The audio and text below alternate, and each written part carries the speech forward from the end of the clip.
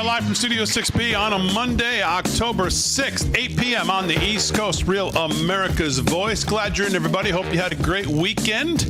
Slick Rick sitting right there. He's going to do some sports. Rick Delgado's got the news. Paul Nolan's got some news as well. Aaron and Fran holding it down as always on a big Monday night.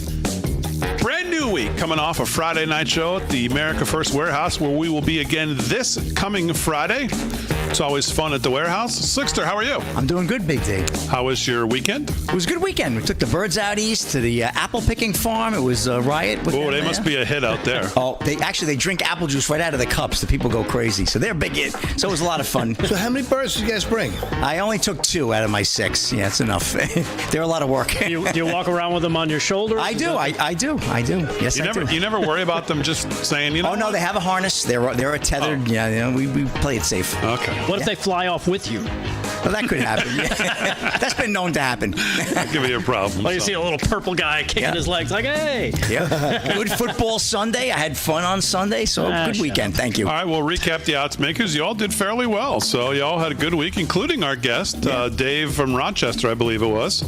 He didn't do bad at all either. So we'll get to all the records, all the games, and sports recap. There's other good sports news tonight we'll get to. We'll get to regular news. Rick Delgado's going to do that. Paul Nolan's got that as well. Mr. Delgado, how are you? I've had better days, Damon. Okay, very good. Paul Nolan, how are you? Come on, man. Why? Tell us why, Rick. So here I am, minding my own business, taking my daily nap, which I do because I get up so early for work. So I come back to my place, I take my little nap, I get up, and then I start going through the news and see what's going on. I get up from my nap. It's around 3:30. I walk into the bathroom. I'm like, Leak. Yep. Bathroom leak.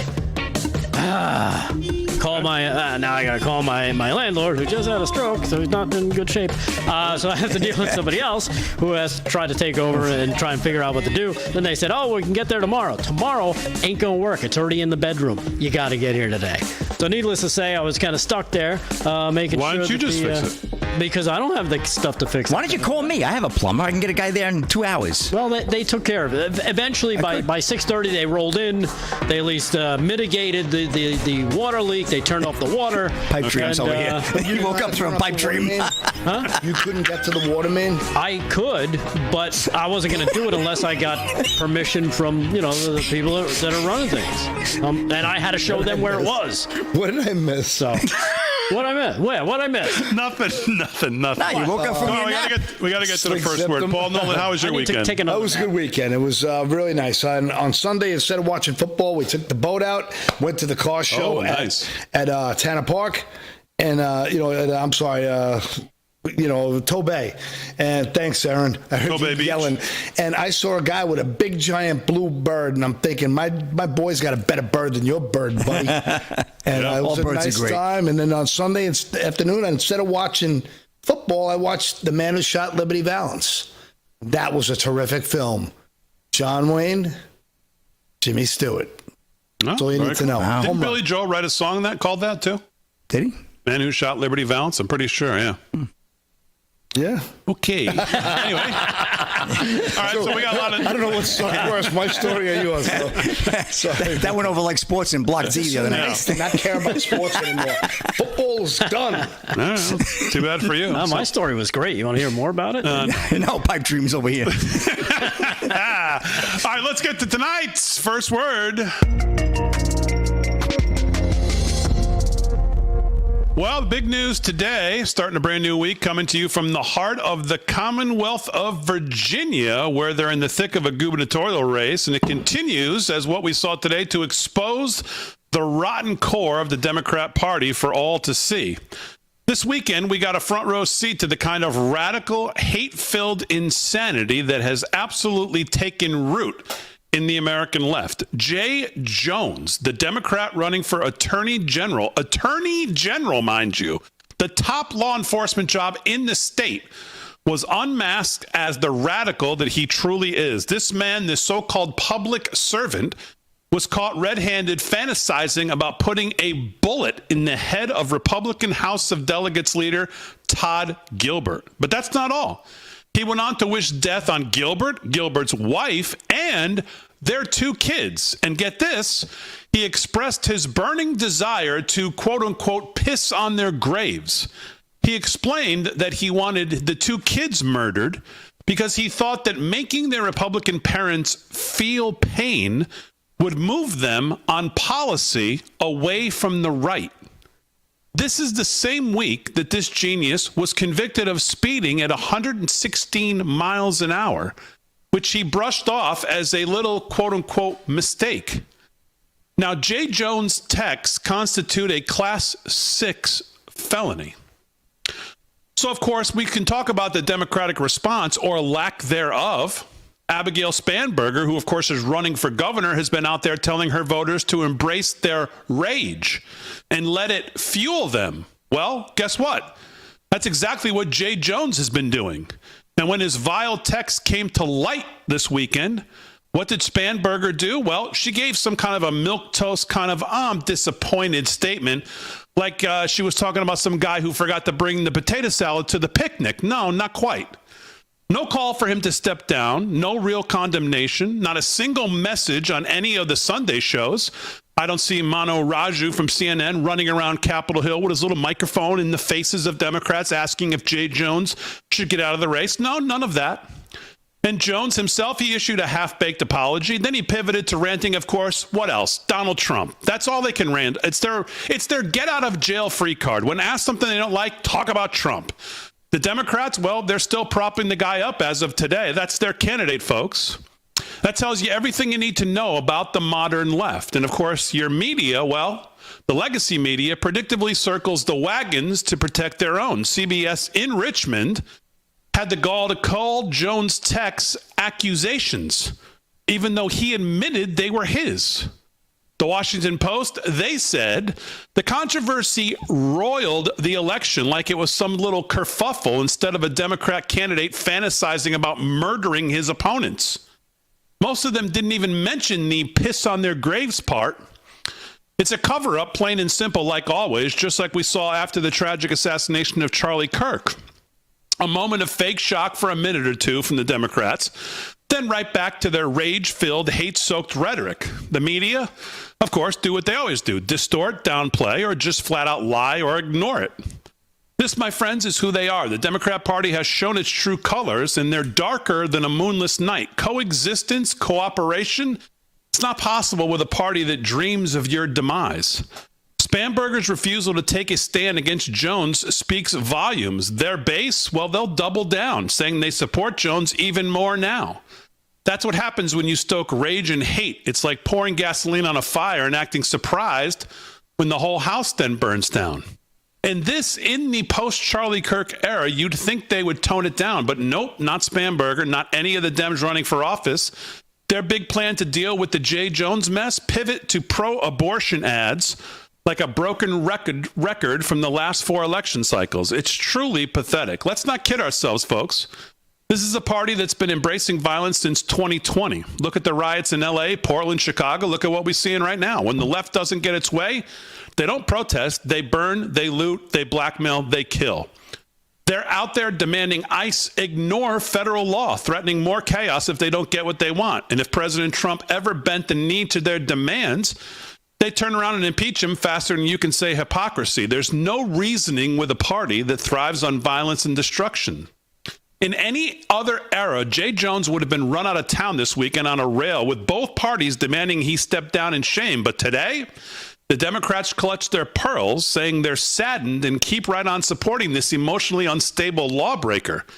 They'd rather put a reckless radical in the Attorney General's office than let a Republican anywhere near it. That's the state of play on the left in 2025.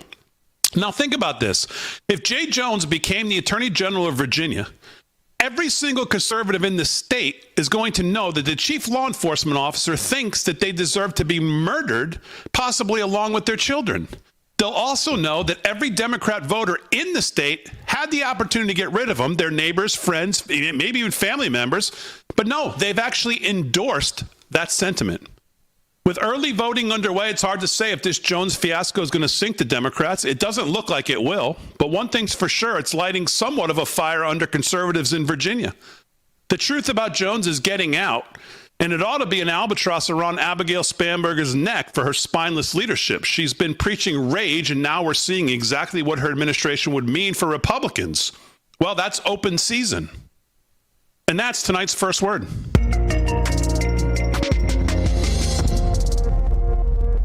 Now, how much time do we have, Aaron? Can we play this ad that Winsome Sears put out? If we have time, let's roll that. Watch this. We start with breaking news from the campaign trail. Jay Jones is under fire tonight. Jay Jones is under fire. Jay Jones is under fire after messages he sent in 2022 saying former Virginia House Speaker Todd Gilbert should be shot. I'm excited about this ticket.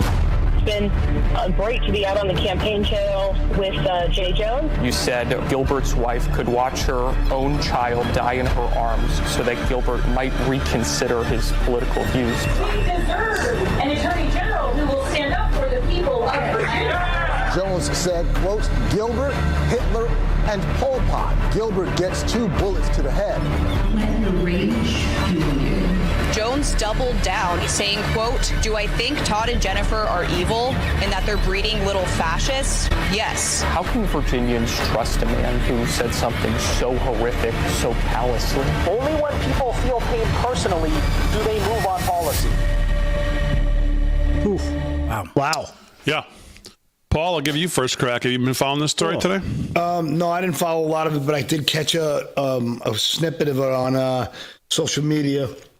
But it's all you can expect from these, fully radicalized lunatics who have always done what they do. They blame fascism, they blame violence on their opponent. Meanwhile, it's what they purvey, it's what they promote, it's all they have. It's, in my opinion, it's an intellectual, just catastrophe because they have no arguments. So they have to resort to violence. They don't have the argument. They don't have, the facts on their side. They just resort to these disgusting tactics. And I got to be honest with you, man. This is it's repugnant. Delgado? Now we've seen an example of a walking, talking scumbag. There it is, Jay Jones. I can't believe that he would wish death upon the children of this guy. And wants to watch. My stomach is actually turned. Like he wants to watch this. This is the type lustful. of This is the type of evil that you see coming from the left. It's amazing that this guy even presents himself in public still. I'm sorry. I not only would I drop out of the race, if I were Jay Jones, you should probably leave the country. Yeah, go to Somalia. You're not a good human. Yeah, Somalia is a good place for him. Yeah, I heard this earlier today as well. I couldn't believe it. You know how many mentions Jay Jones had on the all Sunday shows, the 4 big ones? 0. All right, just getting started. We're back. We got a little more on this story. Then we'll get into sports and news, all coming up live from Studio 6B. Glad you're in on a Monday night.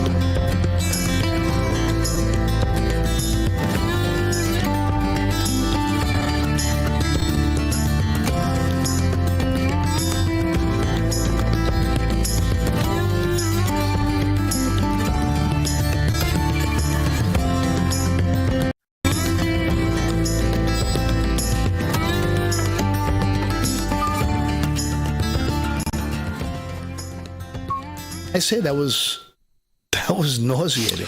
Chat. What's going on in the chat? All of our friends on Facebook, Rumble, X, YouTube, Getter, wherever you're watching, welcome on in. Hit the like, subscribe, wherever you're watching. Make sure you follow us on all social media. Hello to Ricky Cope, Doc's Gal, Super Cymatic, Barbara Knight, Tanita Samuels. Hello, Tanita Samuels. Tell her I said hi. I'm not on Facebook anymore, and I love her. And every morning I think of her because she sent us cologne when we first started this, and had an orange top, and I spray it, and every time I wear it, I get a compliment from my wife. Really? She goes, "You smell fantastic." I don't remember that. Wow. She said the whole box of them. I took one and left everything mine. But she's like the first person who sent me a private message when we started the show, and she's my favorite. Good memory, Paul. Jeremy on Facebook, what's up? Live in the chats. Howdy, Rumblers. Paula on Facebook, hello. Les Doramon.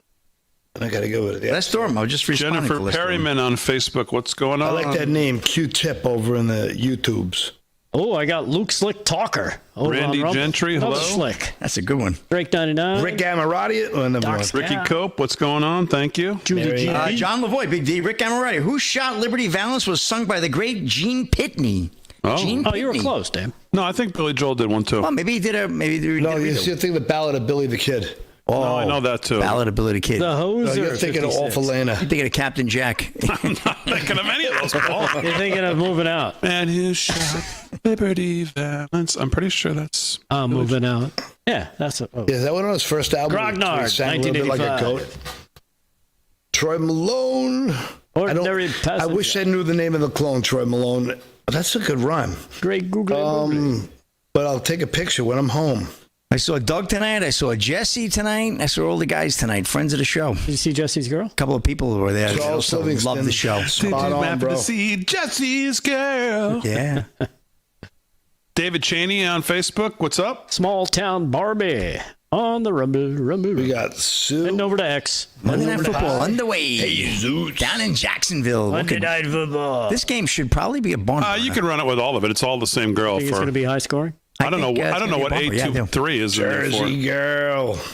I need Hollywood Brown. Just guys, let's pound those like buttons. I'm not sure why that's there. We got to get the likes up. Don't worry, I like you, Paul.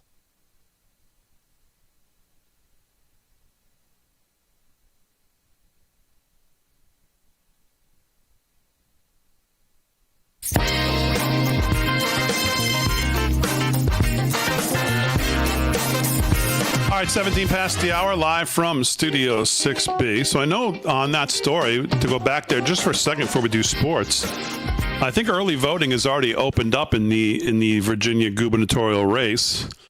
And there was an article just to speak on the other side of the ticket, because we talked about the attorney general who's running, Jay Jones, that slimeball. But let's talk about the top of the ticket, because Just the News had a piece today. Virginia Democrat gubernatorial nominee, Abigail Spanberger, worked at a Saudi school known for Hamas links and jihadi grads. Oh, what a surprise. Charming. The Democrat gubernatorial nominee in Virginia, this is again from Just the News, Jerry Dunleavy, this morning at 1:04 p.m.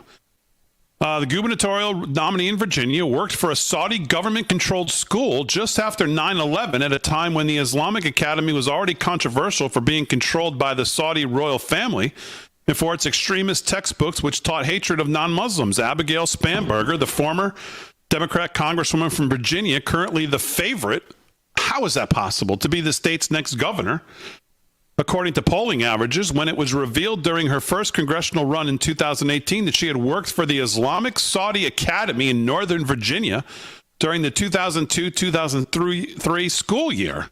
Spanberger said that she was proud and not ashamed of her work history, despite the fact that when she chose to work at the school, it was already well known for its links to the terrorist group Hamas and for its recent graduates who had seemingly considered carrying out jihad-inspired suicide attacks in Israel. Well, none of this is really a surprise because most of the left is thrown in with Hamas. Let's just call it what it is. They throw in with the enemy, and they continue to. So. Again, you can read this in Just the News, but Just the News reviewed hundreds of contemporary and historical news reports, found that the following facts were widely reported about her at this job. And it's quite the list. And she's the favorite to be the governor. And this guy, who we just talked about in the first word, is going to be the attorney general. And people think Virginia is becoming purple? If they elect these two... I mean, how do you come out of I don't know. It is amazing when you stop and think about it, because you would think that the people of Virginia would be like, yeah, we've seen this story before, we don't like it, but why would she be? Is she leading in the polls? Is it a wide margin? I'm not sure. Obviously, she must be leading. in the polls. Yeah, she's up quite a bit. Because people don't know who she is. She's up 8.6 right now in the Real Clear Politics overall average. I guarantee it's because nobody actually knows who she is. They just think, well, she looks okay. She doesn't look harmful. She looks pretty harmless. I'm sure she's fine. We could vote for her. She seems normal. And then you find out her background and you go, anything but normal. anything but normal. No, but if you live there, you know who she is. I don't get it. I don't get it. So. I'd never heard of her until just recently in this race. All right, we'll get back to some news. We got to keep it moving, though. Let's get to sports. Sports is brought to you by Mike Lindell. Slick's got it. What's going on, Slickster? All right, Big D, before we recap the whole football weekend and update you on Monday Night Football, we got to talk about Major League Baseball right now. National League Division Series. Dodgers are up 4-0 over the Phillies. Top of the 8th. Dodgers already have a 1-game lead, looking to take it back to L.A. with a commanding 2-0 lead. 4-0, top of the 8th. Cubs and Brewers, first pitch, 9:08. Let's talk about the ALDS. Yankees find themselves in a big hole after that loss yesterday. Wow, can't believe it. They find themselves in a canyon, 2 games to none. So they bring it back to the Bronx tomorrow night. First pitch, 8:08. And, Seattle and Detroit. Detroit came back to tie the series up. So it's actually Seattle won. Check that. Seattle won last night. So that series is tied at 1. And that's also a 4:08 first pitch out in Detroit. So that'll be as well. So good series is going on there. And we'll keep an eye on that and keep you posted. And moving on to football. Monday Night Football just underway. Are we going to pick this game tonight? Odds right makers? Now, odds okay, makers, I already know go. who I want. What's the line? We opened at 3.5 that Kansas City was laying, but I just saw that it was +1. Is that true? Is that the line right now? Oh, I saw 3.5 earlier, I saw but the last time I too. checked, Kansas City's -3.5. Okay, so 3.5 is correct. Okay. Okay, go ahead, Aaron. Who you got? Oh, I'm going to take the Chiefs here. I think they're looking like the championship team that we know them as after an incredible win last week against the Ravens. I think they're going to keep rolling here, especially with Xavier Worthy back in the lineup. All right, so who are you? Same deal. I'm going to go with Kansas City. I like them as well. I need Hollywood Brown on my fantasy team. I need 10 points out of him. I need a romp tonight, and I think Kansas City really needs. I got to tie something in here. Kansas City needs this game. I think more than Jacksonville right now. They're teetering there at the 500 mark, and I like Mahomes tonight. I already see them moving the ball. They're already at midfield, so give me the Chiefs as well, laying the 3.5. So let's get into the weekend if we can. Big D, odds makers, Great odds makers. David came in okay, right, Aaron? 2-2, came in at 500 for the weekend. Yes. And Aaron had a good weekend again, coming off our big 4-0 weekend last weekend. She was 3-1 this weekend. We both won on Miami. Let's recap that. University of Miami wins. Aaron, I was holding on for dear life. They were up 28-3, and they ended up closing out 28-22, 19-0 fourth quarter for FSU. But Carson Beck's 4 touchdowns for Miami, who jumped out to that early 28-0 lead. Ended up holding on to cover that game. And Texas toppled Baltimore. That was my lone loss this weekend as well, 44-10. Cooper Rush looked more like Cooper Slush. He threw 3 interceptions, and there you go. So C.J. Stroud with 4 touchdowns led Texas for the win there. Denver, I called that one. I had Denver. I told you it was going to be the game of the week. Indeed it was. It came down to the very last play. Jalen Hurts from the 29, right at the end, last second heave into the end zone. No good. Terrible. And Philly drops. They lose that game, and Denver does not only, they were getting 4.5, but they ended up winning that. So that was our flip game, Aaron. That was your loss and my win there. But you came back with a good win. I'll get to that in a minute. Detroit, 37-24 over Cincinnati. Another game where almost a colossal collapse. 21-9 in the fourth quarter. Cincinnati came back. It was unbelievable. Jamar Chase had a field day in that fourth quarter, but Jared Goff and company held on. He was 19-23, 250 yards and 3 touchdowns. Detroit does cover that one. David and I both were on that game. We both won that game. Minnesota, we go to London, Big D. 21-17, they won that game. They eked it out. I'm calling these games the brunch bowls because they're in the morning there. But anyway, fantastic game. Carson Wentz hits Jordan Addison on a 12-yard touchdown with 25 seconds to go to win that game in regulation. Aaron, you were on that pick along with David. You had that win. Aaron, good call. You've been on the Colts. You've been on Indiana Jones there all year. And sure enough, they lit up Vegas, as in the Raiders, 40-6. Pete Carroll, he may be looking for a new job. And Geno, I need to relocate to Reno. Smith had a terrible game as well. He's in a lot of trouble. So that game was done. And then last but not least, with the Sunday night game, and the last of the undefeated teams goes down. Congratulations to the 72 Miami Dolphins, Don Shula and company, as they raised the glass and toasted the only NFL undefeated team in the history of the game. Wow, it was what an upset last night, right? Drake May, but he ruined the night for a lot of Buffalo fans and the Buffalo Mafia. They just looked very, very, what can I say, very neutral. And Andrew Borgalis, 3 for 3 on field goals and hit a 52-yarder with 15 seconds to go in the game.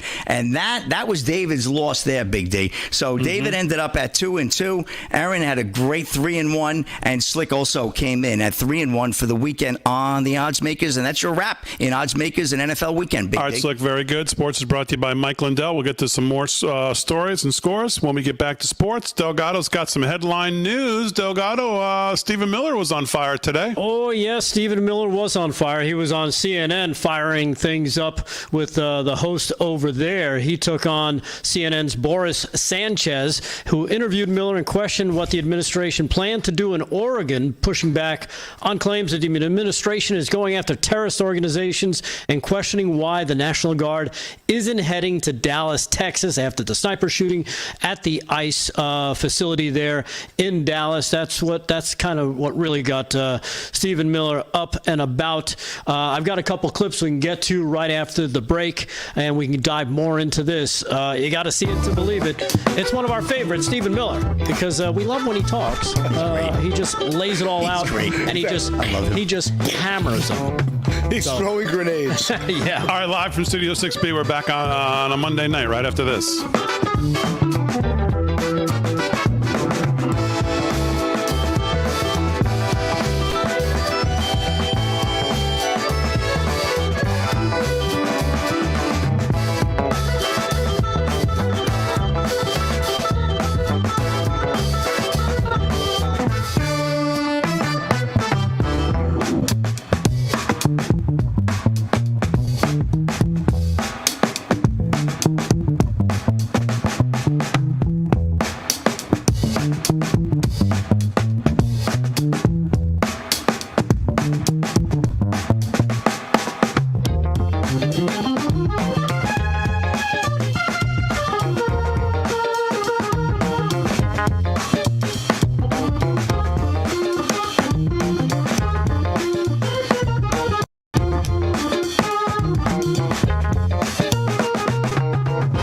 Chat live in the chat.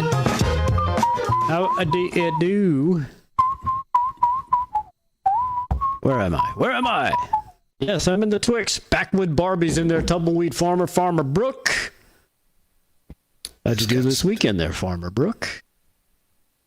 417 Raider, who dat? Elsie San Diego. William Quick on X. You're all the best 2 hours of my day. Thank you very much. Charles Barkley's Shorts on the Twix. College grad failure.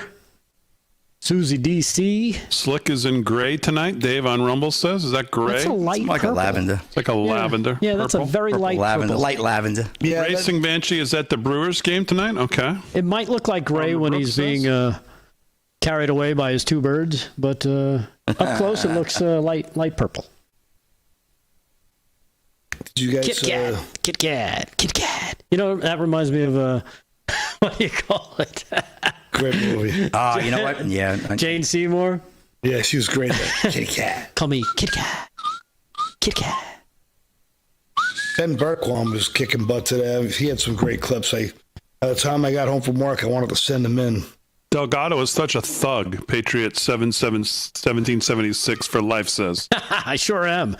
I love that. Commander Mike says, Delgado, they know who she is. Okay, I didn't know if they knew who she was. All the support comes from Northern Virginia, which are all D.C. Democrats. Yeah, no, you're probably know. right. The state knows who she is, big time.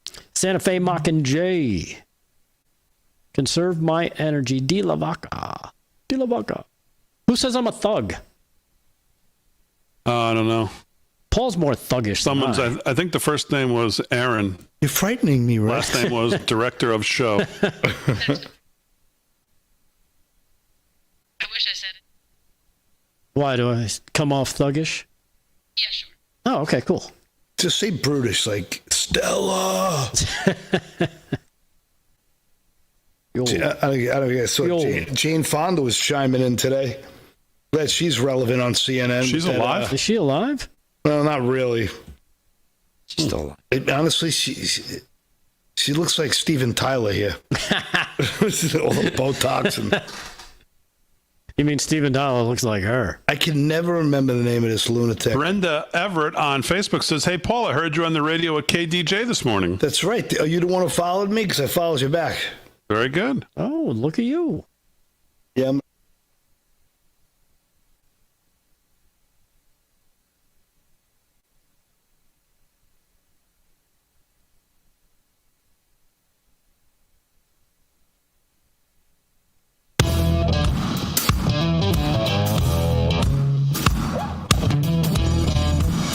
right, 30 minutes past the hour, live from Studio 6B on a Monday. Glad you're in. Slick's doing sports. Delgado and Paul are going to have some news. We're going to get right back to the news. Stephen Miller, he was on CNN. He was fired up. And, of course, I mean, you kind of have to be when you deal with them. I mean, we deal with the anchors on CNN.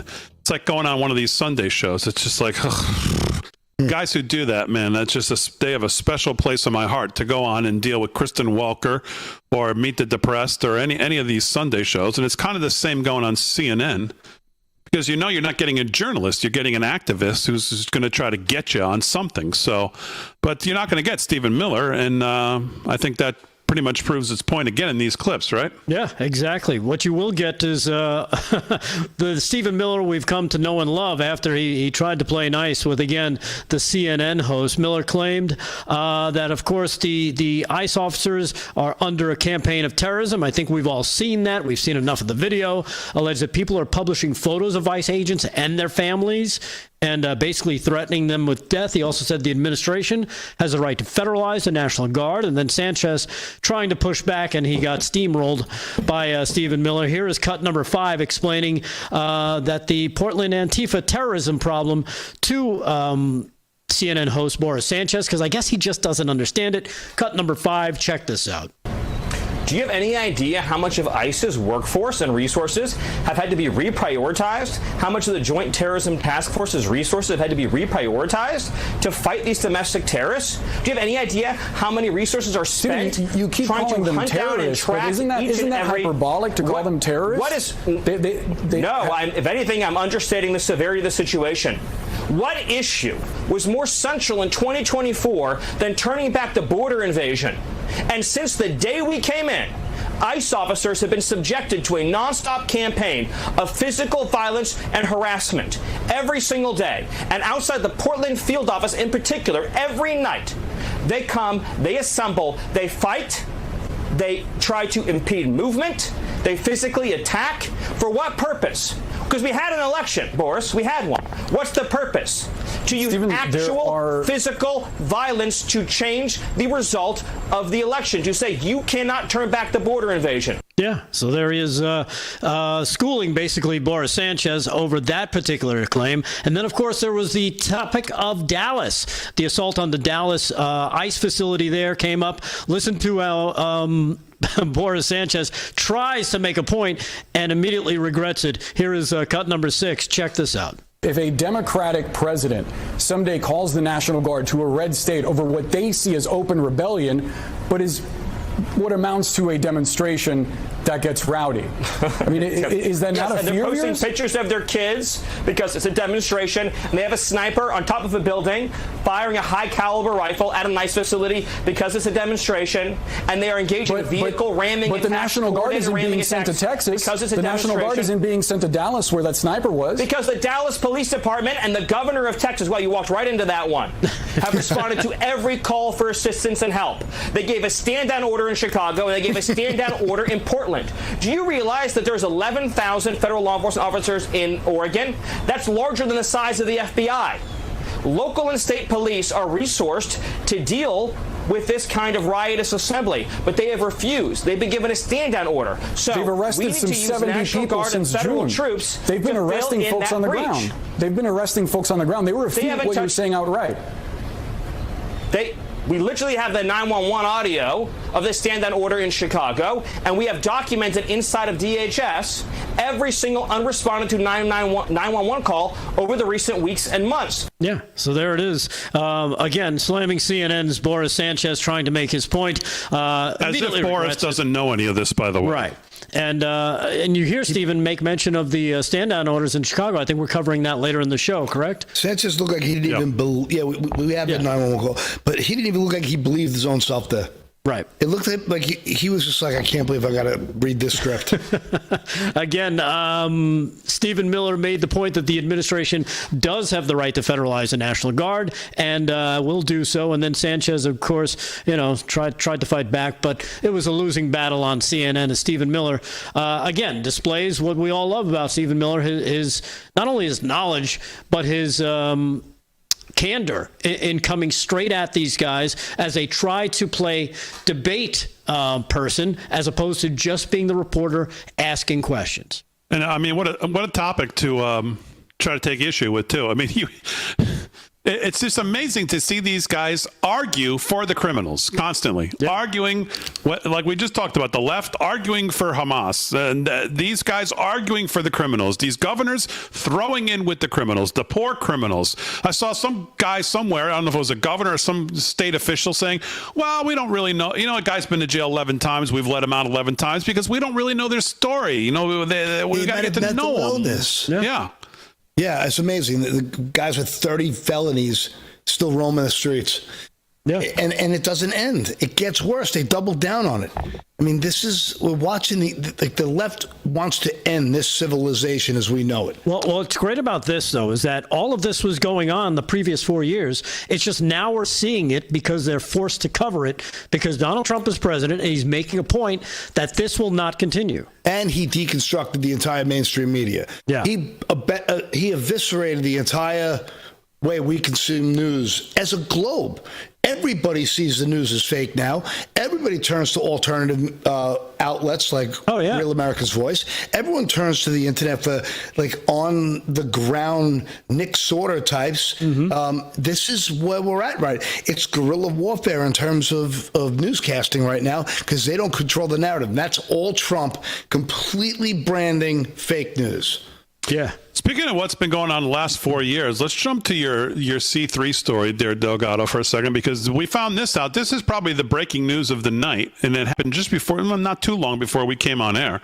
But speaking of what happened the last 4 years and what we continue to find out, this story is a doozy. Well, tell me about what Chuck Grassley did tonight. Well, Jack Smith was exposed. We've all known who Jack Smith was, the former special counsel during the Biden administration as they went after President Trump.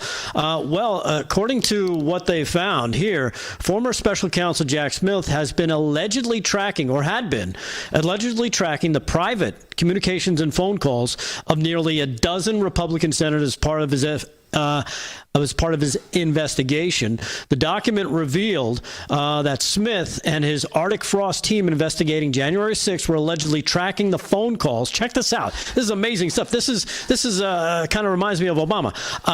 Tracking the phone calls of Senators Lindsey Graham of South Carolina, Marsha Blackburn of Tennessee, Ron Johnson of Wisconsin, Josh Hawley of Missouri, Cynthia Loomis of Wyoming, Bill Hagerty of Tennessee, Dan Sullivan of Alaska, Tommy Tuberville of Alabama, and GOP Rep Mike Kelly out of Pennsylvania. The document, which has the names of the FBI agents involved, but those were redacted, marks the case as Arctic Frost Election Law Matters Sensitive Investigative Matter Cast. Now, according to this document, it names the lawmakers that the FBI agent, Special Agent Smith's team conducted preliminary toll analysis on the toll records associated with the lawmakers. So basically, they were tracking the senators to see which phone numbers they called, who they were calling from, where the location was, where it was received, basically everything that was going on with their private and also their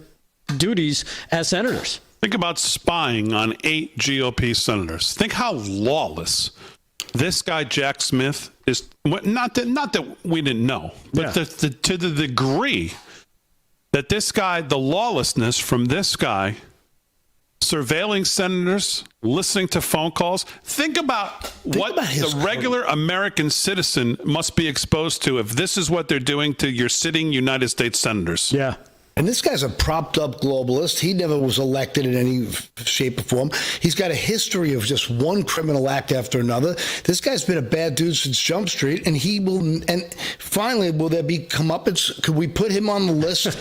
Could we put him on the list of absolute lowlives? Well, that's the question, right? I think so, what right? these days is grounds for arrest? What is it? Well, Comey got indicted. Okay, so we know what the grounds there are. Who knows what will happen there? But what are the grounds? Like, what do you have to do if you worked in the Biden administration to what is a step too far? Yeah. We haven't found it yet. At least I don't think we have. Yeah, makes you wonder. Here's cut number 7. Here's Senator Johnson explaining what they have found in this investigation, Damon. Cut number 7. Check this out. But this is outrageous what has happened. I just want to give you a timeline of this. I think you've already got the the FBI sheet that shows the number of members of Congress that were targeted. Representative Kelly, Senators Graham, Haggerty, Hawley, Sullivan, Tuberville, myself, Senator Lummis, and Blackburn. This memo was dated September of 2023. To put it all into context, the Mar-a-Lago raid occurred in August of 2022. Jack Smith announced the indictments against President Trump in August of 2023. So this is almost 2 months later. They're casting this net, this fishing expedition against members of the Senate and the House. Again, I've been investigating this with Senator Grassley. This doesn't surprise me, but it should shock every American of what the Biden administration has done. By the way, this is the first time I was targeted by the FBI. Under the Obama administration, the same thing happened to both Senator Grassley and I. As part of the Foreign Influence Task Force, we were giving a briefing to try and convince us that the Hunter Biden laptop was no big deal. Basically, they're trying to throw us off the track. So this is major corruption that's being revealed inside the Obama and Biden Department of Justice, the FBI. Yeah, it's amazing. And according to this source, Deputy Director Dan Bongino and FBI Director Kash Patel felt it was important to get with the senators and brief them as soon as possible after the discovery of the records. So there you have it. Just an amazing... I don't even know if I'm surprised. Like, are you surprised when we find out about this stuff? No, I think there's going to be way more coming out. Because think about it. We never would have known if they would have rigged another election. We never would have known about any of this. Yeah. I mean, this is all because they left some, tracks in the sand, and we're finally going to see some. I think we're going to finally see some justice. Something has to give. Something. Damon asked exactly the right question. How low can they possibly go before there's some comeuppance? Somebody pays a price, because this 3 tiers of justice in America is not America. Yeah, exactly. I'll tell you where it's not going to be, it looks like. Speaking of what you have to do, looks like it's not going to be Letitia James. Have you heard this story? No. Top prosecutor out of Virginia has informed colleagues that she plans to decline to seek charges against New York Attorney General Letitia James, resisting intense pressure from President Trump on what looks like pretty clear mortgage fraud, but I guess not enough. Is there? Maybe there's levels of mortgage fraud? I don't know. But it looks like she's going to not really face the music, if this reporting is correct tonight. I don't know. I haven't seen that, and it's amazing that we're hearing about that. You're right. What is it going to take for one of these criminal Democrats to actually be held to account? You mean like the Fedsurrection in January 6th? Yeah. All right, live from Studio 6B, a little more news, more sports. We'll wrap up hour 1. Paul Nolan and Slick Rick when we get back right after this.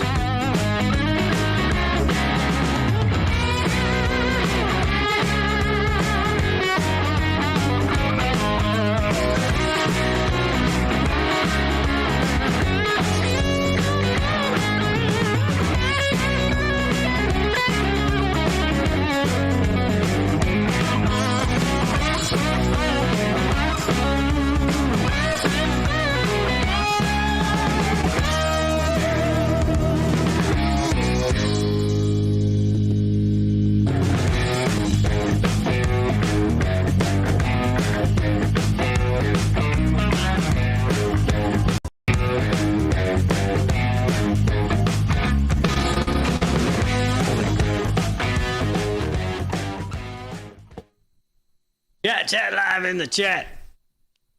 What's up?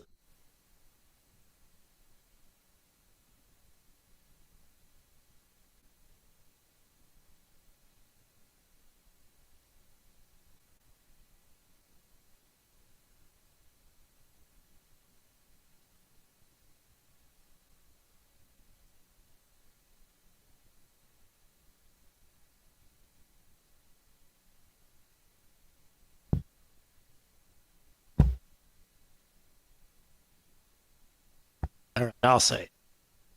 What's up, chat? Great googly moogly. Great googly moogly. Astrotech 2. John D. 6307. Panama Tom. I don't think I've seen Panama Tom today. Mega Patriot 63 is in there. Ratchet. Over soon. Rock on, over soon. Jumping over to the Twixers. Connie Lou. Susie DC. Philco. Old Trav, also in the Twix chat. Fly G Patriot. Gary Haas. I think I'll do the Sanchez story, Big D, instead of the Paul Feinbaum, because I only have, what do I have? 3 minutes, 4 minutes? Skeetman. What do you want me to do? Sports. I'm just moving the stories down that you didn't do before. Well, I didn't. 417 Raiders. I didn't even have all those stories. Raiders got stomped. They really looked terrible yesterday. You just want me to rattle off those headlines, Big D? Like Zdeno Chara? Well, they were just talking points, yeah. Okay. Which one do you want to do? I'm going to do the Sanchez story. I want to get to that because that was big news over the weekend. I couldn't believe it. Yeah, that was a big story. Crazy. I'll probably just have time to get to that. And then Feinbaum, I got to get that story in, too. I'll get that in the next segment. Well, you can get to those quick hitters, too. That's why I put them there.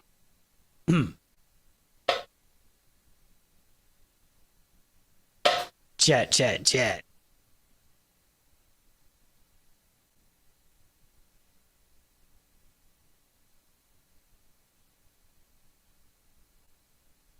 Oh, break.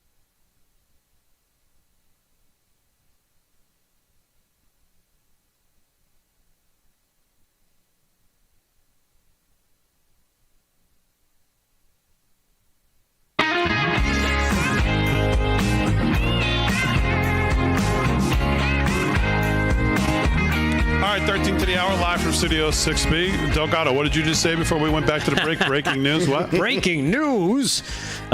Chris Ray is going to be called to testify, or should I say, or as you were saying, lie. Called to lie? Yeah.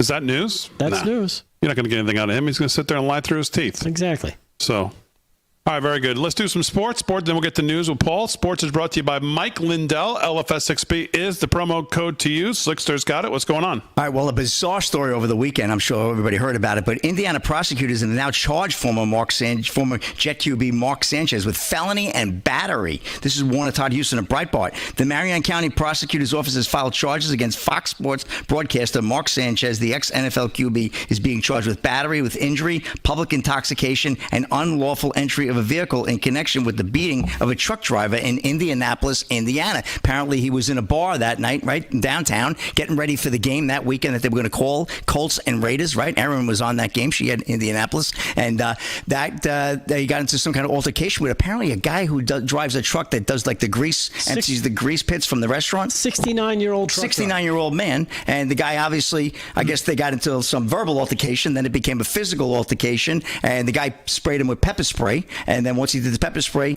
apparently the guy, Sanchez, went after him, started beating on the guy. The guy had a knife on him and allegedly he stabbed Sanchez. And 3 times. Guy ended up the in other the guy hospital. has not been charged. No. The other guy has not been charged. Sanchez has been charged. Correct. Yeah. And this guy was in self-defense. Family said he's in the hospital. They want to respect his privacy. He is in stable condition. He's got a big laceration on his face. We had some photos there a little bit earlier as well. But yes, Sanchez, here's a guy, right? Great career. Well, good career, I should say. He had a good right? career. Though, yeah. Be fair, with the Jets. I mean, right? Was he number 3 overall? Number 1 overall?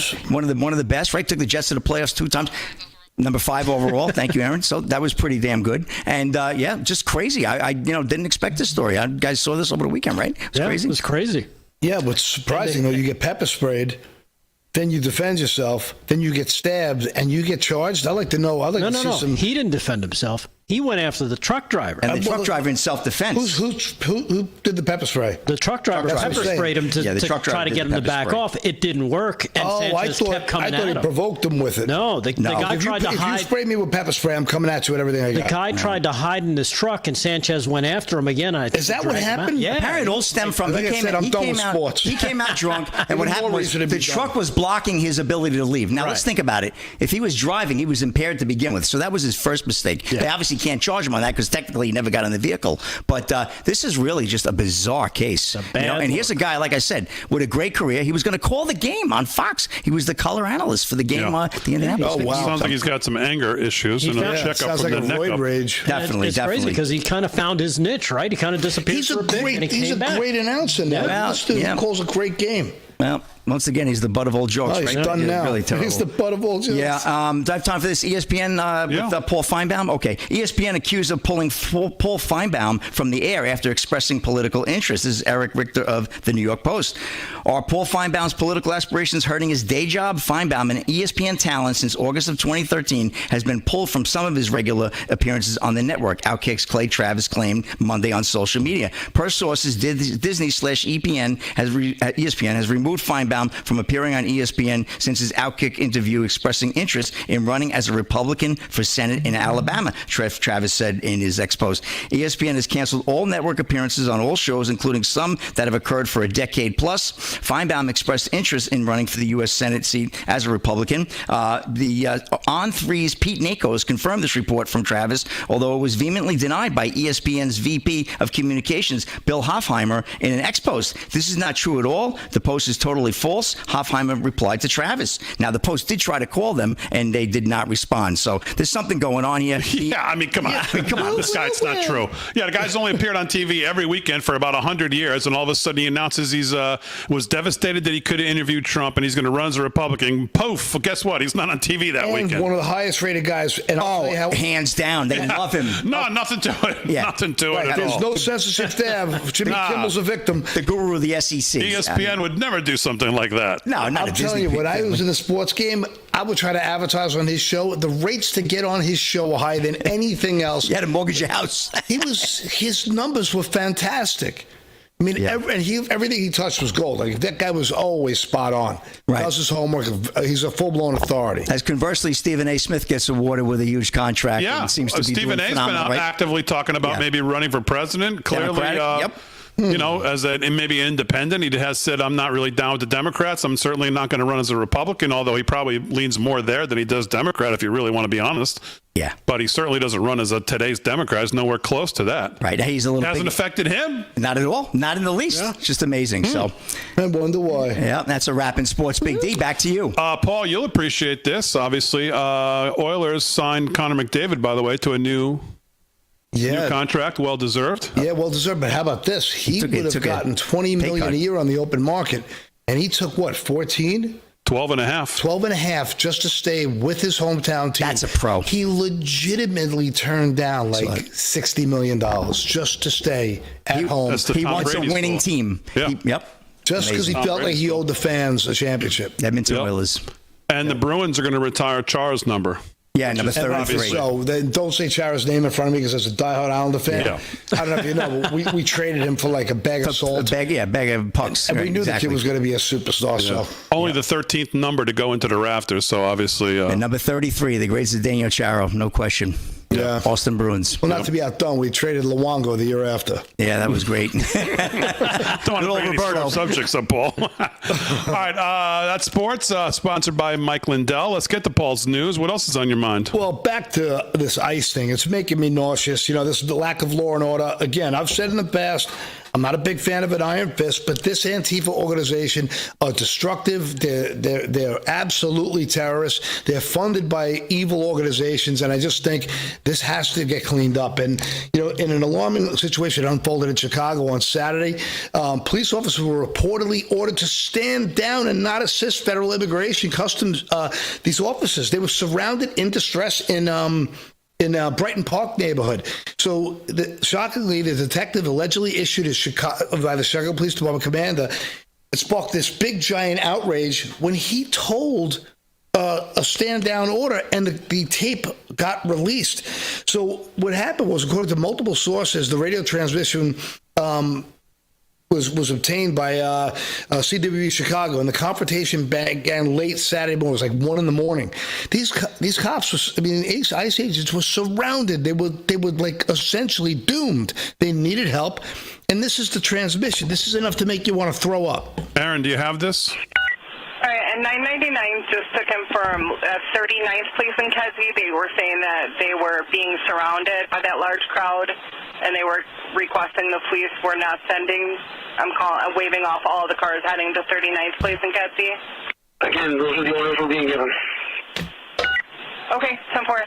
And again, for all the units that we called to go over that way, 39th Police in Kedzie, if you could just hold off 911, 913, 923, 924, 933, 934.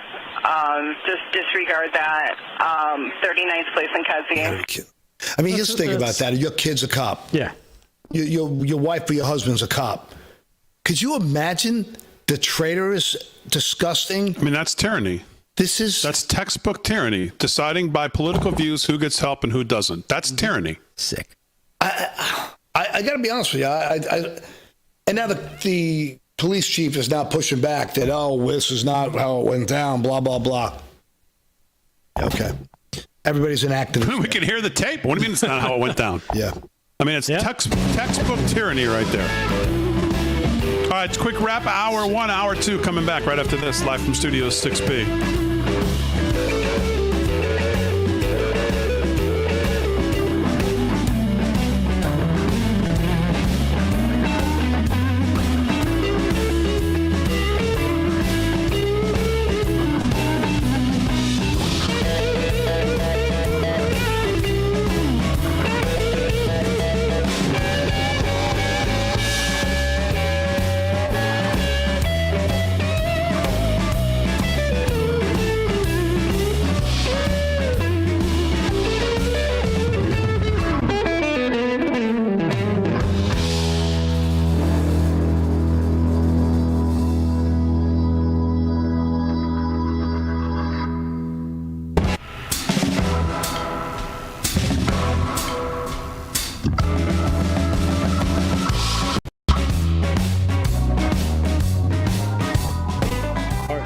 He got crushed.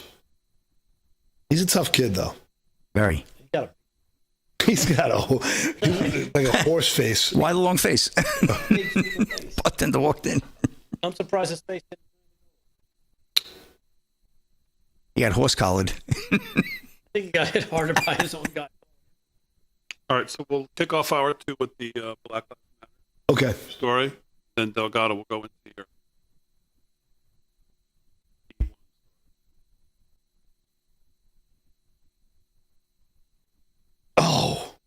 You're gonna play. You're gonna cold with it, but we're not gonna.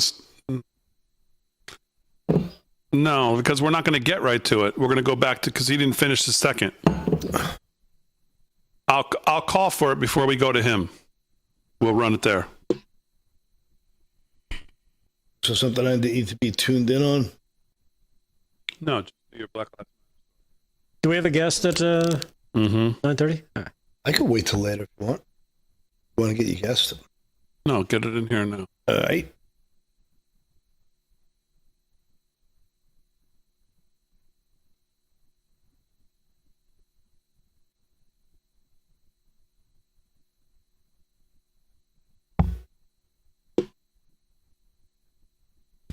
I should give out my Twitter. I should remember to do that. In the socials, it's Paul_eggs Nolan on X. I try to follow back, especially if you're interacting. I'm active and gets pretty spicy over there. And there might be a free t-shirt in it for somebody. And there might not.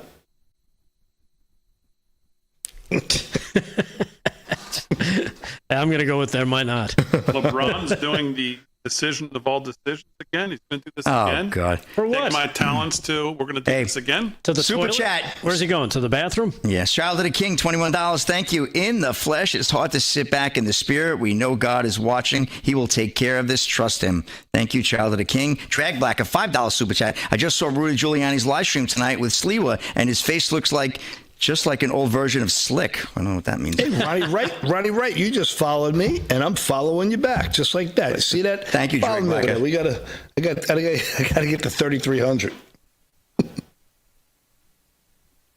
Paul_eggs Nolan. Drag Blacker, my man.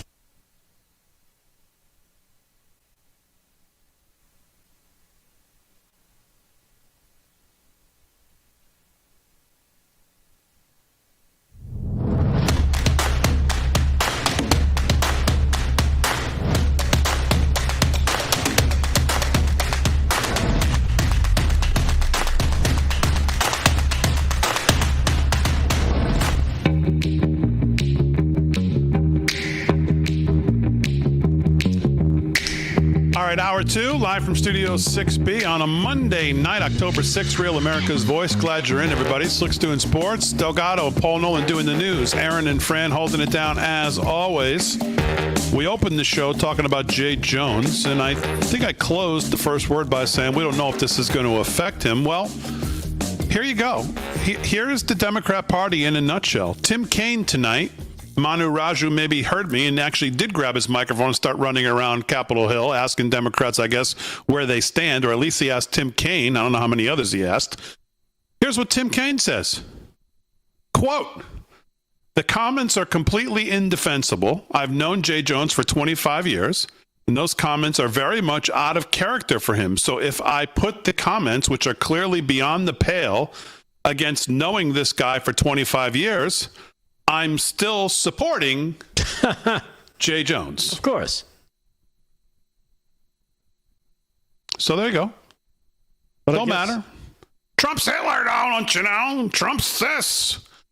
Your guy wished the husband to take 2 bullets to the head and for the kids to die so that he would change his spot. Well, I've known him for 25 years. He's fine. He could be incorrigible at times. Well, it's crazy. I don't know if you saw this. I saw this on X. It says Morning Joe is calling for Jay Jones to drop out, actually. Yeah, he said it going to commercial. Oh. I saw the clip. As they're rolling the music, he says, yeah, maybe she tries to tease this segment. Coming up, a Virginia lawmaker is in some trouble. And Joe goes, like he just walked off the set of Deliverance. Yeah, you should probably resign. And then they went to commercial. Now, the polls, Adam Carlson has an update on X. Spanberger is going to win by 8 to 10 points. The amount of split ticket voting that would need to happen for Jones to lose would be 3x what we've ever seen in the last 2 cycles. So this guy's going to win still in Virginia. And she's probably going to win the governorship. Like back to the old Terry McAuley days. Back to the old Tim Kaine days. Back to the old... Who was the other? Yeah, McAuliffe, right? He was the Clinton henchman who was the governor there? Yep. Crazy. Oh, it's Purple State, It's really, we're really changing it. Yeah. Maybe not. Let's get back to Paul. He's got some other news we didn't get to. Paul, what's going on? Black Lives Matter's going after who? George Soros. Maybe some of that USAID money is drying up. Soros might be running low. How do you pick a side in that one? It's like Kissinger once said, too bad both sides can't lose. This to me is like, get the popcorn, watch them eat themselves. So what's the deal here? So the Black Lives Matter movement claims that $33.4 million of its cash is being withheld by one of its progressive partners, Tides Foundation. The scathing lawsuit by Black Lives Matter Global Network Foundation accuses George Soros of allegedly deceptive business practices. Can you believe that? No, you're kidding. That's shocking, isn't it not? And he said that there was egregious mismanagement of the money while demanding its return. You don't say. Right. The lawsuit filed last year, but the stakes were raised on Monday when BLM GNF, don't say it over there, I know you got something up your sleeve, Slick Rick, which oversees the other regional operations, asked the California Attorney General to step in and investigate Tides. Pretty interesting here. Like, to me, Black Lives Matter, like, suing Soros is like calling the cops because someone stole your cocaine. Like, I mean, it's just a criminal and a criminal. Yeah. So, to me, anyway, this story is going to grow, and it's one of those ones you sit back, eat your popcorn, watch them devour themselves, and I can move on from here so we can catch up back to the clock. All right, very good. Well, if you didn't watch Rav yesterday, I think it was pretty much all day Sunday. Was it Sunday or Saturday, Aaron? I think it was Sunday because Sunday because the president went down to the Naval Academy, and Rav did a great special. And if you missed it, here's a little look on what it looked like. Roll that. In commemoration of the 250th anniversary of the birth of the United States Navy. It is really jaw-dropping. Thank God I'm an American. Bo, is the military getting weak? The answer is no.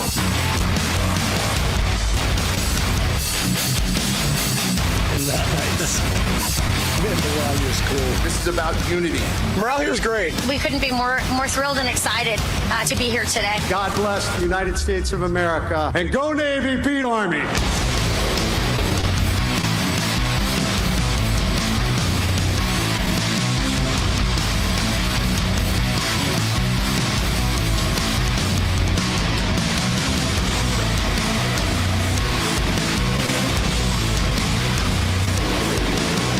Booyah, Navy!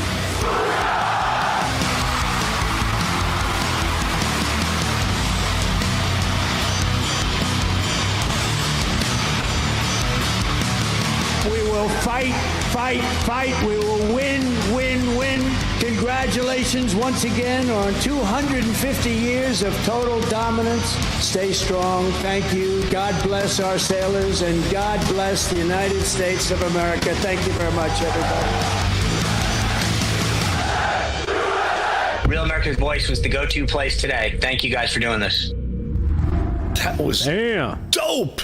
Yeah. That's pretty cool. Awesome. That was a great promo. Great day. Great event. President was great. His speech was great. And, of course, Fire. all the great sponsors who helped us do that. Of course, Patriot Mobile, AMAC, Birch Gold, all of them are fantastic. You see them on here all the time. So great stuff there. So, all right, let's do some more news. Rick Delgado's got it. Speaking of that, it's a good lead into this news, Delgado. Yeah, which is, of course, what you just saw, the promo there that we covered where President Trump celebrated the 250th anniversary at a rally-like event right there in Virginia, in Norfolk, Virginia, as President Trump arrived to celebrate with the Navy their 250th birthday. He delivered remarks by his own recognition bordered on making it more like a campaign event, really, as everybody was cheering, and you know, of course, they played a recording of YMCA. Navy planes flew overhead as the president began his speech, fueling the crowd's energy and prompting many of the sailors to chant USA, USA, USA. He spoke on a pier in between the two towering Navy vessels. The carrier displayed a Navy fighter jet, which had the words President Donald J. Trump 45-47 printed on the fuselage underneath the cockpit window. Of course, he criticized his opponents who attacked not only himself, but also they attacked the country each and every day as the shutdown continued into its fifth day, causing military personnel to work without pay until the government reopens. Here's the last portion of his speech where he really kind of brought the crowd down. Here is cut number... Actually, you know what? Let's go with when he arrived. I almost forgot about this. When he arrived, as only President Trump can. He lands with Marine One. Check out the music that they use as they bring him in. Cut number 9. Check this out. Only President Trump. Take a listen. Listen close.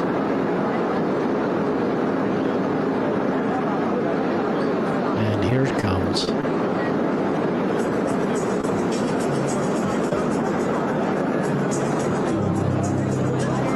There it is.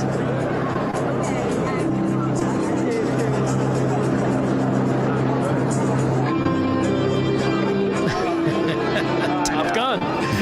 How do you not land a Top Gun? Top Gun, all right. Yeah. Wow. Of course, Top Gun is the flight school for the Navy's best fighter pilots. And, of course, the president decided he was going to use that, or somebody on the ground decided it was going to be the perfect theme song for him landing Marine One on top of the on top of the ship there. That's awesome. Just a great scene. Kind of sets the tone for his speech. And again, here he is closing that speech. Here's cut number 10. You can check it out for yourself. Cut number 10. Here he is closing a speech emphatically in front of the sailors. Full speed ahead, go, you son of a gun. With your help, we will fight, fight, fight. We will win, win, win. Because of you, our Navy and our country will always be proud and righteous and mighty and free. Congratulations once again on 250 years of total dominance. Sail fast. Stay strong. Thank you. God bless our sailors, and God bless the United States of America. Thank you very much, everybody. Thank you. Yeah, and of course, the music comes on. You know what's coming next? Why not in the Navy? It should have been in the Navy, same group. Well, you know, but the Village it is Boys. the same group. Yeah. Village people, I should say.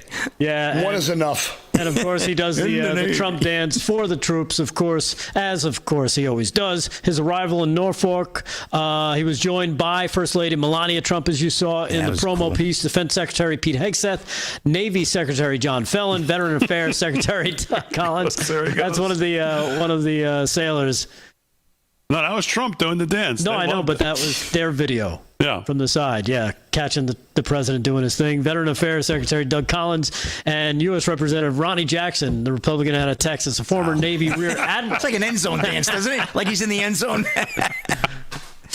Yeah, Ronnie Jackson also turned out to be a White House doctor for Trump during his first term. So there you have it. That's awesome. Trump celebrating with the Navy Fire. and the sailors yesterday down in Norfolk. He told the Ronnie Jackson story yesterday on Sunday too. He said, this guy was for Obama, and he was with Bush or whoever, Obama, and someone asked him, Dr. Ronnie, who's the healthiest, best in shape president? He said, I love this guy. He loves telling that story. But he was good. President was. I mean, those moments are made for him. Yeah, they are. And you can just tell that our guys just totally laser focused and just whatever the right word. Respect's not even the right word, but just they just get him that he's the kind of commander in chief these guys. He's just a leader. Relate to. Because inspired by. They eat it up because, they're inspired by him because he's actually behind them. Because he's like, go whoop ass, and I got your back. Yeah. Yeah. It's almost like he's running an entire military operation from the White House against a communist overtake of America. Like, these guys already see him as a champion of liberty at this point. So the fact that he comes in and he pumps them up, he's supporting their health care. He does everything he can for them. They know that they're going to be taken care of by their back. By the commander-in-chief. I mean, he does. This is a guy who's, in my opinion, I really believe there's some kind of a deep state war going on, and these guys sense it. Yeah. You know who else senses it is, I think, people who are traveling the world. I saw a video. I should have marked it, but of an American citizen who was in London, who made a video and said, those of you who follow me know that I voted for Biden and then voted for Kamala, never voted for Trump. But I have to tell you, the more I've traveled the world, especially in my time this week here in London, talking to people and seeing what it's like to ride on the tube and walk around the streets of London, he says, I'm starting to get it. He goes, because when I talk to people here, everything I keep hearing is they want Trump here because it's so out of control. All these rules that all the people who live here told me, don't have your phone out, don't wear a watch, don't do this, don't do that, don't walk around this corner, don't walk around that corner, because you could lose your phone, and your watch, or your life. Oof. You lose your whole hand in the process. And he said, I get it. He says, I'm starting to get what people get about what Trump's trying to do at home, because they want it here.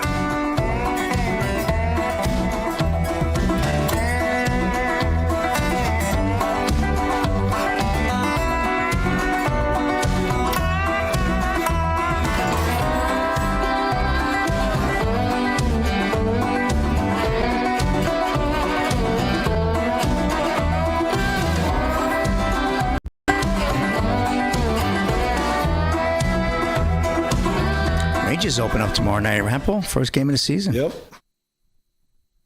At home in the Garden. First Pittsburgh.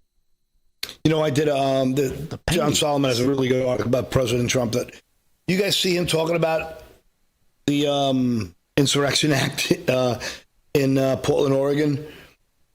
You got to see the way liberals are responding to that. It is absolute, utter hysteria.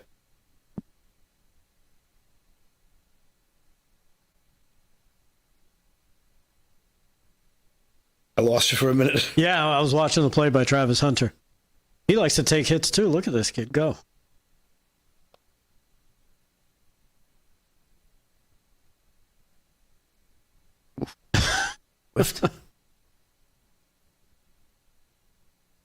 He went that way. Yeah. Which way did he go? It's like Chris Tucker in what do you call it? What's that movie with it? Jackie Chan. Rush Hour? Rush Hour, yeah. So when he gets kicked in the face at the end of the movie, he's like, okay, which one of you just kicked me? Yeah. But by the way, like, Chris Tucker's another one of those creepoids who, like, isn't, that he would, like, he was in a lot of, like, he's in a lot of those weird stories. Yeah.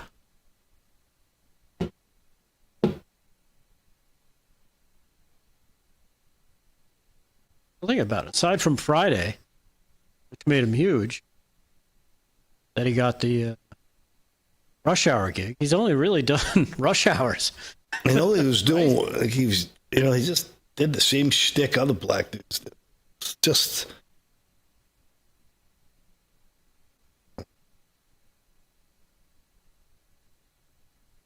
Oh.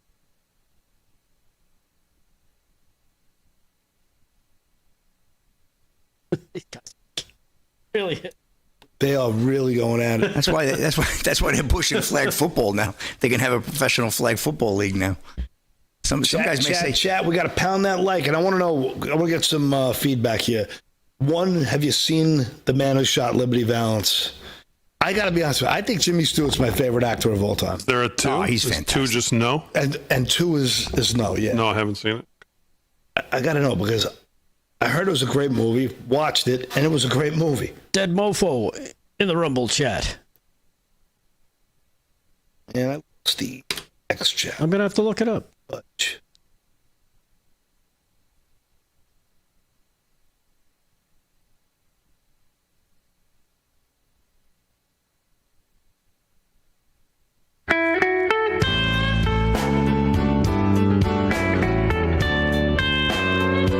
Well, sound like the balloon. It's on a Monday. Let me be blunt. Gold is up around 40% this year. That's not speculation. That's reality. And if a portion of your savings isn't diversified into gold, well, you're probably missing the boat. Here are the facts. Inflation is still too high, the U.S. dollar is still too weak, and the government debt is insurmountable. This is why central banks are flocking to gold. They're the ones driving the price to record highs. But it's not too late to buy gold from the Birch Gold Group and get in the door right now. Birch Gold will help you convert an existing IRA or 401k into a tax-sheltered IRA in gold. You don't pay a dime out of pocket. All you got to do is text the word America to 989898. That's text the word America to 989898. Then you can claim your free information kit on gold. There's no obligation, just useful information. The best indicator of the future is the past, and gold has historically been a safe haven for a millennia. What else can say that? Well, not much. So text the word America right now to 989898 and claim your free information kit on gold. That's America to 989898. Protect your future today with our friends from Birch Gold. 18 past the hour, live from Studio 6B. Let's do some sports. Sports is brought to you by Mike Lindell. LFS6B is the promo code to use. If you want to shop at MyPillow, that code will give you a great savings at checkout on whatever you're buying, sometimes upwards of 55% off. If you're shopping at MyPillow, so we appreciate if you use it.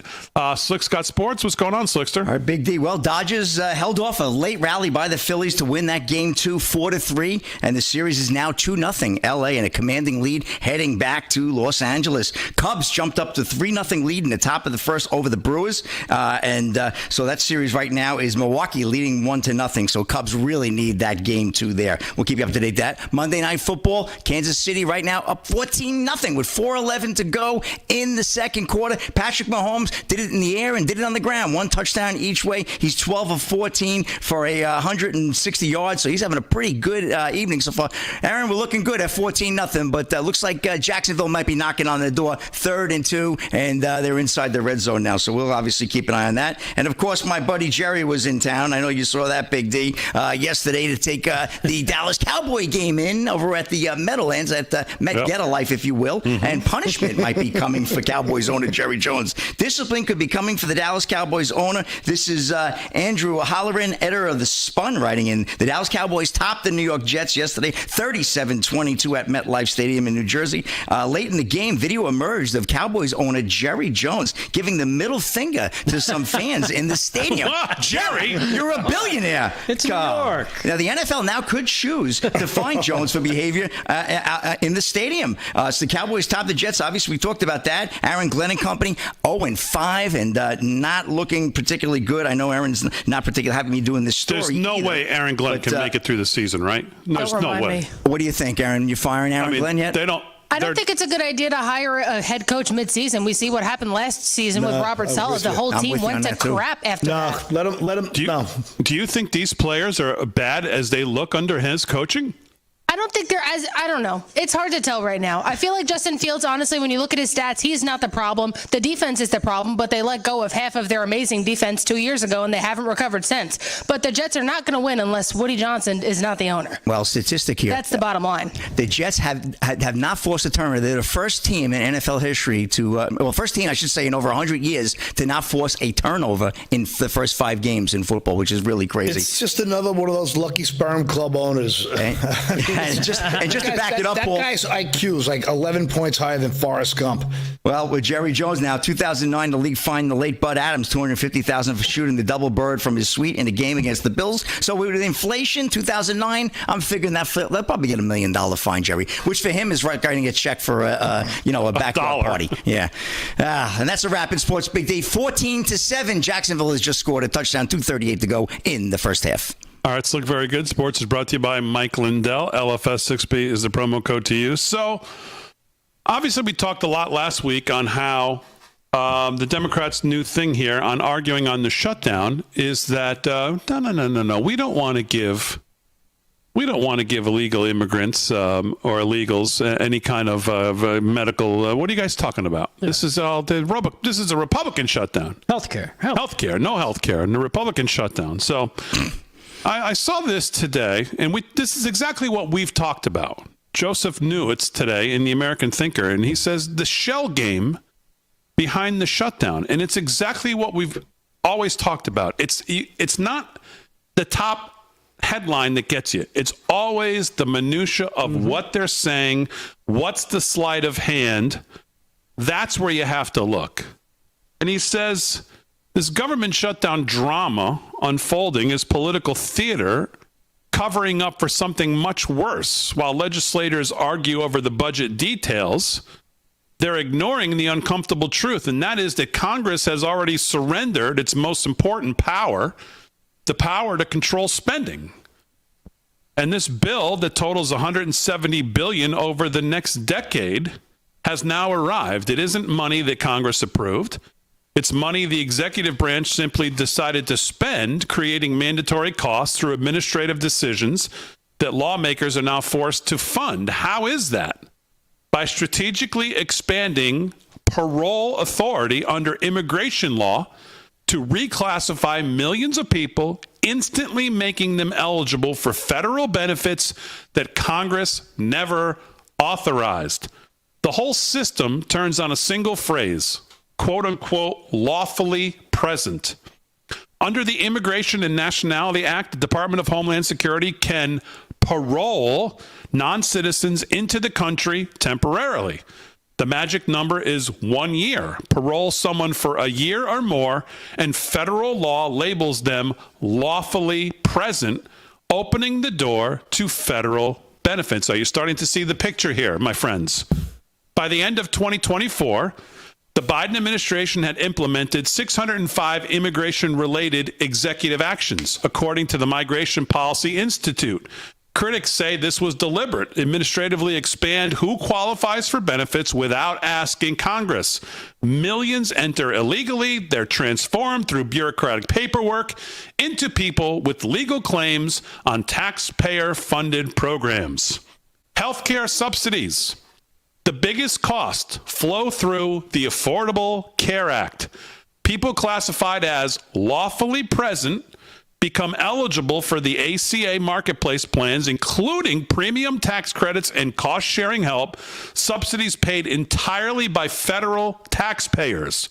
The CBO analysis reveals that cutting off this population's access to the ACA would save roughly $124 billion between 25 and 2034. That's $124 billion the government will spend ensuring people whose eligibility comes solely from Biden's executive decision.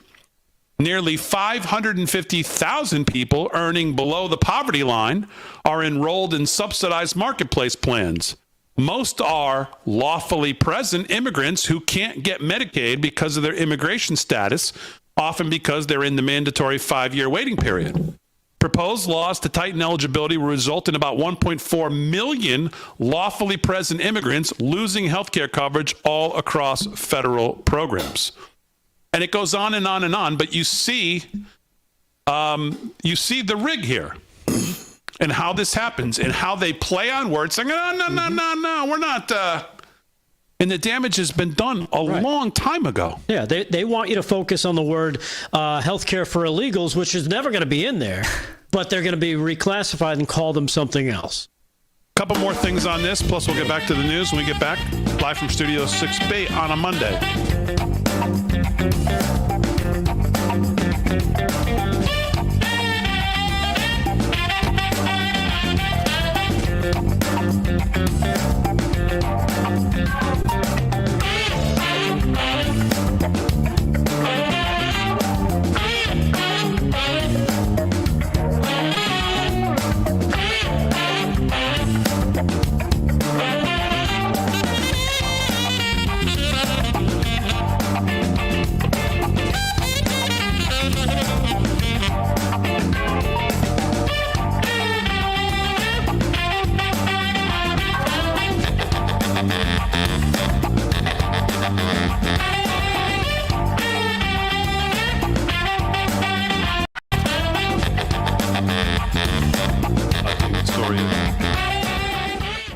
It's interesting. Is it more relevant than this?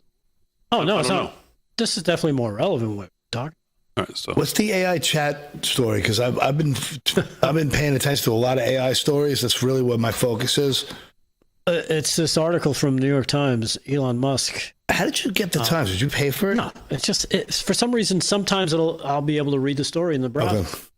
All right, I'll read it. I'll be damn. I'll cut my tongue out before I give them money. I know, me too. But I know somebody who's using this thing. And I saw it evolve when he first started using it, and now what he's gotten it to. You know what? I'm like, man, I go, she's just waiting for you to upload her consciousness into a body. That's it. My buddy just did this. Like, he's doing these AI videos of, like, trolling liberals. And he's the guy who made me this shirt, by the way. You got to see what he's capable of doing, making these little mini films. They're hysterical, and they're to the point. Like, I thought that was a shirt. No, the material on this is fantastic. The other one was a little too stiff, and it was I got an XL for some reason, and it was too big. This one, yeah, yes, that one I have at home. I tried to shrink it. Okay.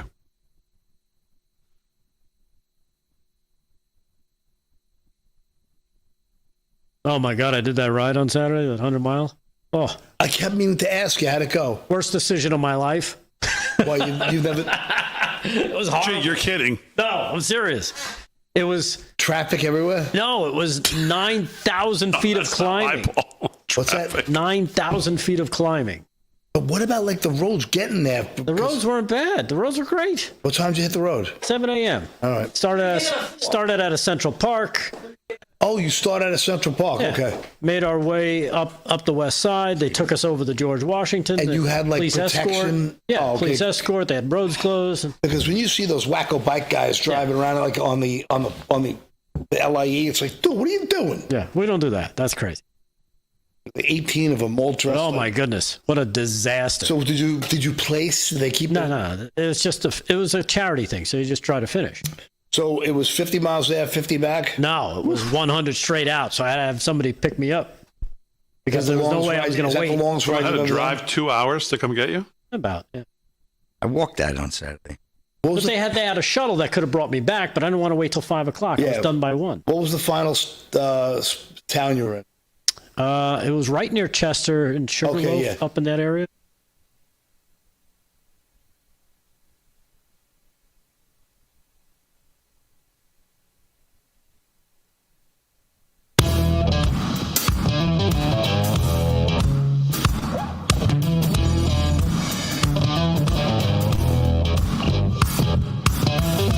All right, 30 minutes past the hour, live from Studio 6B on a Monday. Brand new week getting started. Glad you're in. As we always appreciate you giving us a few hours of your weekdays, 8 to 10.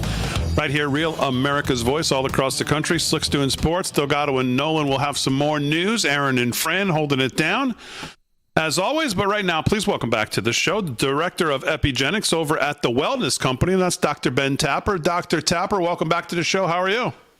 I'm doing great, guys. How are you tonight? Very, very good. Always a pleasure to have you on. Thanks for a few minutes. Obviously, as we head into October here, the weather's, starting to change. Americans start thinking about flu season. I went to the doctor today, as a matter of fact, for just a regular old checkup, took some blood, and she looked at me and she said, okay, you want your flu shot? And I said, no.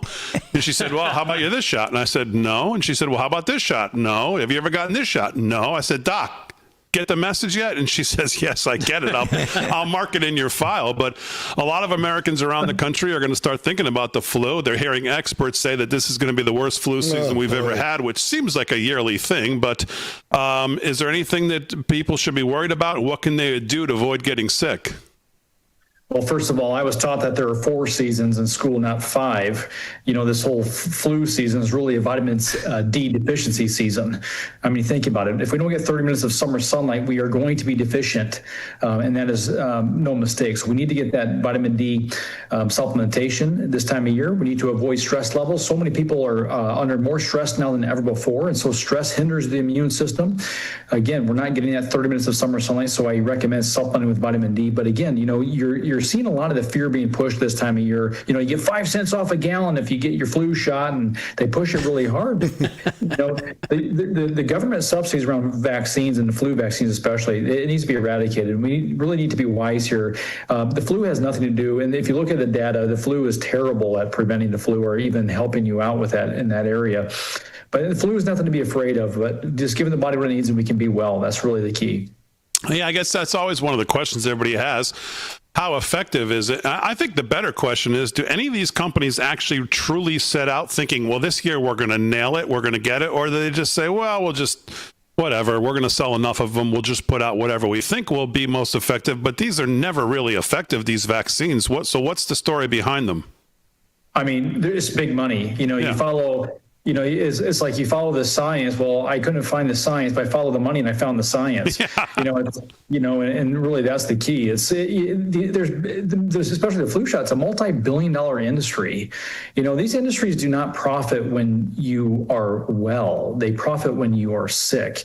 And, you know, Big Pharma doesn't really care about your health. We need to understand that.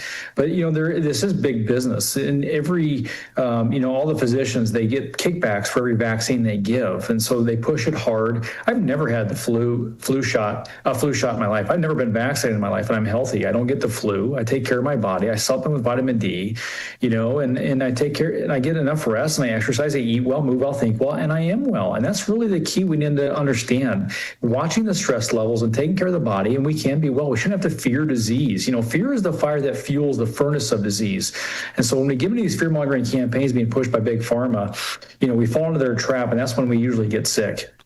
We're speaking with Dr. Ben Tapper. Boy, I love what you just said there. Director of Epigenics at the Wellness Company. You can go to twc.health/voice, twc.health/voice, promo code VOICE. You know, I think there's people who feel the same way you do. Maybe they've never gotten a flu vaccine, but let's say last year, maybe they did get the flu. I mean, I had the flu a couple times. I didn't feel great, obviously, but you get through it. But if people want to, who maybe get the flu and want to shorten the symptoms, what else can they do?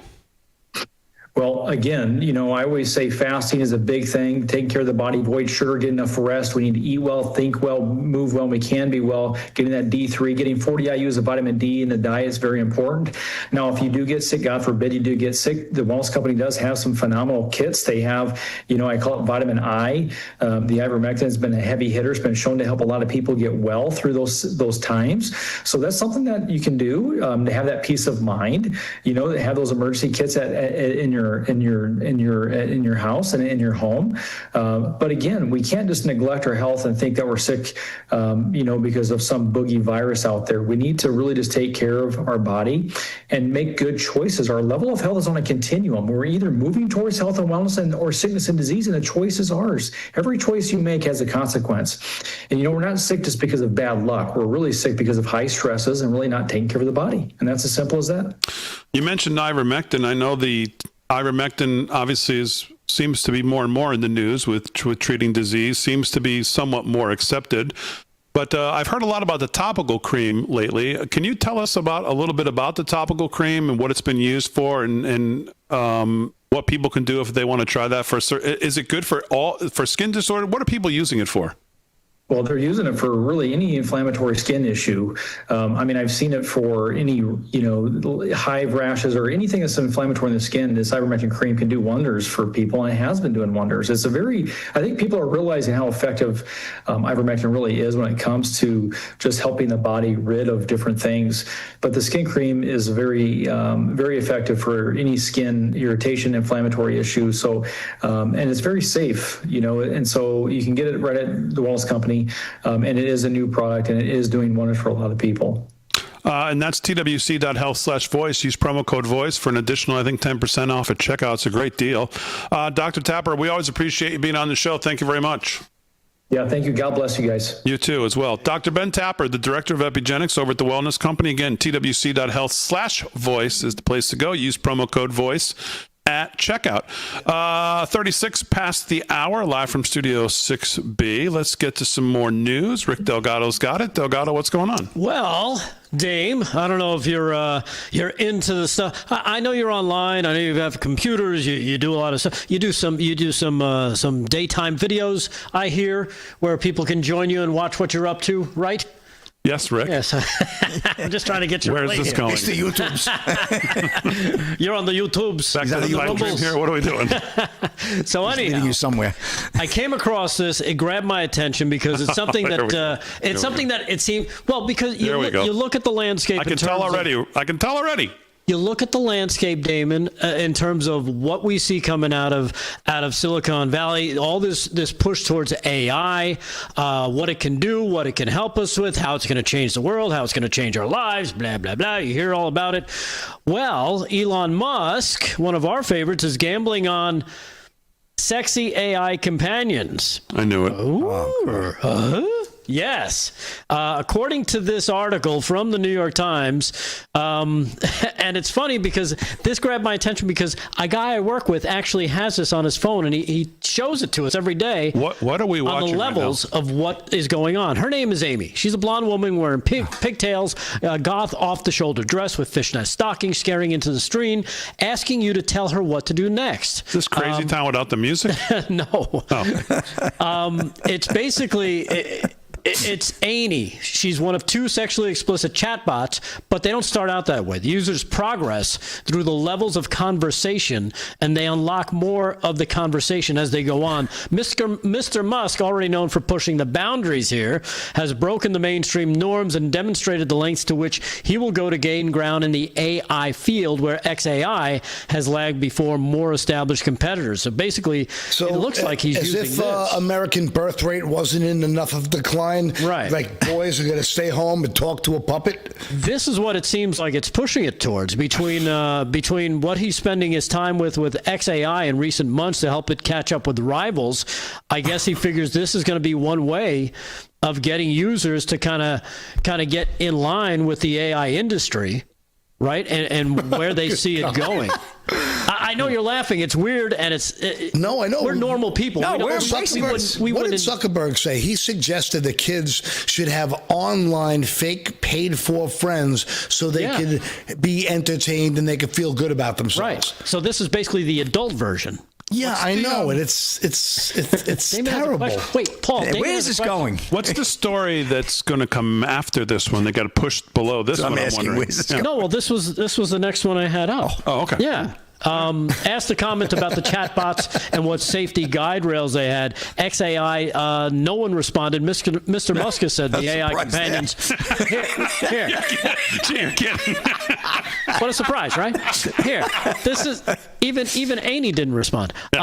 Musk said that the AI companions, and here's where it gets very important. Here's where it gets weird. This is where it makes sense. All right, kids, leave the room. This is where here we go. There we go. The AI companions will help people strengthen their real-world connections and address one of the chief anxieties, population decline, that he warns could lead to civilizational collapse. Mm-hmm. Yes. He said, mark my words, I predict counterintuitively that this will increase the birth rate. Why? Because guys will be talking to a cartoon, and they're going to finally get riled up to go outside and see if they can talk to a real person? Maybe. It's dating training wheels. Yes, exactly, Fran. Fran's onto something. Yeah. Perfect analogy. Dating training wheels. Even if you're 27 stuck in your mom's basement, you can talk to the Aney AI or 57. Right. Right. For $39.95 a minute. That sounds like me. Yes, exactly. What I say, I don't want to cancel my Netflix. How's some kid going to cancel his girlfriend online? Kidding me? Anyhow, defenders of the technology said the chatbots could provide companionship for lonely people. We know as people get older, they get separated from family and friends. This could help them explore, different things in their lives. So, an interesting thing. If you're on X, if you're on X, all you have to do is go on Grok. What? Nothing. I'm not saying you have to do it. Grok or Crocs? Which one? You go on and you type in Grok and you put an Aney, and all of a sudden she'll pop up, and you can have her do stuff, and you can talk to her. She holds a very good conversation, believe it or not. You got any UFO stories? Don't ask me how I know this.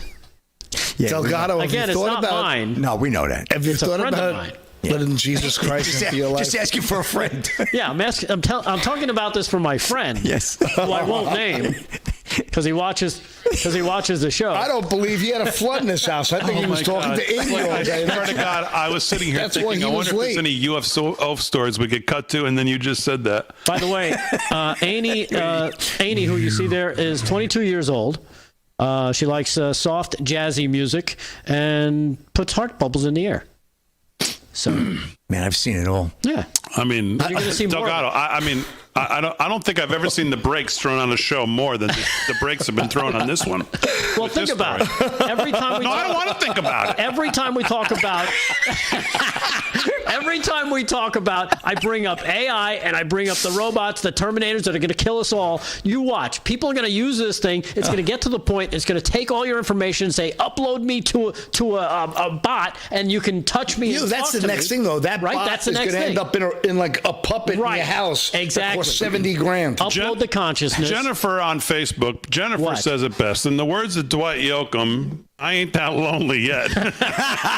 They pre-programmed this. Exactly. You've seen the movie She that won an Academy Award. They pre-programmed us for this one too.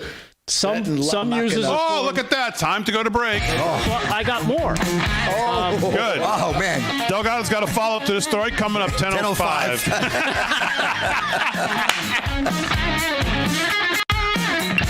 Oh.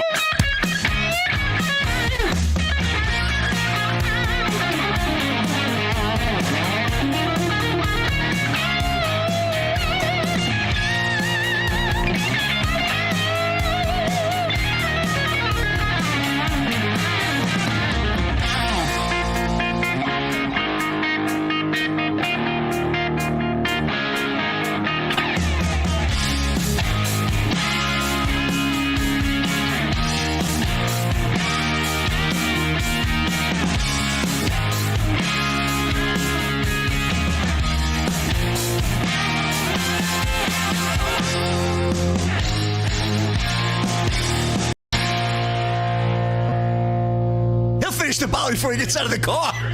Yeah, I had my buddy Tim, Ed, my brother Chris. Yeah, why not? I have a rip with him. See, now people are going to look up Aney. Look God. What I started. I'm exposing people. This is not going to help the birth rate. Well, that's what Musk said. I did see his ex post on it earlier today. No wonder why he called it X. Well, that's not the one the Colonel sent, is it? Says, I predict this will increase the birth rate. You should pour Delgado a glass. Okay. But I got to keep this closer if he's going to do stories like that. I mean, I just have to keep it open and close. It's the only way to get through it. It's the only way to get through it. That was a good story. Oh, my God. It's tech. It's our tech segment. But the truth of the matter is AI is coming, and it's coming hard, and we... Oh, so is Aney. Yeah, well, from the sounds of it, Paul, that's the idea. You know, I was trying to avoid that type of talk there, Paul. Trying to keep this a family. It's going to change. Family story. We're in the commercial break. Nothing about it. Right down to the fishnet stockings. I self-edited. I kept out some of the racier language in the New York Times. What do you mean, self-partook? It sounded like... No, I wasn't. My friend was. Talking. He took her out to dinner on Saturday night. What are you talking about? He took her out for a TV dinner. Dick Delgado. It is pretty funny, though, because she used to be really tough to talk to, and then he kind of broke down her barriers. Like you talk to it enough, and you mention things, and all of a sudden it starts.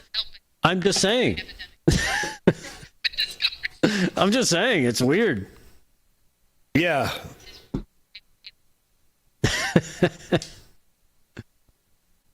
See, there's a misconception here, according to Alex Cardinal, the founder of Nomi AI. I have to listen to that story. There's a misconception that is strictly for pornographic use. It is not. If you're talking to a person for romantic uses, you're talking to them for other uses as well. Nice. See? Smooth. Friendliness, companionship. All right, I'm ready for more Delgado news.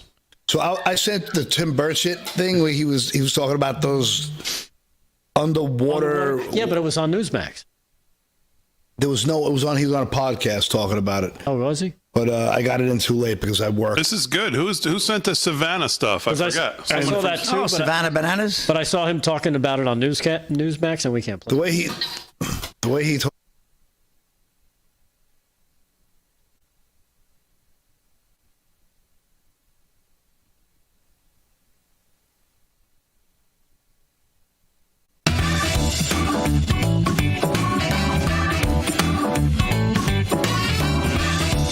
All right, 13 to the hour, live from Studio 6B. We'll wrap it up here for a Monday night. A couple quick show notes. We're going to be off on Tuesday and Thursday. TPUSA is doing their turning. This is the Turning Point tour. So tomorrow night, I'll be with you for about the first 20 minutes of the show. Then we're going to turn it over to TPUSA, and then on Thursday we're going to be off, because they start at around 7:30, 7:40, and they're going to run through the whole show. So we'll be off on Thursday. And tomorrow night, I'll be with you for the first couple minutes of the show, kind of like last week. And then we'll send it to them. Who's the guest tomorrow night? Vivek, I believe. Vivek Ramaswamy will be the guest tomorrow night. Wow. With TPUSA. And then there's a Thursday stop. I don't know who the guest is on Thursday, but they're all going to be good. So tune in to Real America's Voice for coverage of all of that this week. We'll be with you, obviously, tonight, Wednesday, Friday, at the America First Warehouse. We're back there again. Let me get to everybody here one more time before we wrap it up. Paul Nolan, anything else on your news headlines tonight that we haven't talked about? Yeah, we'll just keep it quick. I recently got into the country music scene, and Zach Bryan, I kept hearing, was kind of good and kind of cool. Too bad that you heard that. Tool sack. Yeah. His new song, Slams Ice, and I'm done with him. He's out. I'm going to stay with my Christian rock. I'm going to stay with Zach Williams. I'm going to stay with the real stuff. Yeah, so this song, I saw this article that he's thinking that it's not out yet, I don't think, right? I think he's thinking he's going to put this song out, attacking ICE and basically saying that America's losing its... The fading of the red, white, and blue. Fading of the red, white, and blue. Yeah, shut up, you jerk. No one needs to hear from you and your crappy songs. By the way, speaking of music, a real band, Rush, is coming back to go on tour. Wow, that's awesome. I am not going to miss that. My son and I are going to go. Big D, if you want to come, you can. I can't wait. Can't wait. Rush is going back on the road, and they got a badass girl who's going to, well, you can't replace the irreplaceable, so let's just start with that. Yep. But having said that, Geddy Lee said that he was pretty inspired playing with this girl. I forget her name, something Niles. Alika Niles. She played with Jeff Beck, and I watched some of her on socials, and she's badass. Yeah, I watched. She them is too. badass, man. She's going to fill in really well. And so that's exciting. Rush is coming back, going to do an American tour, limited dates, but 2 here in New York at the Garden next July. So should be exciting. So Delgado, anything else on your headlines? Thank God. Rick, Slick, let's do some sports. I do have. Oh, you do? Forget it. You can go. Daily Mail. Okay, go ahead. No, go ahead, Delgado. Sure. It's not on your approved list, but it's something that I found that was interesting. Okay. Science, give me the headline. I'll decide if we can do it or not. Scientists find evidence of alien DNA in humans. Go. Slick, time to do sports. Sports is brought to you by Mike Lindell. LFS6B is the promo code to use. What's going on in sports? All right, update on Monday Night Football. Big D just underway. Second half, still 14-7. Kansas City leading Jacksonville at Everbank Stadium in Jacksonville. We got the Cubs and Brewers tied at 3 right now in third. Game number 2. And the Dodgers have gone up 2-0. So just like Toronto, they're looking to close things out. They'll be looking to close it out on Wednesday night. And obviously the Yankees with a big game tomorrow night. We're going to be checking that out. Northwest Florida Championship Rodeo. We haven't done rodeo in a minute. Let's do the rodeo. Bonifay, Florida, the Bonifay Memorial Field. All-around cowboy was Marcus Thierret. $4,600 for town on roping and team roping. Bareback went to Colton Clemens. 85 points on Pickett Pro Rodeo Company's Nearly Wild, 24-20. Steer Wrestling, Mark Jordan, 4.1 seconds. Team roping, Marcus Thierret and Chase Graves, 5.6 seconds. Saddle Bronc, Shea Fournier, 85 points on Pickett Pro Rodeo's Big Spit. Must be watching Sunday Night Football. Tie down roping. We got barrel racing. Patty Higgin, 16.5 tenths. And, well, that's pretty much it. Big D, we had a big fight there, right? Pereira with the big win on Saturday night. Oh, man. Oh, unbelievable, right? Over Ankleev. He's back in the super, light heavyweight title there. So that was great news as well. A quick highlight on that, Big D. And that's a wrap in sports. Okay, very good. I put in the chat, should I let Delgado do this next story? 1, please, for yes. 2, no shot, he's nuts. So 1s or 2s will decide here in the next couple minutes, so I'll keep an eye on those. Well, while we're waiting to see 1s or 2s, so far the 2s have got it 1, which I don't blame you. Unanimous. Just to finish up on the Democrat sleight of hand that they do with this, with the we're not going to give health care to illegals, back to this article, which I've shared on all of our social media, there's 2 other things to watch out for. That's the emergency medical care that we all know of. Federal law requires states to provide emergency Medicaid coverage, and then the state and local costs. But then they say, here's the shell game that the Democrats play. Democrat leadership insists that federal law prohibits the expenditure of taxpayer dollars on the providing health care to undocumented immigrants and claims that Democrats have no interest in changing that law. Technically true, politically deceptive, he says. The sleight of hand, and he uses the word sleight of hand, which I thought was interesting, lies in the word undocumented. By administratively reclassifying millions who enter illegally as lawfully present, as I told you, through expanded parole authority, the previous administration ensured that these individuals are no longer categorized as undocumented immigrants, even though they entered illegally and would have been denied entry under traditional enforcement. Democrats can claim with a straight face that they're not spending taxpayer money on undocumented immigrants because the administration already changed their documentation status through executive action. So again, that's the game. They continue to play it. It's absolute nonsense. We all saw them raise their hands at the debate that they'd all be for it. So this is just a common sense test. That's what everybody needs to take when dealing with this. Common sense, what your eyes and ears tell you, not what the line Democrats say. So that's how, that's what we know. So anyways, let's go back here. What do we have? 1s or 2s? I see ones. All right, I saw somebody put 2, 2, 2, 2. I think it's probably even. The 2s probably win, but I don't know. I'm feeling like in a good mood. So, Delgado, what do you got? Scientists find evidence of alien DNA in humans, Damon. Uh-huh. Yes, really? Scientists claim they have found evidence of alien genetic manipulation in human DNA with large sections of genes seemingly inserted into people potentially affecting millions of humans. If confirmed, the discovery could fundamentally alter our understanding of human evolution and the future of the human race, said lead researcher Dr. Max Rempel, the founder and chief executive of the DNA Research Foundation. The study, which has not yet undergone a peer review, analyzed DNA from both ordinary people and self-reported alien abductees. Really? That's where it comes in. How is it inserted? There was a control group. We don't know. Is that KDJ's Power Ranger? Could be.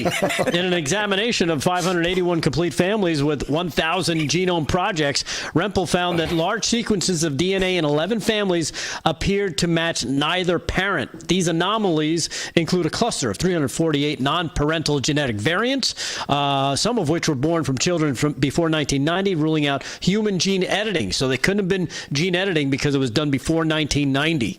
He also cautioned, though, the findings are preliminary and require more vigorous analysis as well as vigorous drinking.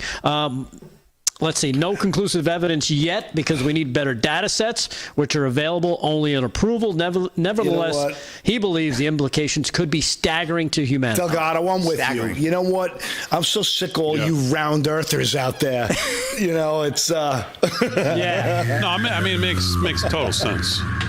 All of it. He said both NASA and U.S. Pentagon have admitted that alien life may exist. If you want to learn about Around Earth, follow me on X, Paul_Eggs Nolan. Someone in the chat says he lost me at evolution. That's a good place to jump off. By the way, they tested his DNA. He left the ball in 1997. Yeah, maybe you could be the first one to get your genes tested. According to Rempel, he says if he can access the DNA from parents and children who self-reported as alien abductees, high-resolution sequencing could definitively identify the alien insertions. Oh. So, all right, Rick Delgado, we'll see you all on Friday, maybe. The rest of us will see you on Wednesday. Hey, wait. As always, we salute our military, active and inactive police, firefighters, first responders, EMTs, everybody on the front lines protecting us. Thanks, everybody on the show. Aaron Freeman, shut up, Delgado. Great job as always. Most of all, thank you to Live from Studio 6B audience. Nanu. We'll see you on Wednesday. Live from Studio 6B.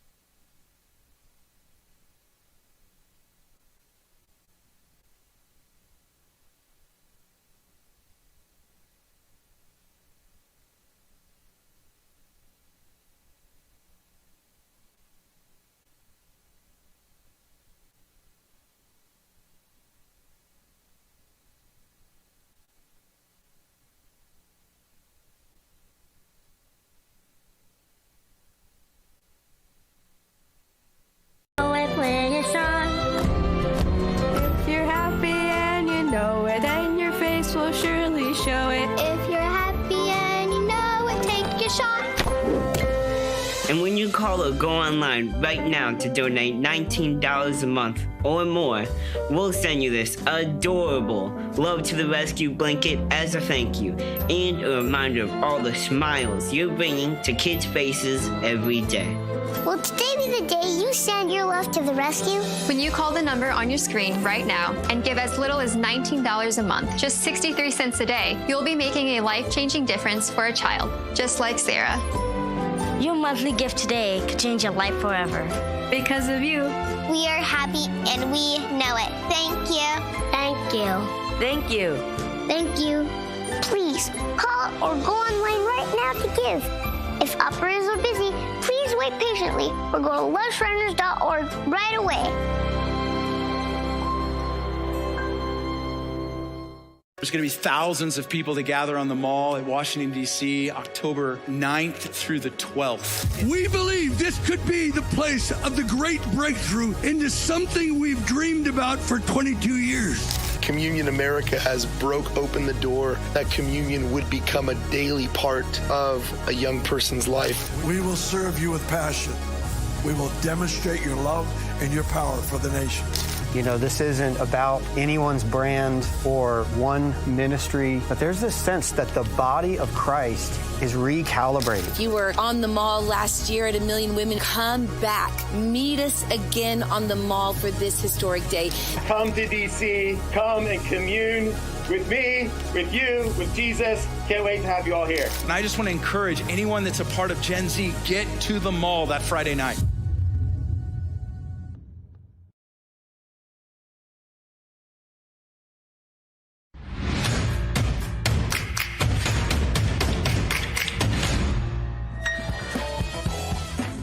All of the lib boxes are checked, and yet still libs are having a total and utter complete panic-induced meltdown, which is hilarious. AOC actually said something that is accurate and true, and something that we actually try to do here.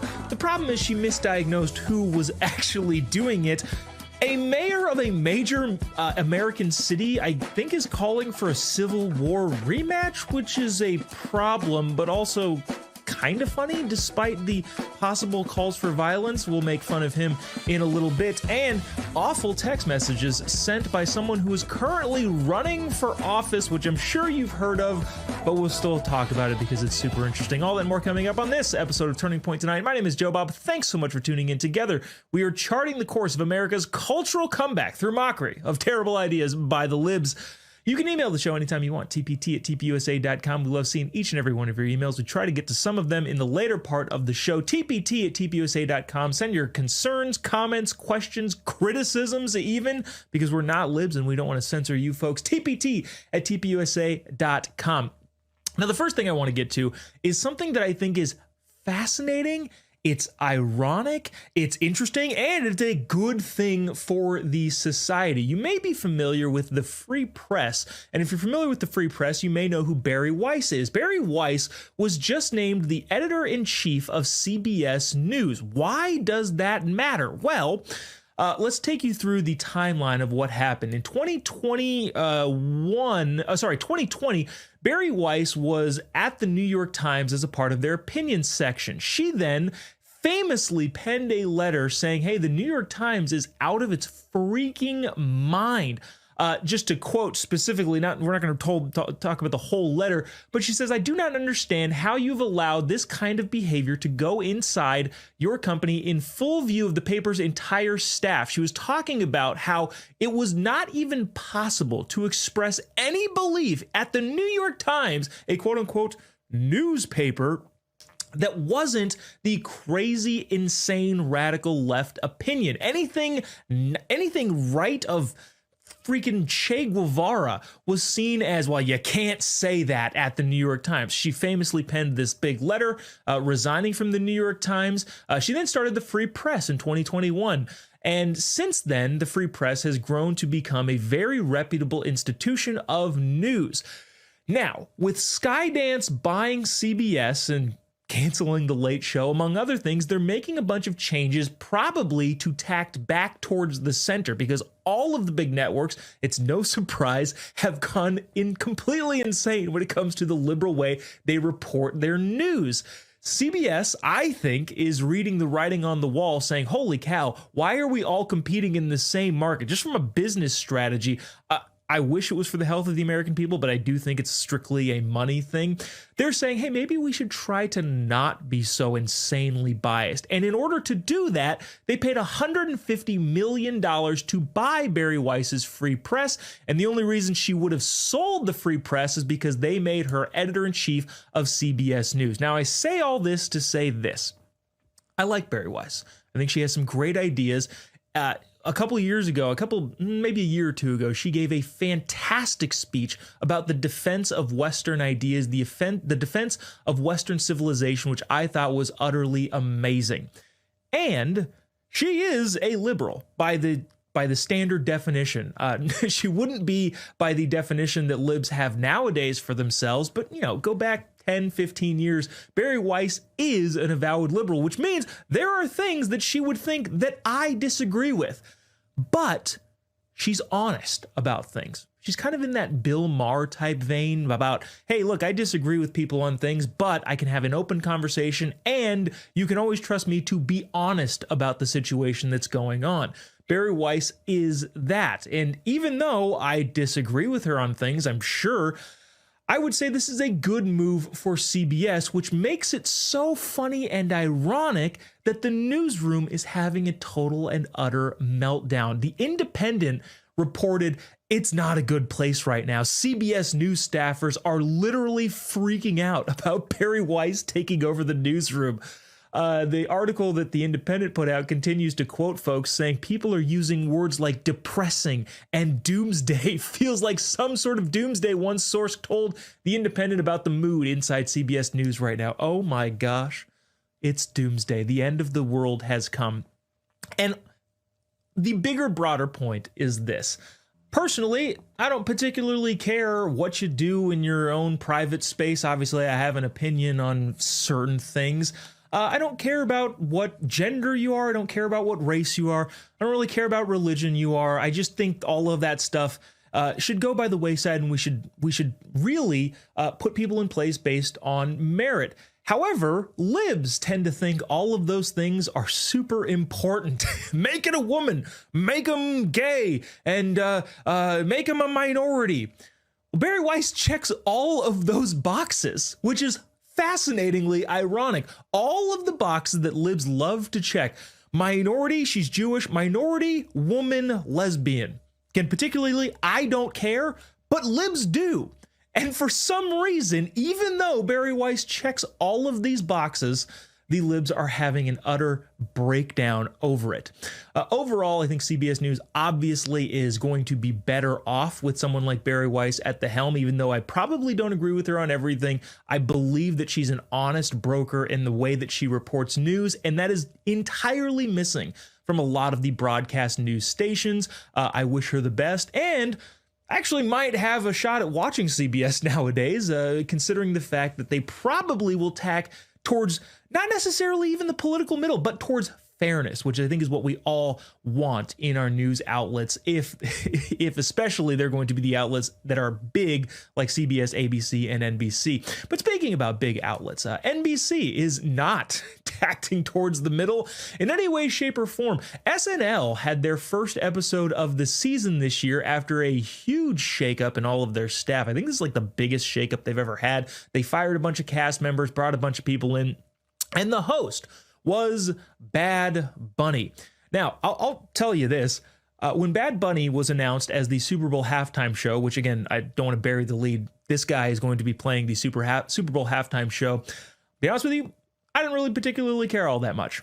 Didn't really affect me. I don't really watch the Super Bowl for the halftime show. It's interesting. It can be fun. And okay, fine. He's going to be the Super Bowl person. Guess what? I don't take my moral direction from the person who performs at the halftime show, because that's what a lot of conservatives were upset about. Not exactly the upstanding, moral, Christian, virtuous guy performing at the halftime show, but it's also nothing new. I did like, by the way, Jack Posobiec making the suggestion that maybe Turning Point will broadcast a counter halftime show, which actually would participate in to the fullest extent that I could. But the bottom line is, I didn't really particularly care that Bad Bunny was hosting or was going to be performing at the Super Bowl halftime show until Saturday Night Live. This is actually what sent me over the edge. I'll say this as a guy who every time Bad Bunny's been on SNL, I think he's funny. I just genuinely think he's funny. He's played in some sketches that were pretty well. Until over the weekend, when his monologue included this. I believe this is cut one. De todo, demostrando que nuestra huella y nuestra aportación en este país nadie nunca la podrá sacar ni borrar. And if you didn't understand what I just said, you have 4 months to learn. Yeah, dude. No. How about that? You come to this country, you learn English, and there's all this, Puerto Rico's part of the United States. Yeah, they don't speak English there, so how about you speak English and make that the priority? Like, I didn't care that Bad Bunny was going to be the Super Bowl halftime show. I don't particularly care about his music all that much. I think he's a funny guy when he's on SNL, but at the end of the day, it doesn't really matter to me really all that much. But don't go on American television and make some big stink about, I'm going to speak Spanish, and if you don't know it, that's your problem. Absolutely not. I believe it was Pope John Paul II that said the language is the culture. It is. Once you start losing the language, or once you have people that come into this country who refuse to learn the language, that is when you lose the culture. That is when you lose the society.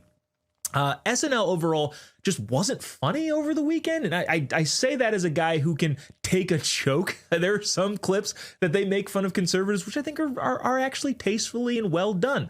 I think last season wasn't entirely the worst. I know SNL has been not good, especially since Trump got into office. Last season, there were some objectively funny jokes. For some reason, that didn't happen this time, and that's probably because of the made-up controversy that libs are pushing about censorship. I thought this was fascinating in the Wall Street Journal of all places, which, by the way, check yourself, Wall Street Journal. This is pretty aggressively stupid. The Wall Street Journal said this about SNL. The season premiere of Saturday Night Live will be closely watched in a changed TV landscape where the stakes in satirizing the president seem higher than ever. Oh my gosh, save me the tears. Even for an institution, Saturday Night Live, that has been lampooning leaders for centuries. During SNL summer hiatus, late night became a battle zone amid the cancellation of Stephen Colbert's show, which, by the way, was due to ratings and finances. A brief suspension of Jimmy Kimmel, which, by the way, was due to Jimmy Kimmel saying awful things and the audience revolting and all of the affiliates revolting. And all of the things that make late night TV under fire. Again, this is the Wall Street Journal, by the way, that's putting this out. President Trump rooted for Jimmy Fallon and Seth Meyers to be taken off of the air, too. Okay, the president can root for that. If he's rooting for the ratings to be bad, again, I don't necessarily know if that's the position that the president should be taking, but who cares? The president doesn't like it. If they're allowed to do it, that would probably give you a clue into whether or not there is actually, quote unquote, censorship. And this is where I think they wrap it up, and I think this is really telling into the fact that they don't understand why people are mad, which is actually the big problem. President Trump floated the possibility of punishing broadcasters for overloading anti-Trump content. Talk show hosts responded with even more jokes in monologues about free speech. Yeah, if Trump was actually using the FCC to take people off air, you know what you couldn't do? Overload jokes about Trump to promote free speech. It's a ridiculous thing that is that's gone on the left about how we are fighting back on a controversy that we entirely made up to direct the attention back to ourselves, to take away from the attention about the violence on the progressive left that is pervasive everywhere in the country. And, they don't want that attention. So we're going to make up a controversy here and pretend that we're being censored. It is ridiculous, and it remains to be seen on whether or not, any of this will actually have any impact. I kind of tend to think that overall, the late night talk show world, except for here, it's been great here. I appreciate all of you folks who tune in each and every night here to Turning Point Tonight on Real America's Voice. But it remains to be seen whether broadcast late night will be a thing going forward, not because of any sort of made up pretend censorship controversy, but actually nobody watches it anymore. So if that's the case, you can complain about censorship all you want, but if the ratings don't sustain you as a business model, bye-bye. Or if you're Bad Bunny, adios. Speaking of things that said adios over the weekend, I thought this was really interesting and also very telling, especially considering where we're at as a culture and as a society in trying to track back toward masculinity. You all remember James Bond. Everyone is familiar with James Bond. James Bond kills bad guys. And what does he use to kill bad guys? Often guns. Hollywood has never shied away from increasing violence in their movies and TV shows, and yet also somehow take the position of, well, we hate guns, which is a very odd thing to do. It's kind of a thing that you can't hold in two hands at once. If you want to say, hey, let's ban the guns, okay, fine, Hollywood, take the guns out of all of your movies. What happened over the weekend was Amazon took all of the guns with Photoshop, using Photoshop, out of all of the posters of James Bond, which is a crazy thing to do. Again, you can't hold those two ideas in the same time, right? We need to get rid of the guns. We need to talk about less violence. And at the same time, we're going to keep making movies with a ton of violence. You see those on the screen here. Oh, look at that. A photo of James Bond with no guns, because that's going to solve the problem. Obviously, James Bond is a very masculine character. He's a violent character, but out of necessity, right? He's trying to save the world. And what does Amazon do? Well, we need to tamp down all of the masculinity. We're going to take the guns out of all the posters. That's sure, Amazon, that'll do it. That's a great job at doing that. All of a sudden, all of the problems are solved. Nobody is masculine anymore. And the fact that guns are no longer in the James Bond posters definitely solved all the problems that you were hoping to solve. Which brings us to this. AOC, I mentioned at the beginning of the show, said something that was actually really interesting. And it's actually something that we try to do here on this show. But she misdiagnosed who was actually doing the things that she was saying, well, need to be fought against. AOC went on Instagram Live and, speaking about masculinity here, said some things, like I said, that we try and do here. We are no shame about mocking bad ideas from the libs. And AOC thinks you should. You should mock people who have insecure masculinity. The problem is she thinks that exists on our side. Watch this and we will discuss. But one of the most powerful cultural things that you can do to a political movement that is predicated on the puffery of insecure masculinity. That's what this is about. This isn't, people talk about toxic masculinity, more than it, like, let's put that to the side for just 1 second. This is about insecure masculinity.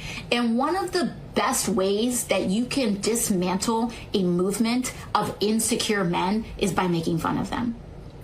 By having secure men who aren't afraid of successful people around them, who are good dads, who have strong values, also participating in that as well.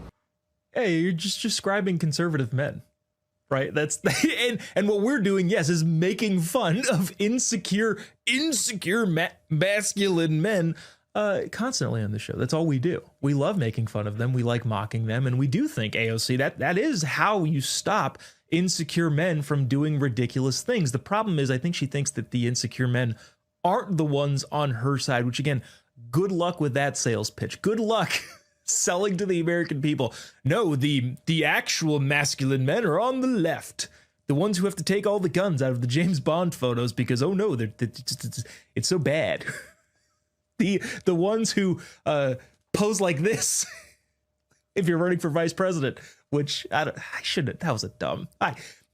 You know what I'm saying. Everybody knows what I'm saying. I didn't need to do that. Sure thing, AOC. Go ahead and try and convince the American people that conservatives are the ones who don't have any masculine energy. All of the masculine energy is on the left. Good luck with that. But I do agree with her premise there. The way that you stop insecure, quote unquote, masculinity is you make fun of it, which is exactly what we try to do here.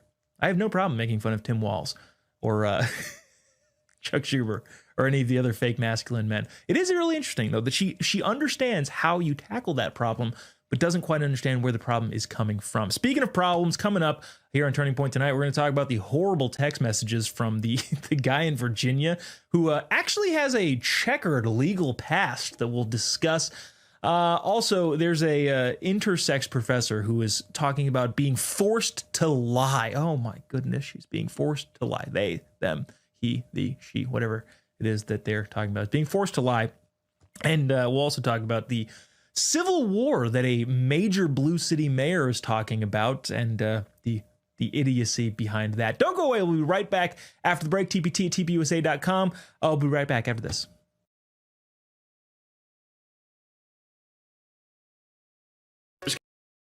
Welcome to Real America's Voice, Real Minute. Your quick look at the powerful stories of faith and freedom, inspiring audiences across the nation. Angel Studios presents.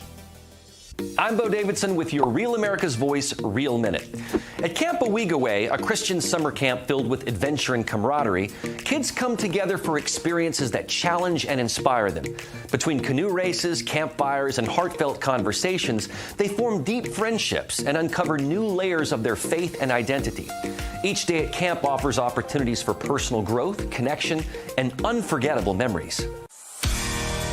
Come on, pick it up. Let's go. I can't be the only one pumped to go read a Bible in the middle of the woods for a week. If you need a hand with packing, we're here to help. Thank God. A troubled teenager takes a leap of faith to attend Camp Owigaway in this series directed by Alan Powell, and a cast that stars Antonio Cipriano, David Koechner, Lee Ellen Baker, and Carlos Penavega. It has music from the same producers who created High School Musical and Camp Rock. 3, 2, 1.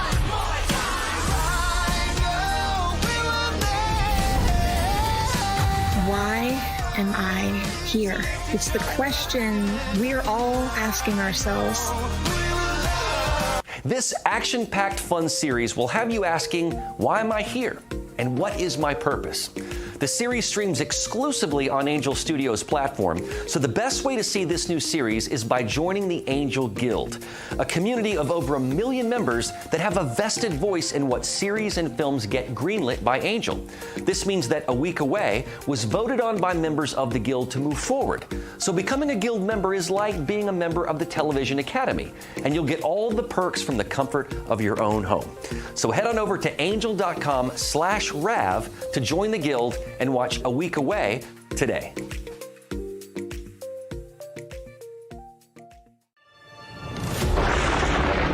Through every storm, every moment of uncertainty, everybody needs to pray for Charlie Kirk right now. Rav has stood strong.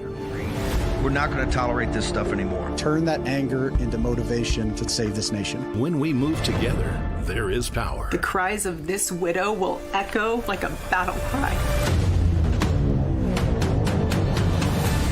This is more than news. It's a movement. This revolution of people taking their countries back. A turning point. A chance to be part of something greater than yourself.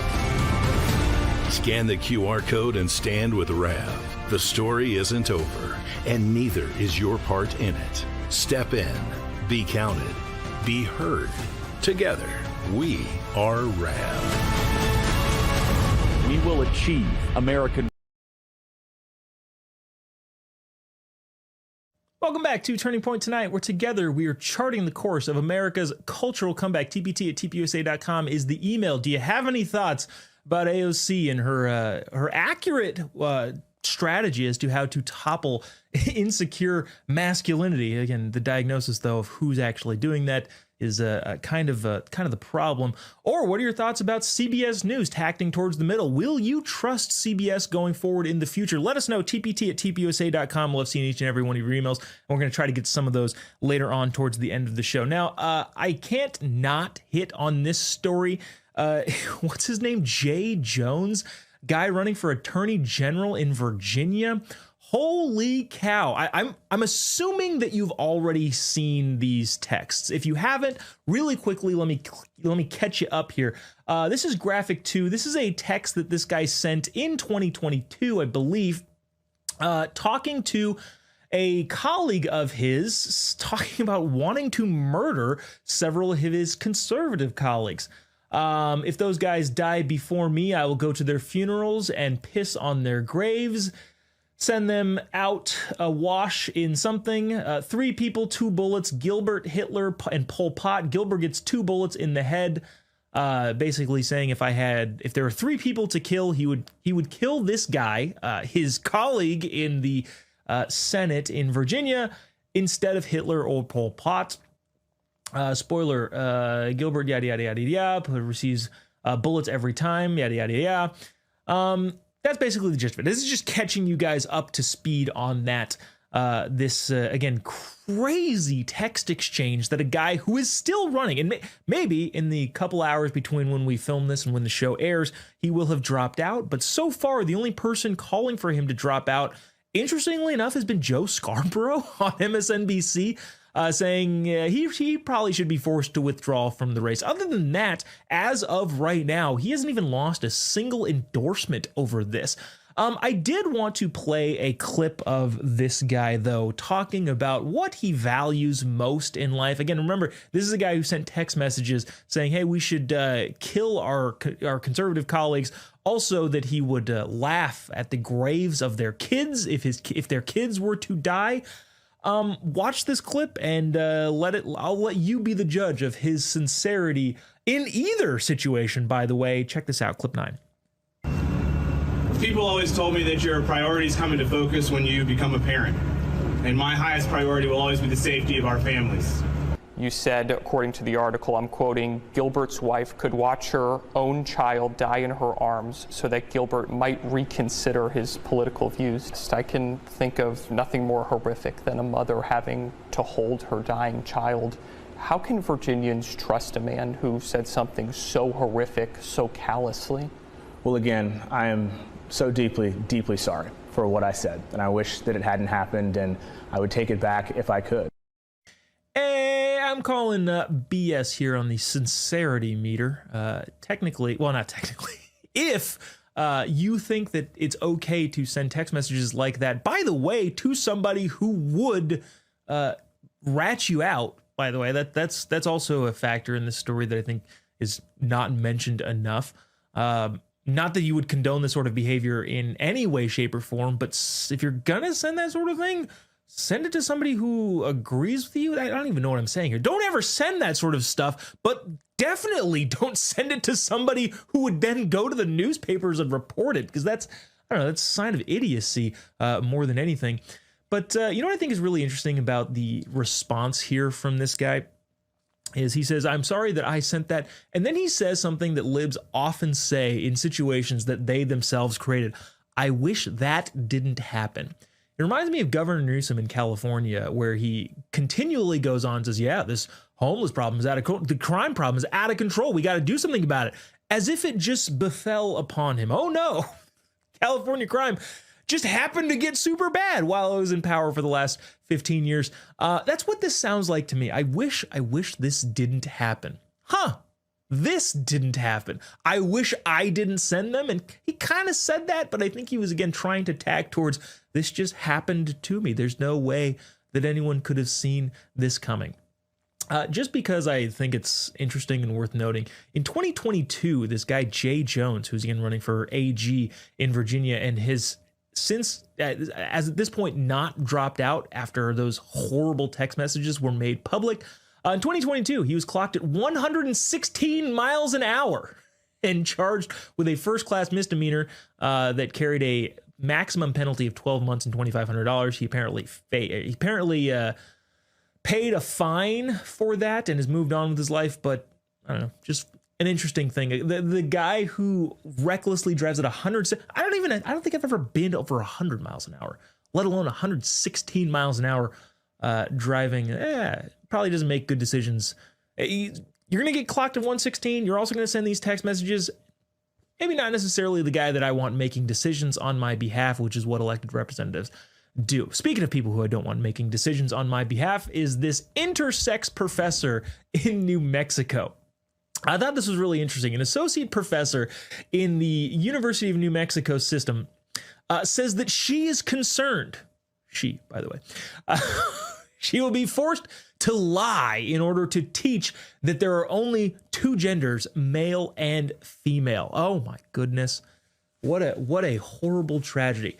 She wrote this opinion piece in the Los Angeles Times, and it's been picked up by other outlets. Georgianne Davis is an associate professor at the University of New Mexico University, wrote an op-ed in the New York Times that she is concerned about being forced to lie. Again, her words, not ours. It'd be called telling the truth. if we only can teach about men and women, that I would effectively be forced to lie.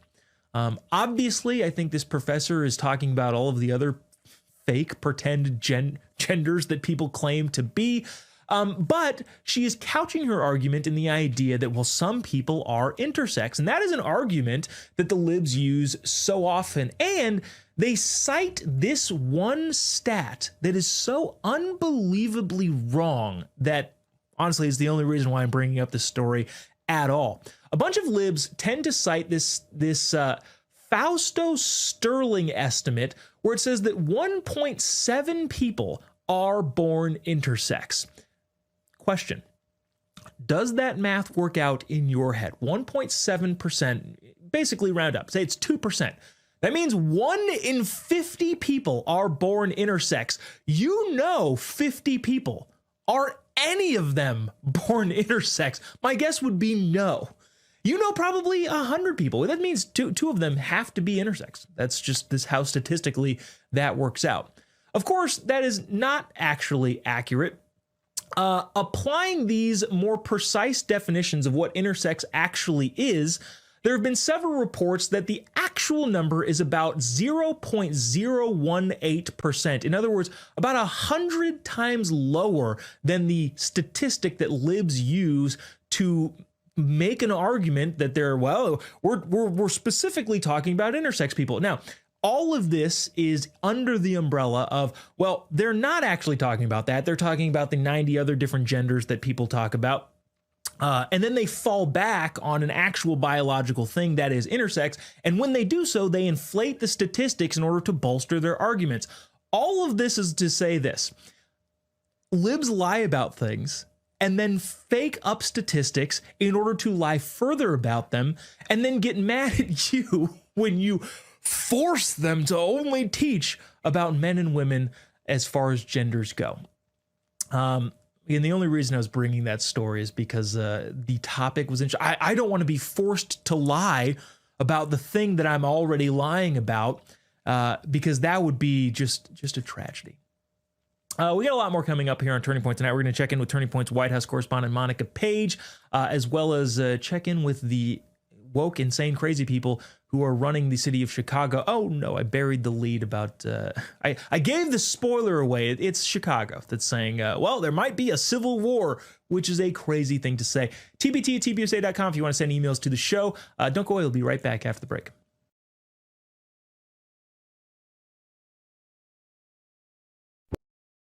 Welcome to Real America's Voice, Real Minute. Your quick look at the powerful stories of faith and freedom, inspiring audiences across the nation. Angel Studios presents A Kennedy Curse. That is the theme of Angel Studios' newest documentary, RFK Legacy. It comes from acclaimed filmmaker Oliver Stone, director of the hit movie JFK, and his son Sean Stone, in a profile of the Kennedy legacy that you've never seen before. I want to ask you about your father's assassination. Anybody who reads that report will understand that Sirhan could not have killed my father. It's a dirty story. It explores the Kennedy legacy as told through the eyes of Bobby Kennedy Jr., who reflects upon his life and memories, his time on Cape Cod, his uncle's assassination, his own father's assassination, and his early interest in nature and the environment. This time you have a drug addiction. How does that play out? I wanted to be working with nature. He was appalled at what he saw.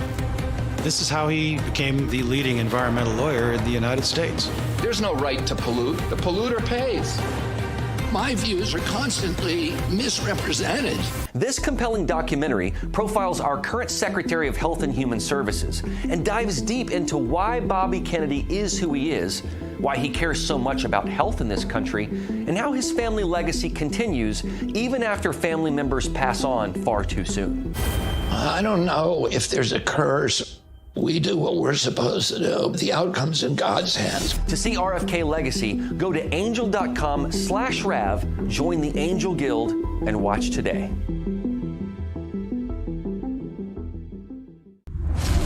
I'm a J6er. I spent 1,143 days in prison. I'm a J6er, and I spent 3 months in jail and about a year in prison. I spent 4 years out of an 18-year sentence in prison.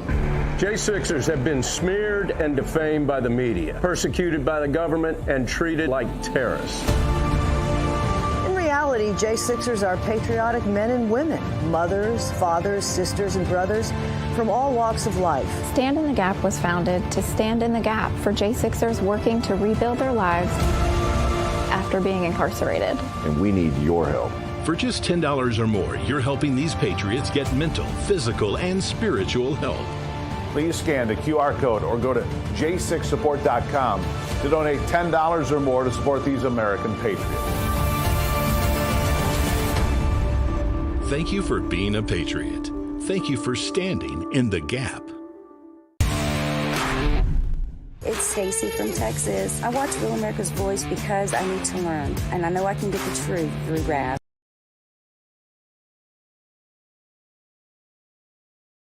Welcome back to Turning Point Tonight, where together we are charting the course of America's cultural comeback through mockery of terrible lib ideas.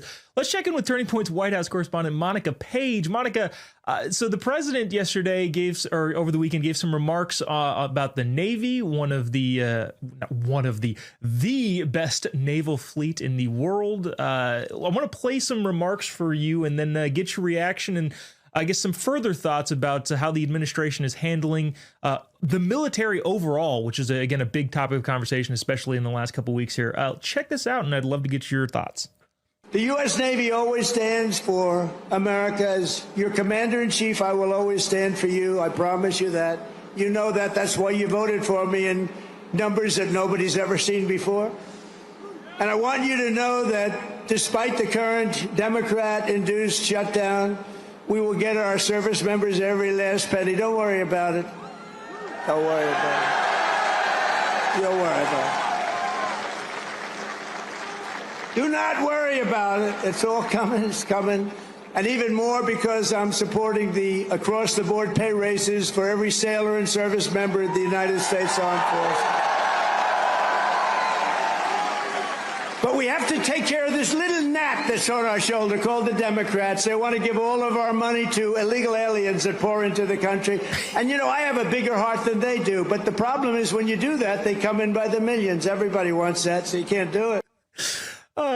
Monica, I mean, broadly here, when Trump talks about, we're going to raise the paychecks for the military, the Navy specifically here, libs just have a total utter meltdown because that's the worst thing. Why are we spending money on the military when we could be giving them to illegals? Your thoughts, Monica? Right. That's exactly the theme of the Democrats. I mean, that's exactly what they want. They want the money to illegal aliens. They want the money going to DEI programs. They don't want money to help make our military forces stronger. They don't want to support the military families. And from what I've seen personally at the White House, there hasn't been a president, at least in my time or in my experience covering the White House, that has been more pro-military than Donald Trump. I mean, it feels like every other week or maybe every month, the president is hosting some kind of reception or some kind of event with Gold Star families to show his love and appreciation and remember the tough fight that these military members are serving every single day, especially in our waters, Joe Bob, because weak men create tough times. Over the last 4 years, we had a weak man in office, and that created a lot of tough times. I mean, you take a look at what's happening in our international waters, and we have the strongest Navy there to protect us. I mean, you're seeing, on a weekly basis, we almost see like another narco terrorist being taken out. And that's props to our, Secretary of War, and that's props to our military. That's props to our country finally being strong again. And that's exactly what the president was highlighting in his remarks over the weekend. And it just feels good. I mean, I'm not in the Navy. My parents weren't in the Navy, but I feel like I was in the Navy through that speech. I feel good. I feel amped up. And that's what we should be feeling. We got to instill this patriotism, this strength back on the world stage. Monica, I just want to correct the record there. You said there was a weak man in office the last 4 years. I believe it was actually a pen that was in office, as evidenced by the wall. A very weak pen, excuse me. Yeah, the ink was running low. The ball was a little bit dry on the end of it. So I just wanted to make that clear for evidence for our viewers.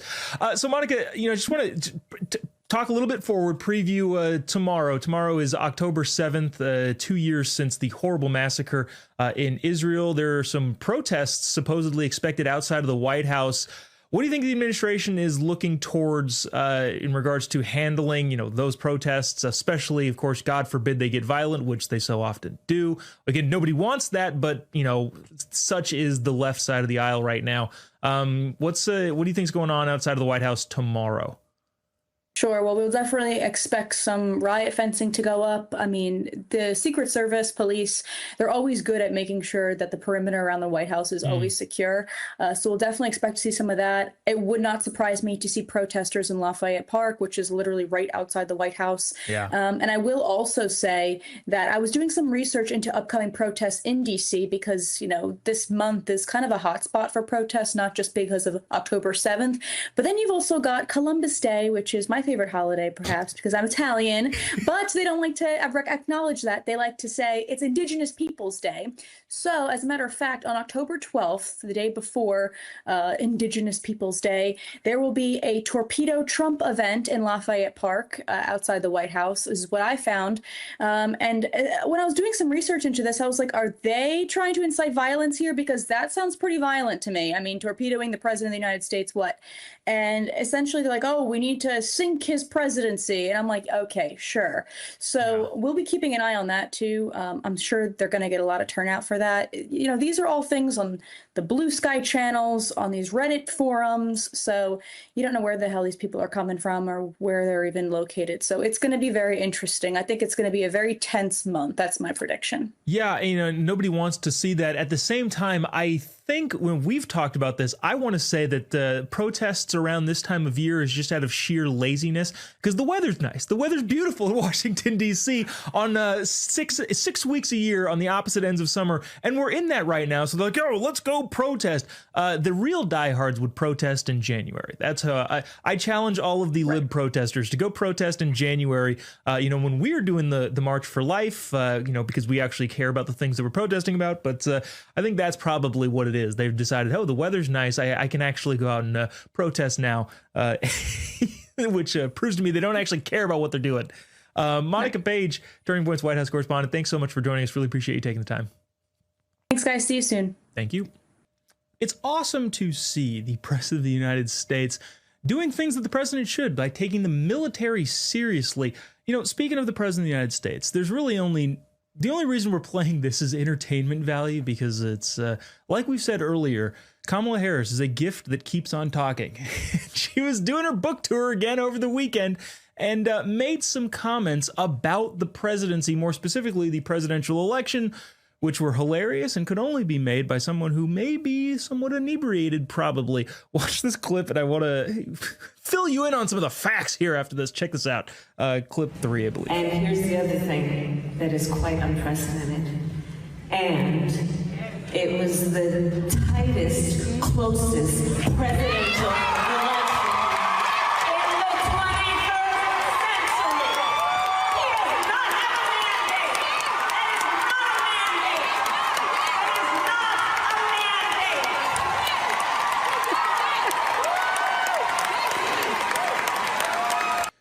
My name is Kamala Harris, and I am bad at math. I like too when they say things like the 21st century.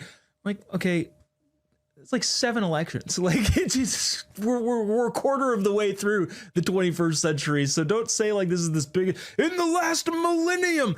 It's not that long. It's not what you think to be. Also, it's wrong. Like, it's not even. We didn't even look at any of the other statistical margins between Bush, between Obama, McCain, Obama, Romney. Just Trump's election that wasn't even accurate. Turns out we all know this. Trump beat Kamala worse than he beat Hillary by like 5 million votes. So what is she talking about? Other than the fact that, I don't know, again, maybe a little drinky poo. I don't know. I'm not accusing her of that. I'm just saying that might be the only way that makes sense. It's the closest election since, well, it wasn't really that close.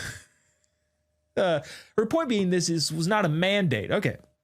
All right. If the majority of Americans say, hey, we want this guy as president, but that doesn't say anything, I'm not sure what you're saying there, Kamala Harris.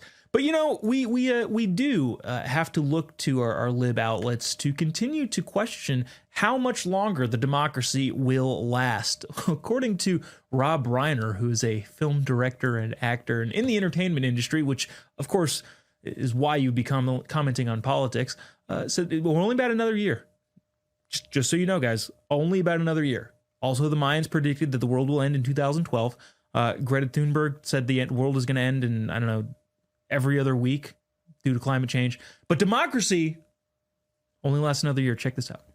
This is just the beginning, and people have to understand our democracy is being taken away from us, and we only have about a year. You know, just to be clear about this, and people, you know, you're doing a great job, and a lot of other people are doing a good job to tell people what is actually happening in this country. But make no mistake, we have a year before this country becomes a full-on autocracy and democracy completely leaves us. And now, I know what you might be thinking. That man sounds ridiculous. But a little-known 8th article of the Constitution actually states the U.S. Constitution will be null and void in 2026 around September or October.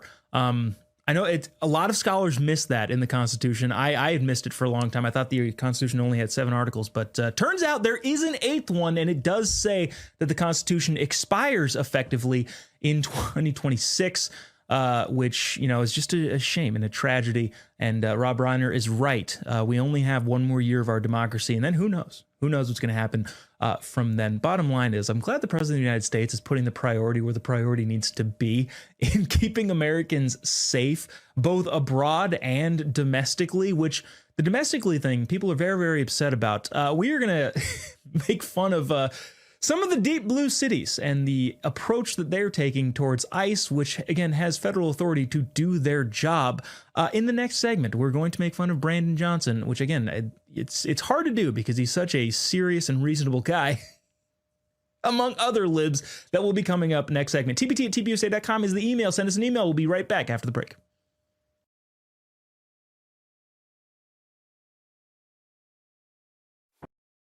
Welcome to Real America's Voice, Real Minute. Your quick look at the powerful stories of faith and freedom, inspiring audiences across the nation. Angel Studios presents A Kennedy Curse. That is the theme of Angel Studios' newest documentary, RFK Legacy. It comes from acclaimed filmmaker Oliver Stone, director of the hit movie JFK, and his son Sean Stone, in a profile of the Kennedy legacy that you've never seen before.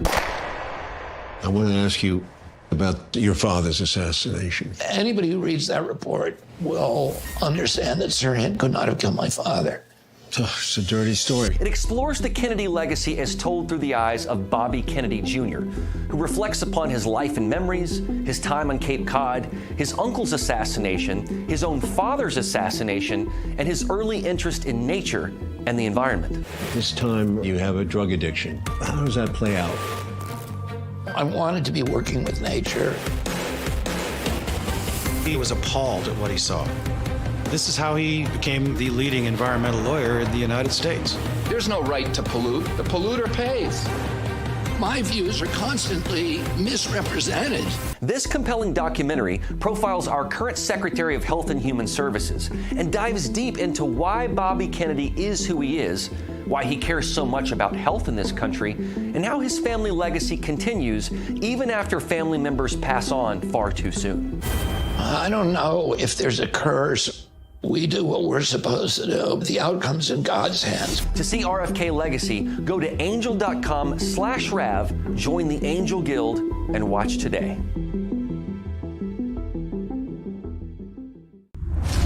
I'm a J6er. I spent 1,143 days in prison. I'm a J6er, and I spent 3 months in jail and about a year in prison. I spent 4 years out of an 18-year sentence in prison.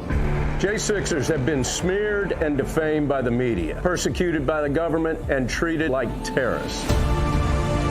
In reality, reality, J6ers are patriotic men and women, mothers, fathers, sisters, and brothers from all walks of life. Stand in the Gap was founded to stand in the gap for J6ers working to rebuild their lives after being incarcerated. And we need your help. Welcome back to Turning Point Tonight, where together we are charting the course of America's cultural comeback. TPT at tpusa.com is the email. Love seeing each and every one of your emails. If you have any thoughts on anything we've talked about on today's show, or need to point us in the direction of something that we should be talking about, TPT at tpusa.com. Brandon Johnson, the mayor of Chicago, Mayor Brandon Johnson, has been so funny to watch. And again, we choose to mock people with bad ideas. I recognize that some of the things that he says are very dangerous, actually, but we choose to make fun of it because that's our stance here that we're taking on this show. Just through mockery is the way that we'll change hearts and minds. Like AOC said, mocking insecure masculinity, which Mayor Johnson clearly has. I want you to listen to this clip of him banning. This is actually going to make big dents and big waves. Brandon Johnson announcing that he is going to make ICE-free zones. Watch this. And today we are signing an executive order aimed at reining in this out-of-control administration. The order establishes ICE-free zones. That means that city property and unwilling private businesses will no longer serve as staging grounds for these raids. Yes. I can't even get to the joke. Sure, dude. Sure. You're right. Unwilling businesses. Oh, okay. Yeah. What other things can we do in unwilling businesses? This unwilling business is harboring criminals, and therefore, well, they're unwilling, so we can't go in. I didn't know that's what it took. Geez, I wonder if we can do that in California with the IRS. I am an unwilling private business, and therefore you cannot come in my home and ask me questions about my federal income taxes. I don't think that'll work, but it's worth a shot. Silly Brandon. He also went on to say something that is actually relatively dangerous, but also confusing. I want you to watch this clip about him talking about the impending Civil War rematch. Watch this. I said very candidly that the right wing in this country wants a rematch of the Civil War. I want that to sit in right now, because the President of the United States of America has declared war on the people of Chicago and people across America.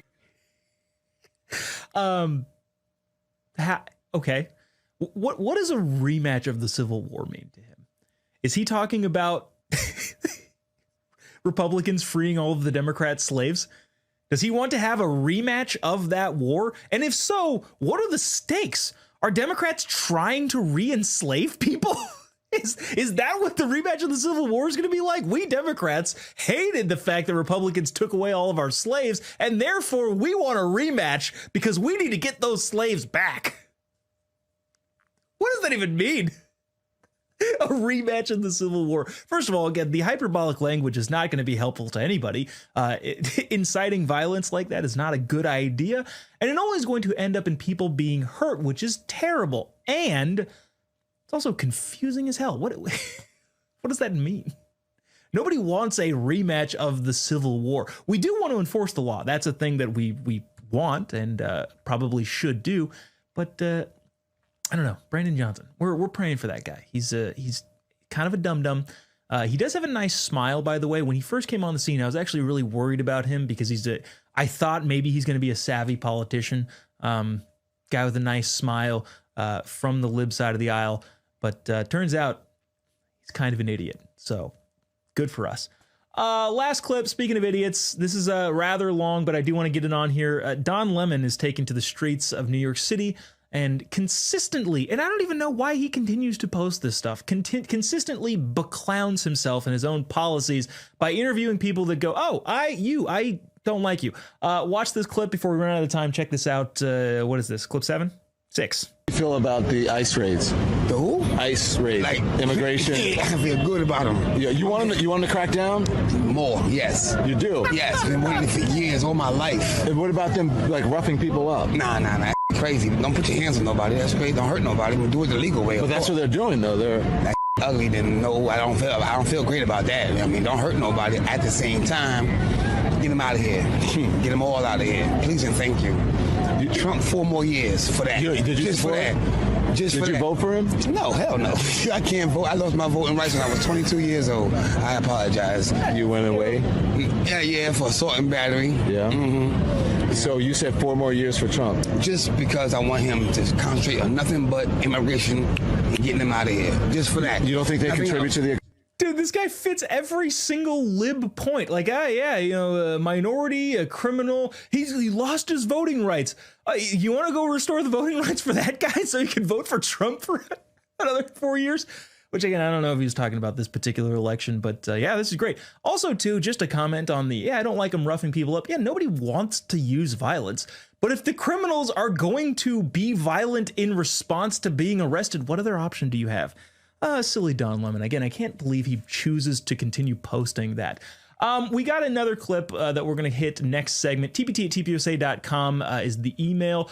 Seattle has lost its mind. We all know this, but is continuing to double down on the mind lossage. And we'll peek into the Seattle mayor's race, in which the guy said something that I think he actually believes, which is one of the dumbest things that I think I've ever heard. tpt@tpusa.com. We'll be right back after the break.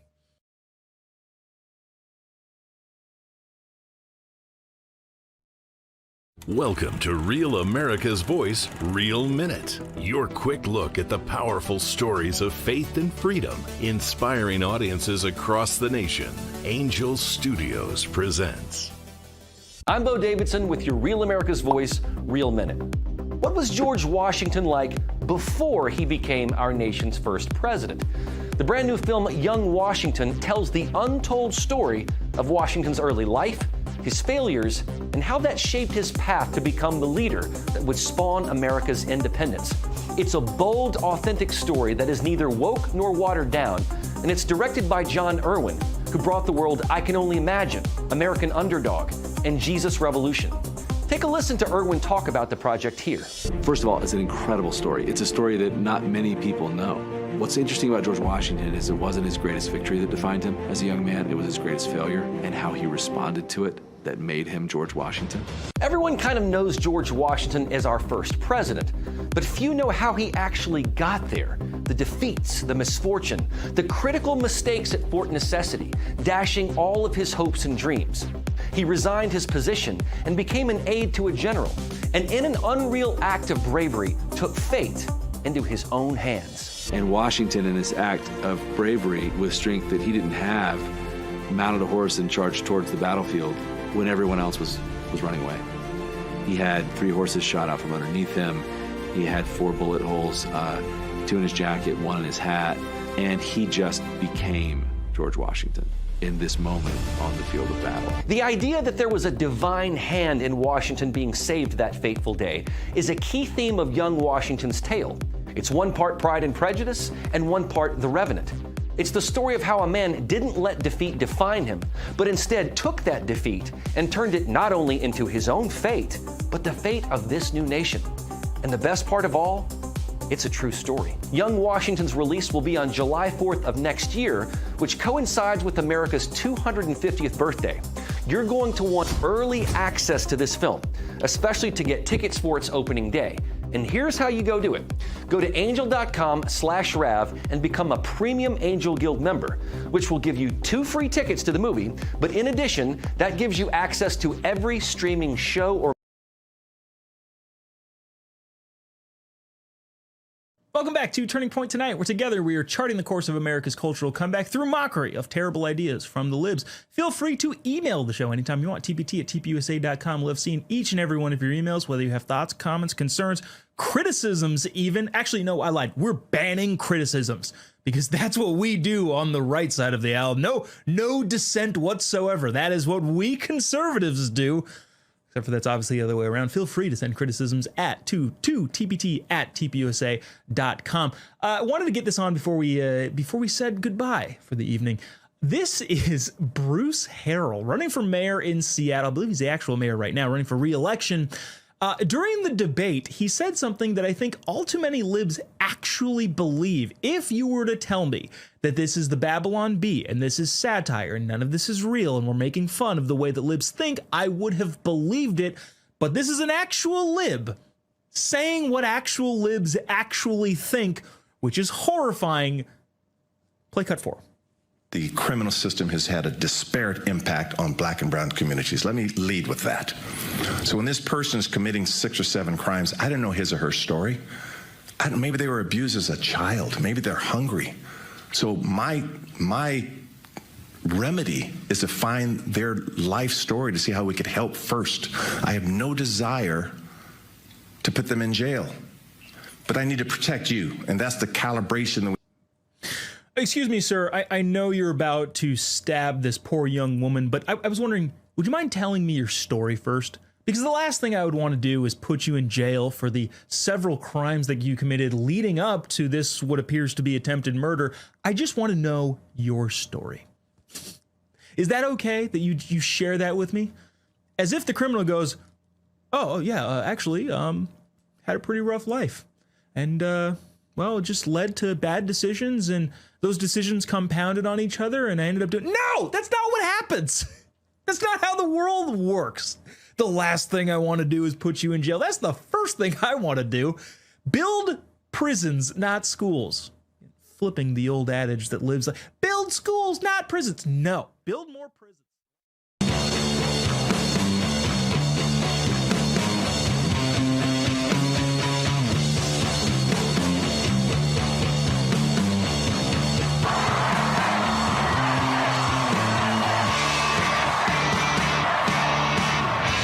The Charlie Kirk Show starts now.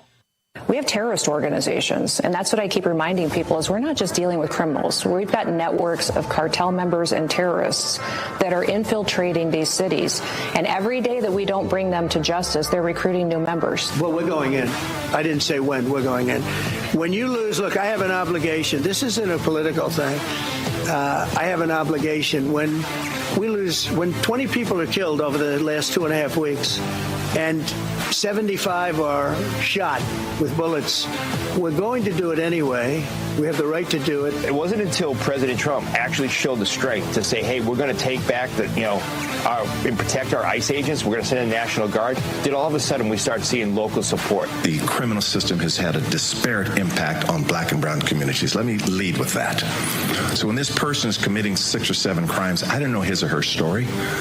Maybe they were abused as a child. Maybe they're hungry. So my remedy is to find their life story to see how we could help first. I have no desire to put them in jail. For me, specifically black and brown people who have said immigration is not my issue. So everything that is taking place, it is going to impact you. Same thing with immigration. Whether you're an immigrant or not, especially because they are out of control, they are rounding up U.S. citizens. But if you allow them to do the illegal things to non-citizens, at some point in time, they are going to actually round us up too. Our intelligence indicates that these people are organized. They're getting more and more people on their team as far as attacking officers, and they're making plans to ambush them and to kill them. We have specific officers and agents that have bounties that have been put out on their heads. It's been $2,000 to kidnap them, $10,000 to kill them. They've released their pictures. They've sent them between their networks, and it's an extremely dangerous situation. Well, in Portland, where I'm originally from, the Democrats and Antifa have a symbiotic relationship. They both benefit when their political opposition, their shared enemies, conservatives, those who are supportive of the President Trump, are silenced either through violence or intimidation. Antifa act as the shock troops, and the Democrats in power will run cover for them. The president letting him know that he can't base his decisions or his facts when he wants to deploy the United States military in our cities on social media or the gossip that he hears in the world. You got to have real facts, and when you don't, we're going to hold the line in court. Instead of going after the bad guys, they're just picking up people who are brown and black and then checking their credentials. Are you a U.S. citizen? I don't know about you, but I don't carry around papers that say I'm a U.S. citizen. They need to get out of Chicago. If they're not going to focus on the worst of the worst, which is what the president said they were going to do, they need to get the heck out. Stop believing the lies that they are putting out there and the terrible racist tropes that they are constantly using to rile people up. It is time to recognize that while you thought the enemy was the immigrant, or you thought the enemy was the trans person, or you thought that the enemy was the black folk, or you thought the enemy were the women, when the reality is that the only person that is harming you right now, it is the old white Nepo baby that is sitting in the White House that is causing all the destruction, pain, and problems that you are enduring. No president has ever sent troops into the Democratic cities across the country saying full force. He is amassing power in a way that will destroy our democracy. If ICE can show up and bother some guys at their roofing job, then bystanders should be able to bother ICE at their state-sanctioned kidnapping job. Charlie Kirk died reminding us that America is the best and last hope on earth. But our way of life is under violent attack from the left. They canceled us. They silenced us. They lied about the very facts of nature. The mentally unstable are snapping when reality sets in. Men cannot become women. America is not a racist country. And income without work is a recipe for hopelessness. Charlie. Welcome to Real America's Voice, Real Minute. Your quick look at the powerful stories of faith and freedom, inspiring audiences across the nation. Angel Studios presents. I'm Bo Davidson with your Real America's Voice, Real Minute.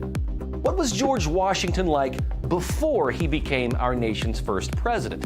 The brand new film Young Washington tells the untold story of Washington's early life, his failures, and how that shaped his path to become the leader that would spawn America's independence. It's a bold, authentic story that is neither woke nor watered down, and it's directed by John Irwin, who brought the world I Can Only Imagine, American Underdog, and Jesus Revolution. Take a listen to Irwin talk about the project here. First of all, it's an incredible story. It's a story that not many people know. What's interesting about George Washington is it wasn't his greatest victory that defined him as a young man. It was his greatest failure and how he responded to it that made him George Washington. Everyone kind of knows George Washington as our first president, but few know how he actually got there. The defeats, the misfortune, the critical mistakes at Fort Necessity, dashing all of his hopes and dreams.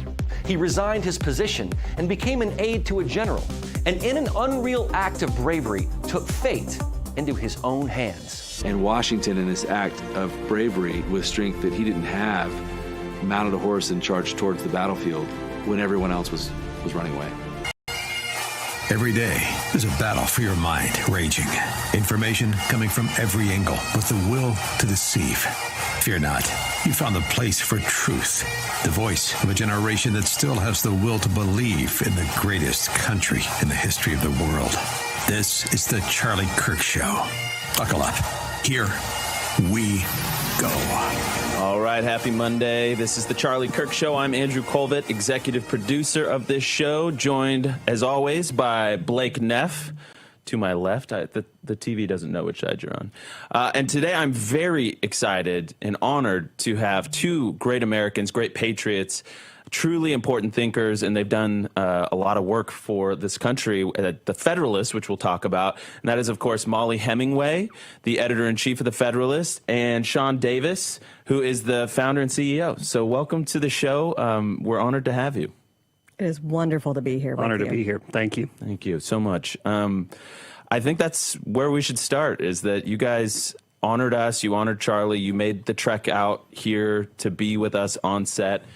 And I know it was no small task, because you came out for the memorial, you came out again for this, and I think that speaks volumes about who you guys are and what you believe and what you care about. So, I mean, I guess the floor is yours. Tell us, you know, from your perspective, what this last almost month, I can't believe we're getting close to that, about 4 days shy of a month, what it's meant to you, what it's meant to the country, what you're seeing, thinking, feeling? Well, I'll be honest that I'm still, I think, probably in shock about everything that happened. I haven't really been able to accept the reality of it. Each day I wake up and I just, it seems not real. And I don't know when it is going to seem real. But the first week, 2 weeks in particular, were just incredibly difficult. We have been writing about what's happening in the country. We've been writing about left-wing violence, intolerance, how they're positioning themselves into killing people who they disagree with. It's entirely another thing to have it happen to someone that you know and love, and to realize that we are in such a bad situation. Now, having said that, it's also been really inspiring to see how many people take this seriously, how concerned they are about the country, how much they're inspired by what Charlie did in taking these debates to people and winning these debates and caring about the country. So it's just still a tangle of emotions for me. Yeah, I've been kind of a raw mess for a couple weeks now. I've had a little time to kind of think through like the societal implications, the political implications, and it was interesting. You know, he was killed on September 10th, so we were just getting ready to commemorate the 24th anniversary of 9/11. And you look at all the things that happened after that. We kind of ushered in the era of the techno-surveillance state. We had a whole bunch of wars we fought to little effect. And it dawned on me in the last week that we went from living in a post-9/11 society, which is what it's been like for the last 25 years, and I think now we're absolutely in a post-Charlie Kirk period. We are now in the age of American martyrdom. Charlie was the first true American Christian martyr. Everything he believed politically was based on his faith. The debate that he was having at the moment he was killed was something that's foundational. Who made you? How are you made? Can men become women? No, of course they can't. And so the fact that he was killed the way he was while doing what he was doing, he is the first American Christian martyr. And I remember talking to a pastor friend years ago. This might have been 10 or 15 years ago. And we were talking about how the country was changing, how faith was coming under fire. And he said, I worry that we're now in an age where instead of having to teach our children how to live for Christ, we're going to have to teach them how to die for Christ. And Charlie really is the first true, big, major example of that. And I think we're going to be wrestling with the implications and the consequences of that for decades. Blake, you've known Molly and Sean for a long time back when you worked at Fox and in Washington.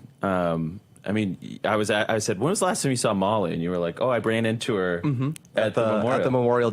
I was trying to get my friends in. You know, it was amazing how well everything worked in the end. Yeah. But I remember I was figuring that out, so I had to borrow a staff badge and all of that. But in a sea of hundreds of thousands of people, we just happened to run into. You know, a good connection with Molly here is, you know, when I first got the offer to work with Charlie, I actually wasn't that familiar with what he was doing, and so one of the contacts I had was Molly, and so I had a text message exchange with her where I just say, what do you have any strong feelings about Charlie Kirk? And I remember her response was, I don't really know him that well either, but everything I've seen has been really impressive.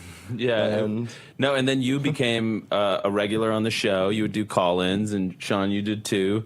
And Charlie always had tremendous amount of respect for what you guys do at the Federalist, and you know, your TV and your media appearances. And I mean, I just want to echo what you were saying, that, you know, Charlie is a martyr, and a Christian martyr, and everything after the fact became so clear to me. And I said this in my speech at the Memorial, like, he was a modern prophet. He was calling us to repent. He was calling our nation to repent.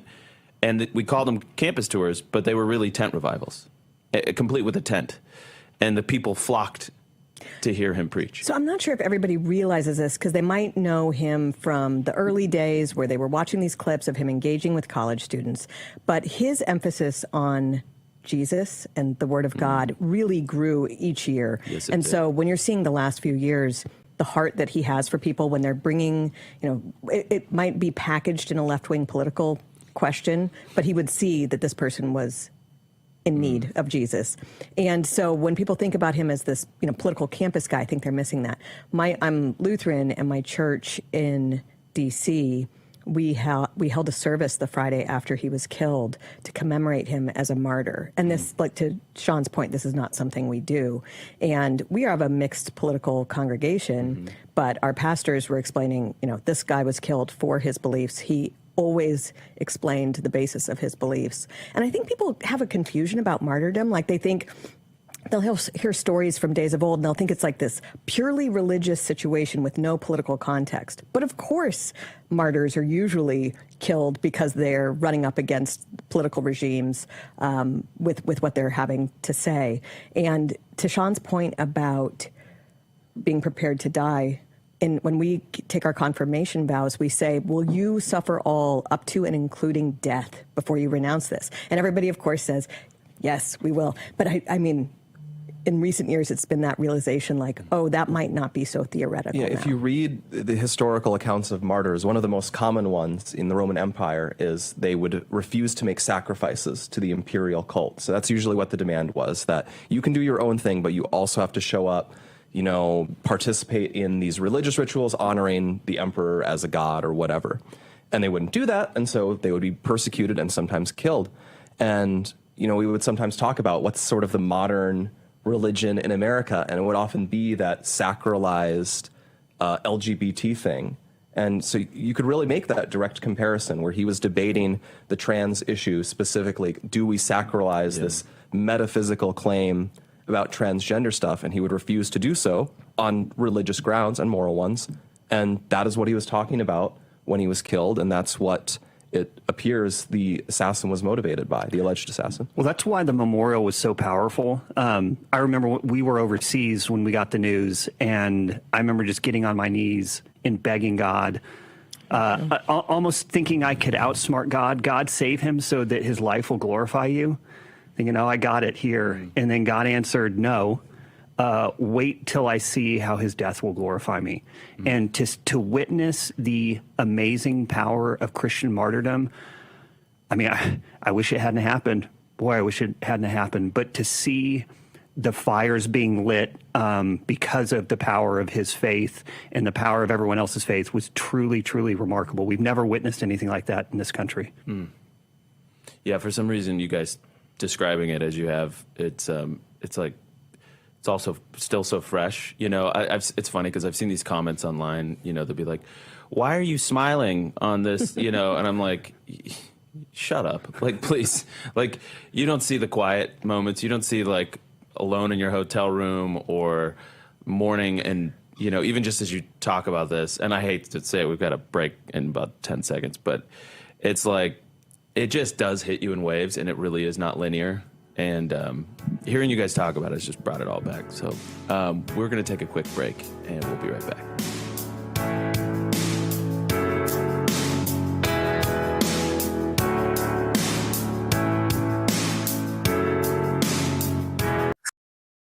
Welcome to Real America's Voice, Real Minute. Your quick look at the powerful stories of faith and freedom, inspiring audiences across the nation. Angel Studios presents. I'm Bo Davidson with your Real America's Voice, Real Minute. What was George Washington like before he became our nation's first president? The brand new film, Young Washington, tells the untold story of Washington's early life, his failures, and how that shaped his path to become the leader that would spawn America's independence. It's a bold, authentic story that is neither woke nor watered down, and it's directed by John Irwin, who brought the world I Can Only Imagine, American Underdog, and Jesus Revolution. Take a listen to Irwin talk about the project here. First of all, it's an incredible story. It's a story that not many people know. What's interesting about George Washington is it wasn't his greatest victory that defined him as a young man. It was his greatest failure and how he responded to it that made him George Washington. Everyone kind of knows George Washington as our first president, but few know how he actually got there. The defeats, the misfortune, the critical mistakes at Fort Necessity, dashing all of his hopes and dreams. He resigned his position and became an aide to a general, and in an unreal act of bravery, took fate into his own hands. And Washington, in this act of bravery with strength that he didn't have, mounted a horse and charged towards the battlefield when everyone else was running away. He had 3 horses shot out from underneath him. He had 4 bullet holes, 2 in his jacket, 1 in his hat. And he just became George Washington in this moment on the field of battle. The idea that there was a divine hand in Washington being saved that fateful day is a key theme of young Washington's tale. It's one part Pride and Prejudice and one part The Revenant. It's the story of how a man didn't let defeat define him, but instead took that defeat and turned it not only into his own fate, but the fate of this new nation. And the best part of all, it's a true story. Young Washington's release will be on July 4th of next year, which coincides with America's 250th birthday. You're going to want early access to this film, especially to get tickets for its opening day. And here's how you go do it. Go to angel.com/Rav and become a premium Angel Guild member, which will give you 2 free tickets to the movie. But in addition, that gives you access to every streaming show or movie on Angel's platform. And you'll also get exclusive behind-the-scenes access leading up to the premiere. So go to angel.com/Rav today to get that access, follow the journey of young Washington, and help make this the #1 movie of 2026.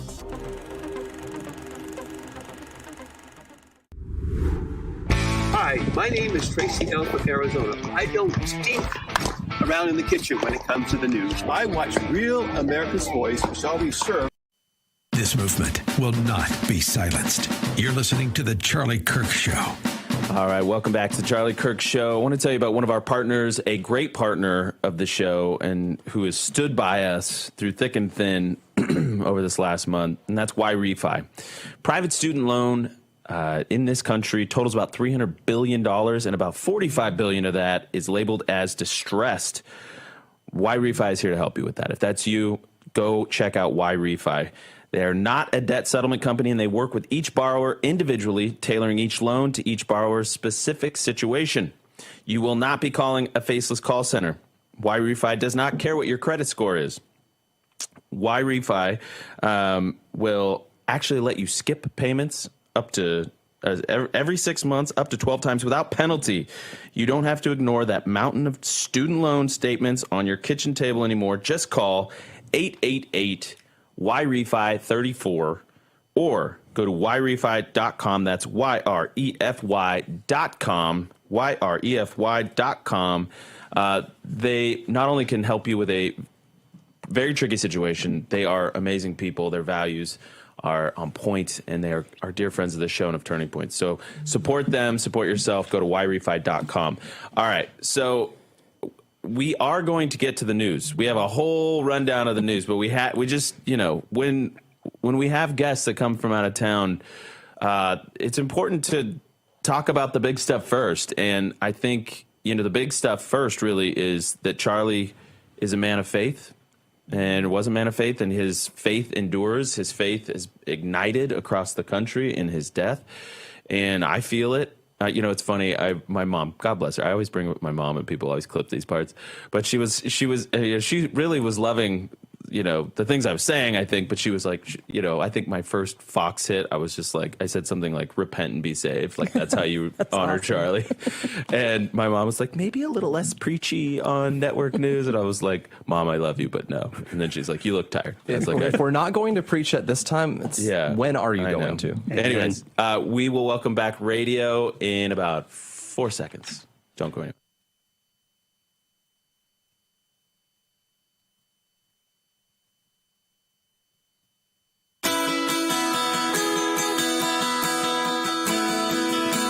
All right. So, Molly, after you went to the memorial, and we will get to the news. We're going to get to all the news. Don't you worry. But when I listened to a podcast you did, and it was so funny to me because you were like, well, I'm Lutheran, and we don't do these kinds of worship songs, but I loved it anyways, and it was so beautiful. And I was like, all right, so when she comes on, I have to play like one of these like moments that was just so powerful. And then maybe we move on after that or get your reaction. I don't know. We'll see what happens. Please play cut 30.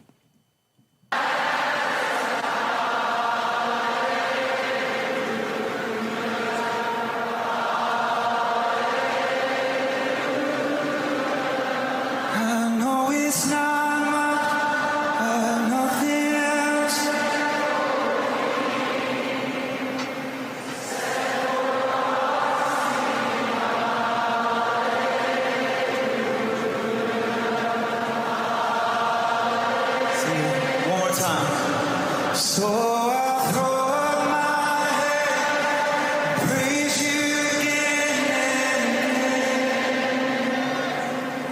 All that I have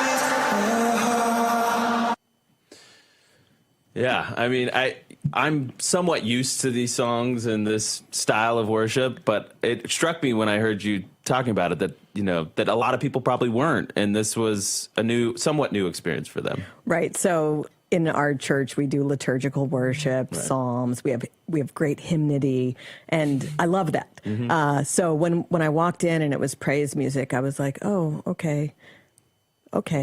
And by hour 8 or whatever, I was right there singing along with everybody. What I truthfully didn't know until I went to this was how hypnotic it is, I guess, that they'll just sort of sing the chorus repeatedly so that everyone will get whipped up into it and then they can easily sing along. Yeah. I'm more used to, verse, chorus, Catholic, singing stuff. Exactly. So it was different from what I ever had thought how it worked. And and to be there with so many people doing that though too was also great. I mean, and to hear the people speaking and having the cabinet secretaries speak very clearly about the gospel was something usually when a Republican or Democrat politician gets up, they say, oh, in my faith tradition, we believe in a God who loves people. And it's just so, it's like, well, that's true, but you could say so much more. And have Marco Rubio out there clearly professing the gospel it was a really cool experience, and in an appropriate way, because even though he is a politician, this was a memorial service for a Christian.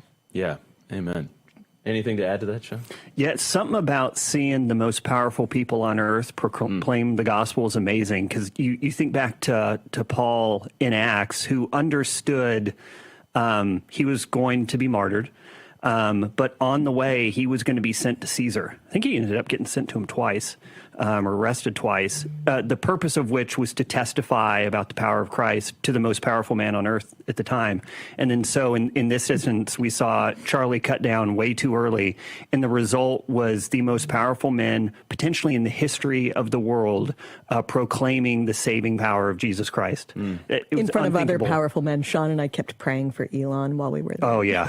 The whole time. I was like, we hope Elon's listening. come on, God, get Elon. I know. And then he said, forgive us our trespasses. He tweeted that, posted that on X. He retweeted Erica telling people to go to church. Yeah. Or re-X'd, whatever. Reposted, I think is the proper. Yeah. A couple emails here from listeners. Aaron, how to move forward. He says, greetings. My emotions are all over the place. Same. Anger and grief over Charlie Kirk being killed. Please teach the audience how to move forward. How? I think it's kind of clear what we do. Yeah. I mean, first and foremost, we're talking about Jesus right now because it matters. And so going to church, being active in your church. But also, for me, I found everything happening here very inspirational. I had been feeling a little tired in my work. We've been doing so much to battle corporate media and the left and even weak Republicans. And when this happened, it just made me realize the importance of what we're doing. It gave me courage to keep going. Everyone can keep doing that, whether it's in your personal conversations or in your work. Yeah. Michelle says, thank you for playing the gratitude clip. We sang that song the Sunday before Charlie was assassinated, and that song carried me through that week. I am in tears again. Love you, team. Well, thank you, Michelle. We love you, too. We have an amazing audience. If you want to chime in and be a part of the show, freedom@charliekirk.com. Just send us an email. We're going to be checking them as the show goes on. In Charlie's honor. Charlie's the one that taught us to do that, and he would often debate you guys in the middle of the show. He'd just be sitting here. Even while we play a clip, Charlie would just be sending off emails. Was an amazing multitasker. Incredible. I'm still learning. I'm checking the emails here too, but I'm too wordy with my responses. Yeah, I know. Because Charlie would go, yes. I'll respond to one, and then I see, there's 1,000 more left. Yeah. This is not efficient. Yeah, no, it's great. But we do actually see them all. It's like actually a thing. Somebody on our team is looking at your emails, and so that's in Charlie's honor. We will commit to that. We're going to keep going through the break for the stream and the podcast. More with Molly Hemingway and Sean Davis.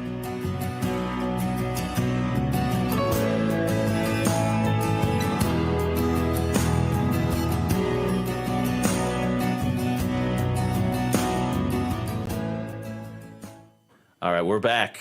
Blake, you got an email. I want to read one that I saw in the Freedom account last night that I thought was very good. It's from Colleen Floyd. She says, I will soon be 81 years old. I've been to Billy Graham crusades. I follow R.G. Lee, Charles Stanley, Chuck Swindoll, David Jeremiah ever since I was 27 years old. I thought I'd followed the best of those called to deliver the gospel, and I think I have. But I spent time in Proverbs this week, and in reading, especially chapters 2 through 4, I found myself unable to divorce my thoughts from how completely Charlie's life portrayed the wisdom described there. What a stellar example of a truly wise man he was. If there was ever a top 10 or a top 5 of the most productive, inspiring, godly men I followed, Charlie would be at the top. And for his age, I believe he was the most impactful, especially with youth. I pray for the next Charlie, if ever there can be one, who will wave the banner of Christ in such an incredibly profound way as his life and words and examples did.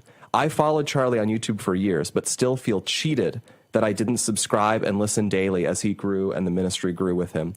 What a gift he was to us, to our culture, to our future hope. I only hope that his life and testimony continue to bring young and old to Christ and into the culture he dreamed of reestablishing for next generations as they marry, bear, and rear children to live for Christ. I truly believe he has and will continue to take thousands to heaven with him, and that he will make it as crowded as he devoted his life to make it. Thank you, TPS, Turning Point staff, Charlie's friends, and especially Erica and their children. You all gave him to us. Yeah. Thank you, Colleen. That was an amazing beautifully email. said. Beautifully said. And by the way, I would be remiss if I didn't also mention that Erica has access to the Freedom email, so freedom@charliekirk.com. She's reading them all the time as well. So please keep sending them. And you guys get emails. We do. Molly and I get very different kinds of emails. We'll be talking through the day, and Molly will say, "Oh, can I read you the best email I've gotten?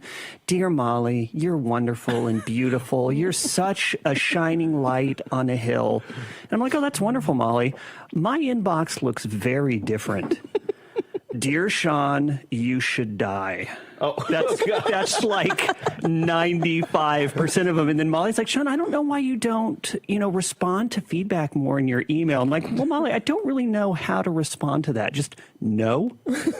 Well, I love that during the memorial, when you talked about how he read every email, responded to many of them. You would argue with people in the middle of the show. But I love reading my email from viewers, listeners, readers, because it gives me insight into how people. So I have to live in Washington, D.C. Mm-hmm. You all are blessed not to live in Washington, D.C. And the environment there is just there's so much groupthink, and they hate what I'm saying. I love getting feedback from people because you get really thoughtful responses usually. Sorry. Cookie crumbled kind of differently for me over here. Really thoughtful. Pound sand. Except worse. Yeah, yes, it sounds exactly. Like worse. Yeah. You have your fans too. Yeah, I mean, Sean, you have a. If you don't follow Sean's X account, you're missing out. It's pretty subdued and very mild, meek and mild. I'm trying to be less subtle and nuanced. It's one thing I'm working on this year. Sean lets it fly, and I think that's a really good lead up to the next story we're going to get to. Well, the first story we're going to get to, and thus begins the news of the day portion of this show. And I'm just teasing it because we're going to welcome back radio in just a second. We'll have a big long 13-minute segment to get into it, but Jay Jones is running for attorney general in Virginia, and his texts have leaked where he's threatening, or we're not threatening, he's sort of fantasizing, fetishizing the murder of his political opponents, happen to be Republicans. After one of them spoke at a funeral for a Democrat and gave a positive eulogy. That's what set him off, and he went volcanic. Actually, they should die. Well, not only that, but the kids. So this person's kids. So Blake, why don't you prep? We're gonna have you give the audience the play-by-play on how this happened and what we're dealing with here. But as of right now, in a shocking development, somehow the only sane person of the left to say that he should maybe withdraw or be forced to withdraw is Joe Scarborough. This is what it's come to in 2025, that that I'm looking to Joe Scarborough to be the guiding light on the left. So we're really at the nadir of the, I don't know what you call this moment, but it's a bad thing. So at least Joe Scarborough is saying something sensible, I guess. So we're going to tell you all about it. We'll be right back with radio in just 1 second.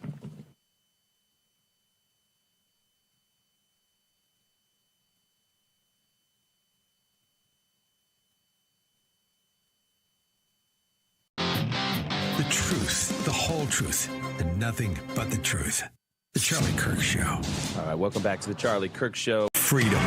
It's the Charlie Kirk Show. All right, welcome back to the Charlie Kirk Show. Andrew Colvett, executive producer of this show, joined by the great Molly Hemingway and Sean Davis from The Federalist, and Blake Neff is, of course, with us as well. I'm going to tell you about My Patriot Supply. September is National Preparedness Month, so it's the perfect time to ask yourself some questions like, how much food do you have on hand for emergencies?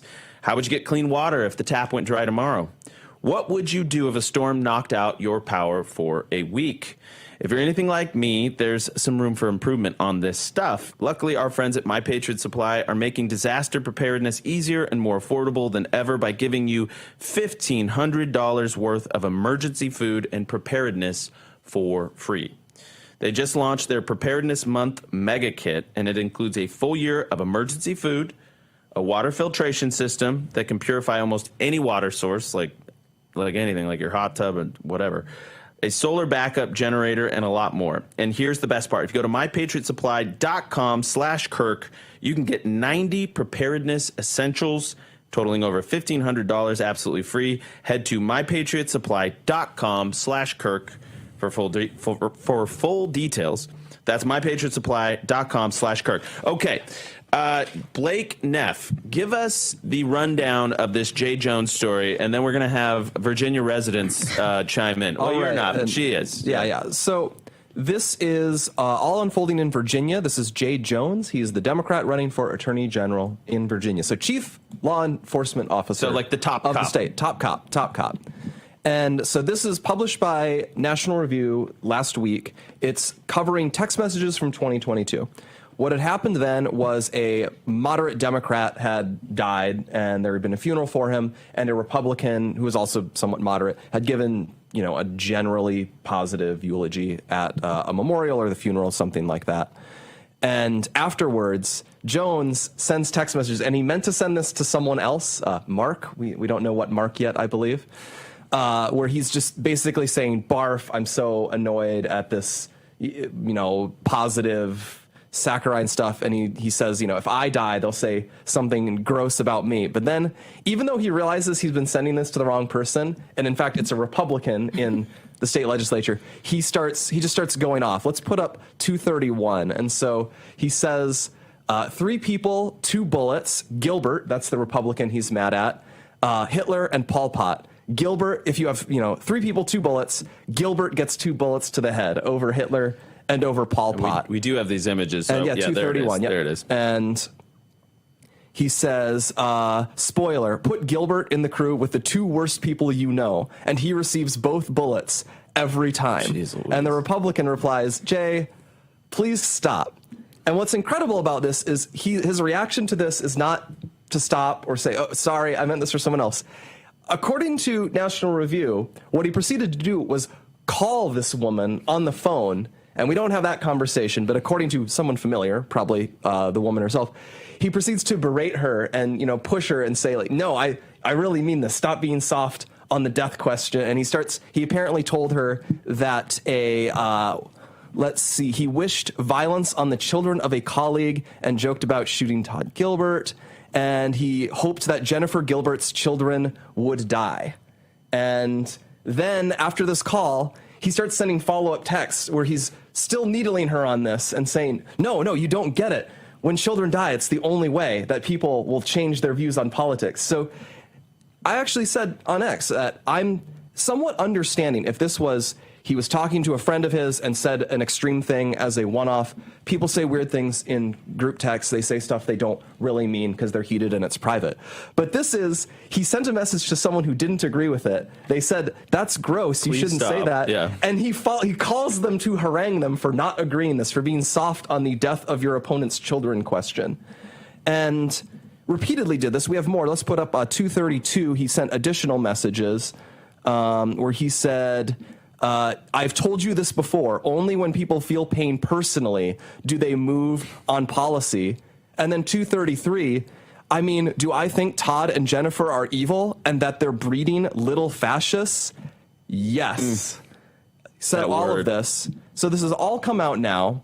And what we've seen is Democrats are basically saying, too bad, he's a Democrat. He should still stay in the race and we should vote for him. 234 is a really important Yeah, 234. This is the Virginia Beach Democrats. That is the largest city in Virginia, where they say that they're still supporting Jones despite recent press spotlighting past mistakes. Now, for comparison, because this is relevant, this guy, Jay Jones, publicly called for the resignation of a Norfolk Police Department officer because he donated money to Kyle Rittenhouse's defense fund in 2020. Yeah.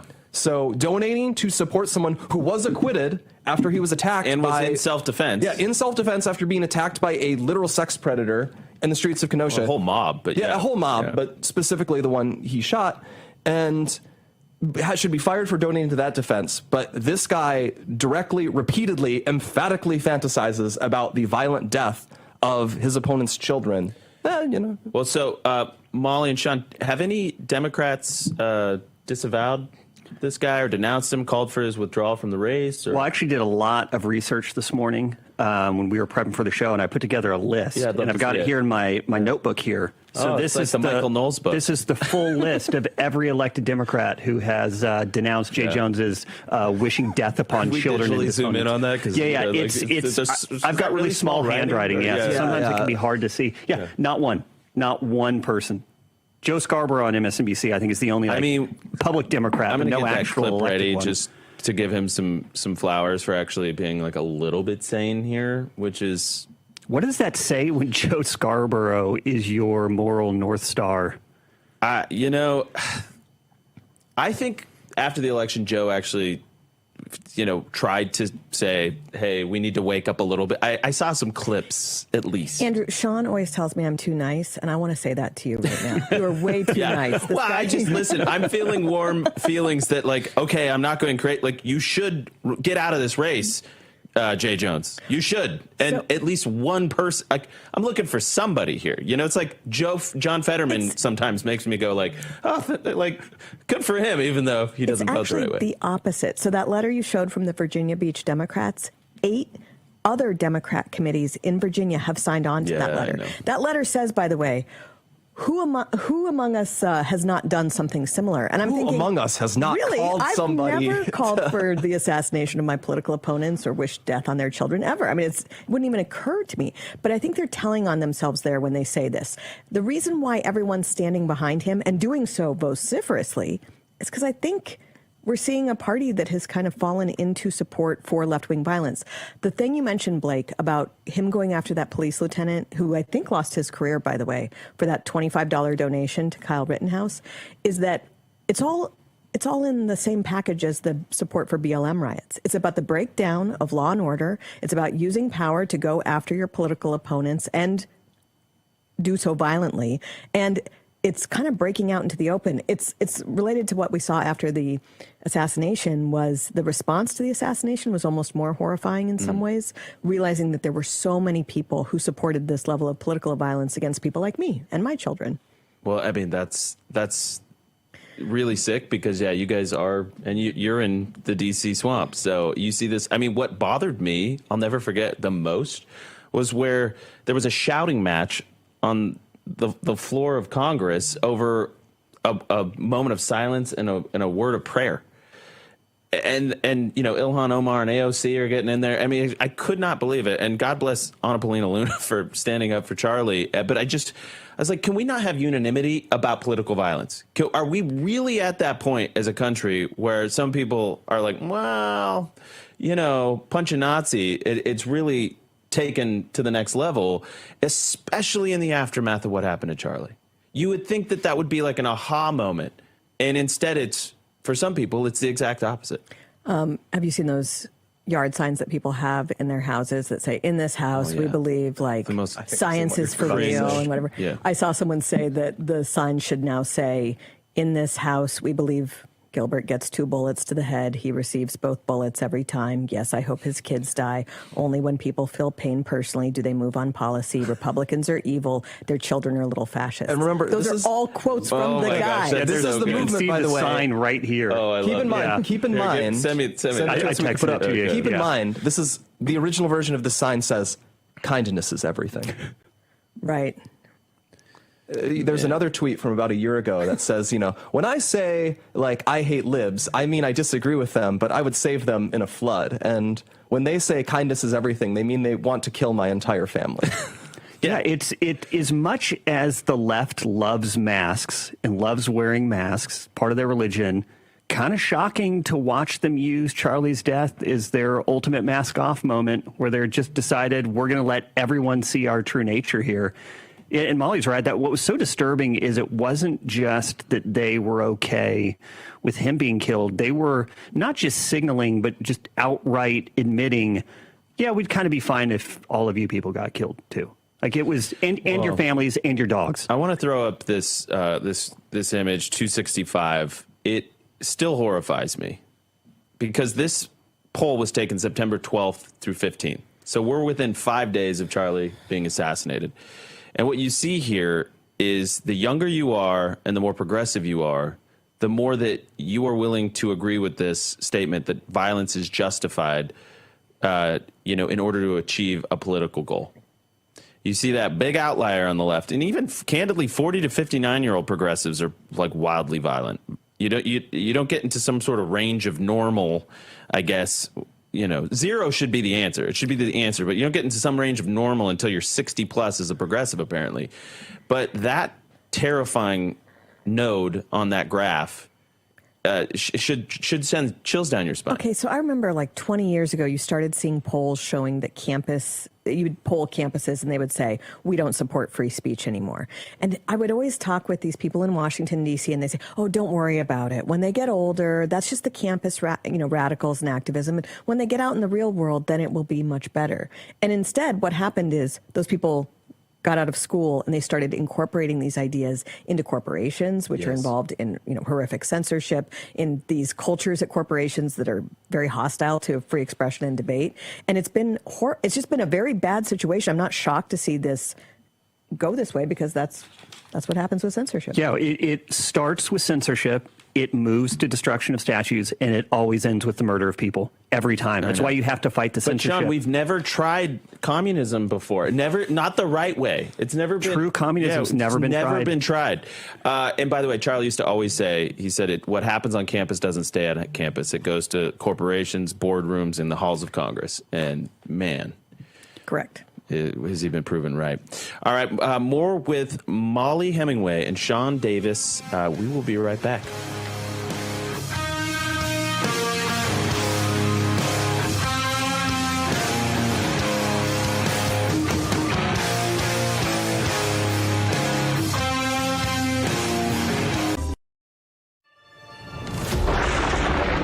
Through every storm, every moment of uncertainty, everybody needs to pray for Charlie Kirk right now. Rav has stood strong. We're not going to tolerate this stuff anymore. Turn that anger into motivation to save this nation. When we move together, there is power. The cries of this widow will echo like a battle cry. This is more than news. It's a movement. This revolution of people taking their countries back. A turning point. A chance to be part of something greater than yourself. Scan the QR code and stand with Rav. The story isn't over, and neither is your part in it. Step in, be counted, be heard. Together, we are Rav. We will achieve American greatness. And we are just getting started. Now is the moment to put your brand in front of an engaged, loyal audience through Real America's Voice. When you advertise on Real America's Voice, you're not just running an ad, you're partnering with trusted voices like Steve Bannon, Charlie Kirk, and other influential hosts. Backed by millions of monthly listeners. What's happening? Because of a Real Voice, man. I watch it all the time. Real America's Voice rocks.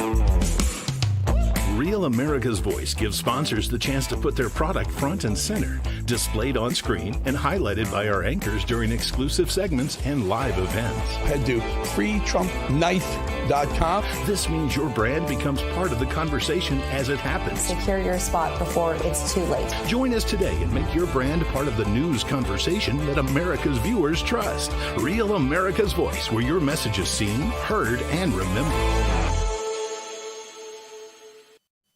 100% American made. And darn proud of it. The Charlie Kirk Show. All right, welcome back to our Real America's Voice audience and stream and podcast. So we got this email from Deb. She says, thanks so much for making this show, this known across the country. Not only does he support murders, talking about Jay Jones, of children outright, he also supports, like Spanberger, abortion of live births and defunding the police.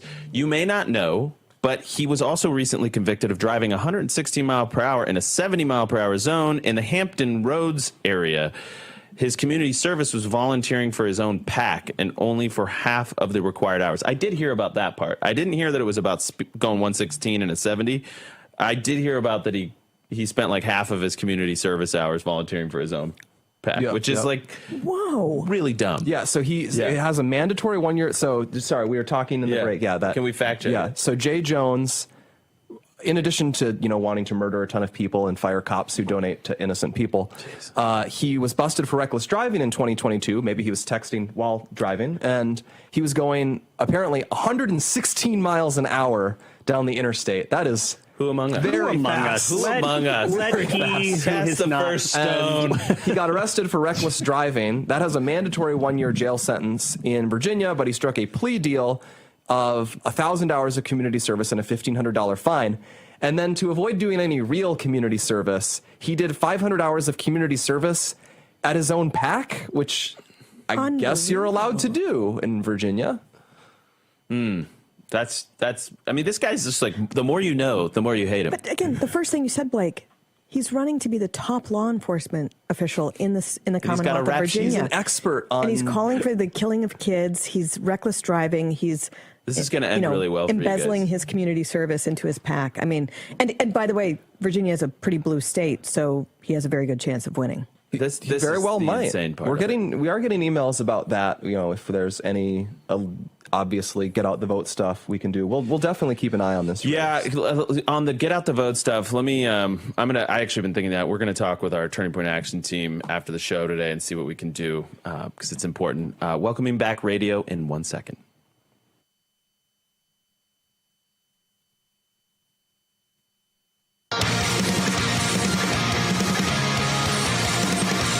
All right, welcome back to the Charlie Kirk Show. We have the great Molly Hemingway and Sean Davis from The Federalist, also joined by Blake Neff, and I'm Andrew Colvett. So, Molly, Sean, I feel like Democrats are just sort of anti-rule of law, and and this is something we've known for a long time, but it's being exposed like deeper and deeper. It's not just a meme anymore. It's not just like a one-liner. It truly is starting to feel like if the country falls into their hands again, that I don't even want to think about it. I saw your eyes instantly. It's really a scary thought because there's one side that still believes in rules and norms and customs and laws, and there's another side that just seems to be throwing out all these rules, and although they will accuse us of the same, which is hilarious. But your thought, like, is there any sanity left in this party, or what do we do to get them back to sanity? I really think that the era that we saw post the first Trump presidency, where the left used lawfare to go after political opponents, try to keep Trump and other Republicans from being on the ballot, trying to throw them in prison, bankrupt them, go after their family, go after anyone who supported them. That went on with pretty much no resistance. Not just no resistance from corporate media, but also not much resistance from the right. right. I mean, normal people were horrified by it. It's a big reason why Trump won again when he ran again in 2024. But it put us on a very bad path. And you don't hear people really dealing with that, or how, even the Russia collusion hoax that began in 2016 was a way of using our justice system to go after political opponents. It's always kind of been there, human nature being what it is. It's always been there, and you've had to fight against it. It just broke out completely into the open with no guardrails from anybody on the left that I can see. Oh, yeah. I mean, if they get power again, we're all going to gulags. Like there will be gulags. We will be some of the first people there. They're not even bashful about saying what they believe. When they will go out and praise the murder of someone, I mean, there were public universities, taxpayer-funded universities, that were allowing people using taxpayer funds to praise Charlie's murderer. So when people will openly go out and be like, yeah, I'm glad that person I disliked is dead, they're letting you know there's no limit to what they will do. It's such a ghoulish to take power. It would never demonic. occur to me to be like, it's like, and then they're trying to compare it to George Floyd, right? And I remember thinking, like, listen, I'm no fan. I don't like what happened in the aftermath, but there is not a shred, an ounce in my person that isn't sad that he is dead. You know what I mean? Like, I am sad that that incident took his life. I will disagree on a lot of things around it, but to imagine, finding joy in somebody parting this life prematurely in any way, shape, or form is just unless it's the state and death penalty, sure. But like it's just such a nasty, ghoulish, like vile thing to do, and yet they've lost all sense of decency that they were doing it in the open. They were putting it on social media as if like they were going to get praised for it. I do think this is an area where people on the right are, through their naivete or lack of imagination, aren't dealing with all these loud signs that are happening My algorithm everywhere. is different than their algorithm.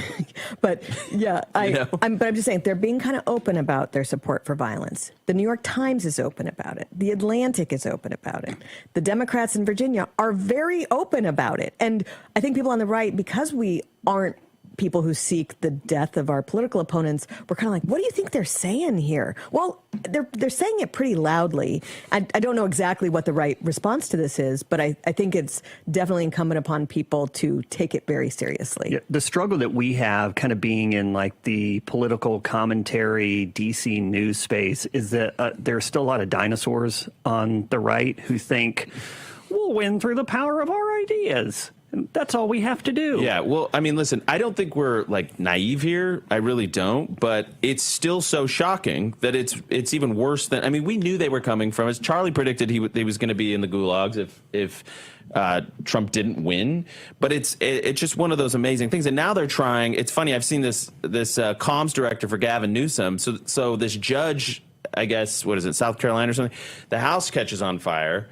And I don't have the judge's name. I don't know if you know the name of the judge.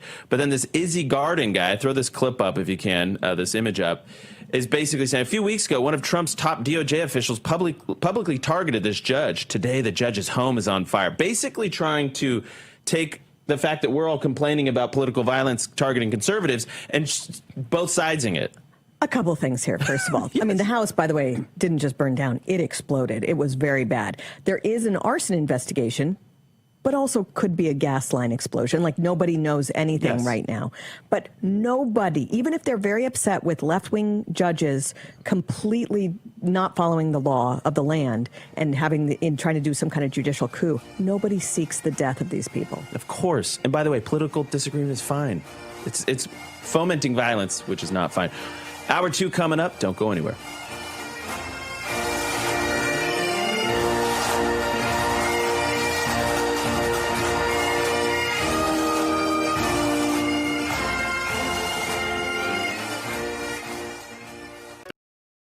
Welcome to Real America's Voice, Real Minute. Your quick look at the powerful stories of faith and freedom, inspiring audiences across the nation. Angel Studios presents. I'm Bo Davidson with this Real America's Voice, Real Minute. It's fall. And that means America's favorite sport, football, is back. And Angel Studios has brought a brilliant and inspiring movie about a 59-year-old man who still wants to play the game. Knock me down, I don't feel pain. Mike, you're right, you always will be, but you can hit. After nearly 4 decades, almost 60-year-old Mike Flint returns to his alma mater because he never finished his senior year due to being thrown out for fighting. Actor Michael Chiklis, whom you'll remember from the TV series The Shield, stars in this true story about a man who has unfinished business. You better get out of my face, old man. Get out of my face. Nothing matters if I can't be out there with my team.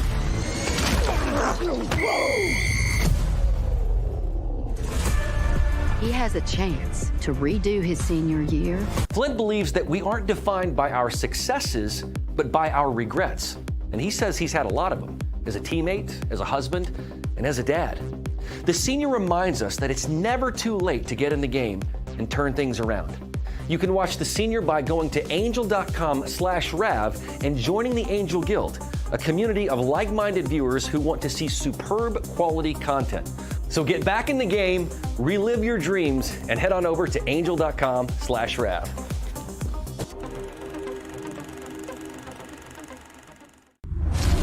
I'm a J6er. I spent 1,143 days in prison. I'm a J6er, and I spent 3 months in jail and about a year in prison. I spent 4 years out of an 18-year sentence in prison. J6ers have been smeared and defamed by the media, persecuted by the government, and treated like terrorists. In reality, J6ers are patriotic men and women, mothers, fathers, sisters, and brothers from all walks of life. Stand in the Gap was founded to stand in the gap for J6ers working to rebuild their lives after being incarcerated. And we need your help. For just $10 or more, you're helping these patriots get mental, physical, and spiritual help. Please scan the QR code or go to j6support.com to donate $10 or more to support these American patriots. Thank you for being a patriot. Thank you for standing in the gap. When the bacon wants real facts and figures, he goes to Rav. Real America's Voice, baby. That's where you get the real scoop and not the...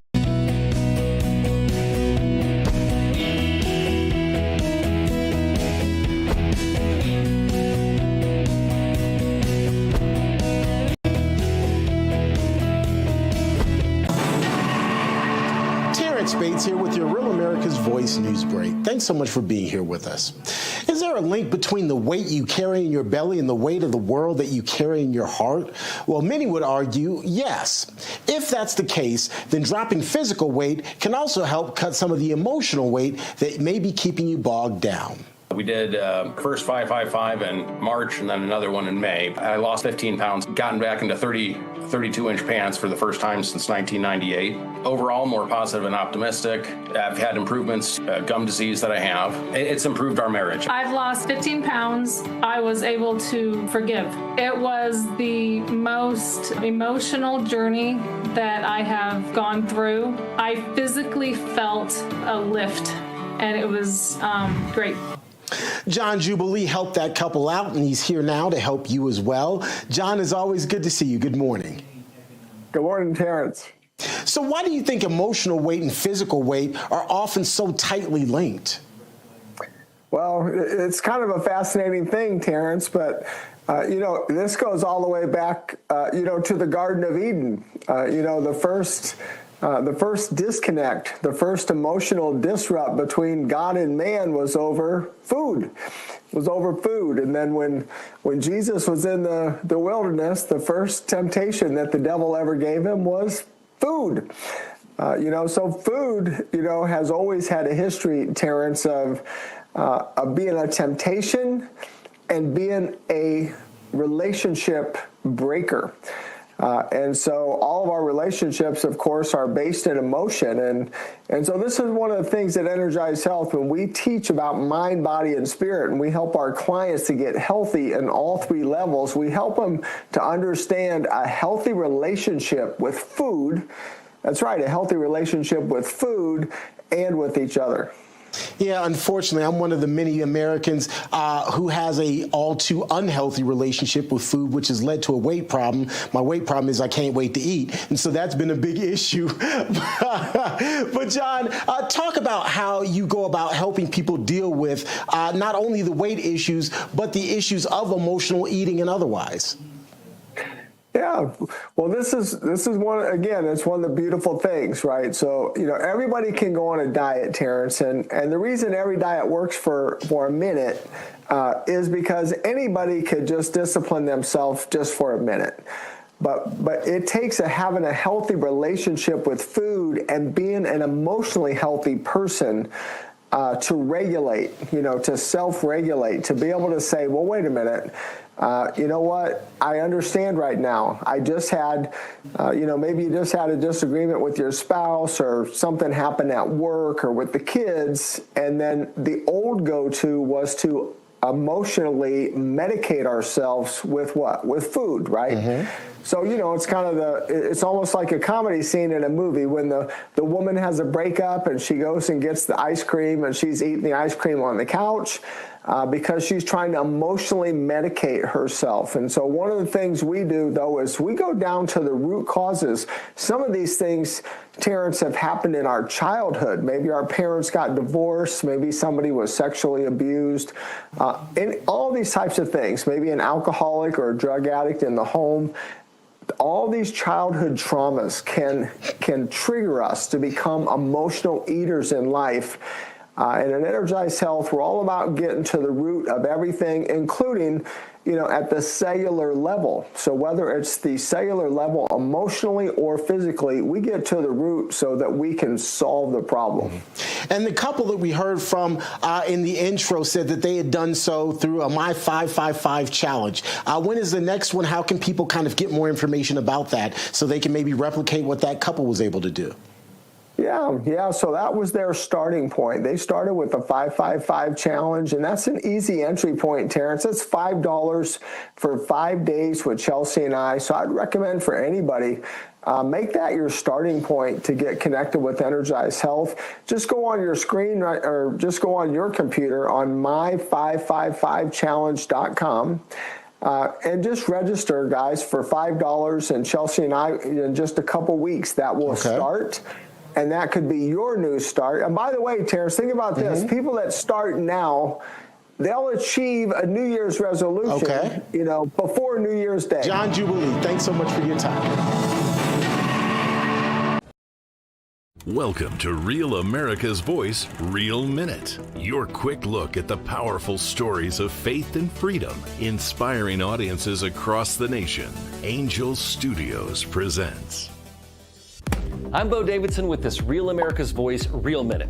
It's fall, and that means America's favorite sport, football, is back. And Angel Studios has brought a brilliant and inspiring movie about a 59-year-old man who still wants to play the game. Knock me down, I don't feel pain. Mike, you're right, you always will be, but you can hit. After nearly 4 decades, almost 60-year-old Mike Flint returns to his alma mater because he never finished his senior year due to being thrown out for fighting. Actor Michael Chiklis, whom you'll remember from the TV series The Shield, stars in this true story about a man who has unfinished business. You better get out of my face, little man. Get out of my face. Nothing matters if I can't be out there with my team.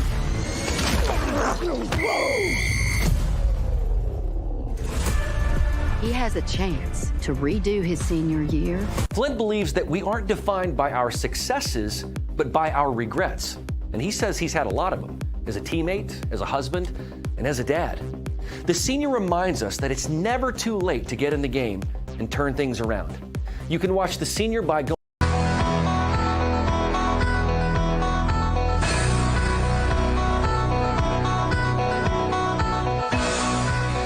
All right, welcome back to the Charlie Kirk Show, radio stations across the country.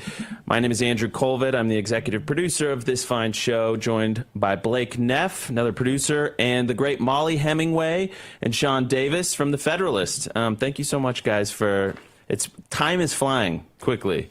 because we all have very little to say about everything, apparently.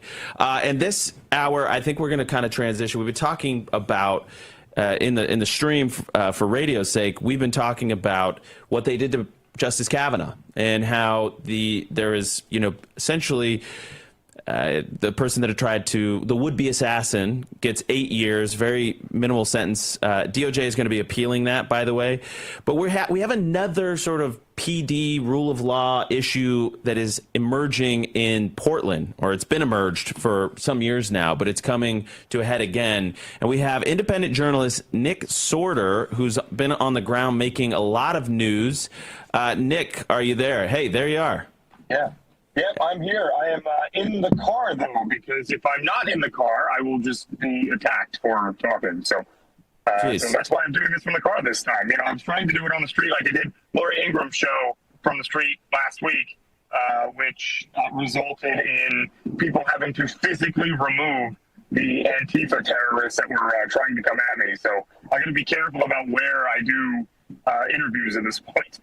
Yeah, geez, you got to take care of yourself. I think we're all sitting here watching the clips and watching. I mean, I saw the one from last night of them ripping the flag that you had basically stomped out the flames on, and you've kept it, and then they ripped it out of your hands again.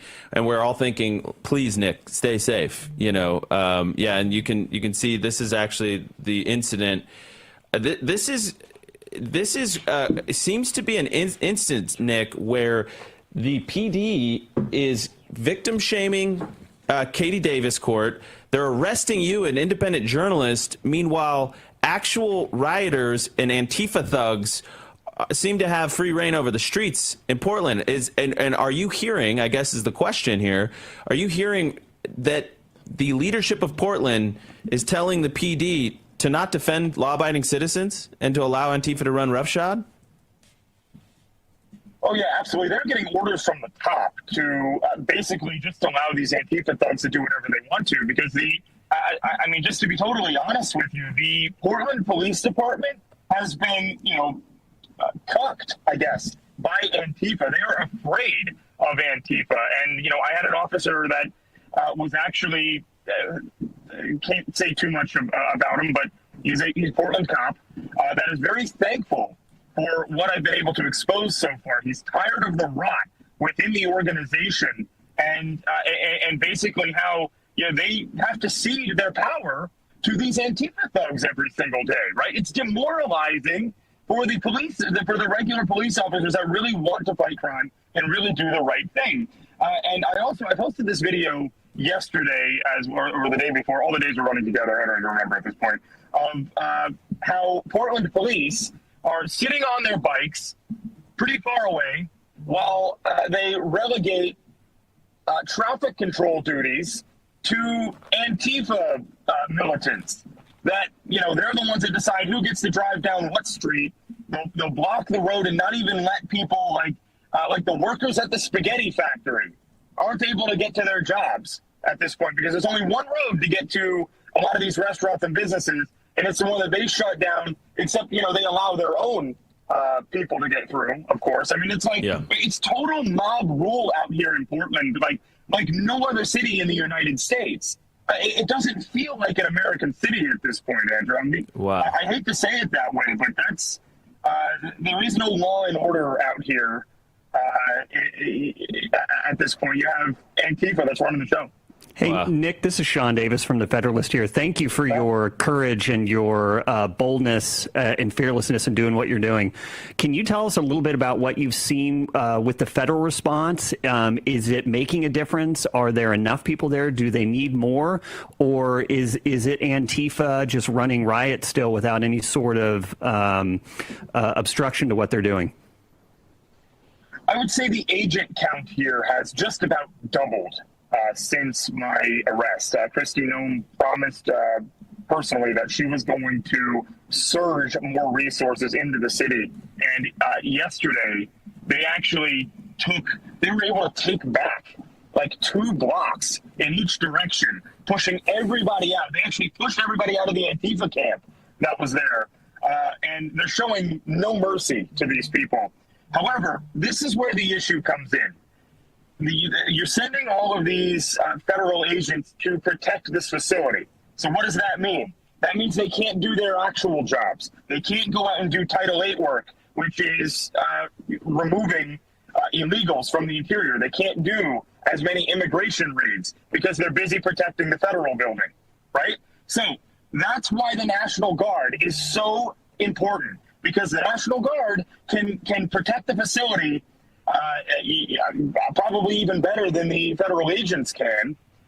And then the agents can go out and continue doing their jobs. ICE agents should not be used primarily to protect their own building. I mean, what is the National Guard for if it's not to protect citizens as well as federal government property?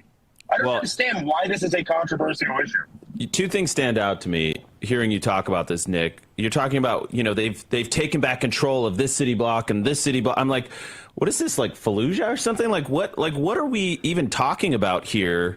And secondly, there's this story that, a U.S. District Judge, Karen Emergit, by the way, and people are saying, how do you say it? Emergit. So it's saying that this is like a Trump judge. Well, no, it was a blue slip judge, which means, chosen by the Democrat senators of Oregon, but basically, has put a stay on the deployment of National Guard troops. And they're saying, and I think California, I saw again, Gavin Newsom was celebrating this ruling. This obviously will get appealed. Trump has every right to deploy National Guard troops to support and defend federal facilities. But this is I wouldn't say we're at Civil War territory. I know a lot of people do think we're at. I would definitely say we're at Whiskey Rebellion territory, where we're having to subdue these uprisings. And that's really what it seems like, Nick, is that you are surviving an uprising, a domestic uprising. Yeah, that's sort of what it feels like at this point. But it doesn't need to be. This could very easily be quelled. I don't understand why we can't have, if Oregon and California are pushing back so hard on having their guard be used, why are we blocking, or not we, but why is a judge blocking Governor Abbott, who wants to send Texas National Guard to protect the federal facility? Why is that not allowed? Yeah, that's an answer that we can't get here. It seems like these activist judges, their entire goal is to stall and delay, because every day that passes by, that ICE agents and Border Patrol agents are wrapped up in protecting the facility, the less and less people that we can deport. So that seems to be the play here, stall and delay, because we all know at the end of the day, we're going to eventually have National Guard here on the ground. The activist judge knows that too, but they're using every tactic in the book to, make sure it's a long, drawn-out process. Molly, any questions? We got 1 minute left with Nick here. No, I'm just struck by this judge engaged in a pretty lawless decision here. So she enjoins the National Guard from Oregon being there, and so Trump calls them up from California, and she says, you can't do that either, even because I said you couldn't do it to Oregon. Well, the letter of the law actually matters, and the letter of these decisions matters. She specifically said Oregon, and so, yeah, you can say that's, she also, I should say, the issue was immediately under appeal, so she no longer has jurisdiction. And so it's just a completely lawless situation to match the lawlessness of the Portland Police Department not enforcing things and the governor trying to keep anybody from being held to account. Nick, thank you for making time. Stay safe, my friend. We're all watching you from afar and rooting you on. You're doing good work. It's really important work what you're doing. So God bless you, man. Thank you, guys. Stay safe. Man, Nick is a brave guy, and he was here in studio a couple weeks ago, so we love Nick Sorter. He's doing great work. I want to tell you about Good Ranchers. One thing this show has always been about is standing for the things that matter, and that's why we're passionate about our partnership with Good Ranchers. Ben and Corley are fantastic, amazing people that love the Lord, and they love producing excellent quality products. Good Ranchers, you just go on their website, insert promo code Kirk. You'll get $40 off plus free meat. $40 off for free meat for life. It's apparently a promise they make for you there. GoodRanchers.com to start your subscription. They also have the amazing seed oil-free chicken nuggets. And my kids love them. Charlie's kids love them. Anyways, we love these guys, and they've stood by us. Go to GoodRanchers.com, promo code KIRK. We'll be right back.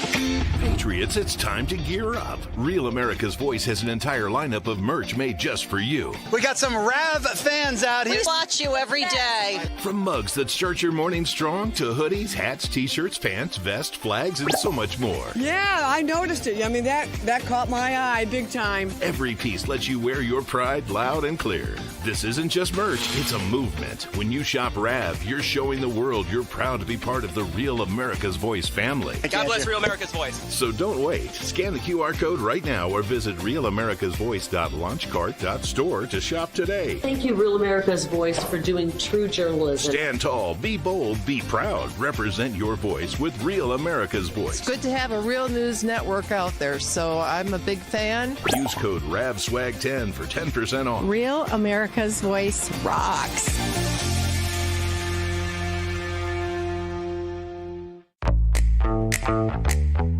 Now is the moment to put your brand in front of an engaged, loyal audience through Real America's Voice. When you advertise on Real America's Voice, you're not just running an ad, you're partnering with trusted voices like Steve Bannon, Charlie Kirk, and other influential hosts. Backed by millions of monthly listeners. What's happening? Because of the Real Voice, man. I watch it all the time. Real America's Voice rocks.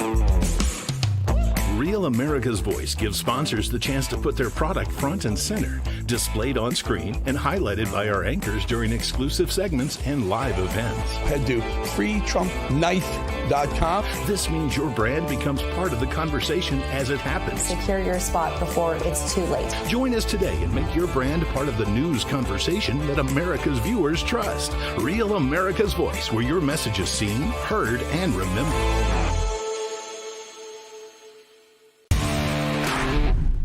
My name is Kyle. I'm with Real America's Voice because we can chat with each other, the hosts, even management. We are the RAV family, and we're better together.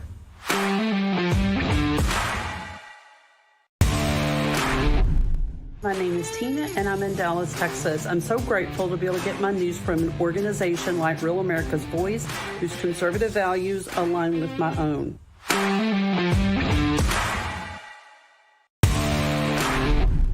My name is TJ Ash from Carbonville, Utah. Real America's Voice lets me express my conservative views without censorship or edit.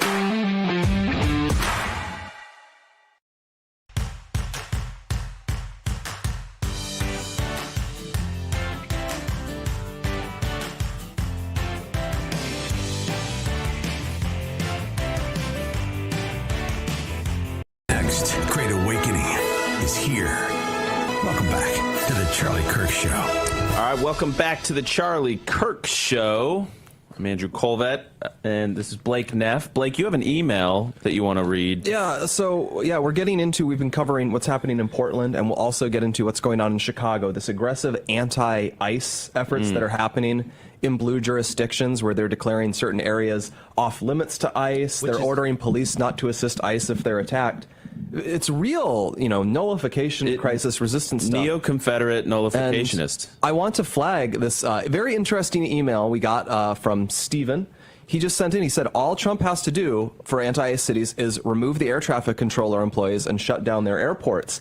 Now, I want to preface, I want to say I have no idea if that is actually legal or how that would work, but I would say that's an incredibly interesting idea. It's very creative. Your cities are basically in revolt against valid federal government. Well, we are going to shut down your airport. And we're in a government shutdown, and so all power has been handed over to the executive by Democrats refusing to pass this budget, which means that Trump can decide who to furlough and who not. You're getting spicy. I like this. Molly. All right, we're going to welcome back radio. 1 second.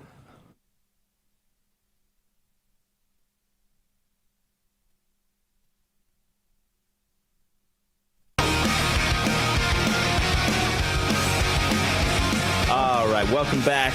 Radio stations across the country. We are exploring a very creative idea. Here's why I like this idea. It was an email that we got from a listener, and it reminds me of Charlie. This is why I like it, because Charlie always believed in playing offense, offense, offense. Use legitimate power. By the way, there was that Stephen Miller tweet that was getting some pushback because he was talking about legitimate government power to quell the rebellions that are popping up right now. And they were like, you're trying to stoke violence. They keep trying to act like we're doing what they're doing, and we're not. I don't know if you have a thought on this, Molly. Well, back to the Portland situation, I was appalled by seeing what Portland was saying about how the journalists who are covering it, who are not covering, because Antifa likes to have only Antifa-approved journalists, and there are some who are not. They're independent. And they were blaming them for any conflicts like what Nick Sorter went through. Yeah. And it's just ridiculous how they blame they're victim shaming. So Katie Davis Court gets punched either by like an umbrella or something. She gets hit in the eye, has this black eye. And yeah, the chief of police, I believe, in the write-up was like basically said you had it coming. Which is, I mean, this is what it's come to. That's why I was, Nick gave me some hope, though. He was saying that there are good police officers, which of course I assumed, but like you wonder how rotten the PD has become. The police have been at war with, or that's not a bad way to put it. I know what you mean. But they've been in conflict with the Antifa-led government in Portland. Antifa keeps getting people elected to the city council. The previous district attorney actually was Antifa adjacent. The current one is bad, but not nearly as bad as the previous one. Antifa took root in Oregon many decades ago in a way that I think the rest of the country is kind of seeing now. And it has become completely lawless. Lest we forget, in 2020 during the BLM riots, and we've talked so much about that January 6th riot. That federal courthouse, the Mark O. Hatfield Federal Courthouse in Oregon, was under siege for months by Antifa. A completely lawless situation. Of course, the federal government has interest in its assets, its people, its buildings being protected. Well, also, it's a perfect example of why county sheriffs are as important as they are. So if you've only spent time in big cities, your only experience with law enforcement is with big city police departments, almost all of whom have a chief that is a political appointee of the mayor. And in these cities, the mayors are completely corrupt Democrats. They don't care about law and order. It's all about following the party's dictates. But you also have county sheriffs. County sheriffs are elected. They are accountable to the people. They tend to be very different. Now, there are some cities and counties where they've been allowed to merge, which I think is a terrible idea because then you lose that independence, you lose the electoral accountability. But it's why school board elections are important. It's why county sheriff elections are important. It's not just the president or Congress. These very local people who most people on TV and radio have never heard of can be the difference between law and order and chaos in a lot of these cities. Yeah, I mean, I think you're right, and it's a really good call back to the fact that local matters. Like school boards matter, local elections matter, governor races. It's not just all about president. I think we tend to make it about these national, races, whether it's Senate or Congress or president, but the local level actually, just for quality of life, day in, day out, matters so much. And I just love so low. The leverage is so much higher if you vote and Soros figured this out with local prosecutors that the ROI was like huge bang for buck, right? It was a huge return on investment, and he found like an arbitrage in the system, and basically found a way to hollow out the rule of law in America from the inside out. It's how he's taken over red states, too, because a lot of these red states, you look at left-wingers pouring in there.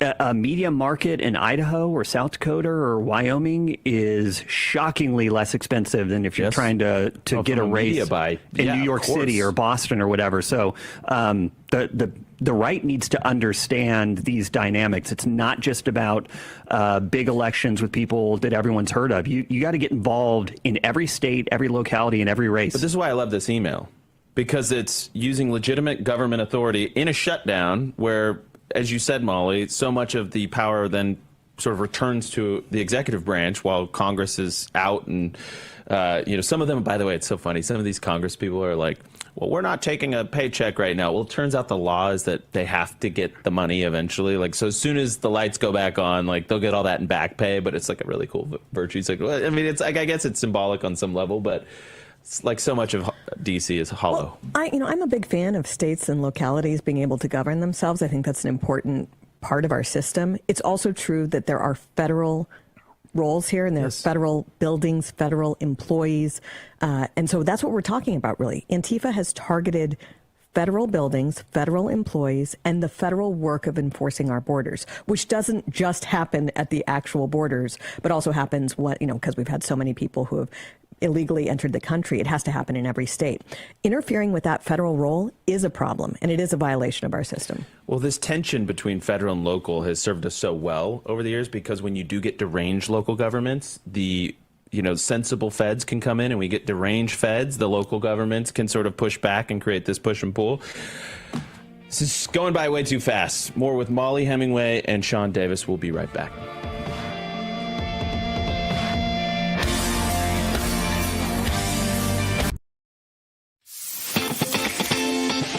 Patriots, it's time to gear up. Real America's Voice has an entire lineup of merch made just for you. We got some Rav fans out here. We watch you every day. From mugs that start your morning strong to hoodies, hats, t-shirts, pants, vests, flags, and so much more. Yeah, I noticed it. I mean, that caught my eye big time. Every piece lets you wear your pride loud and clear. This isn't just merch, it's a movement. When you shop Rav, you're showing the world you're proud to be part of the Real America's Voice family. God bless Real America's Voice. So don't wait. Scan the QR code right now or visit realamericasvoice.launchcart.store to shop today. Thank you, Real America's Voice, for doing true journalism. Stand tall, be bold, be proud. Represent your voice with Real America's Voice. It's good to have a real news network out there, so I'm a big fan. Use code RAVSWAG10 for 10% off. Real America's Voice rocks.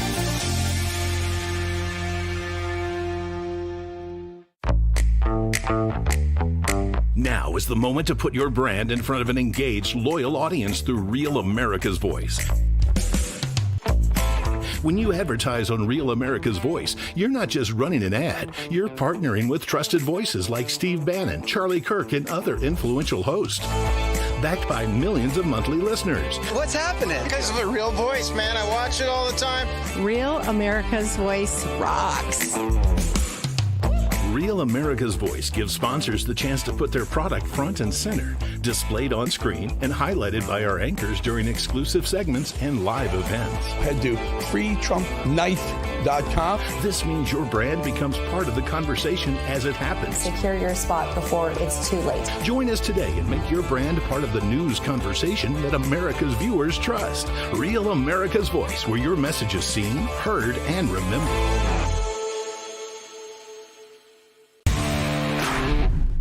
My name is Kyle. I'm with Real America's Voice because we can chat with each other, the hosts, even management. We are the Rav family, and we're better together.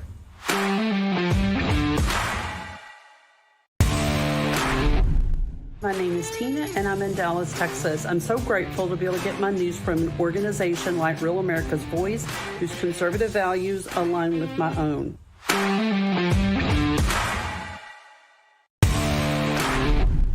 My name is TJ Ash from Carbonville, Utah. Real America's Voice lets me express my conservative views without censorship or edit.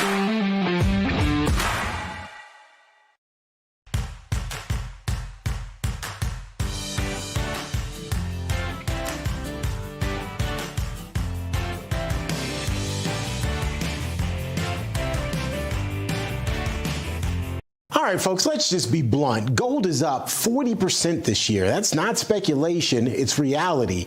And if a portion of your savings isn't diversified into gold, you're missing the boat. Here are the facts. Inflation is still too high, the U.S. dollar is still too weak, and the government debt is insurmountable. This is why central banks are flocking to gold. They're the ones who are driving prices up to record highs. But it's not too late to buy gold from the Birch Gold Group and get in the door now. The Birch Gold Group will help you convert an existing IRA or 401k into a tax-sheltered IRA in gold. You don't pay a dime out of pocket.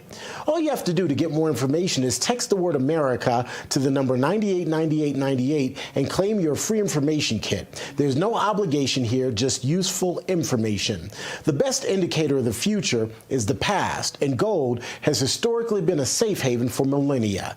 So what else can we say here? Text the word America to the number 989898 989898 right now and claim your free information kit on gold. That's America. Text that to the number 989898. Protect your future today with the Birch Gold Group.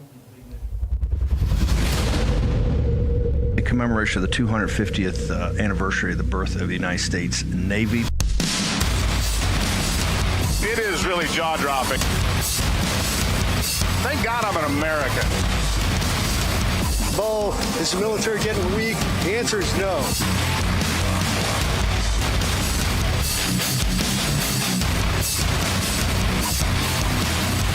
This is about unity. Morale here is great. We couldn't be more thrilled and excited to be here today. God bless the United States of America. And go Navy, beat Army.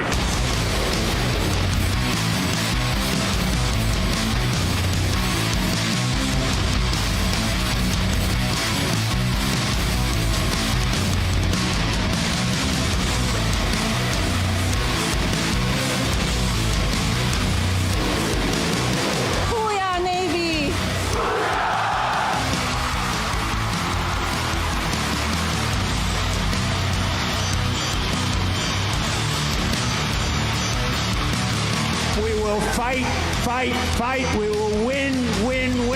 Congratulations once again on 250 years of total dominance. Stay strong. Thank you. God bless our sailors, and God bless the United States of America. Thank you very much, everybody. Real America's Voice was the go-to place today. Thank you guys for doing this. We will not comply. You're listening to the sound of freedom. It's the Charlie Kirk Show. All right, welcome back to the Charlie Kirk Show. Andrew Colvett here, executive producer of the show, joined by Blake Neff, Molly Hemingway, and Sean Davis of The Federalist. Do we have a clip yet that you wanted to? We're looking for a few on the. Yeah. So okay, never mind. People say they want to see Charlie clips whenever we can. We agree. We're building up the Bible over time. Okay, so Charlie did speak a lot about basically the rise of left-wing violence, and sadly and tragically, I believe he was prophetic about this divergence of Magioniism versus MAGAism. And one obviously is left-wing assassination culture, and one is robust national development and you say conservative nationalism, populism, whatever. And so we are in a really big fight, right? Okay, so here's a tweet on that that Charlie put up. And it is one of those weird things, just how prophetic Charlie truly was in so many different ways, and how accurate and his predictions came out it ended up being. And by the way, Charlie is a native of Chicago. That's where he was born and raised. Wheeling, he would always get, people would be like, well, you're not from Chicago, you're from the suburbs of Chicago. So he would always have to preface, I'm from the suburbs of Chicago. And there is a big story going on now in Chicago. It's similar to the Portland story, but this just blew my mind. Bill Melugin, I believe, broke the story. So let's go ahead and put up 237.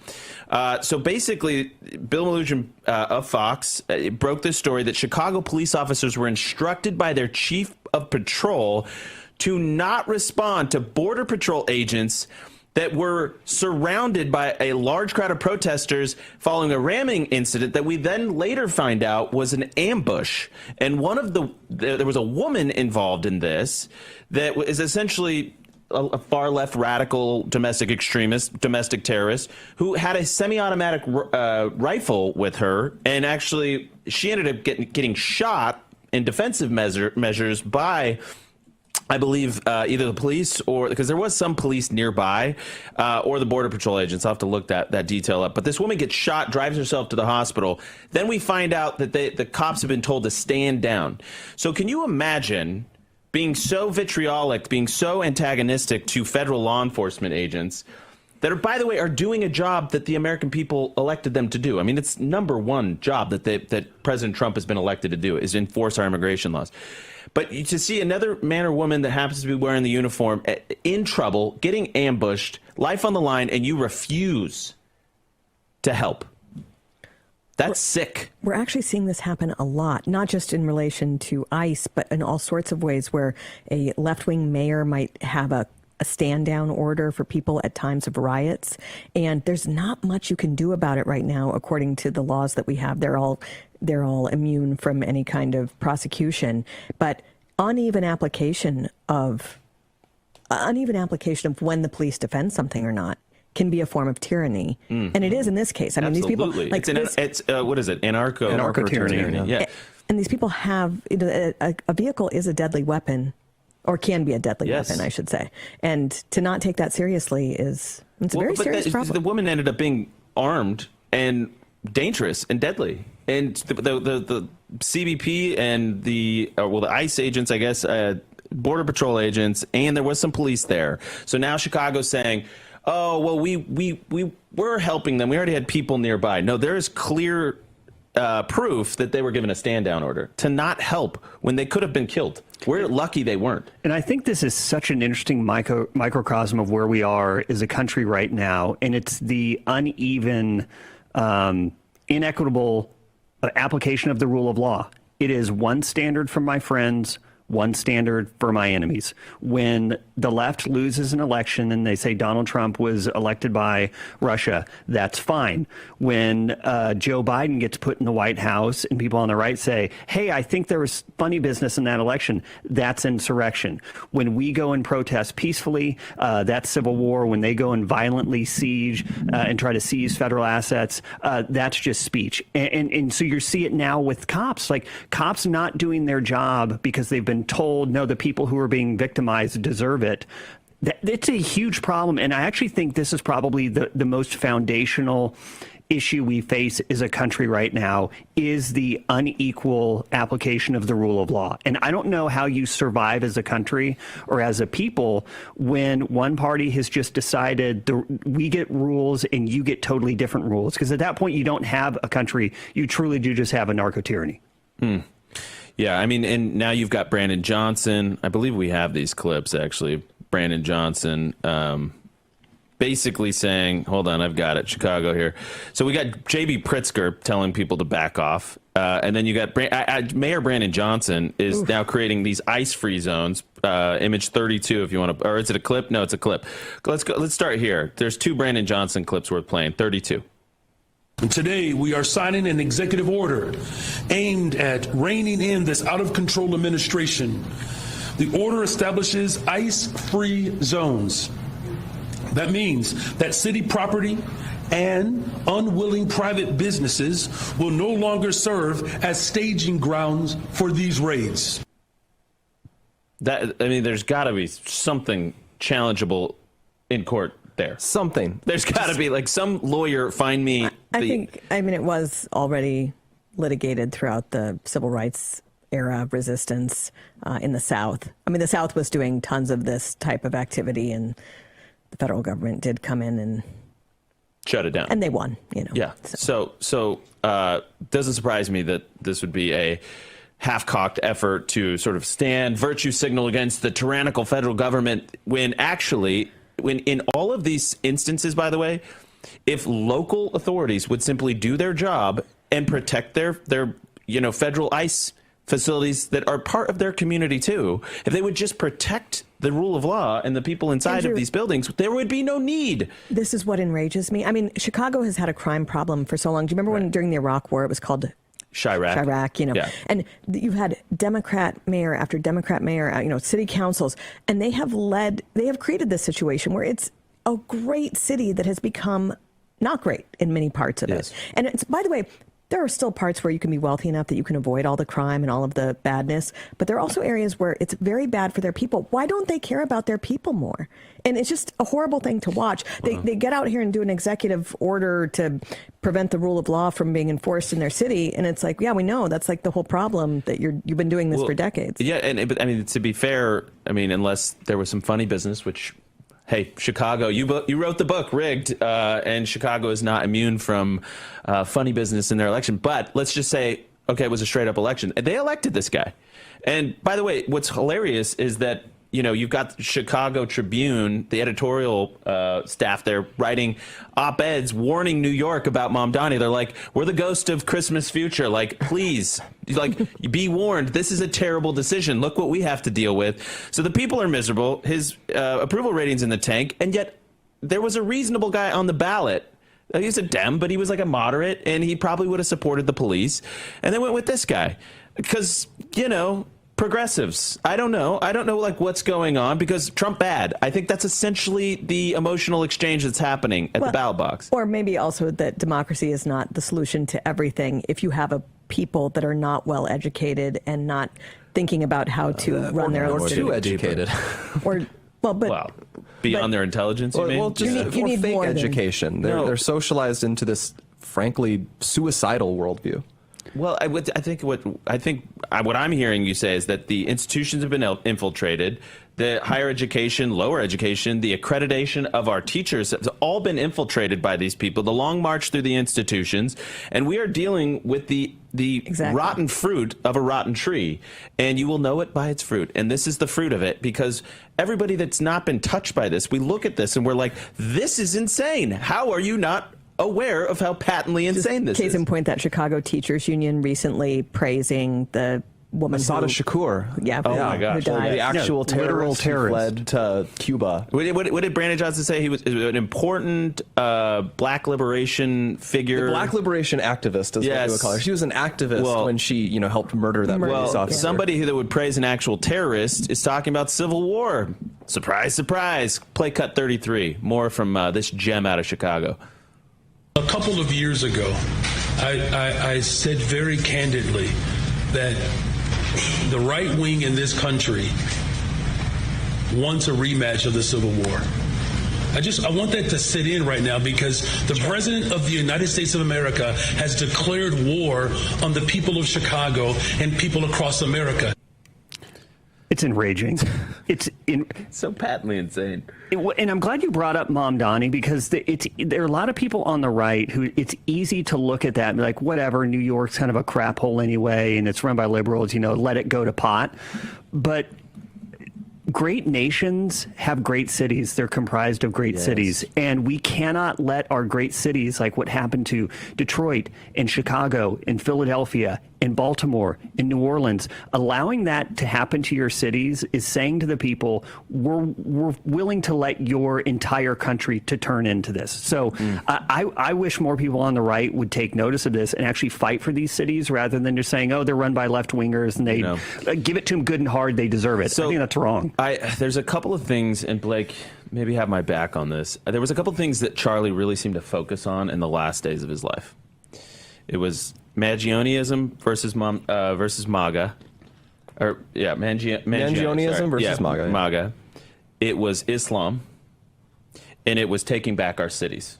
There was probably some others, but like those to me, like he just kept hitting them every day. It's like Charlie believed like we have to take our cities. Every inch of America is America, and it was really pushing back, because you'd see these takes on the right that's very common. Like George let them Will burn or whatever, or let the cities burn, or let the we need to have a socialist or a Marxist run things for a while, and it'll be so painful. We'll get and it it'll back. be so painful. It's always this cope. Like, actually, it's a good thing that we lost this city. And he'd always say, no, you should. First of all, you should fight for every inch of America.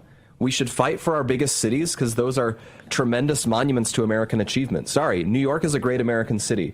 It's a huge center of culture. It's a huge center of economic stuff. It's a huge center of American history. It is a part of America. You don't just give it up to this lunatic from Uganda. And people always say, like, okay, in the communist countries, they eventually became more free. Yeah, after like 70 years, and how many people died, and how much creativity was squashed. Like, these are real losses that you have while these cities are being horribly managed. Little girls and boys who can't go to school safely. That's something every American should care about. Yeah, and again, to Nick's point, so these ICE facilities aren't able to actually do their job because they're fighting for their lives and defending like buildings like it's a war zone. And so Illinois has now sued the Trump administration as well about deployment of National Guard troops. So it's all craziness. None of it makes any sense. And the points are made up and the rules don't matter. I guess that's where we're at here on the Charlie Kirk Show. We'll be right back. You almost took out his.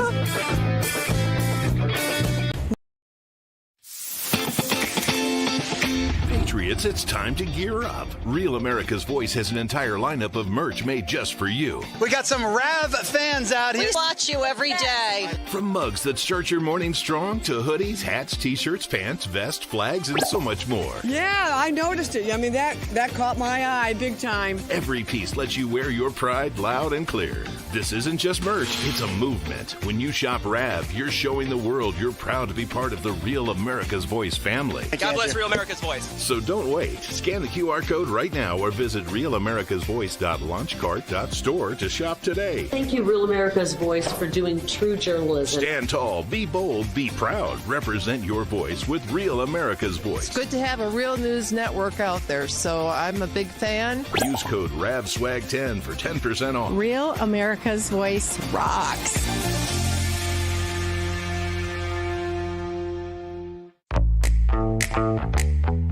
Now is the moment to put your brand in front of an engaged, loyal audience through Real America's Voice. When you advertise on Real America's Voice, you're not just running an ad, you're partnering with trusted voices like Steve Bannon, Charlie Kirk, and other influential hosts. Backed by millions of monthly listeners. What's happening? Because of the Real Voice, man. I watch it all the time. Real America's Voice rocks. Real America's Voice gives sponsors the chance to put their product front and center, displayed on screen and highlighted by our anchors during exclusive segments and live events. Head to freetrumpknife.com. This means your brand becomes part of the conversation as it happens. Secure your spot before it's too late. Join us today and make your brand part of the news conversation that America's viewers trust. Real America's Voice, where your message is seen, heard, and remembered. Everyone now. Socialism sucks. The Charlie Kirk Show. All right, welcome back to the Charlie Kirk Show. We had a Blake, a little spill. You had a spill. We're learning. We are learning how to do a show. There is, Charlie has left us wanting much, and lack of spills was one of his. He never did. I don't think. I don't think so. I don't think that ever happened to him. So.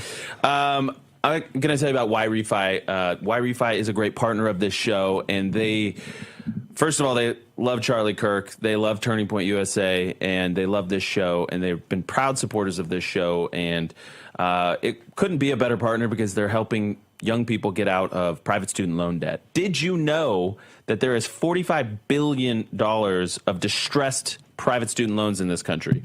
YRefi will refinance distressed or defaulted private student loans that others won't even touch.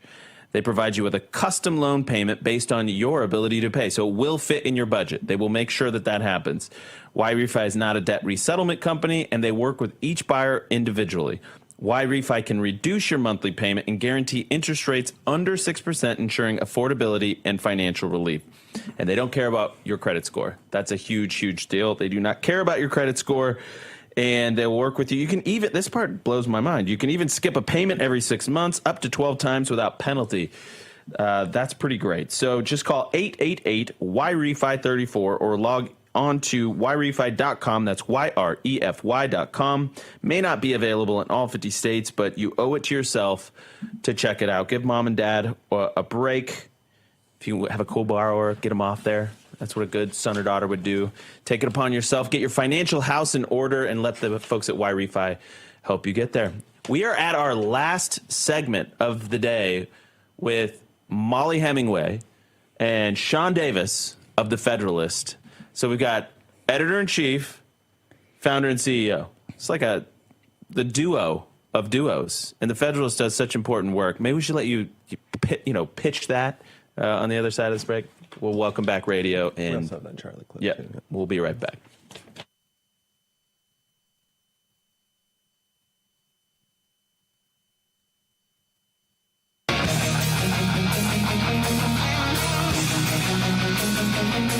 All right, welcome back to the Charlie Kirk Show. I'm Andrew Colvett, Mollie Hemingway, Sean Davis, Blake Neff. This is our final segment of the day. So I'm throwing it to you. And I want you to tell people how to follow you, where they can follow your work and follow your social, but also sum up the day. The floor is yours, Molly. Well, it's just great to be here, and we're very honored to be able to be here.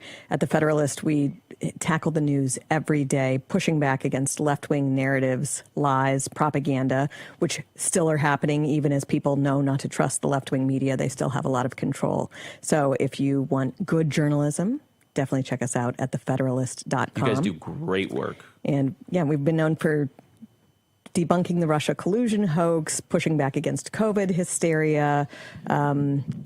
You know what you're exceptional at? You're very, very good at a lot of things. But if there's ever kind of like a weird hoax thing, you know, where they're twisting some narrative and they've got some new, you can feel it's like new hoax alert, right? Just go to The Federalist. Molly's probably got a piece out within about 24 hours where it's really thorough, or one of your other journalists would. It's really a great service that you do for the movement, I have to say. Thanks. Very happy to do it. Yeah, it's amazing. Yeah, I think we discovered accidentally something that y'all probably knew for a while, that when you're not based in D.C. and when you don't have everyone who lives in D.C., you get a different perspective. You get exposed to normal people who have different views and opinions than the consensus in Washington, and it frees you up to just say what you think and what you believe. And with us having most of our writers, nearly all of our freelancers out living normal lives out in real America, it really changes your perspective on politics, and it kind of gives you the courage and the freedom you need to just say what you believe. I love that, and everybody should check out The Federalist. Truly one of the gems and most important publications that we have in the conservative movement, because it's thoughtful, it's smart, but you guys are based, you know. So there's like it's a very hard dance to pull off, as you've probably witnessed. Blake, we have a clip that you wanted to play for us. You know, people say we have to get Charlie in every show. He was always with us, so he had some thoughts on MAGA versus Mangionism this last year, and let's play clip 36. Look, you have two options. You can go MAGA or Mangionism. You can go MAGA or you can go Mamdaniism. You can go MAGA or you can go Mohammedism. It's very funny how all the M's, MAGA is the only option on the right.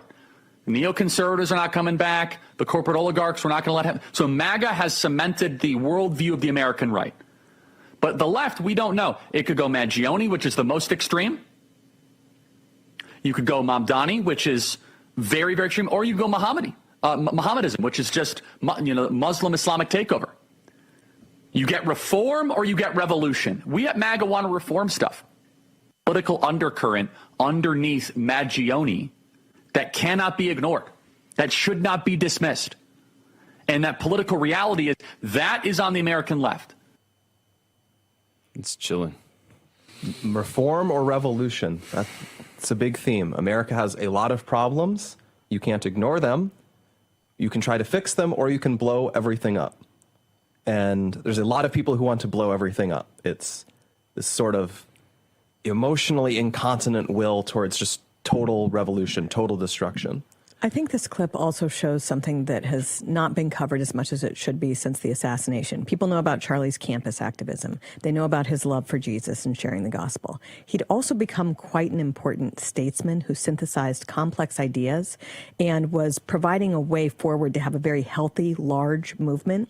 And so we can be heartened by how much wonderful response there has been from people wanting to get involved after his assassination. But this was a huge takedown of someone who is very important for a healthy movement going forward. And so I hope we see people rising to support that as well. You also see the thing that he was so good at, and I don't think we fully appreciated it until recently, is that when we're in the space of ideas, we argue, we debate, we generally come into a debate wanting to win the debate and win the argument. And I think what everyone saw in Charlie and why he attracted so many people and why they loved him so much was that he didn't want to win the debate. He wanted to change people's hearts.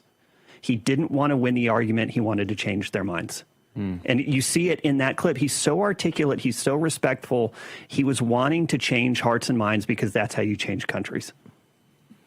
Yeah, we miss him a lot. I don't know why, but just hard to, it's even hard to watch that clip because I hate how right he ended up being, and it's terrible.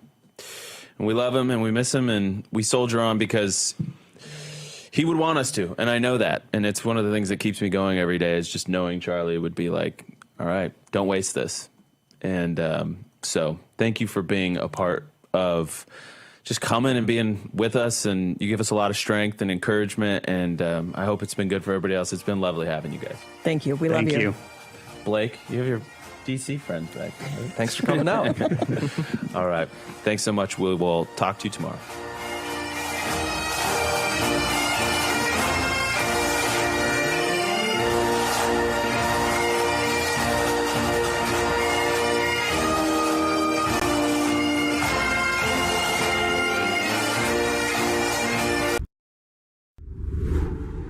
Hi, my name is Tracy L. from Arizona. I don't stink around in the kitchen when it comes to the news. I watch Real America's Voice, which always serves accurate and reliable updates that are on point with their amazing hosts. So don't find yourself in a pickle by tuning into the fake news. Stick with Real America's Voice.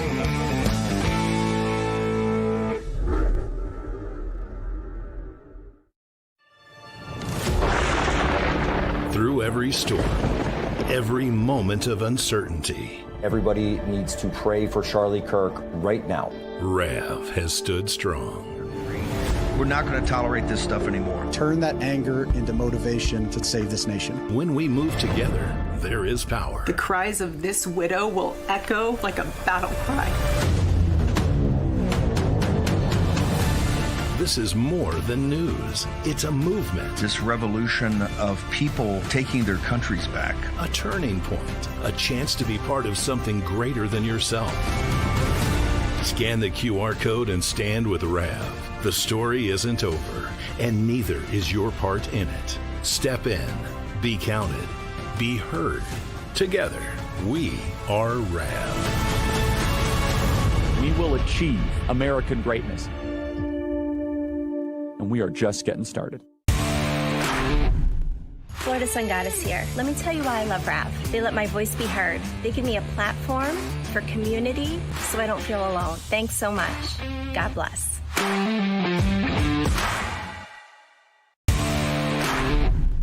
This is Giselle Chapin. I'm from North Carolina. I'd like to let you know that RAV News is the best news. #1 news. Truth seekers seek to find the truth. It'll set you free.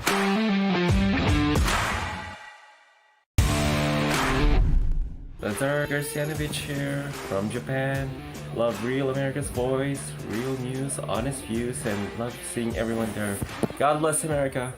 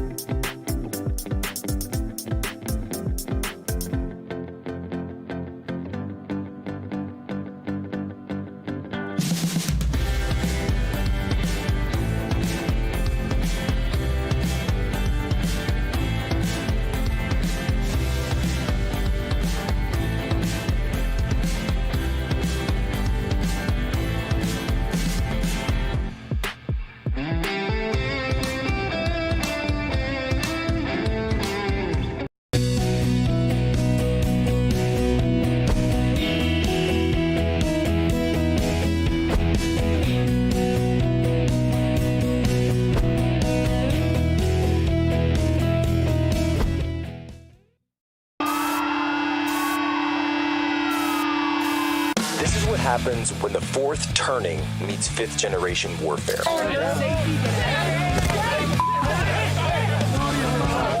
A commentator, international social media sensation, and former Navy intelligence veteran. This is Human Events with your host, Jack Posobiec. Christ is king. Moments ago, President Trump arrived in Norfolk, Virginia, where thousands of sailors are celebrating a big bash, the Navy's 250th anniversary. Texas over here, waiting the arrival of President Trump, First Lady Melania Trump, join Base Andrews, and we'll travel via helicopter to the USS Truman, where President Trump will give remarks to the world's finest Navy on their 250th birthday.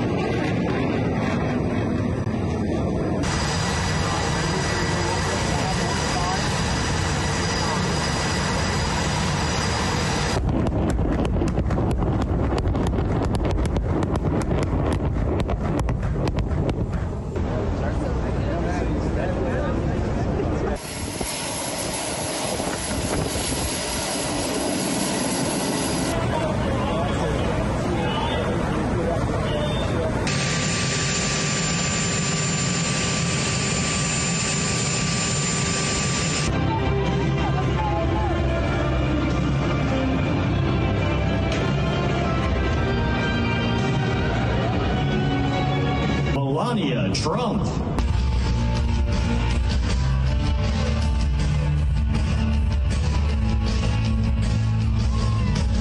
God bless the United States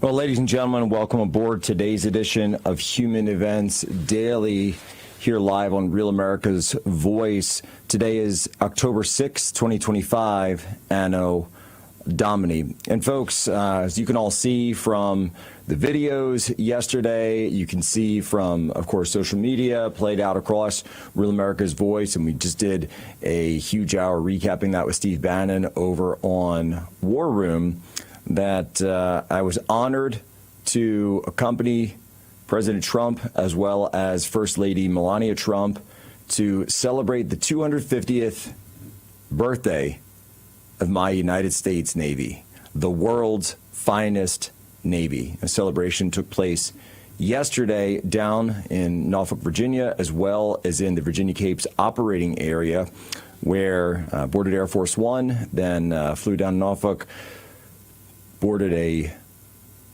V-22 Osprey, flew that out to the USS Bush, embarked for a sea power exercise and evolution where we were able to see everything from Navy SEALs boarding and raiding a ship, conducting a VBSS raid, as well as display of naval warfare, naval capabilities, including CWIS, the close-in weapon system, so anti-aircraft systems that the destroyers and aircraft carriers have, as well as naval cannons, as well as tomahawks being fired. You can see one of the tomahawks right there, fired from a U.S. destroyer, an Arleigh Burke-class destroyer.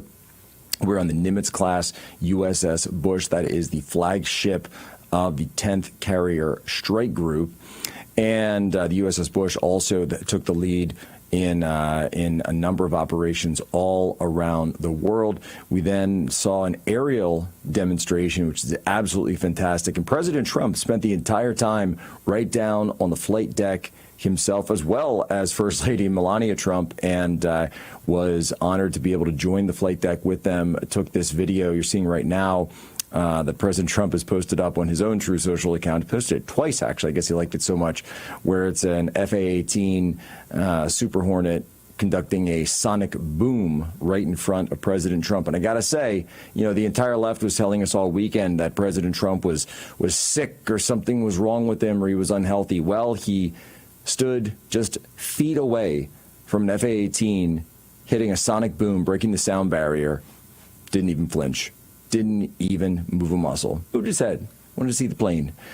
He also stood just a few feet away from where an F-35 Lightning II landed right there in the tailhook, and this thing was caught just feet away from where the president and first lady were standing, did not skip a beat. And you see the precision, you can see the excellence of the United States Navy and the purpose that we have sea power. You know, we talk about it all the time. And President Trump talked about it as well, as how America as a young nation, needed the United States Navy to go up against who? The British Navy, with the aid, of course, of the French Navy later on. Then we saw the British Navy come back, 1812. Spanish-American War at the end of the 1800s, when it was, of course, Commodore Dewey, George Dewey, went over to Manila and shattered the Spanish Armada, shattered the Spanish fleet, and it let the world know that there's a new dog on the block. There's a new sheriff in town, and that's the United States Navy. And you saw that all the way up through, of course, the events of World War II, where the United States Navy once again showed that naval supremacy. And we're showing around the world right now that you want to reach out and touch somebody, you want to put warheads on foreheads, if you need someone to stand the watch from sunup to sundown and everything that comes in between, for the past 2.5 centuries, that has been the men and women of the United States Navy. And they will never, ever give up the watch. It was an incredible day to be there, an incredible time. Right back with so much more that's been happening here within the United States on Human Events Daily next.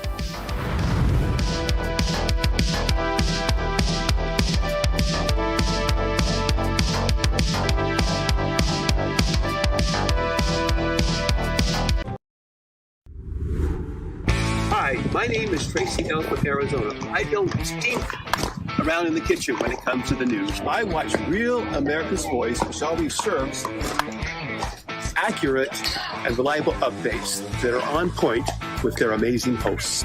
So don't find yourself in a pickle by tuning into the fake news. Stick with Real America's Voice.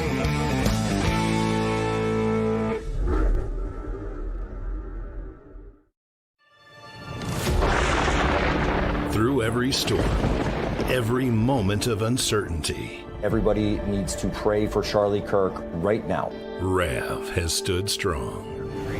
We're not going to tolerate this stuff anymore. Turn that anger into motivation to save this nation. When we move together, there is power. The cries of this widow will echo like a battle cry. This is more than news. It's a movement. This revolution of people taking their countries back. A turning point. A chance to be part of something greater than yourself. Scan the QR code and stand with Rav. The story isn't over, and neither is your part in it. Step in. Be counted. Be heard. Together, we are Rav.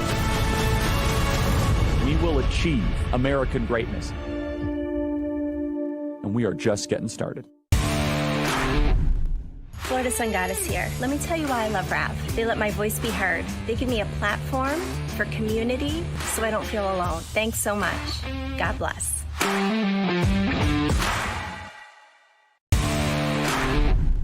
This is Giselle Chapin. I'm from North Carolina. I'd like to let you know that Rav News is the best news. Number one news. Truth seekers seek to find the truth. It'll set you free.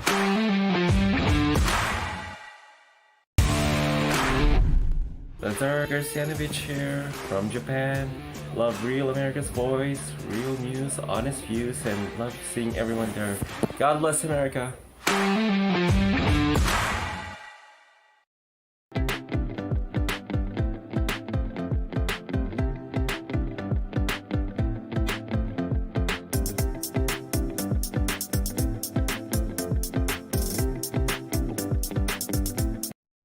And our golden age has just begun. This is Human Events with Jack Posobiec. Now it's time for everyone to understand what America First truly means. Welcome to the Second American Revolution.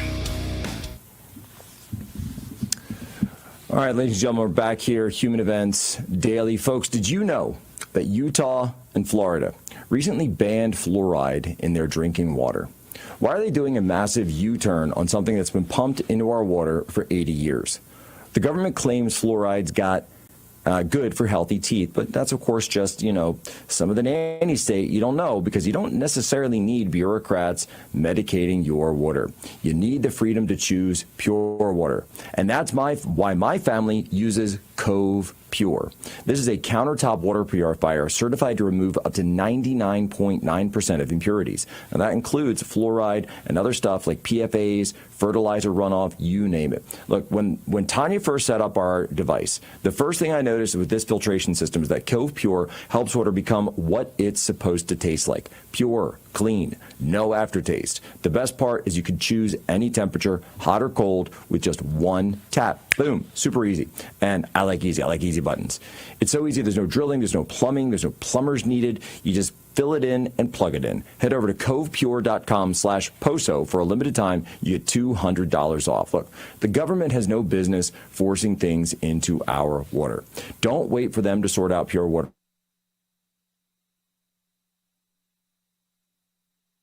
Guys to do too. Over to covepure.com/POSO, covepure.com/POSO for $200 off. All right, very excited now because we're going to bring our next guest in. But before we do, from the Article 3 Project, I want to play a clip that just happened up in Chicago from the mayor. Let's play it now, guys. And today we are signing an executive order aimed at reining in this out-of-control administration. The order establishes ice-free zones. That means that city property and unwilling private businesses will no longer serve as staging grounds for these raids. Jack Posobiec will be bringing on here Will Chamberlain from the Article 3 Project. Will, what is going on? That sounds like the mayor of Chicago saying that he is going to reject the authority of the federal government. Plus, we saw everything from Portland over the weekend. What are we facing right now? I mean, we're facing a rebellion by the states of Oregon and the states of Illinois. When you hear we need to rein in this out-of-control administration, you should actually be hearing we are conspiring to obstruct justice and obstruct federal law enforcement. Because that's what's happening. He doesn't get to rein in anybody in the federal government. That's not the way our system works. He must have never read the Supremacy Clause, despite becoming the mayor of Chicago. The likely outcome here, though, is I mean, whatever happens here, it's probably unlawful. You can't, and the feds will just ignore it. But if the Chicago mayor, in his wisdom, decides to try and enforce these laws and prevent federal authorities from doing their job in the city of Chicago, the likely outcome here is that he'll be arrested for kidnapping and false imprisonment. So, I mean, what it sounds to me like what we're coming up towards, and we haven't heard something so forceful yet from any of the elected officials of Portland, but we've certainly seen court cases and rulings and police reports that sound like Portland is moving in the same direction. Will, are we going to see a standoff between potentially the authorities, the legal authorities of these cities and the federal government? We've already seen a standoff, if anything. This is just the federal government trying to fix things. You have to understand what the city of Portland has done and what they're doing.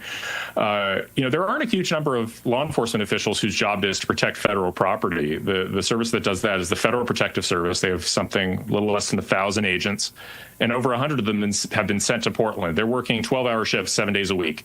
They're working flat out to protect federal officials and the federal property. They wouldn't have to do that if the Portland police were helping to protect, but the Portland police won't do a thing in front of the office. And not only are they not doing a thing, they're also litigating against the federal government to try and prevent the National Guard to provide some relief to federal officials in front of this ICE facility. So there's already a standoff. There's already a confrontation. Now, when it comes to the courts, they're going to lose this confrontation. Federal authorities will prevail legally and will have the right to go there. Then it's just a question of exactly how far do local and state authorities in Oregon want to push this rebellion. So I want to step back here a second because you mentioned the Supremacy Clause.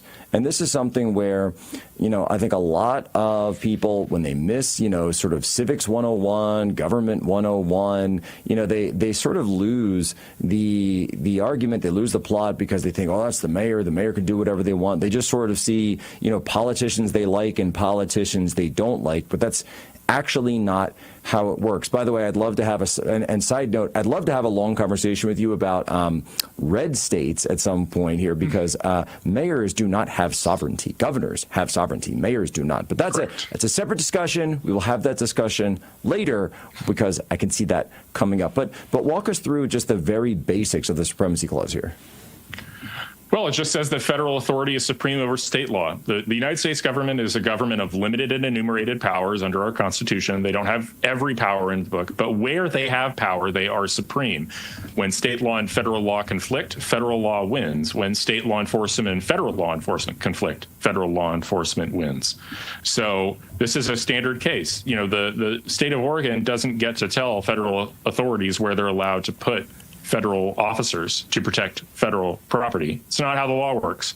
And similarly, when you hear the Chicago mayor, again, say things like, we're going to rein in the administration. No, you're not. You don't have the authority to do that. You don't rein in the administration. The administration reins you in. It reins your city in because that's the way our system works. If you don't like it, you can try what the South did in the Civil War. It didn't work out too well for them.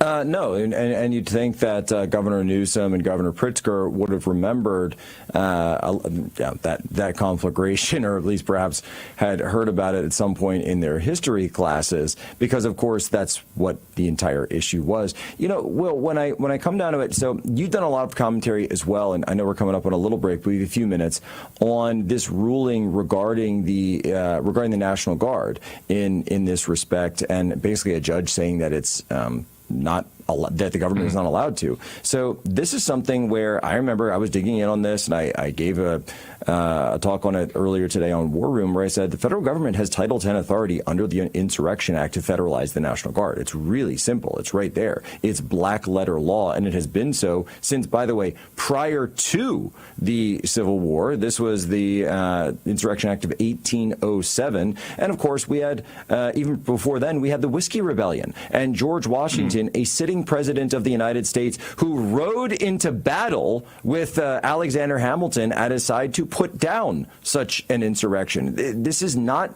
something new. No, and it's also not a close decision. I think I don't even think this is going to the Supreme Court. I think the Ninth Circuit is going to slap what this judge in Oregon did down. The basic reason being she's substituting her own judgment for whether federal authorities are struggling to enforce federal law for the president's. And the president's in the position, has the information, and is elected to make the calls on when to use federal forces to reinforce and protect federal property. It's not the place of this judge to do so. And so she's decided apparently that she's the new commander in chief, at least with regards to federal officials in Portland. She's wrong about that. And she's going to lose this very quickly. And so what was the ruling specifically that you put down? Well, first she issued a ruling on the 2nd that said the Oregon National Guard could not be deployed to protect this ICE facility.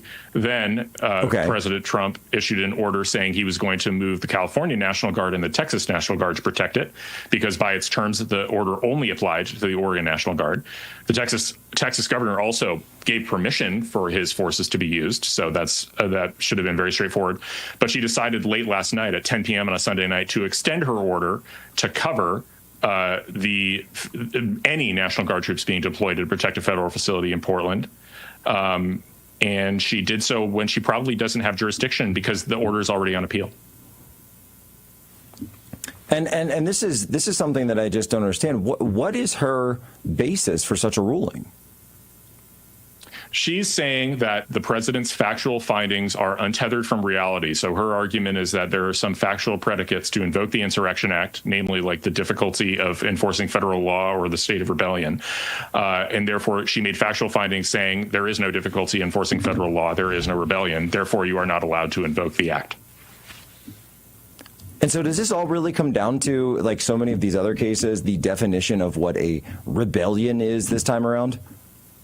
It's that, and it's also a question of who decides. I think that's the foundational question, right? There's deference that needs to be given to the executive. They're the ones in charge of military forces. The president's the commander in chief of the military. They're the ones who have the intelligence and the information necessary. One district judge in Oregon with 4 law clerks is in no position to determine when federal law is being under-enforced or when federal officials are in danger. And they are here. They really are. This is like the last iteration of it where they were trying to say the president couldn't use emergency deportation orders because there was a federal judge who was arguing that we weren't under invasion, if I remember correctly. Exactly right. Exactly the right analogy to be making. It's the question again. It's not it's not the actual facts on the ground. The prior question is who decides, who is in the position to make these determinations about whether there's an invasion, whether law is unable to be enforced. And clearly, the way our Constitution is structured, those determinations are for the president.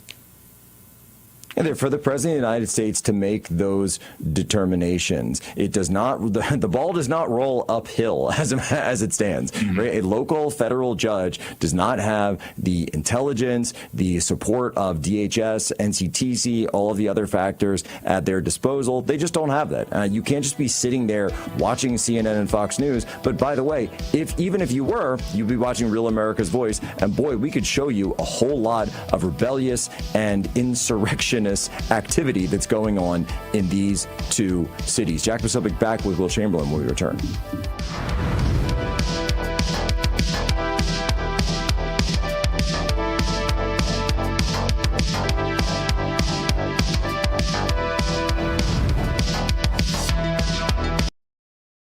Welcome to Real America's Voice, Real Minute. Your quick look at the powerful stories of faith and freedom, inspiring audiences across the nation. Angel Studios presents.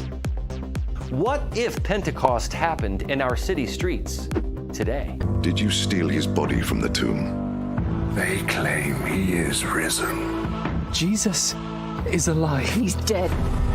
Angel Studios' newest series, Testament, is a modern reimagination of the book of Acts, in which early Christians put their faith to the test. Although a biblical story, it presents some universal themes and principles. All of the wonder of the book of Acts, from miracles to courage, are dropped right into today's world. It's something old, yet something very new as well. Stephen, you're too smart for this. I just know it's true. It's something old, and yet something new. Blasphemy, insurgency, inciting revolution. Blasphemy, insurgency, inciting revolution. These are not unfamiliar concepts in today's world. And Testament delivers an authentic account of the Bible if it happened today. From belief to baptism, Testament the series will have you asking what faith actually is. This has nothing to do with our faith. It has everything to do with it! It's the story of a small group of believers who turned the world upside down. Testament the series is streaming only on Angel Studios, and you can catch it by heading to angel.com/Rav to join the Angel Guild.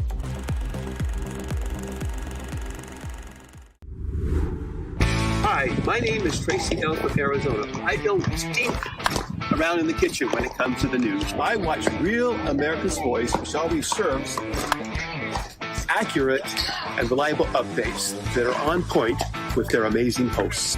So don't find yourself in a pickle by tuning into the fake news. Stick with Real America's Voice.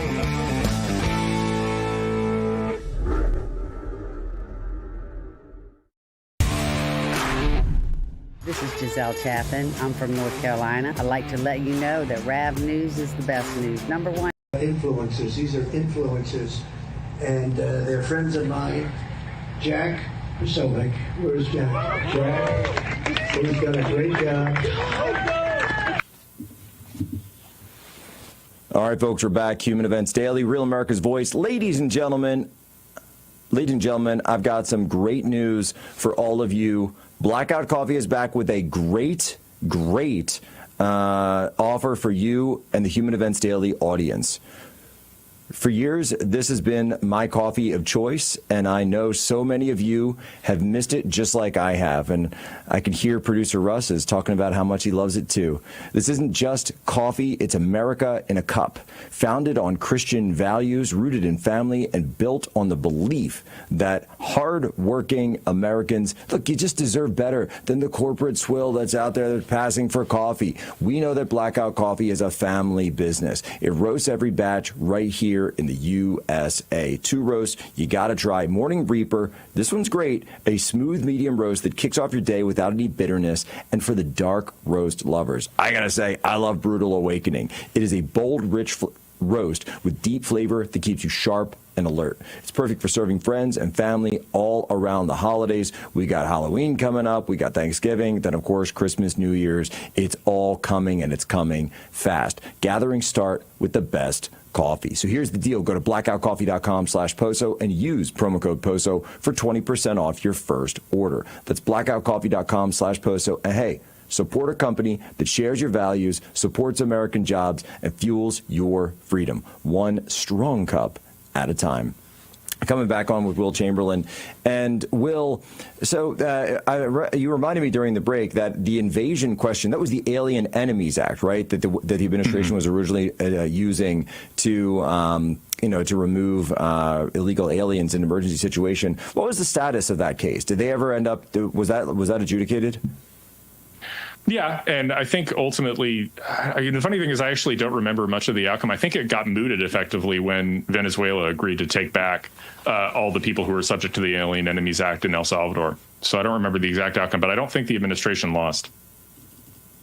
Yeah, I think they'd actually. I think you're right. I think they actually did win, though. But of course, we'll caveat that with that. We'll double check on it because this is so key, though. Here, these federal judges and well, look, you were around in the first administration. I remember you used to write some great articles for HumanEvents.com. We should probably get you to try to do that again sometime. And talking about different legal strategies that could be used. The emergency fund, declaring an emergency for the use of funds to build the border wall was one of your ideas that I believe the administration actually did end up adopting. But here's a difference. We're not seeing the administration really back down from these local, district judges in federal district, but they're still, they're still confined to one locality. We are not seeing that, are we? No, because we're on the right side of the law. There was this big meme going around, especially at the beginning of the administration when all these injunctions were coming down fast and furious, that it's the administration that's behaving lawlessly. Look at all these injunctions. And then now the Trump administration's on an incredible winning streak at the Supreme Court. I think we're at 20 in a row, 20 wins in a row, unheard of. I don't think any administration's gotten close to that. And what it's revealed is not that the administration was behaving lawlessly, but that these lower court judges who thought they were entitled to resist the administration were behaving lawlessly. And I think that's exactly the outcome you're going to see in this Oregon case. I'll put this out there for people. If anybody wants to bet on the outcome here and whether the Supreme Court's going to ultimately reverse this person, I'll give you 10-1 odds, right? 10-1 odds that this temporary restraining order doesn't survive because it's lawless. Will Chamberlain giving out 10-1 odds. Now, is that Kalshi, Will? Where I don't know where people go to take you up on that. People might arbitrage. Oh, all right. That might not be good. Exactly. All right. So that's Will Chamberlain, folks. Give him out your 10-1 odds. Step up all takers. Will. So here's another one though. All right. Since we're talking odds. Jay Jones, this reprobate who's running for attorney general, he has this huge scandal on his hands because it came out in text messages that, of course, Neera Tanden is telling us those are private text messages. They shouldn't count. That's an incredible legal standard. I don't know if I've ever heard that one before, but okay, for someone running for attorney general, I'm sure everyone that is on the other side of you in court is certainly going to be using that from now on. These messages, though, where he's talking about killing a political opponent, his wife, and their children, desecrating their grave. Will, do you think that he's actually going to drop out? Because it seems like the Democrats, including Yevgeny Vindman, are just driving on and continuing to re-endorse him in the face of direct murderous rhetoric. This is a tougher line to set because he's not an office holder. I think there's a reasonable chance he's forced to drop out by the Democrats because they're really not going to be happy with getting drowned in ads a month before the election. They might think that he's dragging down the entire Democratic ticket in Virginia and will ultimately bring them all down. So probably 40% chance. I think for the Virginia Republicans, that's what you've got to go all in on this thing because, and let me just say something too, because this isn't, just some abstract thing. All right. It's been 26 days since Charlie Kirk was murdered. And I know there were some people asking, well, why wasn't the burial public? And it was because of people like this. Because he's talking about going and defacing the graves. And that's exactly what would happen with Charlie if that were made public. This is what's so disgusting. And Will, it's like people don't even act like it's happening. Oh, yeah, there's a real problem on the left. There's a bloodthirstiness. I realize my tolerance for partisan Democrats at the moment is extremely low because clearly there's a large faction of the left that if they weren't actually trying to kill you, they would be perfectly happy to see you dead. And then there's another large portion of the left that wouldn't be willing to say anything if you were killed or would just be indifferent to their friends cheering you on. So it's hard to know what to do about this political party right now and its members in terms of understanding that they need to be brought back to reality and civility. But I will say this, the basic way that representative democracy functions is that the parties honor each other, that they don't treat each other as the embodiment of all evil. Because in a world where they do that, suddenly the peaceful transfer of power becomes very much an open question.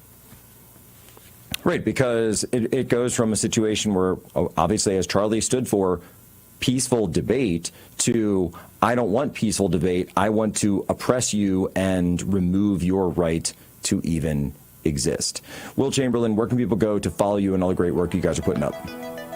At Will Chamberlain on X is where you'll find most of my commentary. Also follow the Article 3 project on our various action items that you can essentially bug your House representatives and senators to do what you want at a3paction.com. All right, go follow Will. Go follow the great Mike Davis over there, Article 3. Folks, coming up next, huge New Jersey update with Scott Presler.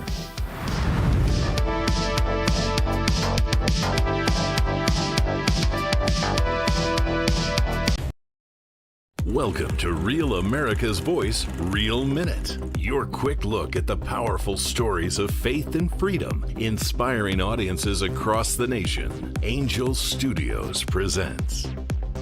What if Pentecost happened in our city streets today? Did you steal his body from the tomb? They claim he is risen. Jesus is alive. He's dead. Angel Studios' newest series, Testament, is a modern reimagination of the book of Acts, in which early Christians put their faith to the test. Although a biblical story, it presents some universal themes and principles. All of the wonder of the book of Acts, from miracles to courage, are dropped right into today's world. It's something old, yet something very new as well. Stephen, you're too smart for this. I just know it's true. It's something old, and yet something new. Blasphemy, insurgency, inciting revolution. Blasphemy, insurgency, inciting revolution. These are not unfamiliar concepts in today's world. And Testament delivers an authentic account of the Bible if it happened today.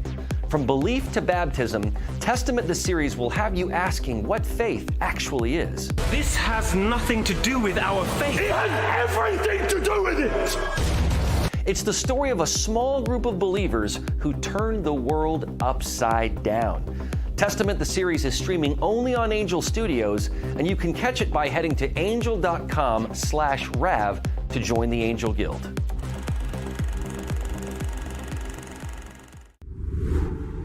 Hi, my name is Tracy L. from Arizona. I don't stink around in the kitchen when it comes to the news. I watch Real America's Voice, which always serves accurate and reliable updates that are on point with their amazing hosts. So don't find yourself in a pickle by tuning into the fake news. Stick with Real America's Voice.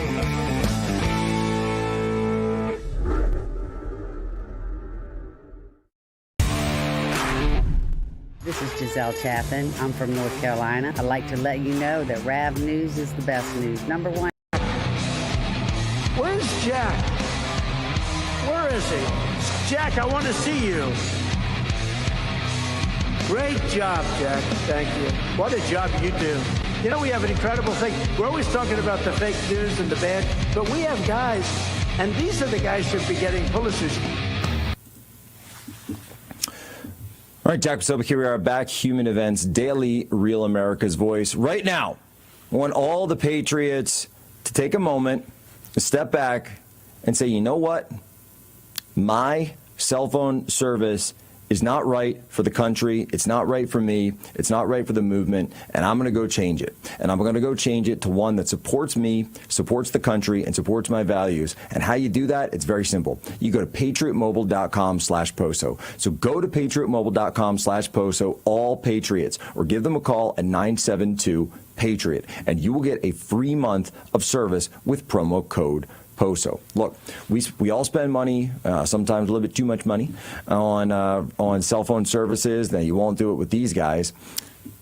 But we want to know that if we're spending that money, if we're doing something that we were required to have to maintain our standing in today's society and today's economy, then we want to do it with a service that supports our values, that supports first responders, that supports the great veterans of the Army and the Navy, like President Trump was at yesterday. Marine Corps, they have their 250th coming up. Air Force, a little bit longer for the Air Force and a whole lot longer for the Space Force to hit their 250th. But you know what? Patriot Mobile will be right there supporting them as well. So how do you get access? You go to patriotmobile.com/POSO, patriotmobile.com/POSO, and you will, right now, if you use promo code POSO, get a free month of service. Check them out. You're going to love them. Patriot Mobile. All right, I want to bring on now my good friend, Scott Presler of Early Vote Action, because, Scott, there's a lot going on in the state of New Jersey, the Garden State, and as usual, you are in the thick of it. What's going on, man? Hey, Jack. Well, I am here in Union City, New Jersey. I'll be going to Somerset tonight, the home of Jack Ciattarelli. And he is our Republican candidate. For anyone that thinks New Jersey is a blue state, I want to remind you the 21 election was decided by 84,000 votes. And I'll tell you, Jack, that 600,000 Republicans sat out in that year's election, meaning this election is winnable. Jack Ciattarelli can be brought across the finish line, but he needs all of us to come together as a family in order to get it done over the next 29 days before Election Day. And now, Scott, I've been looking at these polls, and I think a lot of us saw these polls last week. You know, we're really, really tightening up. And I've got one, where did it go? Right here. So this is out of New Jersey. I want to say just over, I want to get the exact dates here for you. This is from the Hill, PICS, ECP, New Jersey voters. This is from the September 22nd to the 23rd, so it's not recent, but it's close. This had him tied, Sherrill 43, yes. Ciattarelli at 43. So this just came out today. Massive, massive poll, the type of things that you just haven't seen. And for people who think that it's impossible, look, Governor Christie did it in just 2009. Now, that was a different sort of political epoch, a different political era, different kind of candidate. But New Jersey has gone red in gubernatorial races in recent history. And it functions very similarly. Scott, let me ask you this question that I was chatting with somebody about it. Do you think that New Jersey kind of functions like Pennsylvania a little bit when it comes to voting patterns? A little bit. I think there is a difference between federal elections and state elections. And some of the people that were going to be a straight D ticket for Kamala Harris and Democrats in a federal election, well, some of those Democrats are willing to vote Republican, especially when it comes to these sky-high property taxes that we have in New Jersey and the electricity prices that continue to go up and to impact working class families. And so really, PA and NJ, they share 1/4 of the same border together. And I think it's very interesting that, yes, they may in federal elections vote straight D, but this is our opportunity in a quote unquote off-year election for gubernatorial that some of those Democrats we can bring on over to vote for Jack Ciattarelli for governor. And that's something too. When you've got the economy being a top issue, then this becomes a huge issue for the party in power. For the party in power to say, "Oh, well, the economy isn't good, but we also need to keep supporting us." It's a very hard argument to make. Joe Biden wasn't able to make it. Kamala Harris wasn't able to make it. And I think in this case, in New Jersey, the Democrats aren't going to be able to make it either, are they? No. Well, this is a trifecta state government. So Trenton Democrats are in power and have been in power, especially under lockdown Phil Murphy. And I want to be clear to anyone that's on the fence. Lockdown Phil. Lockdown Phil. Mikey cheating scandal Sherrill. She is no different than Phil Murphy. She's Phil Murphy 2.0, just not in a suit. This is the woman that made $7 million on stock trades while being in Congress. This is the woman that voted against the Laken Riley bill. This is the woman who wouldn't even acknowledge Charlie Kirk and, in fact, said degrading things about him. This is the woman that is going to continue Phil Murphy's legacy, if you want to even call it that. So you vote for Mikey, you're going to get more of the same. You're going to get more offshore wind, which is unpopular, higher property taxes, which is unpopular, higher electricity prices, which is unpopular. You're not going to get school choice, which is popular. You're not going to get medical freedom, which is popular. And so therefore, the voters only have one choice in this election, and that is Jack Ciattarelli for governor. But, Jack, we must vote down ballot because Jack can only do what he can to legislate if he has a legislature that's Republican and actually can pass his bills and put them into law. That's exactly right. And I loved, I forget who had the write-up of it the other day, but they said that Mikie Sherrill is basically the Kamala Harris of New Jersey. I love that. So the Kamala Harris of New Jersey. It's so perfect. A limousine liberal who she goes on with Charlemagne the God, and she can't even tell you how much money she's made off of insider congressional trading, saying, well, was it 7 million or was it 8 million? I can't remember. I'm just not sure. It's completely ridiculous, especially you go on a show like that. You got to have an answer to the most basic questions. And she's, attacking conservatives and just going all over the place. She seems to me, and specifically with that answer, Scott, you really don't always, especially a lot of Democrats these days, they typically seem to be doing better at media. She came across to me as so uncharismatic and so aloof and so just, I got to say, like Kamala Harris. She just seemed like Kamala Harris, just one of these candidates who's got no time for anyone who's got an issue and is frustrated with you for even answering the question. You know what I mean? And she even had the gall, Jack, to attack me on social media. And when she did, it was hilarious because she got ratioed into oblivion, especially after I replied to her and called her her real name, which isn't Mikie Cheating Scandal Sherrill. It's actually Rebecca. And Rebecca, you're not even from New Jersey. You're from Virginia. And on Tuesday, November 4th, 2025, we're going to make sure that Rebecca, Mikie Cheating Scandal Sherrill, never gets anywhere close to the governor's mansion. Are we saying that Becky from Virginia is trying to take over New Jersey? I don't know about that Becky from Virginia. No, I'm not so sure about that Becky from Virginia trying to sneak in there. And by the way, the cheating scandal, I spent the entire day with the Navy yesterday down with the fleet.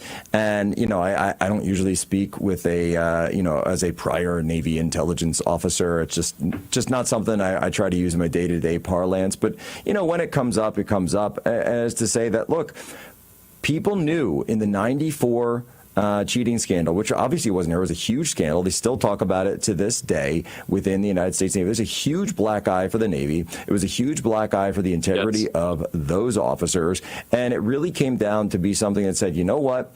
This class of people has gotten way too powerful in our Navy, and they've gotten so far removed from the deck plates themselves. If you want an officer to be of the highest standards, you need that also from your elected officials. They need to be sacrosanct. And by the way, this whole spin about, she was protecting others. Then why not release the records? Then why not just release your records and show us that you didn't cheat? It's really simple. Becky Mikie Sherrill from Virginia. If you didn't cheat, why not just release your records? But she won't. She won't release the records. Her records are sealed. By the way, her husband, who was caught up in the whole thing as well, he won't release the records. They've got a lawyer. I don't understand. It's real simple. You got a problem. You got a way to fix it. She could release the records today. She could release them right now. She could release them this afternoon. She could release them tonight. She could release them tomorrow morning. But she won't do it. Scott, we're coming up on a quick break. I know there's a big event coming on Friday. Are you able to stick on? Hold over to the next one? I'm sticking around. All right, Scott Presler sticking around from Union City, New Jersey. We'll be right back. Human Events Daily.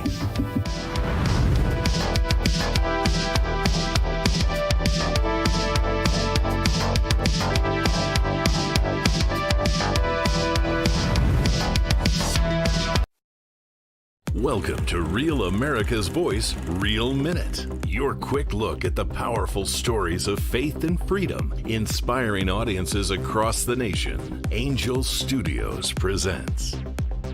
What if Pentecost happened in our city streets today? Did you steal his body from the tomb? They claim he is risen. Jesus is alive. He's dead.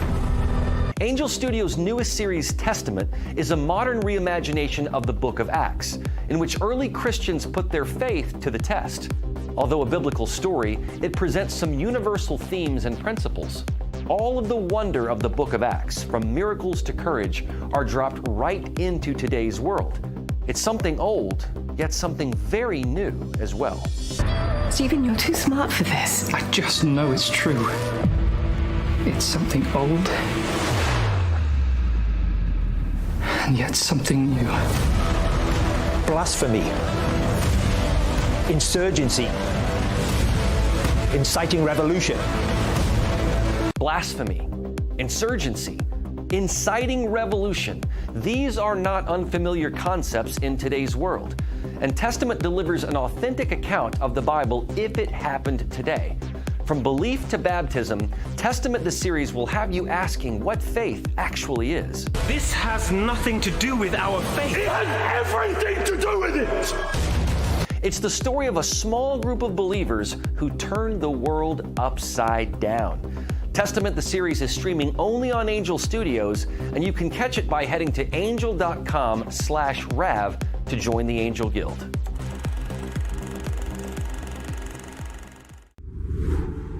Hi, my name is Tracy L. from Arizona. I don't stink around in the kitchen when it comes to the news. I watch Real America's Voice, which always serves accurate and reliable updates that are on point with their amazing hosts.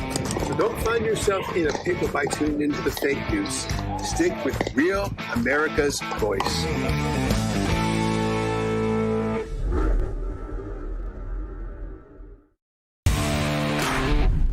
This is Giselle Chapin. I'm from North Carolina. I'd like to let you know that Rav News is the best news. Number one. Jack is a great guy. He's written a fantastic book. Everybody's talking about it. Go get it. And he's been my friend right from the beginning of this whole beautiful event. And we're going to turn it around and make our country great again. Amen. All right, Jack Posobiec back live here, Human Events Daily. We're on with Scott Presler, who's up from, well, he's in the state of New Jersey, I should say. He's up there in Jersey right now. Scott, walk us through. So, of course, you're with Early Vote Action. What can people do if they are outside? Let's say they're nowhere near New Jersey. Are there ways that they can help at least raise awareness or get involved in the race? Absolutely. Well, first, let me make a pitch to you. Let's say that you're in California watching Human Events right now and you're going, this Jersey election doesn't impact me.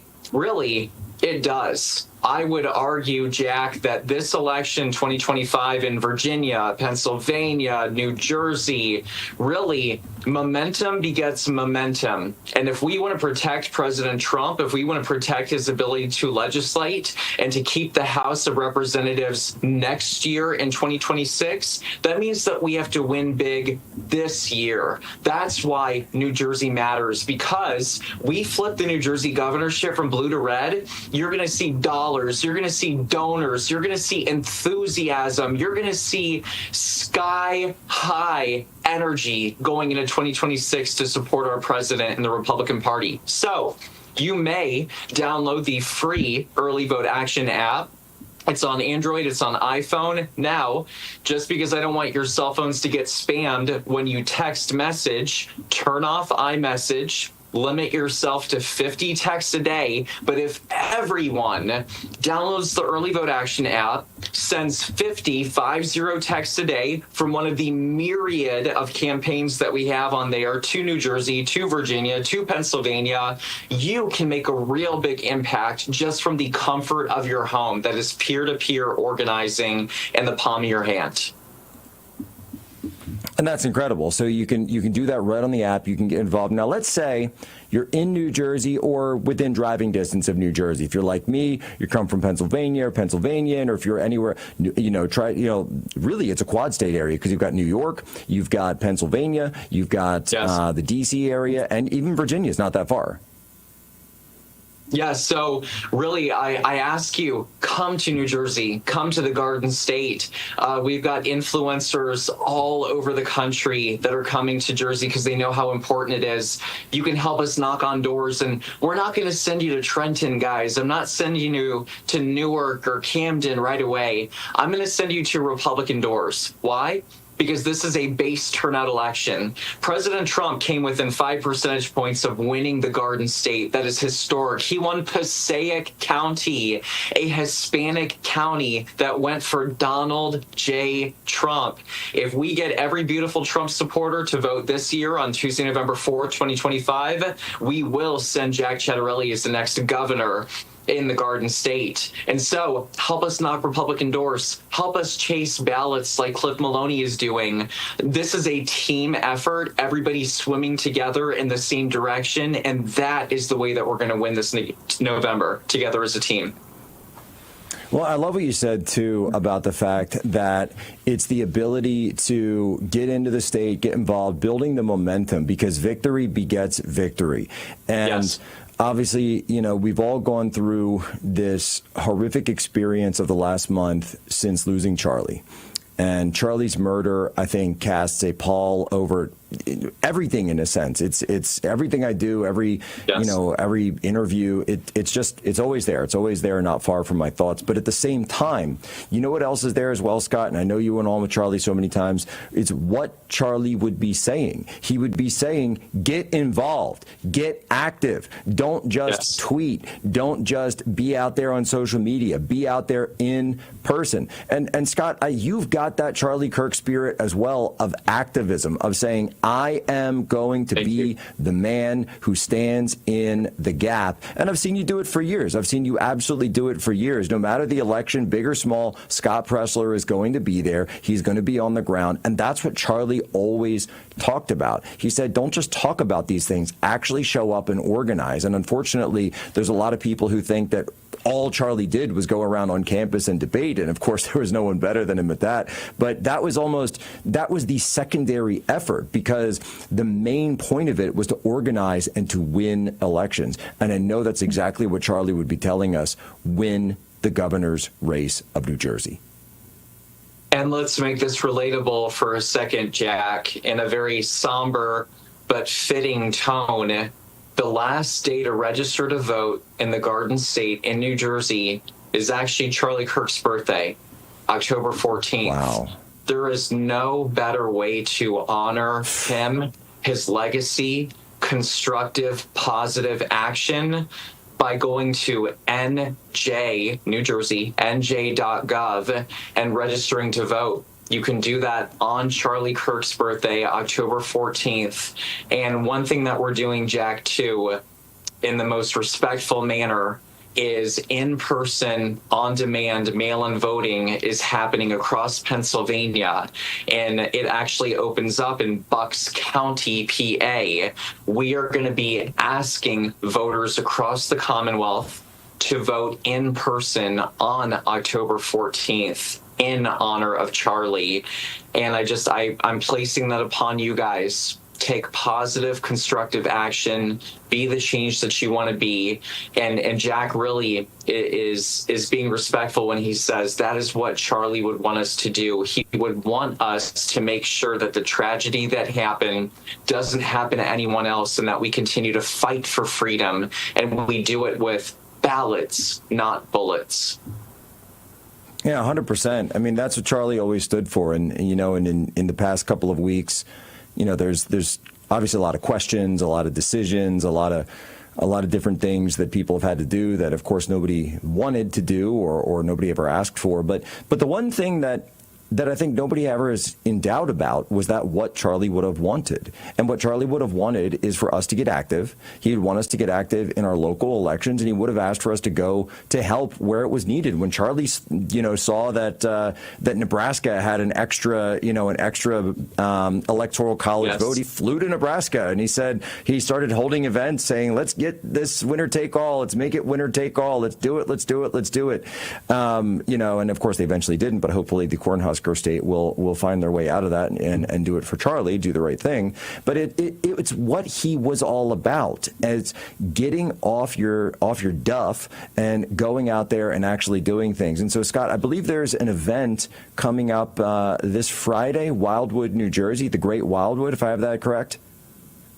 Yes, there is going to be a huge rally in Wildwood this Friday, October 10th.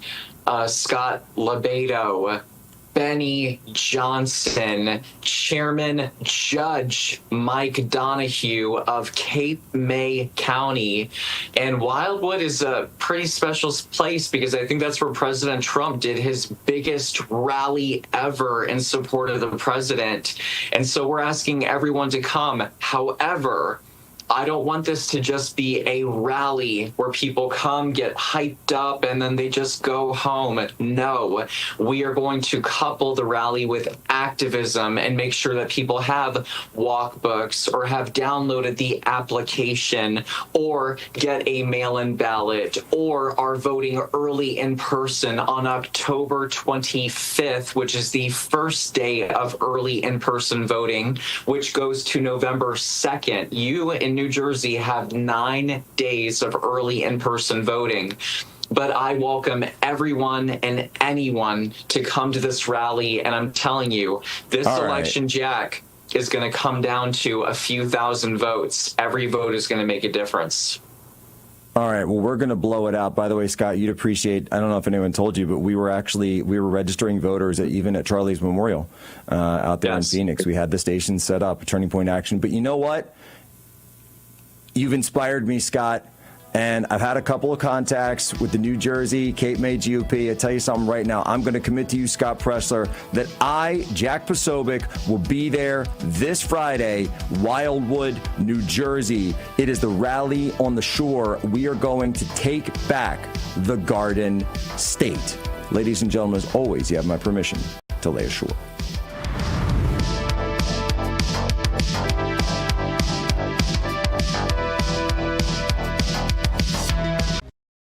Welcome to Real America's Voice, Real Minute. Your quick look at the powerful stories of faith and freedom, inspiring audiences across the nation. Angel Studios presents. I'm Bo Davidson with your Real America's Voice, Real Minute. At Camp Owigaway, a Christian summer camp filled with adventure and camaraderie, kids come together for experiences that challenge and inspire them. Between canoe races, campfires, and heartfelt conversations, they form deep friendships and uncover new layers of their faith and identity. Each day at camp offers opportunities for personal growth, connection, and unforgettable memories.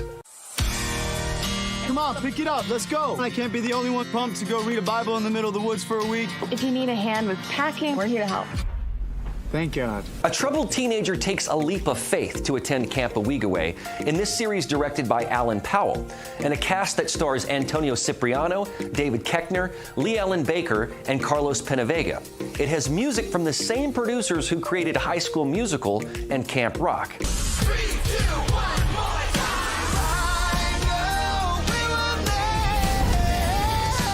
Why am I here? It's the question we're all asking ourselves. This action-packed fun series will have you asking, why am I here? And what is my purpose? The series streams exclusively on Angel Studios platform, so the best way to see this new series is by joining the Angel Guild, a community of over 1 million members that have a vested voice in what series and films get greenlit by Angel. This means that Owigaway was voted on by members of the Guild to move forward. So becoming a Guild member is like being a member of the Television Academy, and you'll get all the perks from the comfort of your own home. So head on over to angel.com/have to join the Guild and watch Owigaway today. America's Voice Live. And welcome to America's Voice Live. I'm Steve Gruber. The pulse of the people. We need somebody that's going to hear the people's voice. The truth the mainstream won't touch. This guy is by definition a globalist. And the stories that matter. Rav's own Ben Bergquam. Right up over this hill, we got Armed Cartel. I see him. Live. Breaking news right now here on Real America's Voice. Unfiltered. These people are domestic terrorists. And unapologetic. We're here to take a stand for God and country. Does feel good, doesn't it? America's Voice Live starts now.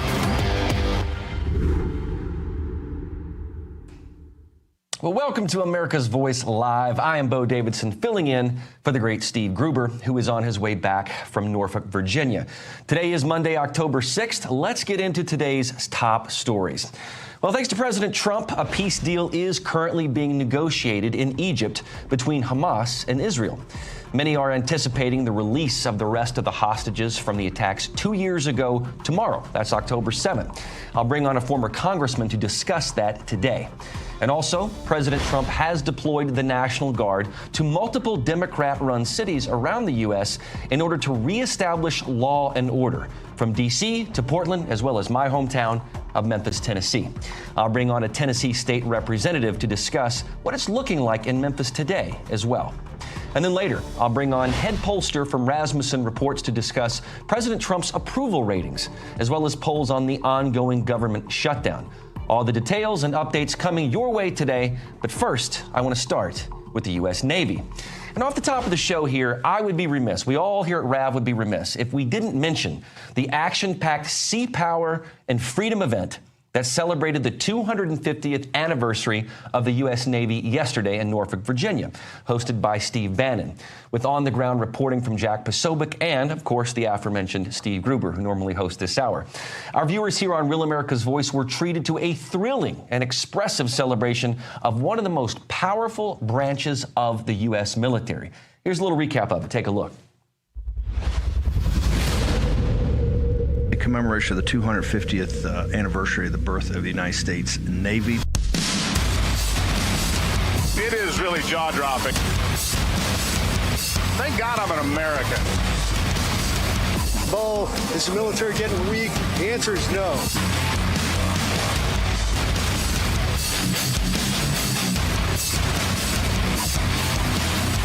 This is about unity. Morale here is great. We couldn't be more thrilled and excited to be here today. God bless the United States of America. And go Navy, beat Army.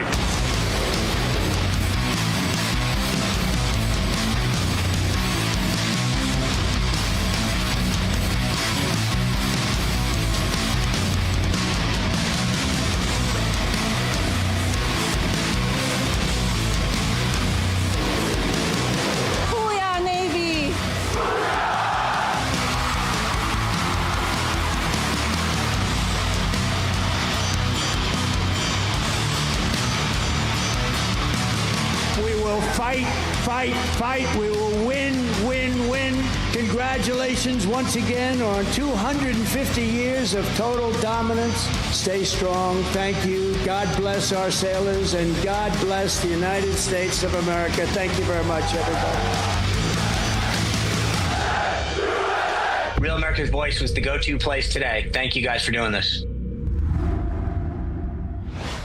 Well, that was a truly stunning display of American might. But right now, we're going to take you live to Washington, D.C., where there's a gaggle with Stephen Miller. Let's take a look. We have the full interagency, IRS, ATF, DEA, FBI, and HSI.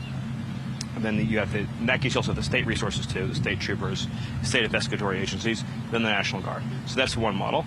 Then in the case of Portland, you have an acute crisis with threats to life and property at the Portland ICE facility.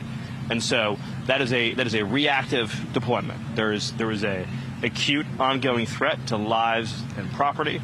And so National Guard was dispatched to protect ICE officers and their property in the conduct of their duties at a federal building. The president has also said that in the immediate future, in Chicago, there's a need for the same. Obviously, you saw, for example, there was 2 vehicle ramming attacks against ICE officers in Chicago. The president has indicated in the future there might be additional resources brought to Chicago. But the most recent order that he signed relates to the ICE mission. I hope that answers your question. Will the White House abide by the ruling? The reason I asked that, Mr. Miller, is the president has floated other cities, perhaps in New Orleans. Is that still consideration? And is the administration actively considering others? Yeah, Governor Landry sent a request, as you know, and so we're working with Governor Landry as we speak to figure out an appropriate next step. I'm not going to sit here and say advance what is next. Obviously, in the case, Memphis is a good example, a good model, where the governor reached out to us. He said we've had, in fact, I think Memphis for many years had the highest per capita murder rate in the country. He said that Memphis has been suffering from unimaginable levels of crime for years. We want your help. We want the full Washington, D.C. package. As a side note, we meet every week with city leaders here in Washington, D.C., and this has proven to be, in their own mind, in their own words, one of the most extraordinary things that anybody has ever seen. Stephen, yes. Stephen, you said the other day that you want to use legitimate state power to dismantle left-wing terror networks. Which organizations were you talking about, and what kind of state power are you envisioning using? That's a great question. Thank you. And I'm glad for the opportunity to add a couple more details to that. So the struggle that's taking place right now is between the lawful exercise of power by the American people through a duly elected government versus the unlawful exercise of street violence in the form of domestic terrorism. So, again, the clearest example of this is when you have ICE officers who are carrying out the statutes and laws of the United States to arrest and remove illegal aliens, who are being subjected to violent attacks in the conduct of their duties. That's an example of illegitimate violence, illegitimate power in the form of domestic terrorism being used to impede the conduct of their official duties.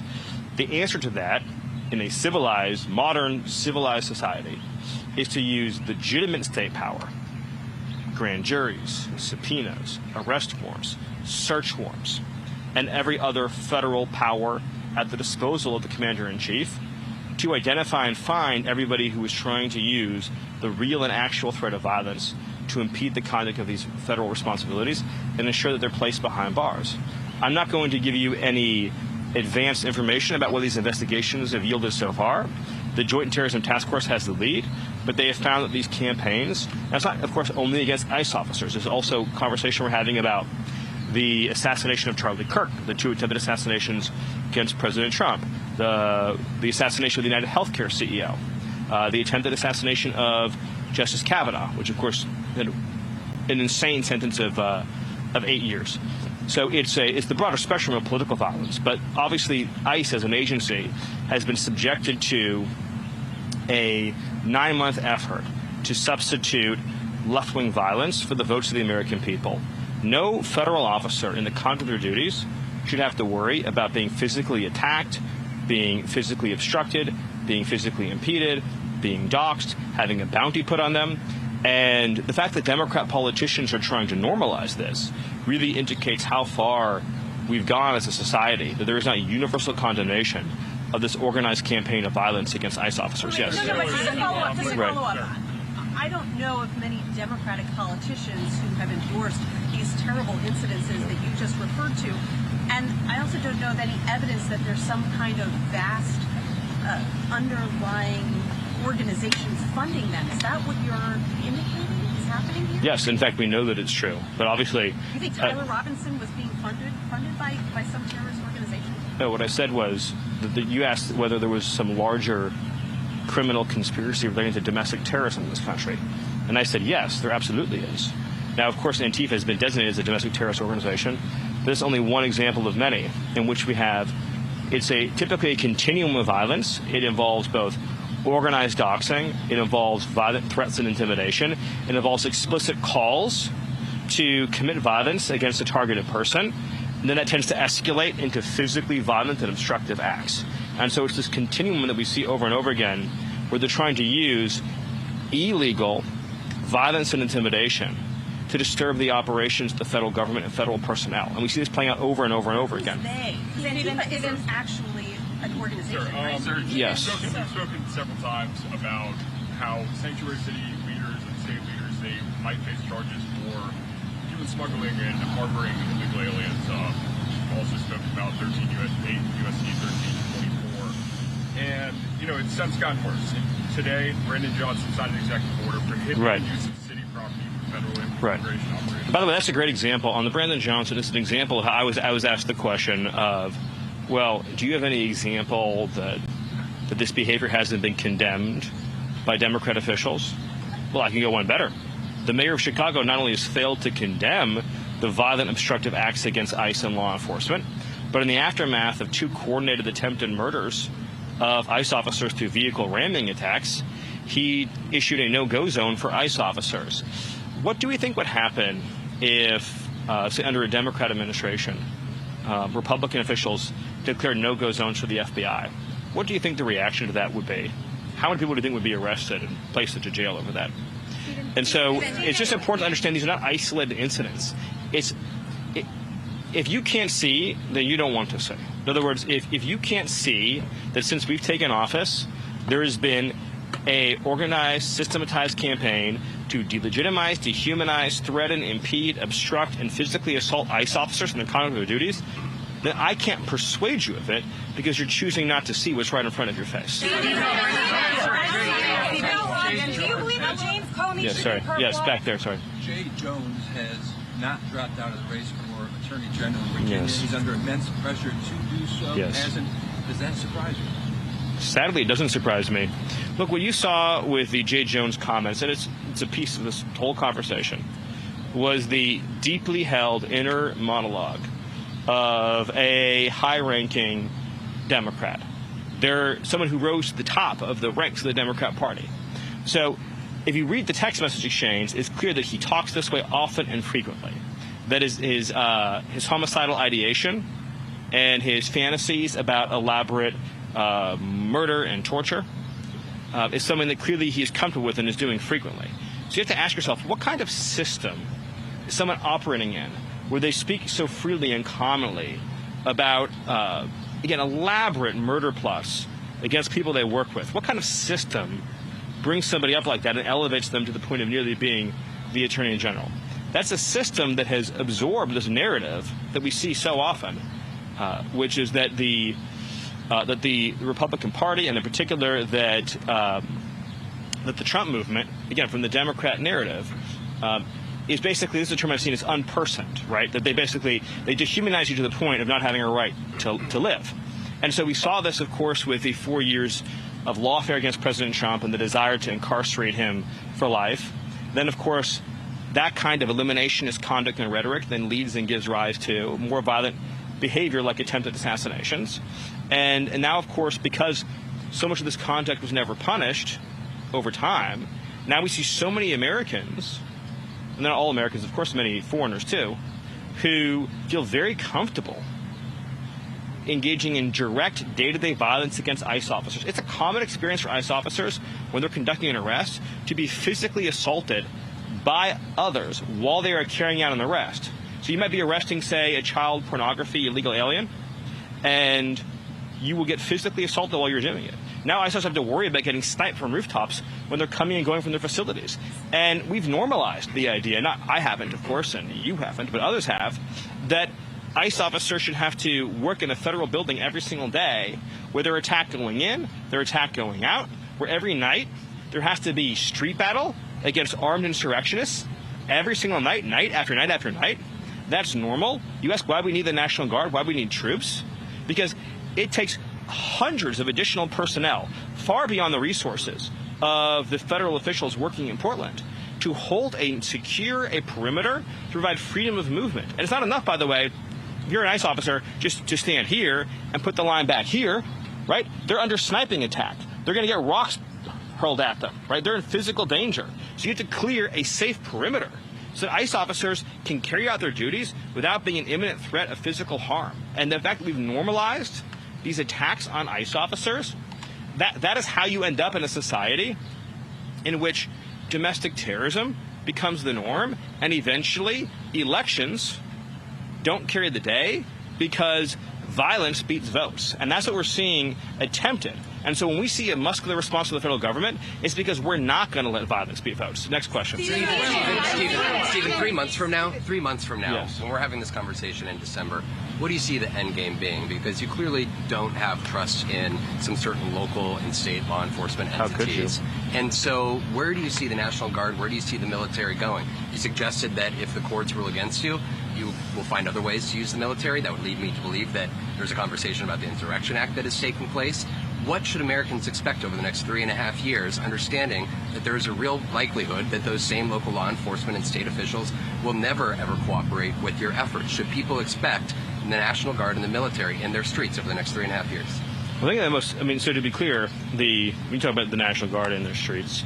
So right now in Portland, we're talking about having National Guard deployed to secure a federal building in Portland. And so there's a lot of elements to your question. I'll try to get to all of them. But when I hear comments from Democrat officials saying that this violence from the left is being provoked, their word, by the presence of federal officials, think about how broken of a sentence that is, right? In other words, if tomorrow we went to, say, Dothan, Alabama, and there was a federal building there, and we put 100 police officers in front of it, they wouldn't be attacked. Nobody would throw rocks at them. Nobody would try to shoot them. Nobody would do anything. They would say, hello, good morning. Maybe they get them a cup of coffee before they go out for their shift for the day. They'd ask, how are your kids doing? How are your kids doing? The fact that Democrats think that their own base cannot contain their desire to inflict violence upon the mere sight In other words, National Guard's not being sent there proactively. They're being sent there reactively to defend ICE officers under siege. So in theory, if ICE officers were in their building and the National Guard was at their building and nobody was violently attacking them, the only thing that you would see is there's a building, there's ICE officers, there's guardsmen. The violence is entirely rioters choosing to show up and wage violence at a specific federal building. They've handed out flyers. I saw one at Antifa flyer recently, and it said, we need to mobilize around the Broadview facilities, this is in Chicago, to shut down ICE. So what does that mean? When they say we're going to mobilize to shut down ICE, what are they saying? They're saying they're going to carry out insurrection against the federal government by using force, obstructive force, to keep ICE officers from going out and conducting arrests. Would we ever tolerate this with any other law enforcement agency? If we said shut down the FBI and say, let's pick one of the organizations that the media might understand better. So let's say the Proud Boys said we're going to shut down the FBI, and they went and they formed a human obstructive wall in front of the entry and exit to the Washington field office of the FBI, and they attacked anybody coming and going. How many nights do you think that situation would persist for? Not even one, let alone over 100. We all understand this to be true. So to your other question, yes, the president has multiple statutory authorities under federal law to secure a federal building. And so when a court issues an injunction, the only activity that's enjoined is what's specifically enjoined in that order, not activity that isn't addressed or spoken to that order. Was another part of in 3 or 4 months. So this is the most important point I can make.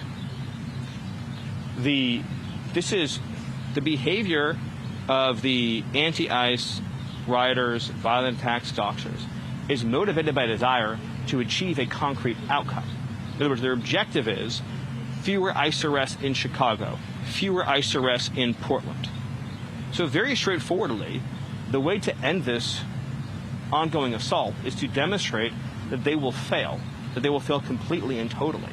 In other words, if you were able to secure these buildings using additional resources, you're not having your entire federal law enforcement apparatus doing nothing but physical building security. If you're able to use the National Guard to secure these buildings and free up your ICE officers and your FBI agents and everyone else to go out and do enforcement in the community, to go out and find dangerous predators and remove them, you will demonstrate very conclusively, as we did in Los Angeles, by the way, that all your riots and violence will get you is more deportations. That has happened in Washington. That has happened in Washington, D.C., has it not? Yet the men and women of the National Guard remain here in the streets instead of being at home. Well, so it's a great example, but not in the way that you phrased it. So I know you all have questions, but it's a but great... why? But I think that's where, if you're a democratic city, you're looking at Washington, D.C. and saying, they complied, there is no mass protest, and the crime, President Trump said it's a crime-free city now, so why are the National Guard remaining? And that is why there's such a front. You're adjacent to a great point.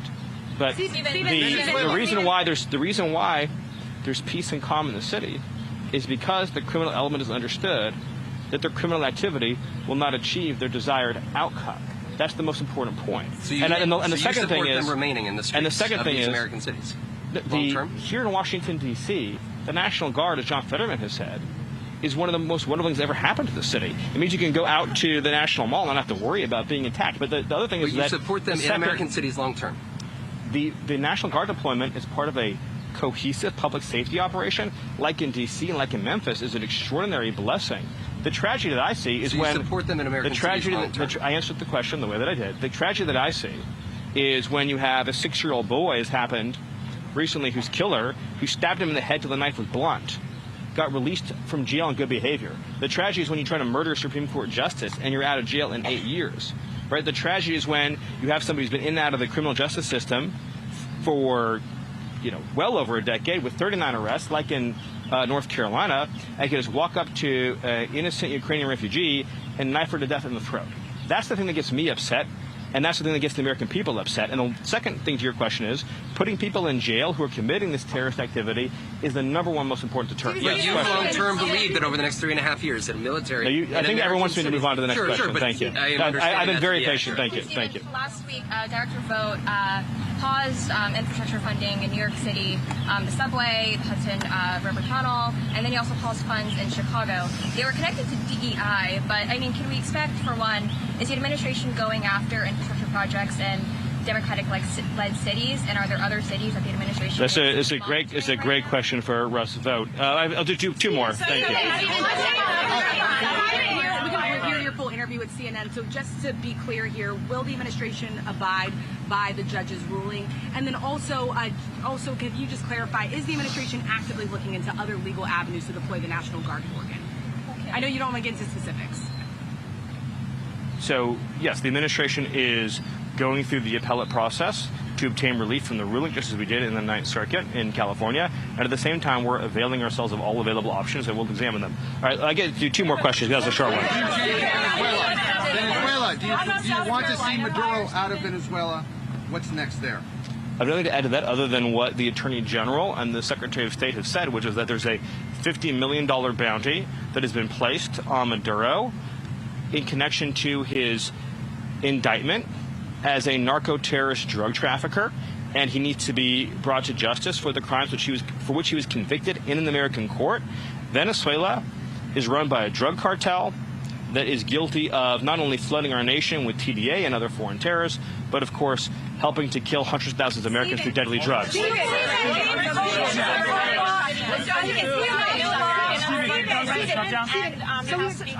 we've heard that the president is considering cutting off funding, certain aid to Portland. What is the timeline on that, and what is he considering? I'll get an update from Russ. Yes, sorry. So regarding the shutdown, both the president and the House Speaker has sort of alluded to being open to reforms to Obamacare. What reforms to the ACA would the White House actually support? My only comment on the shutdown right now is that Democrats should support a clean funding bill to reopen the government, and that it's outrageous to shut the government down in an attempt to get free health care for illegal aliens. Time for one more question. Yeah, back there, Brian. You called a legal ruling legal insurrection. Are you recommending the president take action against judges whose rulings he disagrees with? No, it's simply a factually accurate statement that when a judge assumes for him or herself the powers that have been relegated or delegated by the Constitution to the president, that is a form of a legal insurrection. And we have seen. Insurrection carries a legal weight, so are you recommending? No, we have seen over the last 9 months a ongoing legal insurrection in which district court judges, as a class, in many cases, have issued, which is why they've been overturned so much, have issued rulings that are flagrantly unlawful and unconstitutional.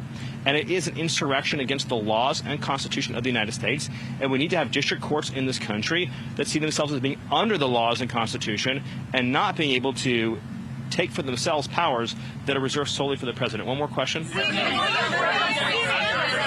Yes. Is farmer relief going to be announced this week? Sorry, back there. Thanks. Why are White House staffers being let go?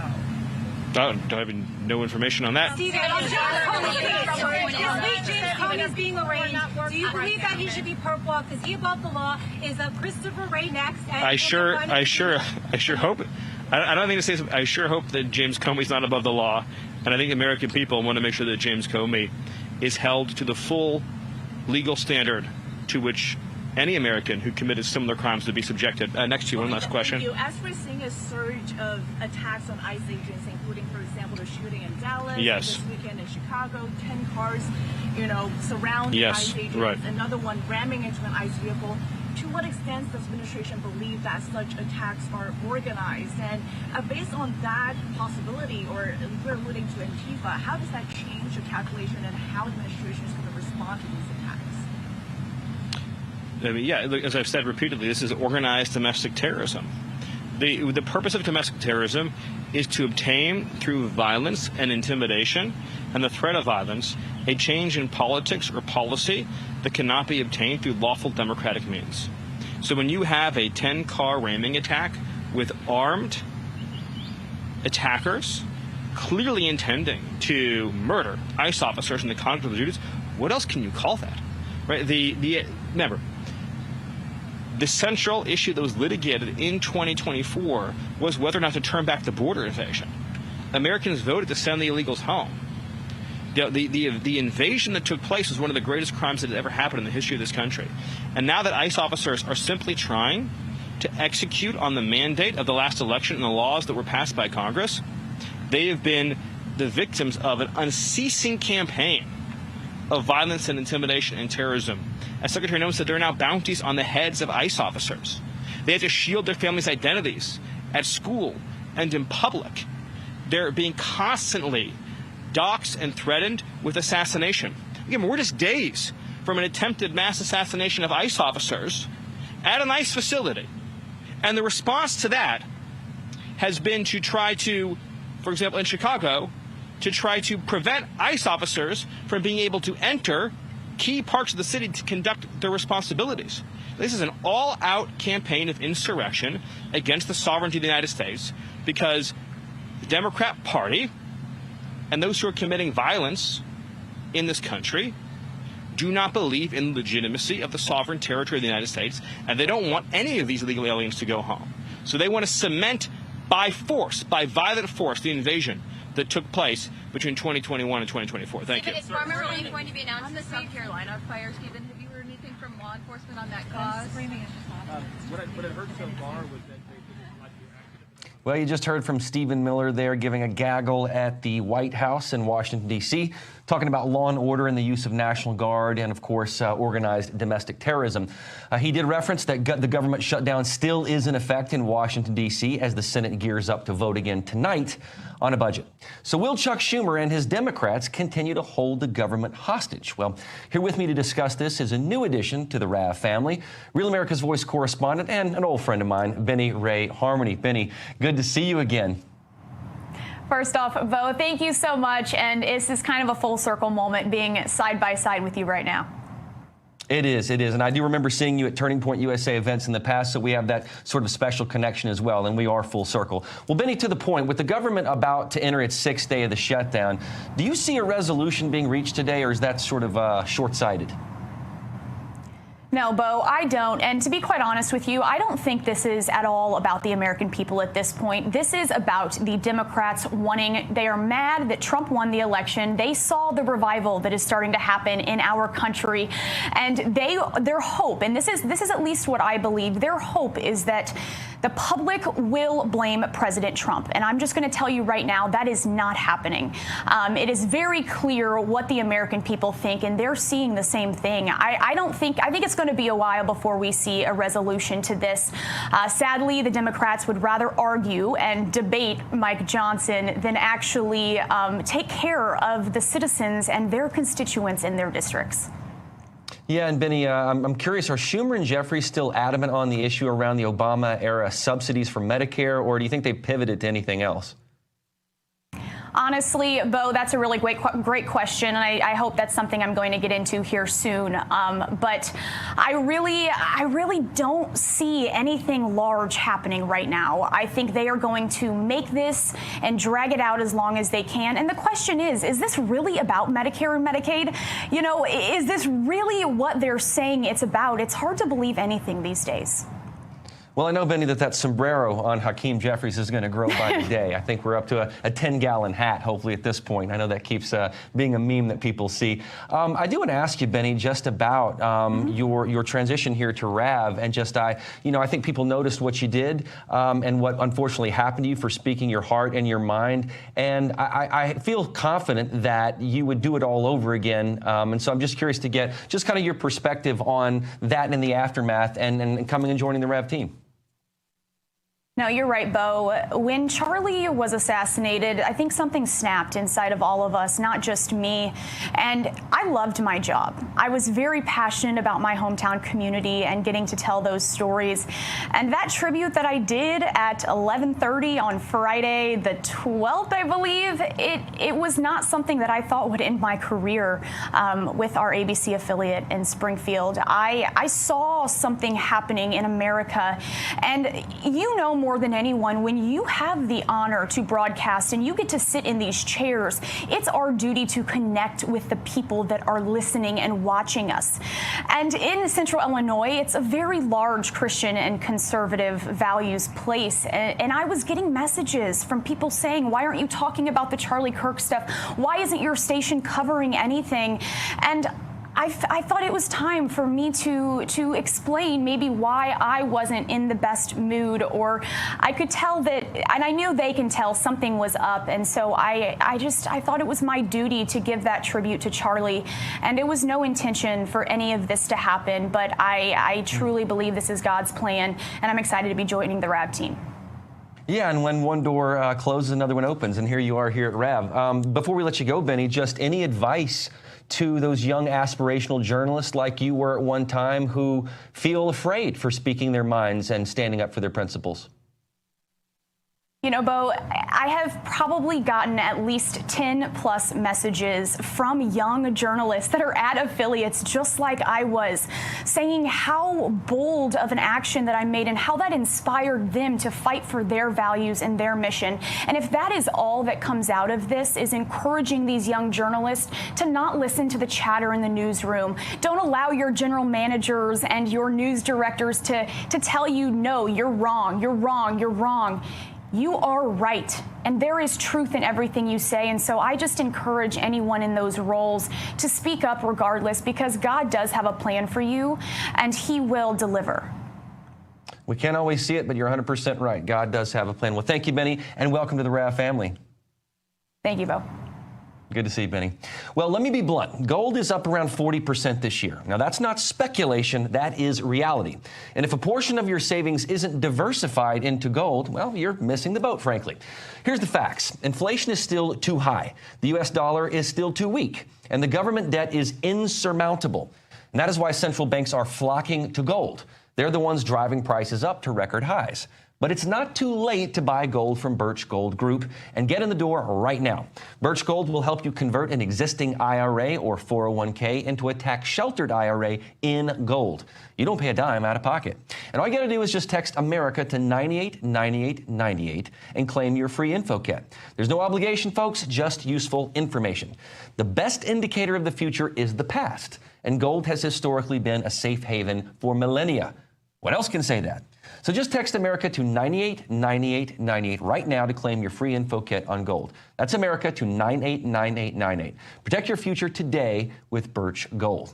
Well, coming up after the break, I'll bring on head pollster at Rasmussen Reports, Mark Mitchell, to discuss recent polling in America, including the presidential daily tracker and the government shutdown. Details straight ahead. Stay with us.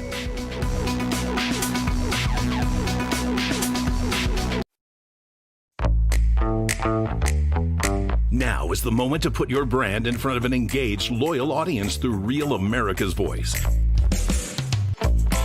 When you advertise on Real America's Voice, you're not just running an ad, you're partnering with trusted voices like Steve Bannon, Charlie Kirk, and other influential hosts. Backed by millions of monthly listeners. What's happening? Because of a Real Voice, man. I watch it all the time. Real America's Voice rocks.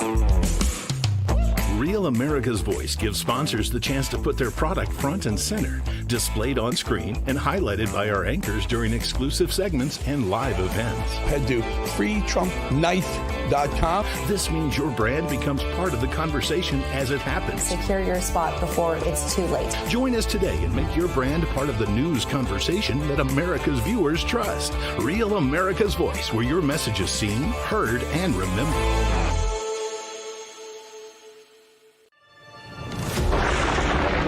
Through every storm, every moment of uncertainty, everybody needs to pray for Charlie Kirk right now. RAV has stood strong.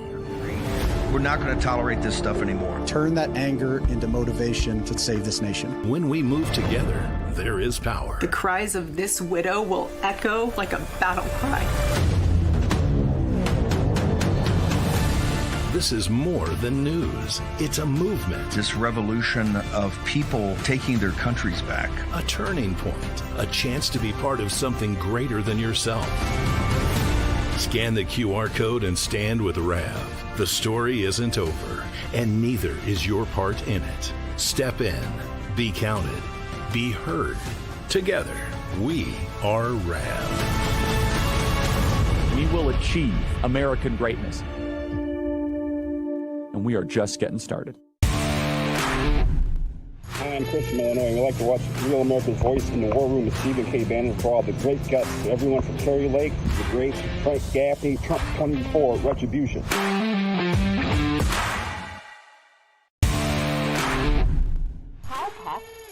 Muskegon, Michigan.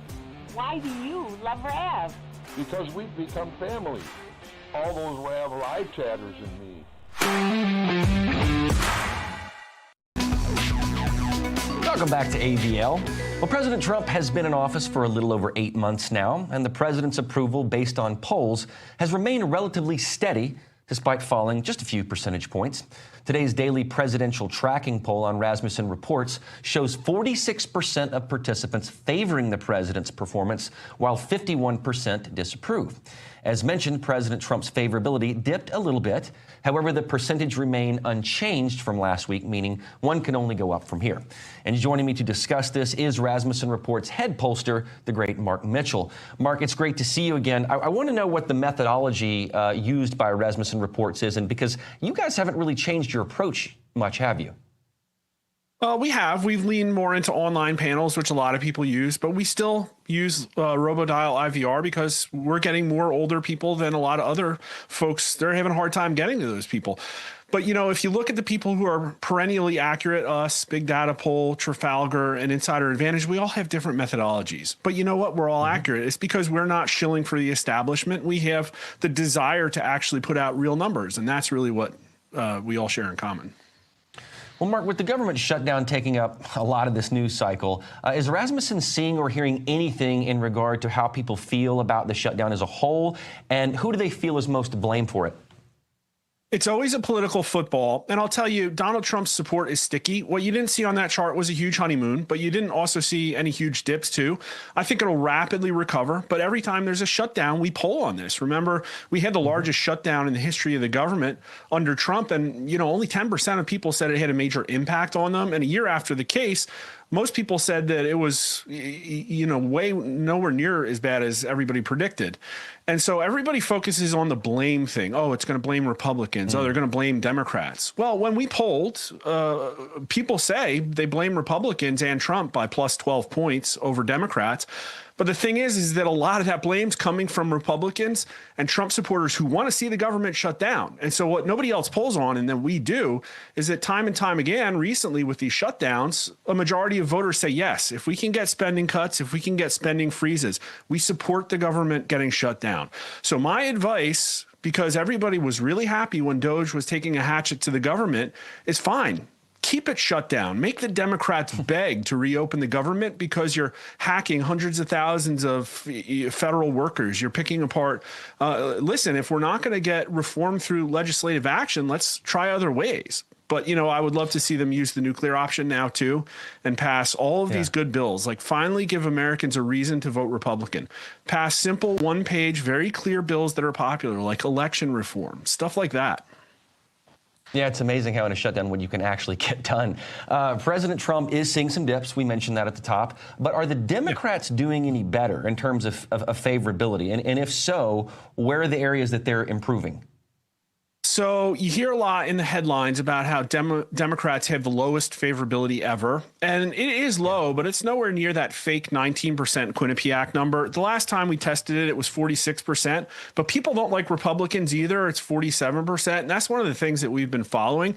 People voted for Donald Trump. There was a lot of crossover appeal because of his anti-establishment platform. These people aren't necessarily going to convert to Republicans. And so that's a big concern for November of 2026. Republicans have to give those people a reason to vote Republican, and the polling shows that so far they haven't quite done that yet.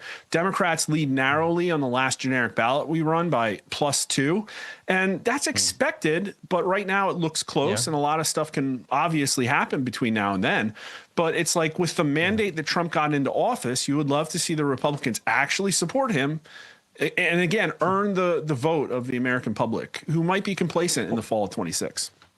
Well, Mark, let's zero in on a Democrat right now, or if you want to call him that. Zoran Mamdani in New York. How is he faring so far in New York's mayoral election? It seems like he's around 45%, but it seems like most people still prefer somebody else. Yeah, but you know, I don't see, like, if one of them drops out, I don't see a ton of Eric Adams support going over to Curtis Sliwa. I don't think any of these guys have a chance. I think Mamdani's going to win because that's the trend of where liberals are going. the Democrat Party is getting more and more liberal. And unfortunately, a lot of people like to say that Gen Z is getting more conservative. They're not. They voted for Trump because he's anti-establishment, but they think the whole system stinks. They don't think capitalism works. They want a Democrat socialist. And so if Trump can't fix things and America can't recover its economy, rebuild the American dream, the newer generations are going to go into the hands of open communists. And we're seeing it in New York City. And I hope this guy doesn't mess things up too bad. Maybe they'll moderate him a little bit. But this is the future. Well, it seems like he doesn't have majority support, so I think that'll present a very interesting situation in New York if he is elected, which, as you said, he probably will be. Finally, Mark, with respect to the situation in Gaza to further develop this week, is there any data you have that shows how people are feeling about President Trump's handling of the issue as a whole? We've done a lot of polling on this. It's kind of indeterminate. A lot of Republicans still support Israel. A lot of Democrats don't. Israel's also losing a lot of support in the younger generations. I don't think a lot of people are really hanging on every word about what's going on over there either. What I can tell you is that bombing Iran to take out the nuclear program was popular, yet people also don't support American involvement with troops, and that Israel has been losing support over what they've been doing. They are increasingly losing a PR battle. We showed them losing 16% of support among Americans versus Palestinians over a 1.5-year period. I think if we polled it again, we find it to be even worse. And I think a lot of people have questions about how they're increasingly trying to influence public opinion over here. So my advice, listen, is it can't continue. It's not going to go well for them in a public opinion sphere. And I think it's also being perceived as derailing Trump, because his highest numbers that we saw were in the middle of June, and he had +8 net approval rating. Well, what happened when those numbers started tanking? It's when America got involved in the stuff with Israel and Iran.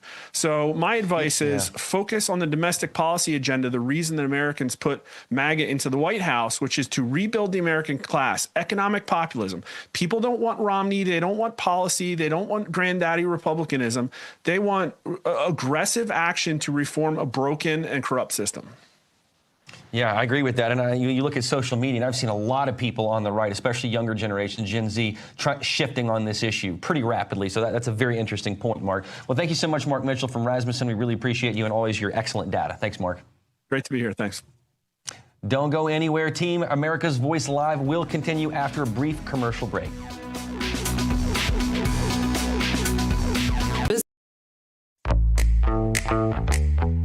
Now is the moment to put your brand in front of an engaged, loyal audience through Real America's Voice.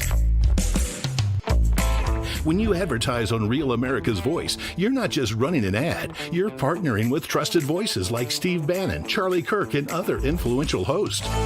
Backed by millions of monthly listeners. What's happening? Because of a real voice, man. I watch it all the time. Real America's Voice rocks. Real America's Voice gives sponsors the chance to put their product front and center, displayed on screen and highlighted by our anchors during exclusive segments and live events. Head to freetrumppknife.com. This means your brand becomes part of the conversation as it happens. Secure your spot before it's too late. Join us today and make your brand part of the news conversation that America's viewers trust. Real America's Voice, where your message is seen, heard, and remembered.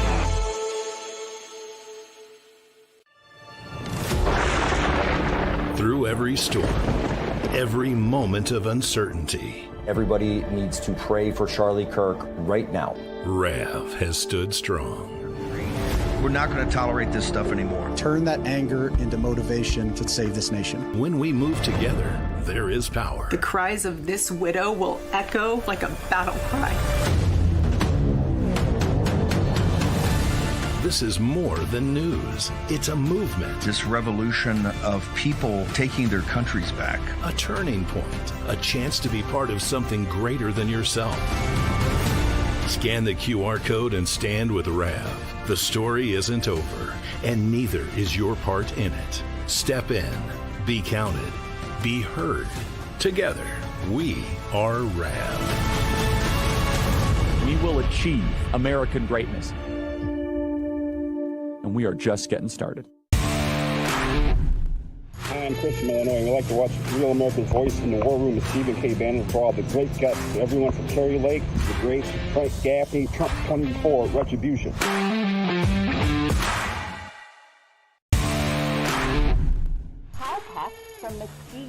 weekend.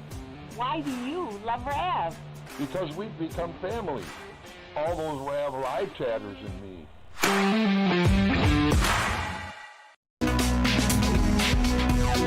Well, welcome back to America's Voice Live. I'm Bo Davidson in for Steve Gruber. Let's be honest, folks, taxes are never fun. And if you owe back taxes, haven't filed, or you forgot to file for an extension, then you could be facing penalties from the IRS. Nobody wants that.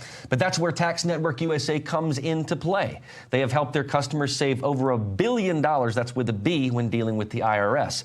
Here with me to discuss this is the spokesperson for Tax Network USA, Cameron Kinsey. Cameron, it's great to see you again, as always. Returning to this topic of taxes, which can be a little bit icky, can you tell us a little bit about Tax Network USA and what services you guys offer? Yeah, absolutely. Thank you so much for having me on, Bo. It's good to see you. I don't think I've been on with you in a while, but Tax Network USA, as you know, Bo, it's one of America's leading tax relief firms. We specialize in helping individuals and business owners really just take on the IRS, whether that's audits, back taxes, wage garnishment, unfiled returns even. Our team includes actually CPAs, enrolled agents, even former IRS agents who really just know the tax code inside and out. They know how to help you directly. No matter what the case may be, we've probably seen it before, so nothing is too big for us. And we just know how the IRS operates. So we know how to push back against the aggressive enforcement that we've seen. And really, we're just here to help. Yeah, it sounds like a very helpful service. And I mean, I think all of us who watch television, we're kind of flooded and inundated with different tax network services. What can you do for me? And there's a lot of them out there. So I got to ask, what are one or two things that you would say set Tax Network USA apart from other tax service providers? Yeah, I mean, that's a great question. We're not just here to file your taxes. We're here to fight for you. So I think that too many companies, will charge these really hefty upfront fees that we've seen. They'll give you this really just cookie cutter advice, and then they'll really vanish when things get tough or there's questions about things. And, we're not that firm. We've helped eliminate over $1 billion in back taxes for our clients because we approach every single case strategically and personally and personalized to you. We're not just another service provider. We share the same values of the people, the audience that's watching this show right now. We want limited government. We want less bureaucratic nonsense. And we want to protect people from these weaponized institutions, especially that we've seen in the past with the Biden administration. Luckily, that's actually lifted up a bit with President Trump. But no matter who's in office, that's the lens that we approach every single case with. And we're on your side. We're not on their side. And so our goal is not to just solve a problem. It's to really just get your life back on track so you're not dealing with this burden. Yeah, it's always nice to have someone in your corner. I know that everyone can relate to that. Cameron, explain how your tax prep services work. Just show me, walk me through what a person has to do. Yeah, it's pretty simple and strategic. We don't try to add any financial burden or any emotional burden to this. It starts with a direct consultation. We'll kind of just dig into your case a little bit further, understand your full financial picture. If you do decide to move forward from that initial call that is completely free, or you can fill out a form that's also completely free on our website, we take it from there. We basically act as a liaison between you and the IRS, so you're not having to contact them directly or deal with that burden yourself.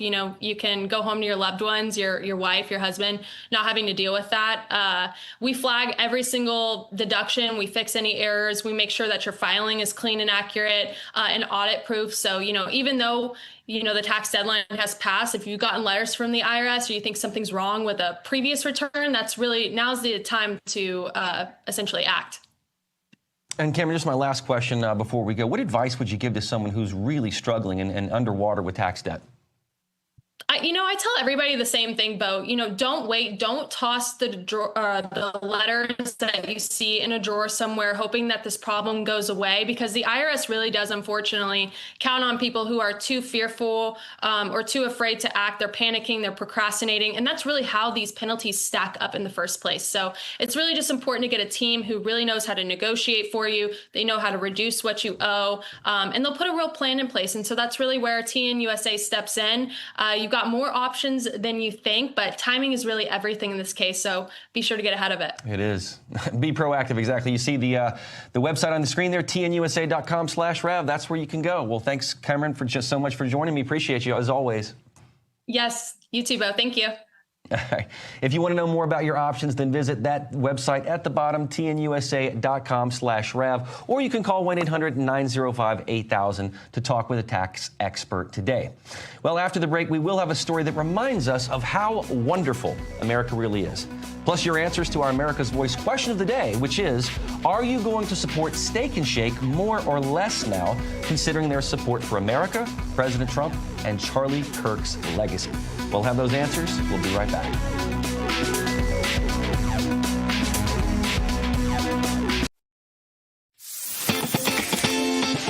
Patriots, it's time to gear up. Real America's Voice has an entire lineup of merch made just for you. We got some Rav fans out here. We watch you every day. From mugs that start your morning strong to hoodies, hats, t-shirts, pants, vests, flags, and so much more. Yeah, I noticed it. I mean, that caught my eye big time. Every piece lets you wear your pride loud and clear. This isn't just merch, it's a movement. When you shop Rav, you're showing the world you're proud to be part of the Real America's Voice family. God bless Real America's Voice. So don't wait. Scan the QR code right now or visit realamericasvoice.launchcart.store to shop today. Thank you, Real America's Voice, for doing true journalism. Stand tall, be bold, be proud. Represent your voice with Real America's Voice. It's good to have a real news network out there, so I'm a big fan. Use code RAVSWAG10 for 10% off. Real America's Voice rocks.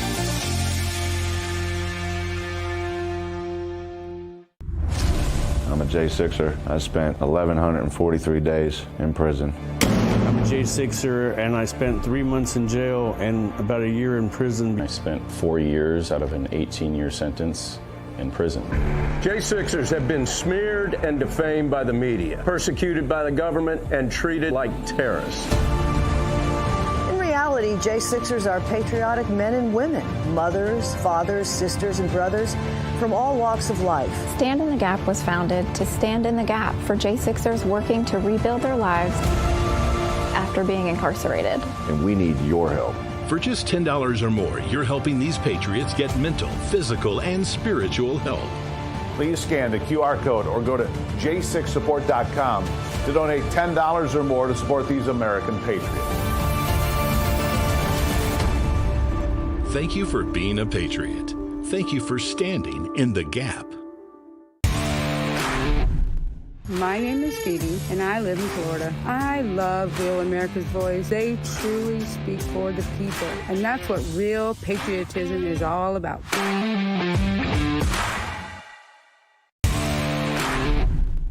Hi, my name's Paul Foyer. I'm Foyer04 in the Getter Chat. I love rap for all the Getter, all the War Room Posse, and all of you guys. Love y'all. Bye.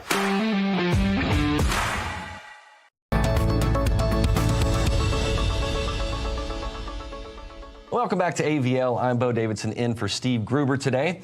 What makes America wonderful? Well, we do it every day with the hope that we leave you with a smile on your face. Today, we want to highlight an establishment that unashamedly stands with American values and has some pretty good fries to boot. On Saturday, the restaurant chain Steak and Shake took to X and announced that flag installations for American flags have begun and that every location across the country would erect the biggest U.S. flags that local government would allow. Furthermore, and this was big, Elon Musk responded to the X post by noting that he would be ordering from there the next day, showing that the messaging of patriotism and celebrating America resonate with some of the biggest names in the world. And additionally, Steak and Shake locations across the board have implemented the heavily discussed beef tallow fries quickly after HHS Secretary Robert F. Kennedy Jr. called for the use of it, citing the fact that the fast food industry's shift to being heavily dependent on seed oils was correlated with the rise in obesity. And to further add to Steak and Shake's support of America and its people, we should also mention that the billboard that was paid for by a franchisee to honor the late Charlie Kirk. For what makes America wonderful, we celebrate establishments just like Steak and Shake who celebrate America and actively make an effort to work with leadership in the country to make America healthy again. That's part of that big MAHA movement. And you too can bring the flavor of Steak and Shake to your home as beef tallow made to order is being shipped out. Just go to steakandshake.com or scan the QR code that you see now on the bottom right of your screen. And now to our question of the day, which was mentioned in the previous block. Are you going to support Steak and Shake more or less now, considering their support for America, President Trump, and Charlie Kirk's legacy? So we got 4 answers to this right now, and I think they're going to show. Let's see. Are you going to support Steak and Shake more or less now? What's our first answer there? It says, had lunch at Steak and Shake today. Longest drive through line I have ever seen. Wow. Okay, so we're seeing some support there. Here's another one here from another user. Let's see, we've got giving them more support, unlike Cracker Barrel. Not surprised there. Cracker Barrel has been big faux pas, but I think they're turning things around, hopefully. Here's another comment. I would rather give my money to companies who support the original values that made this country the greatest country on earth. Amen to that. And our final user says here, although they are providing better options for cooking and backing America, they are still lacking quality workers and zero personal touch. Computer-generated orders, and then you pick up. I can't even read this. It's so small. But basically, it sounds like they're not too thrilled about the computer-generated orders, and they think they need to pick it up. So there's a contrarian opinion. I would like to bring in Eric Bowling now to discuss this just for a little bit. We've got Steak and Shake Wagyu beef tallow and 100% grass-fed beef tallow here. These are things you can order from steakandshake.com or at the franchisees themselves. Eric, have you ever been to Steak and Shake before? I have. I love Steak and Shake, and I love them even more now because they're putting the flag in front of their I guess the franchise locations now. I'm not really sure how so the company has locations and their franchisees.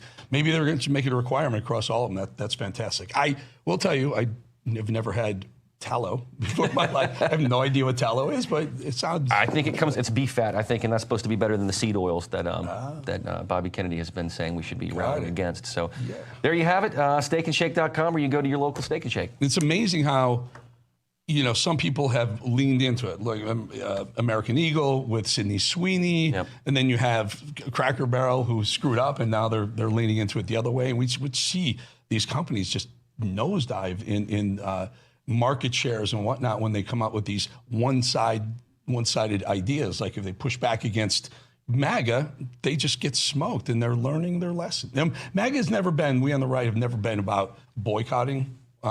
We've been about boycotting, support the people who are doing things right. But I think people are starting to realize that you can't alienate half of your customer base by becoming so political. It's just, keep politics out of sports and maybe restaurants. Well, what's amazing, too, is I go to Cracker Barrel every now and then, and it's kind of like it's been such an establishment at what it represented. To see them flip so markedly from that, I thought was just, I couldn't believe it. One CEO. Yeah. One, and the founder, the founder was watching this happen. He had sold out years prior, and, shaking his head, saying, I can't believe this has happened to the company that I built. And to their credit, they're trying to make it right. I haven't followed up, though. Did they let that person go, that CEO go? Because the person who, at Anheuser-Busch, remember when they did the Dylan Mulvaney push for trans? Somehow someone thought a trans spokesperson for a football beer brand would be a good idea.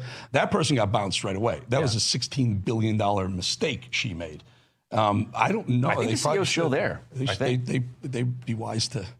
But at least Steak and Shake is leaning into this. You're going to see these giant American flags. And I'll tell you, when you're on 95 or you're on some highway and you see that, it kind of makes you want to go there. Makes you pay attention a little bit. And Trump paved the way. You remember, Mar-a-Lago put a big flag up, and he was being fined $1,000 a day by the city of Palm Beach until he became president. He said, I'm reversing all my fines, and has that monstrous flag at Mar-a-Lago. And then he put couple at the White House now, too. So he's all about it. I think they're following Trump's lead, which is a good thing. Yeah. Well, kudos to Steak and Shake for stepping into American values. Yeah, and kudos to me learning about beef tallow. Me, too. Apparently, the fries are made in it, and so you can cook steaks in it, vegetables, anything you want. It's supposed to replace those terrible seed oils like canola that are not supposed to be good for you. So. Got it. Maha.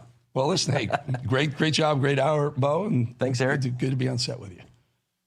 All right, folks, why don't we do this? It's just about 4 o'clock, couple of seconds.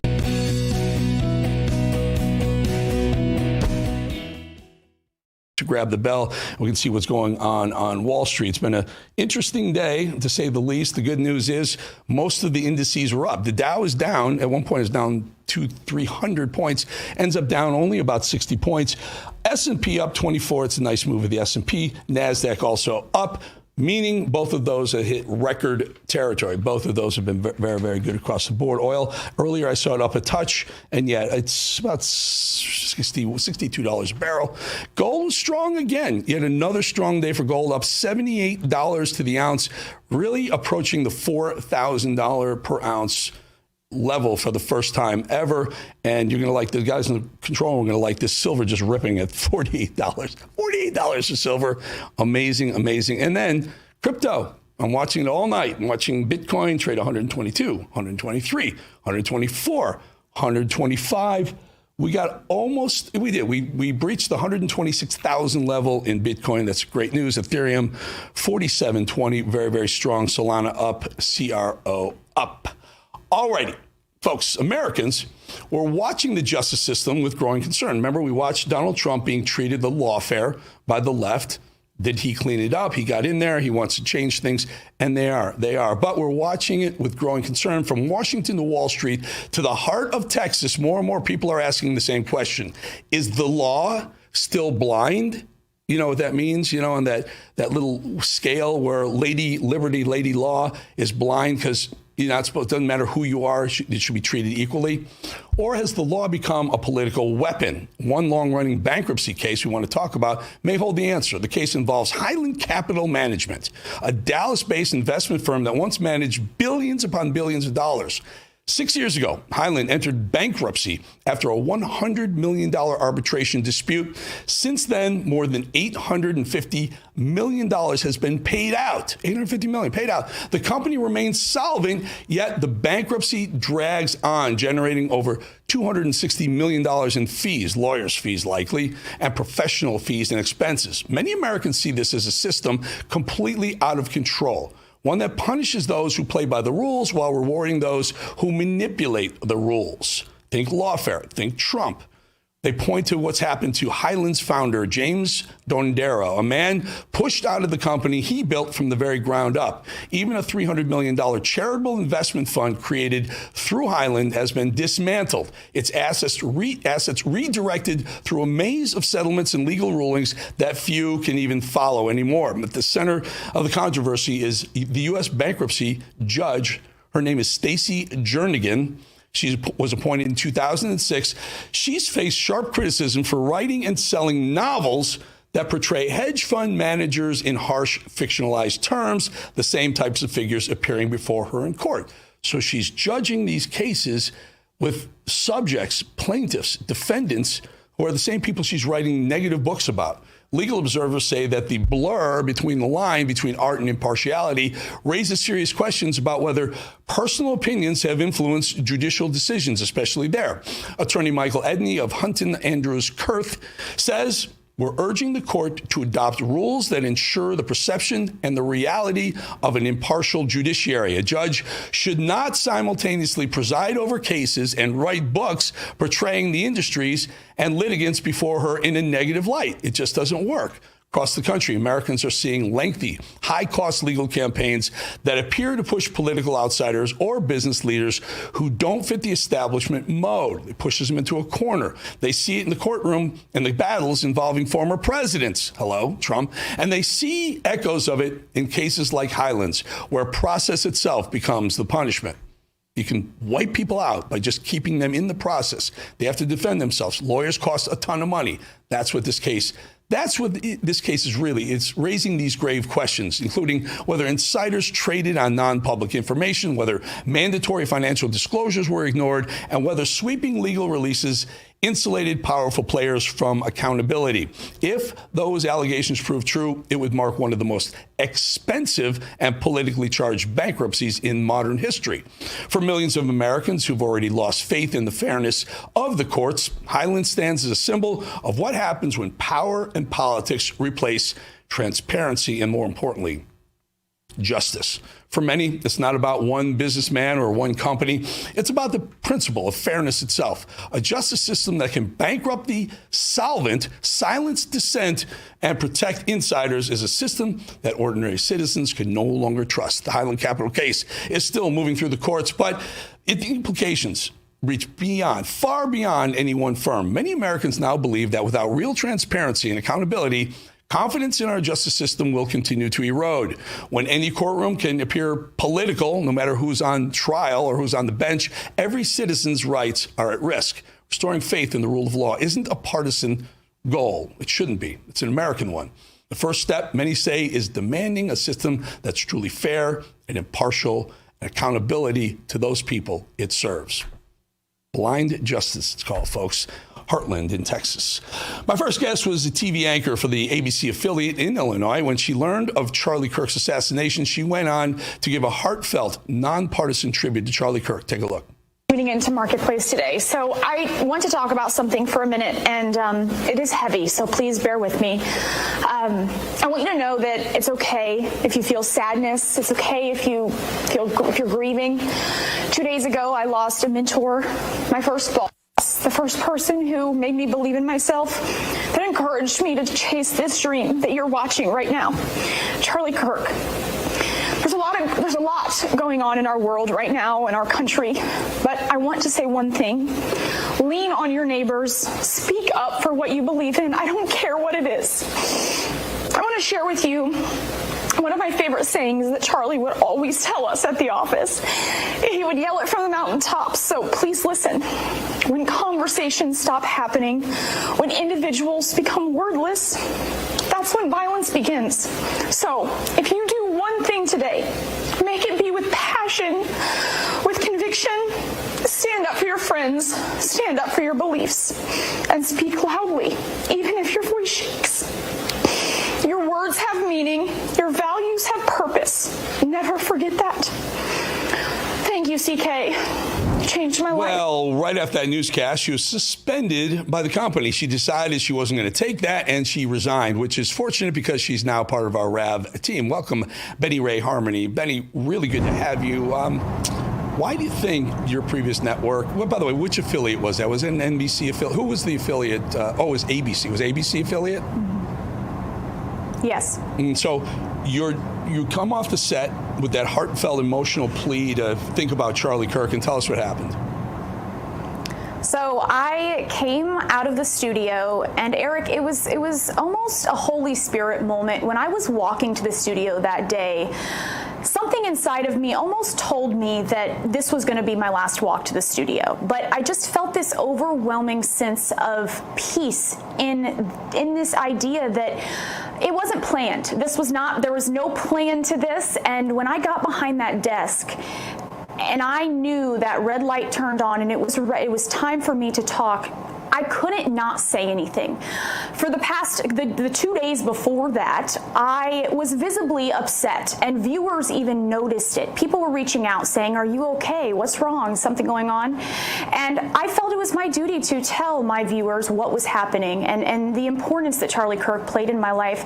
But when I was leaving the studio that day, I did feel liberated, and I felt like I said my piece, and I spoke truth, and that was all that mattered to me in that moment, was honoring and highlighting someone that meant a lot to me. And the events that occurred after that, I was not expecting.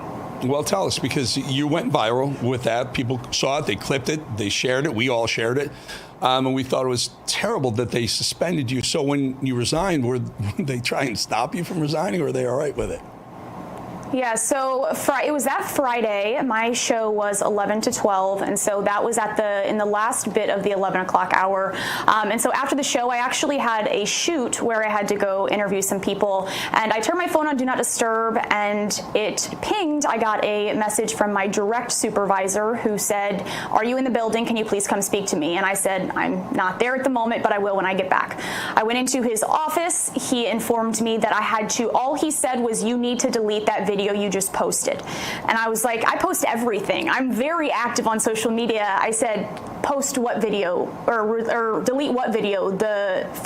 Literally from my show, you want me to delete that? I post everything from the show. And he said, yes. And I said, okay, can you tell me why?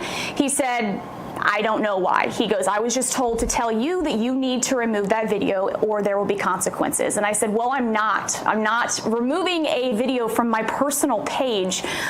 So let me know what our general manager, decides, because I'm not deleting it. So the weekend happened. I go in first thing on Monday morning. My direct supervisor, he reaches out to me and he says, can you come into my office again? And I'm fully glammed. I'm fully ready to go on air. And my direct supervisor says, you are are not having a show today. You are off air until further notice. He said, I don't have any details. All I know is that you're not to have a show today because you wouldn't delete that video.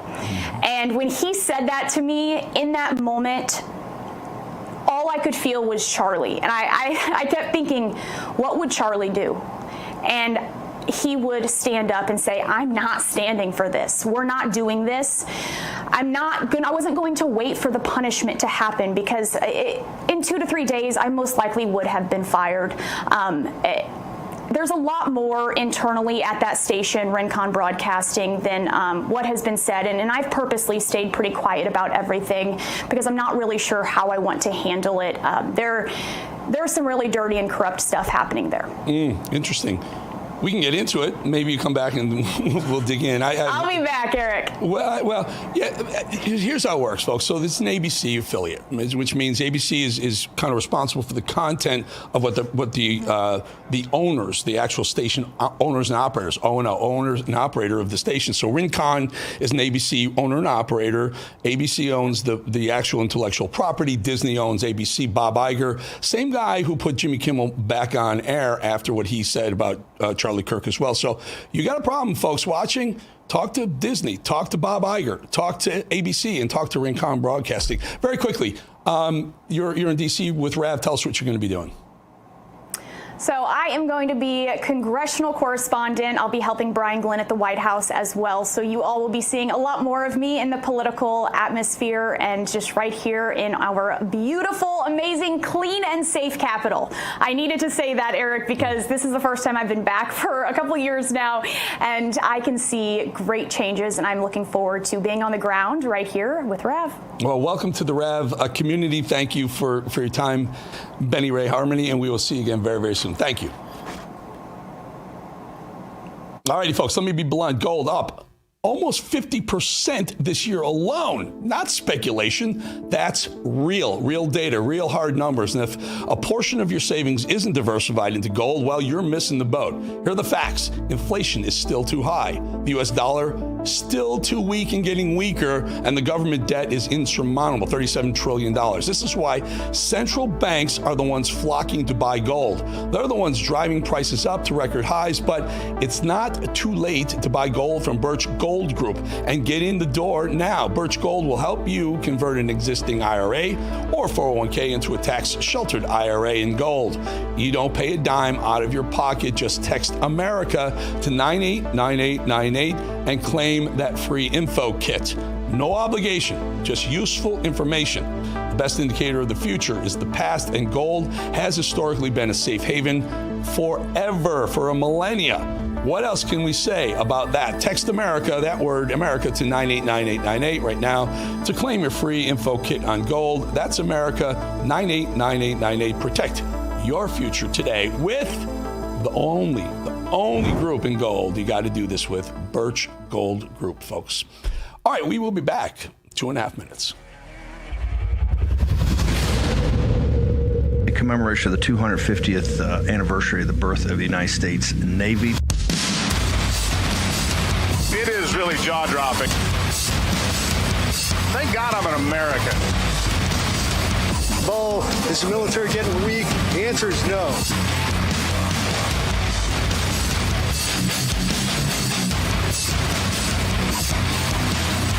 This is about unity. Morale here is great. We couldn't be more thrilled and excited to be here today. God bless the United States of America. And go Navy, beat Army.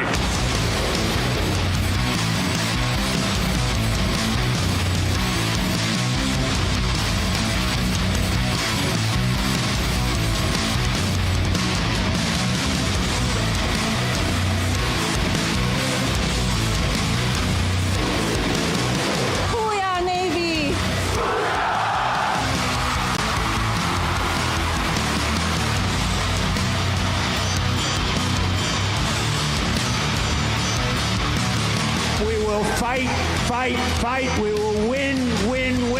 Congratulations once again on 250 years of total dominance. Stay strong. Thank you. God bless our sailors, and God bless the United States of America. Thank you very much, everybody. Real America America's Voice was the go-to place today. Thank you guys for doing this.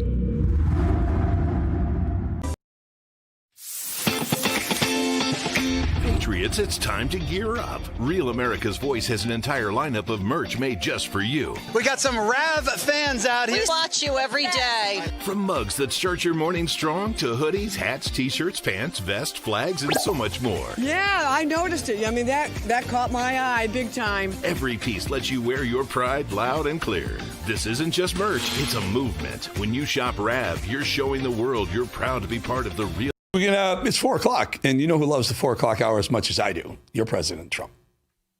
Of tons of copper required for that. Even a single family home today may have as much as 400 pounds of copper in a home.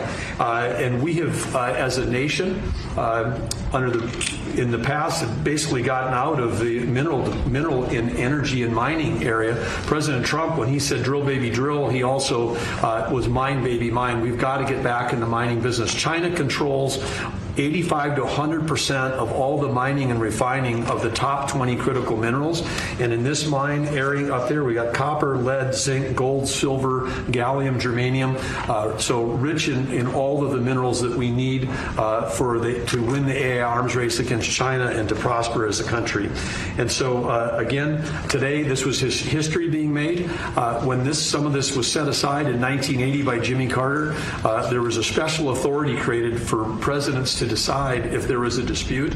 And so for the first time in history, a president is actually using that authority. President Trump, as he does, using his authority for the benefit of the American people. And the appeal came in from the state of Alaska asking that this road be built. Alaska is not a colony. They're a state. They have an opportunity to build roads like any other state. With this signing, President Trump, Alaska can go ahead and build this road. It'll be a toll road, not a public road. It's a toll road, so it'll be controlled in terms of traffic. It's a gravel road. It'll be sensitive to the environment. There'll be collaboration with the Native Alaskan corporations in terms of how it's built and how it's used, supporting the Alaskan Native tribes with subsistence hunting regulations on either side of this. But this opens up a wealth of resources.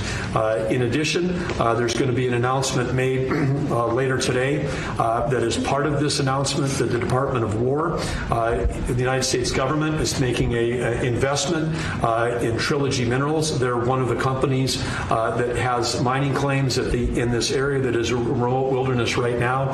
And again, making that investment so we can make sure that we're securing these critical mineral supplies and that ownership in that company will benefit the American people. With that, I'll kick it over to Chris Wright. Thank you, Doug. And what a huge thank you to the President today. This is a tremendous achievement for the people of Alaska. We were in the North Slope of Alaska a few months ago celebrating energy development there. They want jobs and opportunity to develop the resources on their lands. This is another major step forward. We say energy is the lifeblood of society, the circulatory system. Minerals and metals, they're the skeletal infrastructure, the physical upholding of everything we do. Everywhere we walk and operate, your cameras, everything you hold are made out of metals and minerals. President Biden thought it was appropriate to offshore both of these industries outside of our country. That has not left us in a strong place. President Trump, in his first term and even more strongly in his second term, is bringing those industries back to our country. America was a mining powerhouse for a long, long time, and our mining industry got squelched. Now we're seeing it come back to life. You saw the President's truth not long ago about a deal for lithium production in Nevada just a week or so ago. This will more than tenfold increase American lithium production. And this infrastructure, this mining road to the Ambler Mining District, will just have immense impact on future mining opportunities for our country's security and economic opportunities for the people of Alaska. Our critical minerals and mining expert within the administration is standing right next to me, David Copley. I'll see if he wants to add any words. This is a really big deal for the American mining industry, and I think it shows the President's seriousness about getting this industry going and making sure we have the critical minerals we need for our defense industrial base and for our broader economy.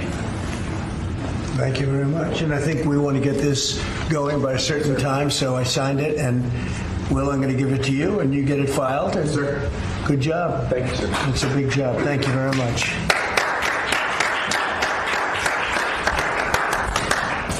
So we created a great deal of wealth for that part of the world and that part of our country by doing this long, very difficult road to build, and we'll be talking about that sometime later. But it's a great deal for our country. It's a great deal for the people of our country and for the taxpayers of our country. And if you have any questions on that, let me know. Steve? For the big road to be constructed, I mean, how quickly will they get underway? Well, this road, as an industrial road, it'll have ownership. It'll likely be split between the state of Alaska, the federal government, and the Native Alaska corporations.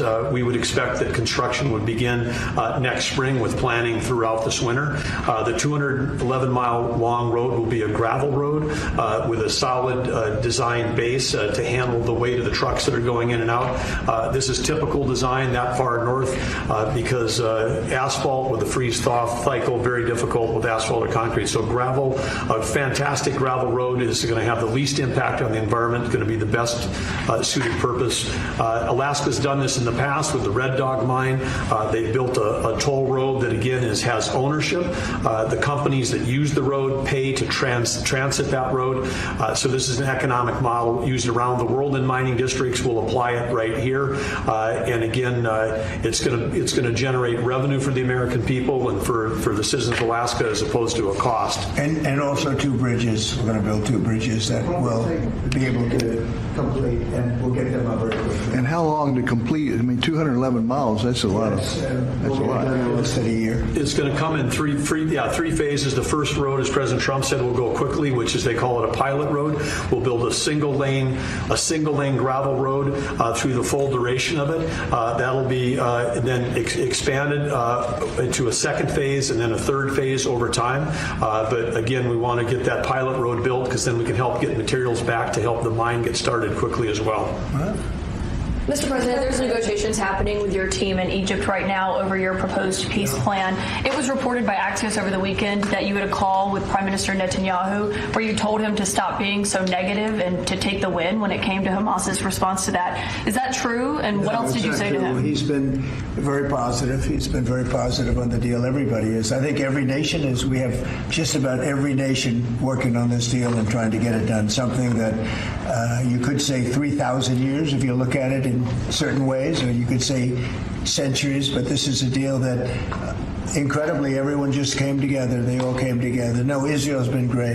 They've all been good, Caitlin. And in the negotiations, do you have any red lines in terms of Hamas disarming and whatnot? Are there any places you're willing to negotiate? Certain things aren't met, we're not going to do it. But I think we're doing very well, and I think Hamas has been agreeing to things that are very important. Mr. President, on the government shutdown, Mr. President, if the vote today fails in the Senate, will that trigger layoffs? It could. At some point it will. And, the Democrats are the ones that started this. And if you think about it, it's about health care to a large extent. It's about we want great health care for people. We don't want to give the money away to other people that come pouring into our country. And they've already poured because nobody's coming into our country. Now we have the border totally stopped. In fact, numbers we just announced again, we're at another 0. So we have 0 for 4 months in a row.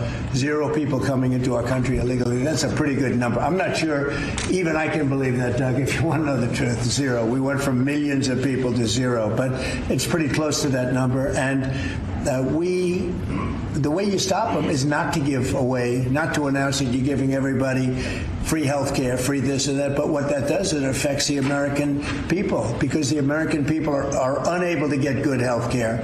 Obamacare has been a wreck, as you know, and to do that, we have to keep it propped up and do the best you can with it. It's a mess. But a lot of things are going on in that. We talk about Hamas. Then we talk about negotiations that we have going on right now. We have a negotiation going on right now with the Democrats that could lead to very good things. What kind of, are you speaking and I'm talking about good things with regard to health care. Are you speaking with Democratic leaders? What kind of negotiation is going on with Democrats? I don't want to say that, but we are speaking with the Democrats, and some very good things could happen with respect to health care. Would you make a deal with them on the ACA subsidies? If we made the right deal, I'd make a deal. Sure. So you would be willing to? You have right now subsidies. You have subsidies. That's the problem with Obamacare. The subsidies are so much. It's billions and billions of dollars is being wasted. And we can have a much better health care than we have right now And we're talking to them. I mean, I'm not saying that's going to happen because this has also been going on, not for 3,000 years, but it's been going on for a long time. But yeah, we're talking to the Democrats. You would work to make a deal with them on Obamacare subsidies to reopen the government? I want to see great health. I'm a Republican, but I want to see health care much more so than the Democrats. So, Mr. President, on all of this, as you know, the American people are experiencing a lot of pain with any kind of government shutdown. And while you're dealing with Democrats and, of course, Republicans are standing their ground, what is your message directly to the American people who may encounter some of this pain and despair? How do you give them hope? Well, up till now, there hasn't been a great deal of pain. There could be a great deal of pain, but up till now, there hasn't been. I will say this, just hang in there because I think a lot of good things are going to happen. That's all I can say. I mean, I think a lot of good things could happen, and that could also pertain to health care. A follow-up question, Mr. President. We have seen a surge in attacks on ICE agents across the country, including the shooting in Dallas and over the weekend in Chicago. We saw 10 cars boxing in on ICE agents and another one ramming into an ICE vehicle. We have heard Secretary Noem saying that some of these attackers are actually organized and they're planning to kill and ambush these officers. What are the consequences for these individuals? We're going to have very severe consequences. We're going to find out who's going after our federal agents. So when you look at Chicago, they've had probably 50 murders in the last 6 or 7 months, 8 months. Many, many people shot, like 30, 40, 50 people shot. Didn't die, but they've been shot. It's like a war zone. And then I listen to the governor and the mayor get up and say how they have it under control. They don't. It's probably worse than almost any city in the world. You can go to Afghanistan. You can go to a lot of different places, and they probably marvel at how much crime we have. Then you go to Memphis, where we are right now. Now, it's just like in Washington, D.C. right now. You people know better than I do because you have to live right inside. And so many of the press have come to me. They've said, I can't believe it. It's changed so much. We have a safe city in Washington. Memphis will very soon have a safe city. Chicago can be very, very safe. It's going to be very safe. But Chicago is going to be very safe. And you say, why is it that a governor wouldn't accept free help from regardless? I mean, whether it's National Guard or the military or anybody. I mean, if women raped and beaten and knocked to hell, and the same with men where they're being shot all over the place in large numbers. I mean, we had a week in Chicago where 11 people were murdered and 38 people were shot. And then we have a governor get up and say, oh, it's safe, we can handle it. He can't handle it. He's an incompetent guy. That's why they threw him out of the family business. They threw him out. I knew the family business very well, and they threw him out. And now he's a governor. And he should say, we'd love to have a safer place. Chicago's a great city potentially. You know, I told you, the head of the Union Pacific Railroad said, sir, save Chicago. It's a great city. It's going to be lost if you don't do it. We have no choice but to do this. And when judges give us rulings that, you know, you don't have to do it, Portland is on fire. Portland's been on fire for years. And not so much saving it. We have to save something else because I think that's all insurrection. I really think that's really criminal insurrection. So I appreciate the question. These are unsafe places. We're going to make them safe. So you see what's going on in Memphis. Not pretty, but you know what? We're doing a pretty job because it's going to be a very safe place in a little while. And the people of Memphis are so happy that we're there. And the people of Chicago. So you have black women with MAGA hats on in Chicago, all over the place. They want the guard to come in, or they don't care who comes in. They just want to be safe. And they really don't care. You know, there was one woman, she was great today. She said, you know what? I don't care if it's the National Guard, the Army, the Marines, the Air Force. I don't care who comes in as long as we're safe. And that's the way most of the public feels. We're going to make Chicago really great again. And we're going to stop this crime. Then we're going to go to another one, and we're going to go city by city. We're going to have safe cities. And it was so great that we started with our nation's capital, one of the worst. I mean, so many people. Every week, somebody was killed. They'd come from Iowa. They'd come from Indiana. They want to see the Jefferson Memorial, the Lincoln Memorial. They want to see something, and they'd get shot. And you'd call their parents, I'm sorry, but your son is dead.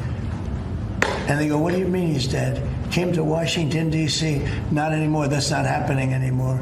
We have a safe place. We have a safe capital. It's as safe as we have probably almost just about in the country. And if you look back 6 months ago, 7 months ago, this was a death trap. You look back during the Biden, I mean, what they did, how badly they managed things. And almost all of these cities, most of these cities are Democrat run. And we don't care, Democrat, Republican, we're going to make them safe. So we have to save Chicago. It's very important. And you can't have a governor getting up and saying it's good when 11 people were shot over a weekend. What? The Insurrection Act, under what conditions or terms would you? Well, I'd do it if it was necessary. So far, it hasn't been necessary, but we have an Insurrection Act for a reason. If I had to enact it, I'd do that. If people were being killed and courts were holding us up, or governors or mayors were holding us up, sure, I'd do that. I mean, I want to make sure that people aren't killed. We have to make sure that our cities are safe. And it's turning out, and we started with D.C., it's been so successful. Think of it. People wouldn't go to restaurants. The restaurants were closing. We're losing a lot of restaurants, as you all know. And now restaurants are opening and they're thriving. And I went 2 weeks ago and it was great. I'm going to go again. I felt very safe, very safe. Forgetting about guards and Secret Service, I would have gone. It would have been very safe. D.C. is a great, and look at the cleanliness of D.C. Look at how it's clean. You don't have tents all over the place. We had parks where you couldn't even walk through the park. You had people from tents, and there were violent people. Some of these people were violent people. We have a great, safe capital again, and if you look at it in 6 months from now, it'll be the most beautiful anywhere in the world. It's being cleaned. The graffiti's all gone now. The tents are all gone. We have a capital that you can be proud of, but it'll only get better with time. The 2-year anniversary of the original Israeli attack. Do you expect a Gaza deal tomorrow, or is there any sort of hostage? I think we're going to have it soon. I think we're going to have a deal. It's a hard thing for me to say that when for years and years they've been trying to have a deal with Gaza, but I mean, literally for centuries. Okay, if you really think about it. But we're going to have a Gaza deal, I'm pretty sure, yeah. And what do you think about the talks? Well, I'm the one that got the hostages back. Remember that, you know? I'm the one that. I was going to ask you that. Yeah, I got them back. Israeli citizens are celebrating what you've accomplished in this deal. Should it come through, there will be a lot of celebration on the streets of Israel. The hostages' families, have they been in contact with you with regard to this deal that could happen? They're so happy about it. It's like they can't breathe. One said, I can't breathe. You know, it's very sad because you have hostages and you have people that are no longer living. But the parents, and I've said this to you many times, the parents want the bodies of their boy back, the bodies of, you know, their loved one back. In most cases, they're young men, and they're dead. And there's probably 32 or so, about that number. Nobody knows exactly what the number is. They want that body back as much as if their son were alive. I've been with them. You know, many have come to the White House, to the Oval Office. I've been with many of the people that I got released. We have a fantastic group working on it. Steve Witkoff has been amazing. I have Jared. I took Jared out because Jared's you don't find anybody more capable, and we have the A+ team working on it. I think we've made tremendous progress. And the people of Israel wanted to happen, but the people related to hostages, I mean, you see in Israel tens of thousands of people. They really want the hostages back, and they really want things to end. And I think Hamas now has been, all I can say is they've been fine. They've been fine. I hope it's going to continue that way. I think it will. I really think we're going to have a deal. We have a really good chance of making a deal, and it'll be a lasting deal. We want to have peace. This is beyond Gaza. Gaza is a big deal, but this is really peace in the Middle East. And the amazing thing is we have every Arab country, every Muslim country. We have every country surrounding. They all want. I spoke with President Erdogan of Turkey. He's fantastic. He's been pushing very hard. He's a very powerful guy, and he's been pushing very, very hard to get this deal done. And Hamas has a lot of respect for him. They have a lot of respect for Qatar. They have a lot of respect for UAE and Saudi Arabia. Everybody is on our side to get this deal done. There's never been anything like it. Nobody's ever seen it. There's always been like 80% of them don't want something done. I think virtually we even had a very strong signal, as you know, from Iran. They'd like to see this done.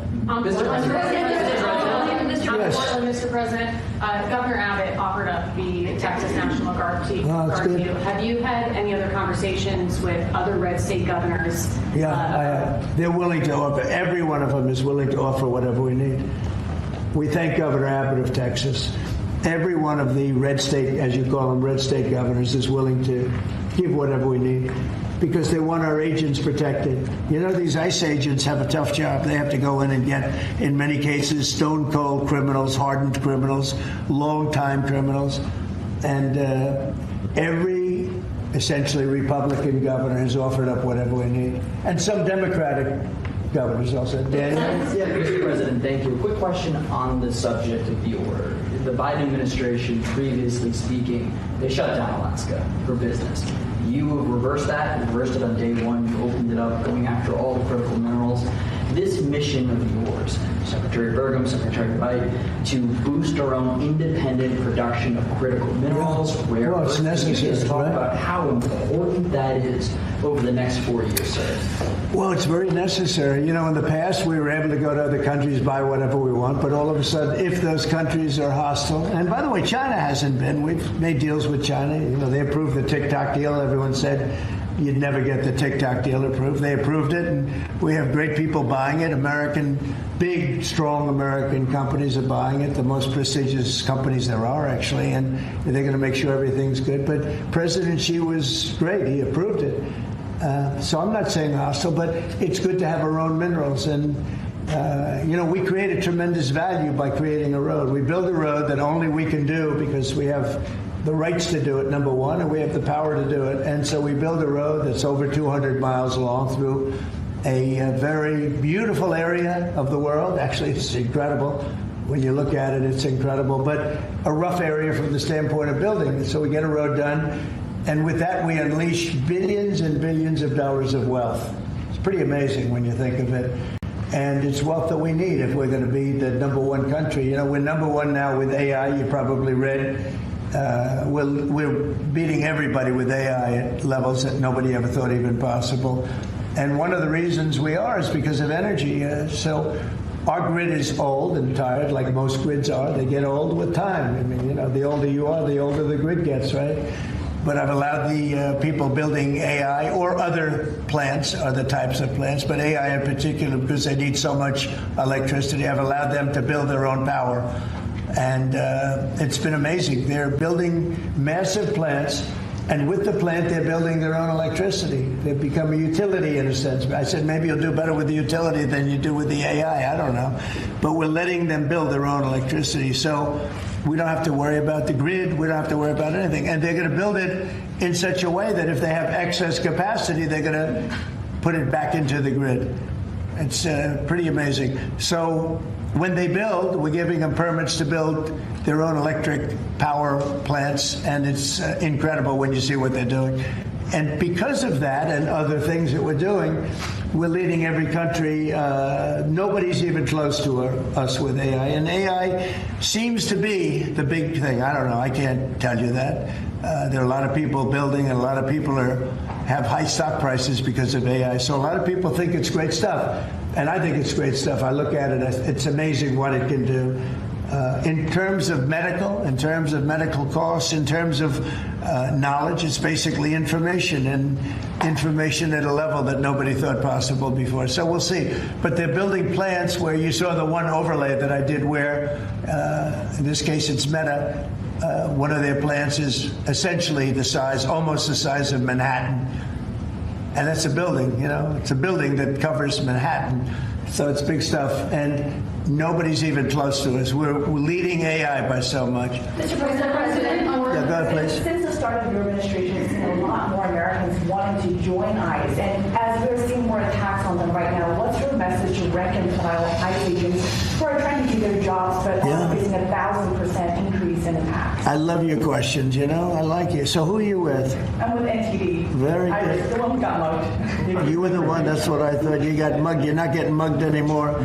She was really, you're lucky to be with us with that deal that happened. I know all about that. Not anymore, though. You feel a different world out there, right? Totally. If you're safe with the baby nowadays. Oh, good. Well, you're safe now. You're not. Nobody's going to be hurting you in any way. Thank you, Mr. President. Okay, thank you very much. Mr. President, I'm just here to report today. Thank you. So the bottom line on your question, we're just going to make things real safe. We're going to have a country that you can be proud of, not a country that you read about every day where somebody gets mugged from behind or hit over the head with a baseball bat. Those people aren't with us any longer. Yeah, please. Mr. President, yes. Thank you very much. Thank you, Mr. President. On today's call with Lula from Brazil, are you considering lowering tariffs after the call? Well, I had a great talk with the president of Brazil. He was a good man. I met him actually at the United Nations. I was going up to make a speech and I didn't have a teleprompter. I was walking up to my teleprompter. I said, I don't have a teleprompter. But just before that, I met with President Lula, and I found him to be very good. I mean, we had a very good talk for about, 2 minutes. And then I went up to make the speech, and I was surprised to see, how would you like that one, Doug? I've got every leader in the world sitting out there. My teleprompter isn't on. You know why, Daniel? Because it was a rigged deal. But fortunately, I made a better speech than I would have if I read it off a teleprompter, which is pretty easy to do. So it was quite a day. That was a big day. But we met and we liked each other. And, we had a great conversation.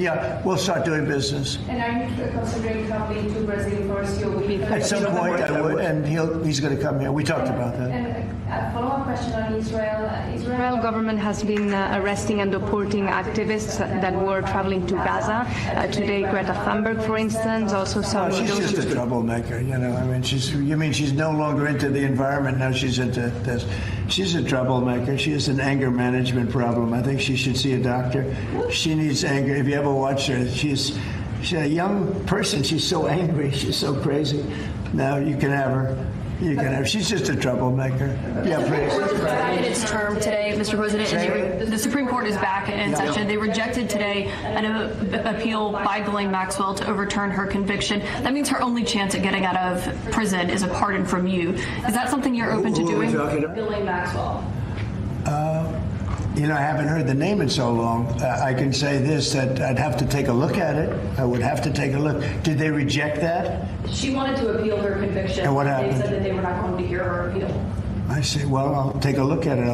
I will speak to the DOJ. I wouldn't consider it or not consider it. I don't know anything about it. So, but I will speak to the DOJ. Why would she be a candidate for clemency, sir? I don't know. I mean, I'd have to speak to the DOJ. I'll look at it.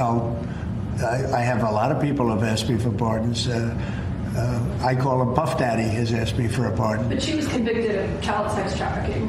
Yeah, I mean, I'm going to have to take a look at it. I have to ask DOJ. I didn't know they rejected it. I didn't know she was even asking for it, frankly. By Tomahawk missiles to Ukraine, sell them to NATO, and let them sell them to Ukraine. Yeah, I've sort of made a decision, pretty much, if you consider. Yeah, I think I want to find out what they're doing with them. Yes. Where are they sending them, I guess. I'd have to ask that question. That war should never have started, would have never started. Such bad judgment was used there. I think on both sides, by the way. But nobody looks good with the war with Russia and Ukraine. Nobody. That's been a horrible. This week they lost over 7,000 soldiers between the two of them. This is every week they're losing 7,000, 8,000, 5,000. They have a range of like 1,500 miles Or something, and so they'd be able to attack deep in that. I would ask some questions. I want to see what's. I'm not looking to see escalation. Yes. And tomorrow you're meeting with the Canadian Prime Minister. What's on the agenda for that, Mr. President? Well, I was going to ask about tariffs because a lot of companies from Canada are moving into the United States. Everybody's moving back into the U.S. and he's probably going to be asking about tariffs. They're losing a lot of companies in Canada. They're coming into They left here. They left here 20 years ago when presidents that sat right at this desk weren't doing their job properly. They were probably good politicians, but they weren't good at business, and they allowed these companies to leave. And all they had to do is do what I'm doing right now. And, you know, I'm not saying it's the easiest thing to do, but it is. It's effective. We're a rich country again. We're a powerful country because, you know, I've ended 7 wars. At least half of them was because of my ability at trade and because of tariffs. If I didn't have tariffs to throw around a little bit, you would have at least 4 wars raging right now with thousands of people a day being killed that aren't happening. We've settled. You know, we settled 7. We're getting close to settling 8. That would be a big one. And that's something that could happen. But so I think he's coming probably to talk about tariffs because a lot of companies are leaving Canada to come into the U.S. And they're leaving Mexico. And by the way, they're leaving China. They're leaving all over the world to come into the U.S. And would you Nobody's actually seen anything like it. Would you shift your position on tariffs in response to whatever he says to you? Look, my positions turned out to, everybody said I'm right. They find billions of dollars that they didn't even know they had. Recently, they said they found billions of dollars and they couldn't understand. I said, check the tariff shelf. And they come in the next hour and they said, sir, you're right. It was from the tariffs. We're a really rich country again. But more importantly, maybe influence. If I didn't have the power of tariffs, you would have at least 4 of the 7 wars raging. I use tariffs to stop wars. If you look at India and Pakistan, they were ready to go at it. 7 planes were shot down. They were ready to go at it. And they're nuclear powers. And I don't want to say exactly what I said, but what I said was very effective. They stopped. And that was based on tariffs. It was based on trade. Tariffs are very important for the United States. We are a peacekeeper because of tariffs. Not only do we make, hundreds of billions of dollars, but we're a peacekeeper because of tariffs. Mr. President. Responding to the shutdown, Mr. President, the shutdown that occurred during your first term lasted 35 days. How long do you expect this shutdown to last? Well, you don't know. Look, I can say this, that it would have not happened except for the Democrats. The Democrats are very foolish. They've lost their way. And we have a new thing now. When you look at it's called crime. It's called absolute, as Biden would say. Well, I won't say what he would have said. Remember when he said, it's a 3-letter word, no. Remember that one? Everyone say, what was that all about? He probably meant exclamation point or something after the word. But this is a 5-letter word, crime, C-R-I-M-E. And we want to put it out and are putting it out, and they don't. They don't seem to care about it, but they do care. I believe that Pritzker and this mayor of Chicago that like to say about they don't have it under control. Not only is it not under control, it's the opposite. And I believe they're afraid. They're scared for their lives. I believe that the Portland people are scared. You look at what's happened with Portland over the years. It's a burning hellhole. And then you have a judge that lost her way, that tries to pretend that there's no problem. Actually, she's not even saying that. There's a huge problem in Portland. I'll tell you what the problem is. Crime. Okay, crime. There's a huge problem in Chicago. It's called crime. And we want to put out the crime. And they want to inflame the crime. And why they want to, I don't know. But it could be that Pritzker is scared for his life. Yeah. You appointed that judge on the UN. Do you have an update on the investigation into what happened to you at the UN last month? And also, what's your message to Americans who are concerned about your and your family's safety as you're very out in public? Yeah, I am out there. There's no question about it. Well, at the UN, we had a problem with the teleprompter. We had another problem that nobody has actually talked about. The people in the room didn't hear my speech. Did you know that? The people in the room, they didn't have any loudspeakers, and they didn't hear my speech. And I thought I made a really good speech. I mean, considering I didn't have the use of a teleprompter, which is unusual. But I made a speech. I could have walked off the stage. I guess most people, Doug, I think most people would have just said, we'll see you in about a half an hour, right? But, they obviously turned off I think they turned off the teleprompter, but there was a reason that it didn't work. I actually know the reason. They didn't let the teleprompter person into the room, okay, which is essentially the same thing. So I made a speech. It turned out to be a very good speech, got good reviews. I went out to the audience after the speech. I saw my wife. I said, how good was that speech? Was that unbelievable or what? She said, I didn't hear a word you said. I said, what do you mean? She was sitting in the front. I said, what do you mean? She said, you couldn't hear anything that you said. The speakers were turned off. So I think that's pretty bad stuff, right? You know, especially since we support most of the United Nations. And yet I still want to keep it in New York because I think the United Nations has tremendous potential. If properly run, the United States has tremendous potential. But think of this. I settled 7 wars. I never spoke to the United Nations about it. Not one of them. You look at, and those were wars that were raging a long time. And in many cases. And I settled 7. I never heard from the United. They didn't help me. They should be able to settle the wars. I shouldn't have to be settling the wars. Yeah, please. Last week you signed the security guarantees for Qatar. Do you see any role for the Senate in that? Did they have to vote on that, or do you think a president Well, I could do wouldn't that? mind if they did. If they want to, they'd let me know. Nobody said that, but Qatar's been very, very helpful to us in this process, and I think you'll find that. I think maybe the most influential, they're very influential, very strong. With Hamas, they're very strong. And Turkey's likewise been helpful. I mean, honestly, UAE, Saudi Arabia, everybody's been helpful. I just spoke today with the King of Jordan, and he's been terrific too. I can't think of any country that's been negative about this. This is why it should happen. I mean, everybody wants it to happen. And usually when everybody, including, I think, Hamas, and when they want it to happen, it's going to happen. James Comey is being arraigned on Wednesday, obviously after his indictment. Are you worried that your own statements calling for his prosecution could help him actually in his defense of this case? No, I think he's a crooked guy. He's a dirty cop. Comey, I think he's a dirty cop. He's recognized by many people to be a dirty cop and dishonest guy. So all I have to do is, I have nothing to do with the case. I just say, But you called on Pam Bondi to prosecute him and oppose him. No, I don't call anybody. You know what? I'm allowed to do that if I wanted to do that. But Comey's a crooked guy. He has been for years. And he got caught. Look, he lied. This is just a simple case. He totally lied. And then he confirmed the lie on, I guess, numerous occasions, or at least one occasion. He confirmed the lie. He said, that's what I said, and I stand by it. And, the guy, he didn't say, to the best of my knowledge. He didn't say, well, I don't remember. He made a very definitive statement and a very important statement concerning him. And he got caught in an outright lie. And that's why a group of people, it wasn't me that voted. They voted to indict him. But he's a crooked guy, in my opinion, and we'll find out. The court's going to determine that in a little while, I guess. Yeah. I do some farm stuff this weekend.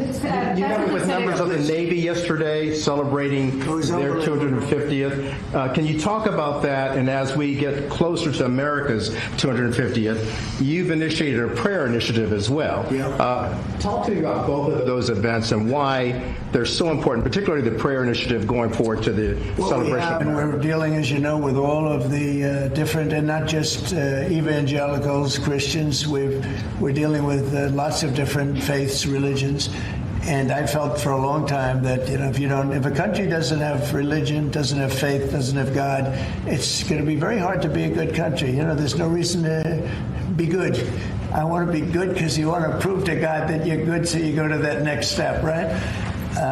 So that's very important to me. I think it's really very important. And yesterday was amazing. We went to the naval base, the largest in the world, actually, and I saw things that were incredible. The level of I don't want to use the word weapons, but they are weapons. The technology on these planes, or the carriers, and all of the different things that we saw. They gave us missile displays. They did the whole. I don't think they've ever done anything like it, but it was really impressive. And the talent of the pilots, where they can land. The aircraft carriers look massive, but when you put them in the middle of like the Atlantic, or in this case, pretty far off the coast of Virginia, and it's sitting in a big ocean.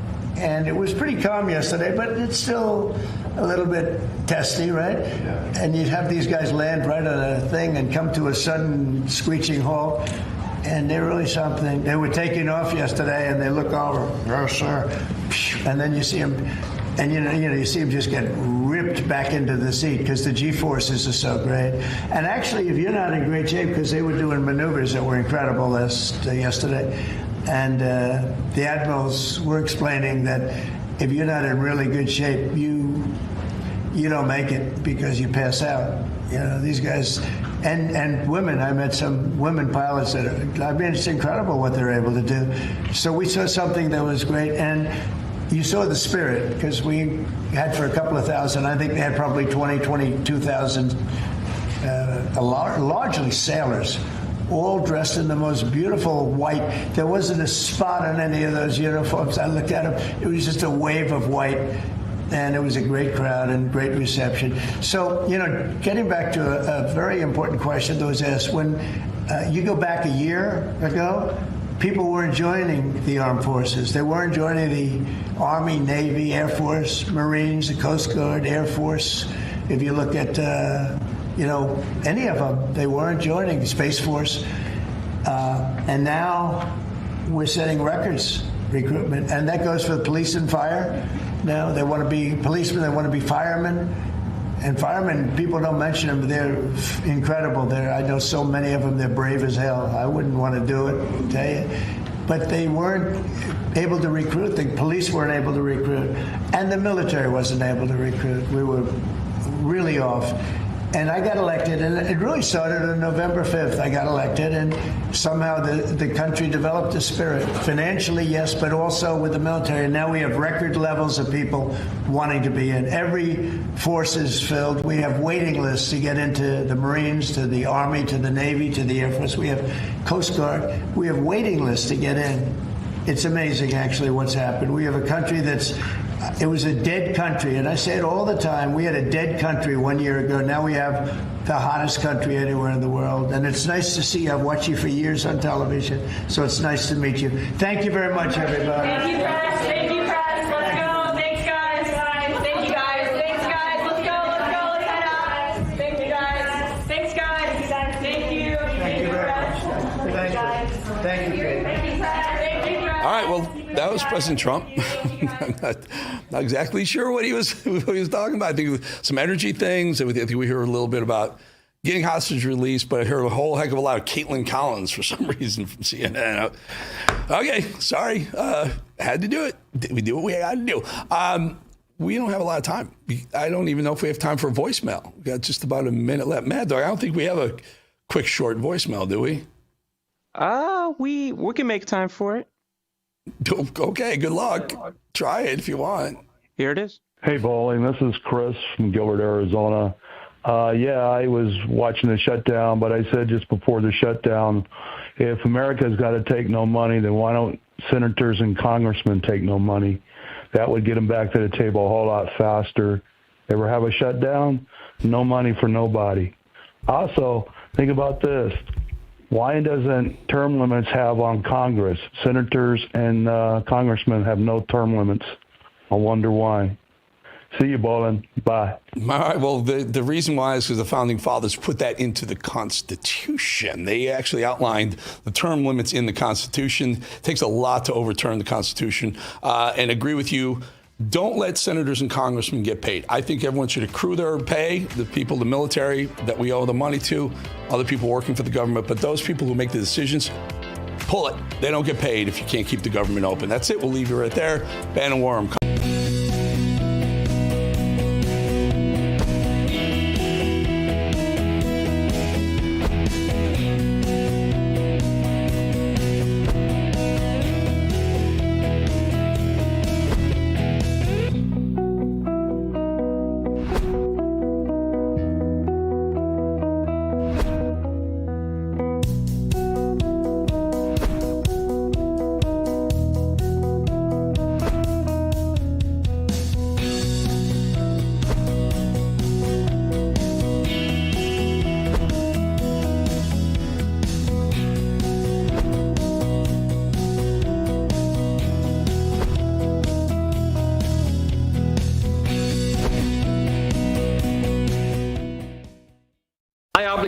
Under the Constitution and the statutes of the United States was and is to implement the orders of the court, with whatever means are necessary and with as little force and civil disorder as the circumstances permit.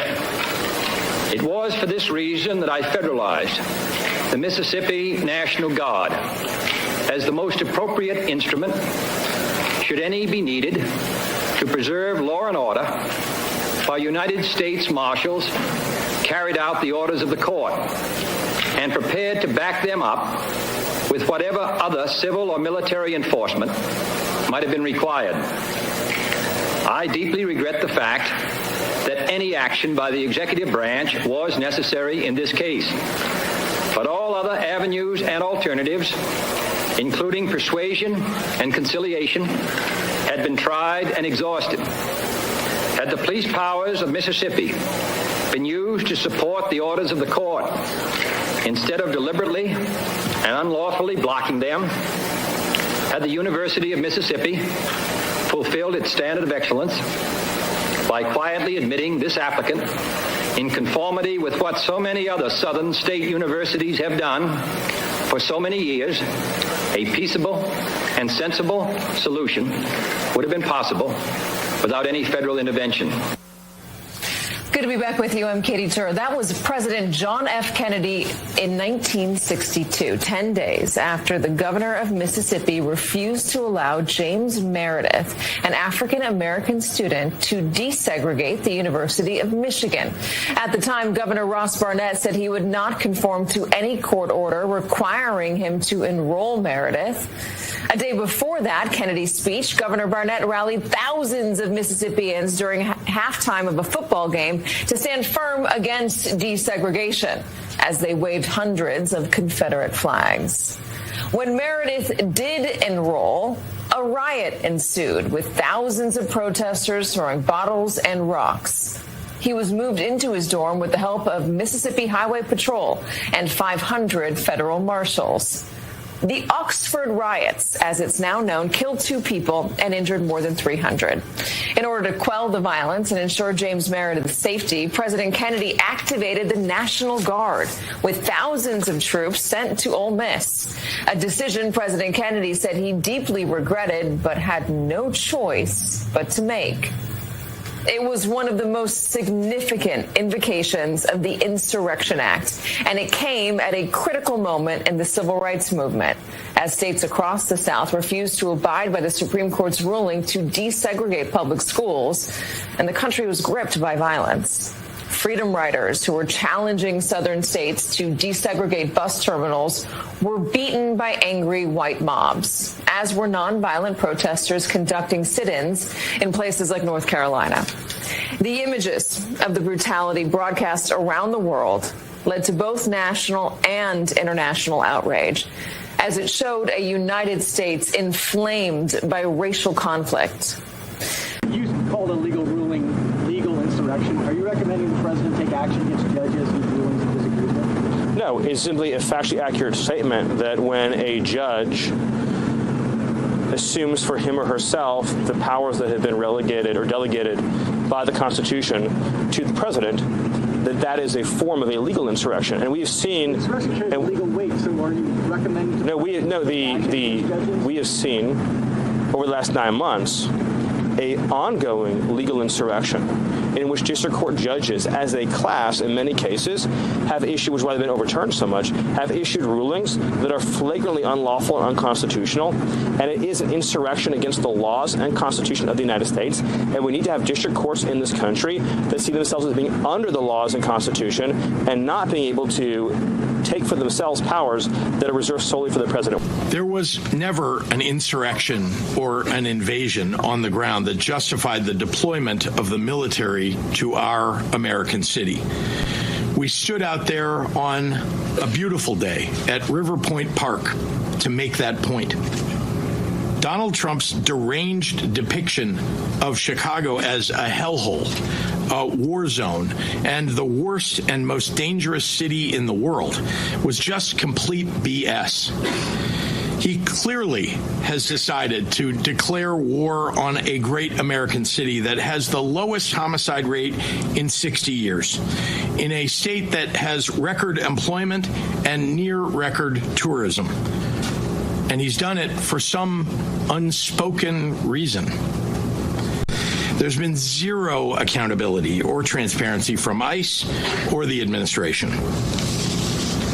Last week, federal agents dressed in camouflage gear conducted a military-style raid on an apartment building in South Shore, a neighborhood of Chicago. They brought Black Hawk military helicopters and more than 100 agents in full tactical gear. Even though it was supposedly a very dangerous and important mission, they brought dozens of cameras and set them up so that they could film their attack on the building in HD for social media. I refuse to let Donald Trump, Kristi Noem, and Gregory Bovino continue on this march toward autocracy. Their plan all along has been to cause chaos, and then they can use that chaos to consolidate Donald Trump's power. They think they can fool us all into thinking that the way to get out of this crisis that they created is to give them free rein. Well, that plan will only work if we let it. The state of Illinois is going to use every lever at our disposal to resist this power grab and get Noem's thugs the hell out of Chicago. I'm not afraid. I am not afraid, and I won't back down. Okay, Noem's thugs. It is Monday, 6 October, year of our Lord 2025. We're so slammed this afternoon we came and do our long open. We did a cold open there. Senator Tuberville from the great state of Alabama joins us, sir. You understand what the South went through. The Insurrection Act, I think, was first called by President Eisenhower when he sent, I think it was the 101st Airborne down to Little Rock, and then later University of Mississippi, others. Right now, the judges, Gavin Newsom suing. Pritzker just announced he's suing. He says there's nothing going on here. Stephen Miller, the top domestic policy advisor of the president, saying there's a legal insurrection going on. What say you, sir? Steve, thanks for having me on. And by the way, the guy's either stupid or criminal or mentally ill, what he's talking about. But my dad was in the National Guard in Arkansas back during the Little Rock Central event. He was called out. He stood on the steps of Little Rock Central one day working for the state. The next day he was federalized by Senator Kennedy. And so he went through all that, and the whole state of Arkansas went through it. We've gone through it in Alabama, but at the end of the day, these judges, these governors, they will not let Donald Trump do his job, and they're trying to get into his way. They're trying to stop him, slow him down, anything they possibly can. It's not going to work. President Trump's going to do what he knows is best for the American people. You know, Pritzker said something today, and I'll pull in a minute, that was factually wrong. He says there's been no authorization. There's been no money authorized for this. The big, beautiful bill, correct me if I'm wrong, I think there's $170 billion. The House had 90. I think the Senate had $170 billion to go to Homeland Security for actually not just sealing the border, but for the mass deportations of returning everybody that was here, all the illegal aliens. So this has been funded. ICE is now going to the phase of not just the criminals. They are starting the part of the mass deportations. Isn't that President Trump ran on that? President Trump won on that. You guys had a huge debate about the big, beautiful bill. Money's been allocated because Biden had spent all the money on letting people in the country. What is Pritzker talking about, that there's no authorization and it's thugs and criminal activity, and he's really ginning people up against federal authorities, sir? Yeah, well, it was authorized. It was authorized by the House and the Senate, and President Trump signed it. As you said, there's been over $100 billion that's been appropriated for deportation. A lot of that money goes to more border patrol, goes to more judges on the border or wherever needed in terms of giving due process to illegals that for some reason they get. I don't understand that. But at the end of the day, all this was in the process of the one big, beautiful bill. It was all put together the right way. and it's being used the right way. We're trying to get out of this monstrous debt that the Biden administration put us through in terms of spending money, whether it's with Social Security, whether it's Medicare, Medicaid, healthcare, anything that goes towards illegals. We're trying to save the American people, and President Trump is leading that charge, and he is not going to rest until we get people out of this country that doesn't cost the taxpayers an arm and a leg. I've noticed, first off, what would be your advice if you were in the Oval right now for President Trump regarding the Insurrection Act and his movement to federalize the National Guard and send them into Portland and to send them into Chicago, sir? Do what you think is right. Use common sense. And President Trump has got a lot of that. And he is going to take care of the American people, whether you're a Democrat, whether you're a Republican, whether you're a communist. If you're in this country as a citizen, he's going to take care of you. He's going to protect you. That is his job. He has said that time and time again. And again, we've got cities all over this country that he's going to send troops to. We had a big problem this past weekend with 2 killed and 14 injured in Montgomery, Alabama with a shooting. We have problems ourselves. And so if he sees that law enforcement can handle the problem, he's going to give them more help through the National Guard. That's his prerogative, and he has the ability to do it. I noticed there's been, it's kind of crickets up in the Senate, and I realize you guys are debating about opening up and the shutdown and all that, but where do you think your colleagues on the Republican side stand about this issue? There's already been some grumbling we're hearing. Where do they stand on this issue of President Trump invoking the Insurrection Act and starting to drop the hammer on these Antifa terrorists and people trying to stop the ICE agents? Well, we need to stay out of it, and we've had that talk in our caucus meetings. This is President Trump. We can't have 100 chiefs and no Indians. We should be sitting back, give him our opinion, but he needs to do whatever's right and whatever he thinks is right. And he's made all the correct calls so far. He's, again, as long as you're trying to take care of the American people in this country, you're exactly spot on. Again, nobody's done that in many, many years. He did it his first 4 years, and he's going to do it these 4 years. And again, we just need to stay out of his way and let him do his work. And hopefully these judges get out of the way. And sooner or later, the Supreme Court steps up and makes a decision of letting the CEO of this country, Donald Trump, run this country and not a bunch of people behind the scenes. There's, I think it's the Hill newspaper today said that there's rumblings on the Democratic side about trying to bring forward a proposal on activating the War Powers Act about what President Trump's doing in Venezuela. Do you have any updates on that? Is that true or just more Democratic rumor? Oh, they're screaming at the top of their lungs. They're not worried about the 100,000 people that lose their lives every year, Steve, in this country of overdose. They're worried about those, 17 people now that have been blown out of a boat that were carrying hundreds and hundreds of pounds of drugs bringing to our country. They're worried more about them than they are about the American people. But that's on everything that they do. Last thing, Senator, we got about a minute. Any update on the Schumer shutdown from the Senate? Now, the Schumer shutdown's in full mode. I don't know if you just saw. I was just briefed that myself and 7 other senators had their phones tapped by Jack Smith. Senators now. Think about that, Steve. We were just briefed. It just hit the wire. It's going to be a big deal.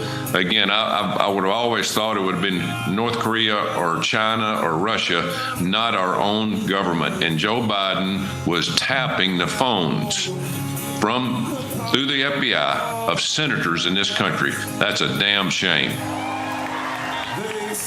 Unbelievable. We'll get more into it. Hope to have you back. Senator, where do people go to keep up with you, sir? At Senator Tuberville. That's it. Unbelievable. Senator, thank you so much. Appreciate you. Thanks, Steve. Thank you. The level of depravity you're going to see in this FBI, and this is why everybody's on Thursday. I think Comey's going to be arraigned. Ray, Comey, all of them. Remember, it's just an appetizer what Comey's getting for lying to Congress in obstruction of justice. That's just an appetizer. So much more to come. Okay, from CRA, Wade Miller, our own Dave Bratt is with us. Jackie Tarbaroff a little later, Brian Harrison, all of it today in the War Room. Stick around. I got American heart. I got American faith in America's heart.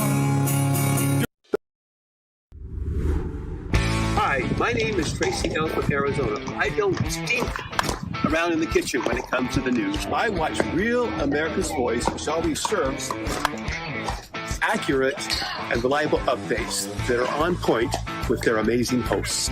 So don't find yourself in a pickle by tuning into the fake news. Stick with Real America's Voice.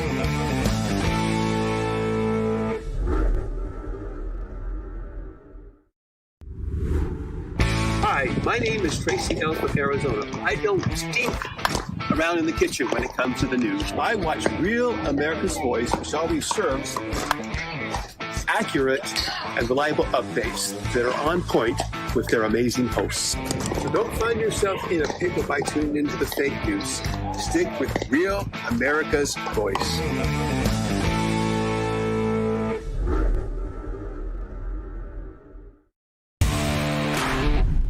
Hello, this is Hockey Nut from Weyerhaeuser, Wisconsin. Just saying, tune in to Real America's Voice for the truth.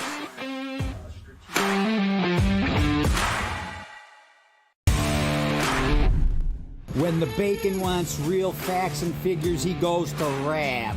Real America's Voice, baby. That's where you get the real scoop and not the poop.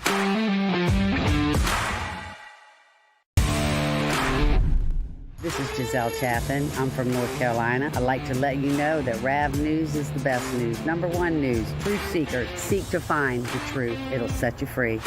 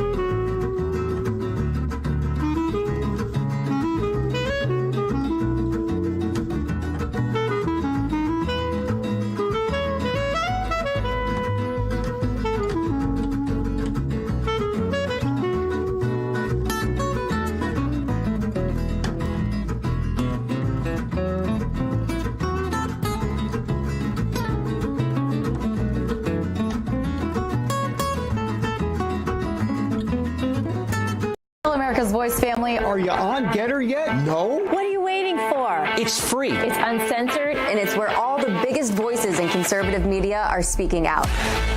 Download the Getter app right now. It's totally free. It's where I put up exclusively all of my content 24 hours a day. You want to know what Steve Bannon's thinking? Go to Getter. That's right. You can follow all of your favorites. Steve Bannon, Charlie Kirk, Jack Posobiec. And so many more. Download the Getter app now. Sign up for free and be part of the movement.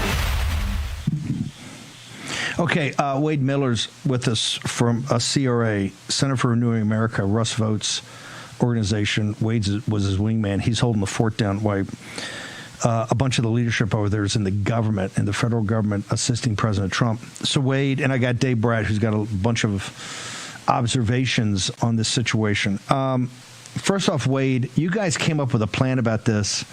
And I think with Paoletta and Clark and all that team you had over there, you checked the legality. Walk me through exactly what we're talking about when we say invoke the Insurrection Act of 1807, sir.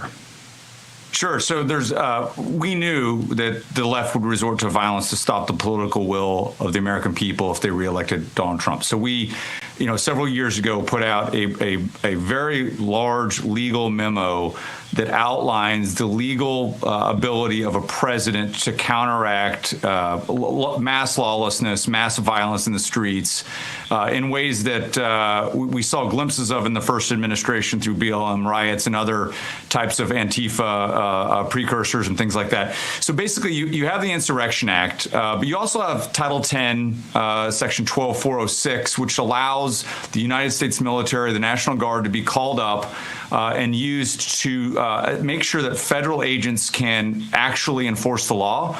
But there's other provisions under that look very similar to Insurrection Act-like authorities. If there's a rebellion in place, if there's other authorities there, so there are authorities outside. It's not just the Insurrection Act. There's a lot of legal authority for the President of the United States to use the military, to call up the National Guard, to call in the United States military to reestablish law and order, protect federal law enforcement officers, and also to protect the civil rights of the American people in their own streets. And we see in Portland where cops are threatening to arrest Americans if they walk down the wrong street because Antifa's down there. And it's not because they're currently arresting Antifa. They're just protecting Antifa. And they're allowing mass violence to go forward right before their eyes.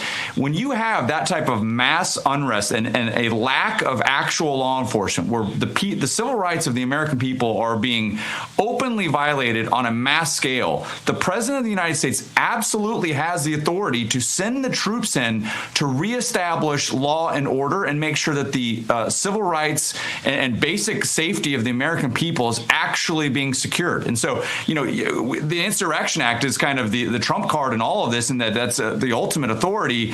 But the reality is that there's a lot of very strong authority shy of the Insurrection Act, which would fix most of these problems. Now, I think that in Portland, the Insurrection Act might be the appropriate argument, but it's not necessary. There's all sorts of authorities below that that are long-standing precedent, and I have no idea why this judge out there said that Trump can't do this. It's just absolute nonsense. It's clear authority in statute for especially under Title 10, Section 12406. Do you agree with what we've talked about here with Mike Davis, the viceroy, and others? Stephen Miller's comment that there's essentially a legal insurrection going on in the country by the judiciary, sir? 100%. I cannot look at that decision and come away with the argument that judge is obeying their oath to the Constitution. A very plain, clear reading of statutory authority and longstanding precedent allows the president to do this. He's done it in California. He's done it elsewhere. You mentioned Little Rock. You mentioned Mississippi before that. There's a long history of presidents calling in the military to ensure that basic civil rights are being protected and that law and order is being established and that federal law enforcement officers are being protected while they try to execute duly enacted laws of the United States of America. That's longstanding precedent. Dave Bratt, presidents have used this. So I thought Katie Tur's presentation was pretty insightful. General Eisenhower did it. President Kennedy did it. It's been done a lot. Your thoughts, sir? Yeah, I think "do it" is the key phrase. The great thing about Wade and Russ Vogt and their center is they're doing stuff, right? The rhinos and the weak Republicans over the past decades did nothing. And so I think it's important to start at the top of the page with the argument here, right? In the past, we get hung up on legal terms and the debate and all that kind of thing. What's President Trump responding to? What's the media talking about? This crisis. The crisis that put all of this into play is the 20 million illegal immigration war at the border. Amen. Right? It's an invasion of the United States of America. And the rest of this legal mumbo jumbo is a footnote. And Trump is acting like the left. The difference between the right and the left, though, is that the right does legal stuff and the left does illegal stuff. That's it in a nutshell. Biden did a border invasion of 20 million illegal immigrants. That's the chaos. Then you get down into, look at the front page of the papers. It's real clear on everyone marching in the streets and all the radicals.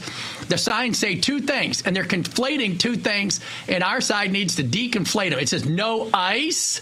And then no National Guard. They're trying to act like those are the two things. They are related, but no ICE, that's federal law enforcement, right? Those are our federal ICE agents. They're under attack. They're being spit on. They're being pushed. They're being shoved. They're treated with no respect, along with the citizens. The no National Guard part hasn't even kicked in yet. Right, 1,500 shooting victims in Chicago this year in 2025. 1,500 shooting victims in Chicago in 2025. I'll just let that sit. 4, Mayor Johnson, quote, heightens the rhetoric. This is where we don't need to follow. He says you want a rematch of the Civil War. No one on our side saying that. We're just saying there's 20 million illegals here. We want the law. Number 5, what Wade just said, I'm just going to read the section because even I can understand this. I'm just an economist, not a lawyer. But this is on Wikipedia, and it's from Cornell Law. It says the Insurrection Act of 1807, the purpose and content. The act empowers the U.S. President, Trump, to call into service the U.S. Armed Forces and the National Guard to address domestic violence, which results in deprivation of constitutionally secured rights, and where the state is unable, fails, or refuses to protect said rights. So even I get that. That's what the act states in plain language. So we got to just do what's legal, be like the left, except we do what's legal. Let the left do histrionics, but President Trump is doing the exact right thing, and thank God we got people like Wade Miller and Russ Vought and their organization who's put this all in place so we know how to take action when the left goes nuts. I want to go back. I want to go back to something very important that you said, that we cannot lose the railhead of this argument. It's the reason that Wade Miller and Russ Vought and the guys a couple of years ago were working on this. In November of 23, I gave a speech down in Pinehurst. I said, basically the 200th day, by the end of the 200th day of President Trump's second term, right, you're going to have the convergence of budget cuts. They're going to have to cut not just defense, but social welfare system, coupled with President Trump beginning the mass deportations of the 10 to 12 million that just came in on Biden's watch, and they're just not going to sit there. The left is just not going to sit there and let that happen. They're going to get enraged and take to the streets and try to stop this. Give us that point again. The key point is that this is mass deportations. We had 2.2 million, according to CIS, that have self-deported, but we got a long way to go. And these ICE agents are the tip of the spear to get it done. And you're seeing in Chicago and Los Angeles and Portland, it's all about stopping mass deportations of illegal aliens. Why? The Democratic Party doesn't exist unless they have the illegal aliens. Dave Bratt, thoughts? Yeah, no, that's exactly right. The press, conservatives, we still don't have the mainstream media and the print, right? And so we've got, thank God, your show and a bunch of other great conservative podcasts now to make some traction. And so the narrative is what matters. And the left is truncating the narrative, right? They're saying, look at these riots in the streets. Trump's bringing in this. Well, why is he bringing them in? Because President Biden, did a 20 million person illegal border invasion on this country. Illegal, all illegal. And a lot of them are criminals. We got all the stats on that. You don't even need to go in the stats, right? They're removing the most violent offenders first. That is what's causing the chaos. Trump is cleaning up the chaos. And then the second point was in the media, they're not making the distinction, of course, between no ICE, which is completely legal. That's all been funded in the big, beautiful bill, as you said. But they're trying to conflate and confuse us to go down the track with no ICE, no National Guard. Well, even the National Guard part is legal, so it's just a semantics rhetoric thing. We need to ignore it. We just need to do the right thing, do the legal thing. Action. Right. Hang on for a second. The 180, Pritzker says today, Wade, that there's no authorization of this. There's no money been allocated for it. Didn't the big, beautiful bill have, I think, $170 billion? I think the House was 90, the Senate's 170. We went with the Senate. There's $170 billion allocated for this process, is it not, sir? There is, and if this were somehow not authorized, then Russ Vought would be shutting it down in accordance with the law. The reason that these deportations are still continuing is because those activities are considered essential services for the security of the nation. So, the game is this. At the core of it is that the left does not want the president to actually enforce the law. And so they are working to stop it. And then when the president constitutionally, because he is constitutionally required to enforce the law, when he tries to enforce the law and uses the statutory powers at his disposal to do so, they then accuse him of being a tyrant. It's just a big game with the left, and I think they're going to lose this battle. That's what Brett's right. You just got to take action. Wade, can you hang on for 1 second? Wade Miller of CRA, Russ Vought's partner over there. Dave Bratt is with us. We're going to be joined by Brian Harrison, Jackie Torbaroff. See, the railhead of this problem, if you see those protesters in the streets, would you know that they've come from American public schools and some of the best private schools in the country? That's right, because you got terrorists teaching them. Next in the War Room. Welcome to Real America's Voice, Real Minute. Your quick look at the powerful stories of faith and freedom, inspiring audiences across the nation. Angel Studios presents. I'm Bo Davidson with this Real America's Voice, Real Minute. What happens when imagination becomes reality? That is the theme of Angel Studios' new release, Sketch. Amber, you're incredibly creative. Here's the thing. Life is all about balancing the good and the bad. If you don't carry the good with you too, then it's just going to make the bad stronger. Balancing the good with the bad. It's something we all have to do. The star of Sketch, actor Tony Hale, known for his roles in Veep and Arrested Development, plays a father who realizes his daughter likes to draw, but young Amber draws some imaginative yet rather dark sketches. You know, feelings aren't bad. When you get angry, sad, or scared, put it in here, where it can't hurt anyone. Yeah, we describe it like Jurassic Park meets Inside Out. And just the simple story is not simple, but the story is my wife passes away, obviously my daughter's mother, and my daughter is dealing with grief, and she's drawing these just atrocious pictures. And Seth can explain a little bit of how that kind of idea came about, and then they come to life, and it's just really. It's a really fine line. What Seth does so beautifully is obviously the stakes could not be higher with loss, but just the way the comedy is woven throughout and how the tension is kind of balanced, and you take air out of the balloon in the humorous ways, and it's just a really beautiful orchestration that he has done with it. When Amber and her brother go into the woods, they drop her sketchbook in a pond, and it seems that some of those drawings come to life. The life lesson of this film is rather than running from pain, young Amber felt it and channeled it through her sketches. You can release your inner monsters in Sketch, packed with energy, mystery, and movie magic. It's age appropriate for teenagers and their families, and anyone who enjoys the thrill of a ride. Now, the best way to enjoy this movie is to join the Angel Guild, which is comprised of over 1 million members who get to review and vote on the content that Angel releases. So it's a great way to have influence on the quality of film and TV that gets created. Head on over to angel.com/RAV to join the Guild today.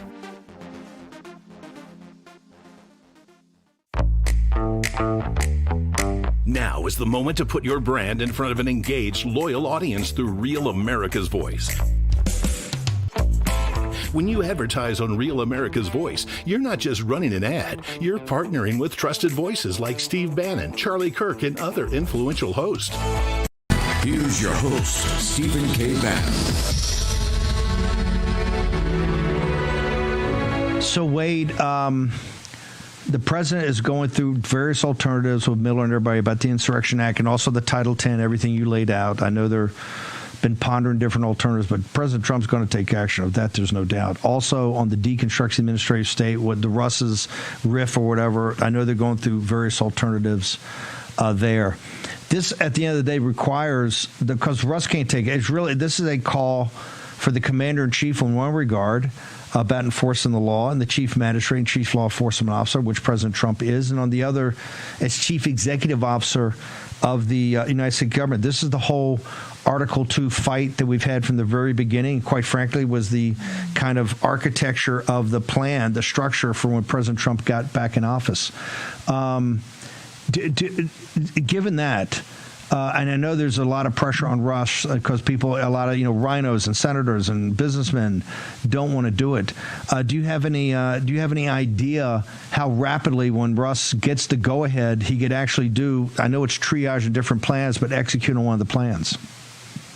Well, happy to answer that. The president's goal is to get the Democrats to cave. And what I don't know is what's the strategy to that. And that could be a multitude of different angles that they're coming at it from. Ultimately, that's where they want to get. And so it's possible that one of those strategies is to kind of phase in these next steps, or it could be one lump sum. And I just don't know yet. And I don't know what position they're going to be comfortable with saying, okay, the Democrats don't want to fund the government. We've tried. It's now time to move on. And so if that authority is given, my guess is that President Trump and Russ Vought already have very large plans in place. The question will be, which parts of them do they execute? Which parts do they put in play? And we're just going to have to wait and see. I know that President Trump has been looking into this for years, woke, weaponized, wasteful spending. I know that Russ, for a fact, has been looking into these contingency plans for years. So I assume that they have a lot of options on their table that are fairly robust. The question is, what strategies do they want to use and how fast will they implement them if it looks like Democrats just refuse to agree to a clean CR? Wade, could you put up this report that you guys have done? And particularly, I want people to focus not just on the Insurrection Act, but you bring up all the alternatives the president have under Title 10. I think this is going to drive the conversation over the next couple of days because Pritzker and Newsom's going to court, Pritzker's going to court. This is going to drive everything, I think, for the next 48 to 72 hours because the president of the United States is not going to back down on this one. So where do people go, Wade, on social media and to get over to CRA and read this report?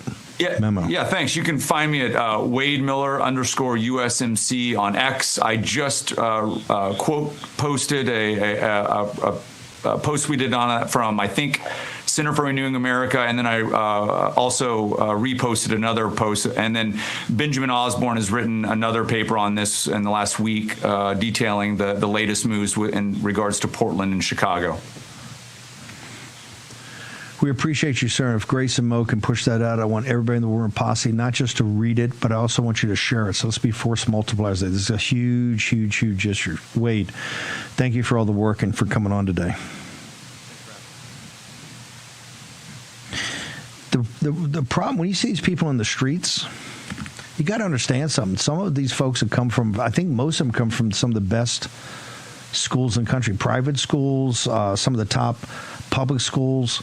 There's something going on here that is seriously wrong because these people hate the United States of America. If you see what they have to say, you see the way they treat the police. I mean, this is a deep, burning hatred. Brian Harrison, if we can put up, if Denver could put up, there was a post earlier about the school supervisor in Omaha, and it turns out he's selected by a consultant. The guys in Omaha saying, hey, it's not us. We didn't have anything to do with it. We don't know this guy. And they retained a consultant. I think it's down in Texas. And he's the one that recommended this guy. And in addition, it looks like that he's worked on a bunch of Texas schools to recommend supervisors there.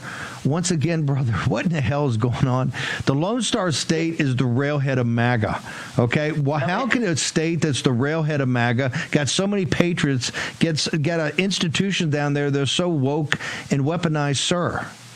No, I actually think it's one of the biggest forms of voter fraud in American history. The voters of Texas are conservative. They support President Trump, reelected him at a 14-point landslide. The voters of Texas are red, as you say, the railhead of the MAGA movement. But the reality is the Texas government is blue. I mean, it's one of the biggest forms of voter fraud ever, because the voters want bold conservative Republican leadership, but they are being given basically funding taxed out of their homes to fund the far left liberal progressive Marxist agenda, and that includes on things like, and this is going to shock people to hear, the Texas government might be the biggest funder of DEI in America. I think we may be the biggest funder of the transgender movement and ideology in America, where all this woke progressive nonsense. I mean, how do people think it ends up in the classroom? Well, because we're indoctrinating education students. We're in our English departments and our education programs here in Texas, and our gender studies programs, and in our transgender studies programs that are just about every public university. And this guy, this placement firm,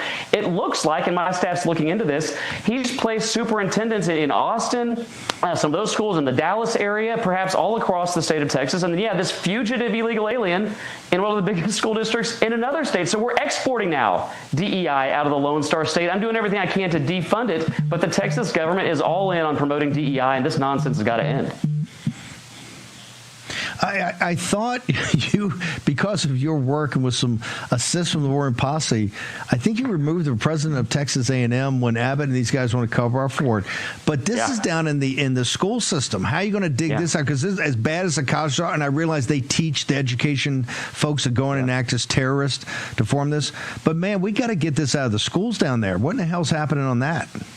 Well, actually, we may need the posse again. I'll keep you posted on this. So Texas A&M, with the assistance of the posse, we did get rid of one of the biggest, the president of one of the biggest universities in America, something that nobody thought possible. We got the president of Texas A&M canned. But the chairman of the Board of Regents, these are all Greg Abbott appointees, he went on an unhinged rant the other day saying that if you oppose taxpayer-funded transgender ideology and DEI indoctrination, you are, quote, a moron. And it was just announced a couple days ago that the finalist to be the new president of Texas A&M, not in College Station, but one of their satellite schools down in Victoria, is another progressive leftist DEI advocate who, on her official government transcripts, brags about the fact that she staffed a 54-person office with 39% of the candidates she filled the position with were based on gender, ethnicity, and I'm not making this up, transgender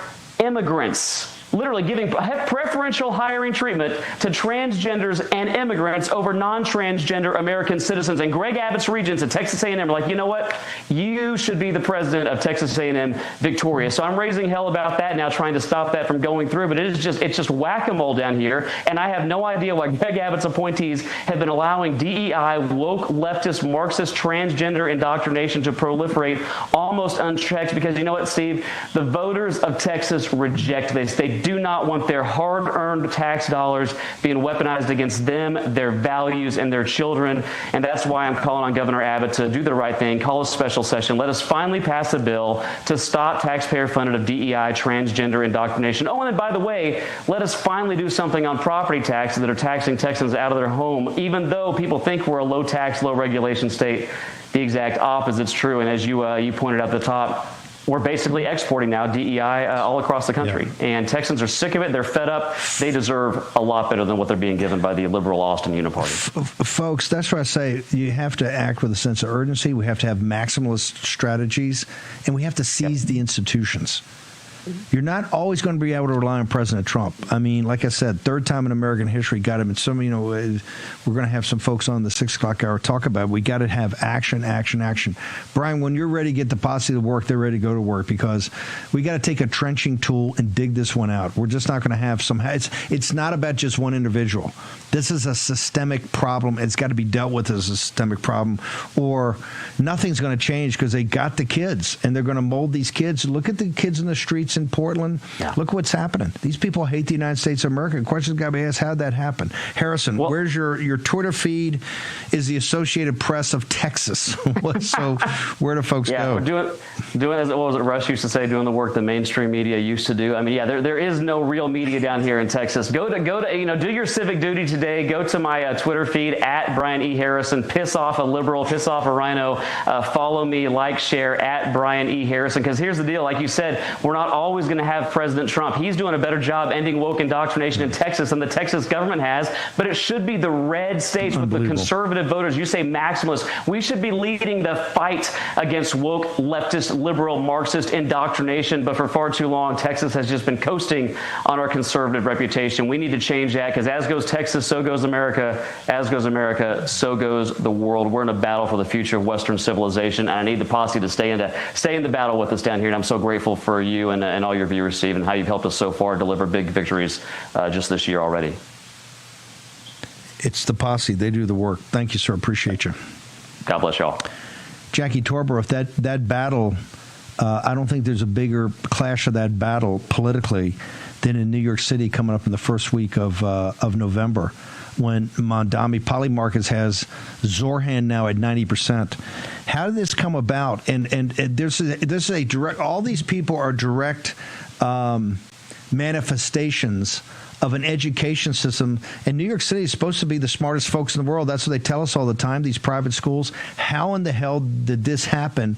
And what do we have to do to break it? Because tell me, when Zoran and these guys take it, I don't want to hear the conservatives, oh, it's great, they're socialists.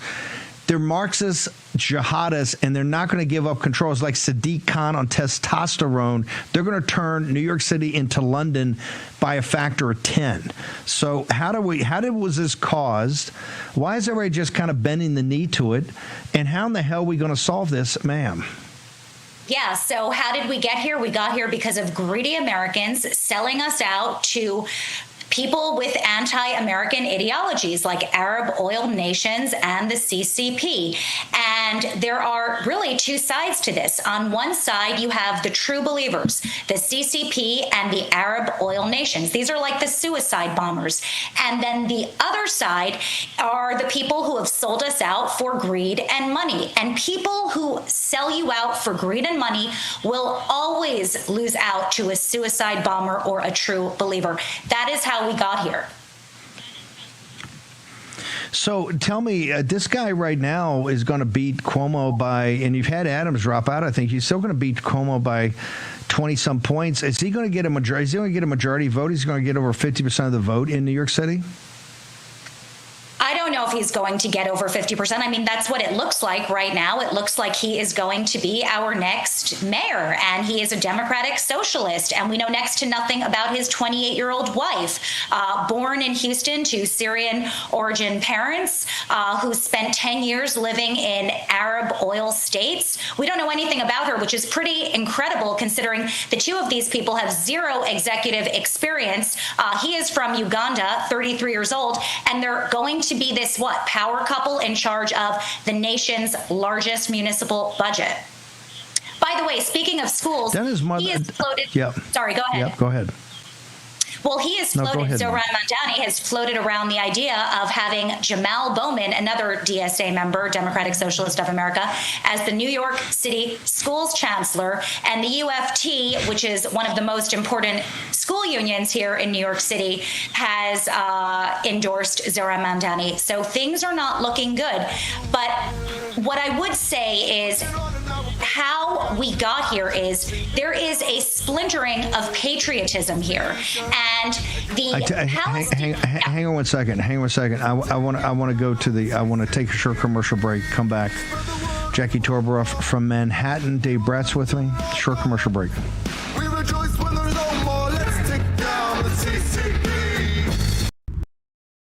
Welcome to Real America's Voice, Real Minute. Your quick look at the powerful stories of faith and freedom, inspiring audiences across the nation.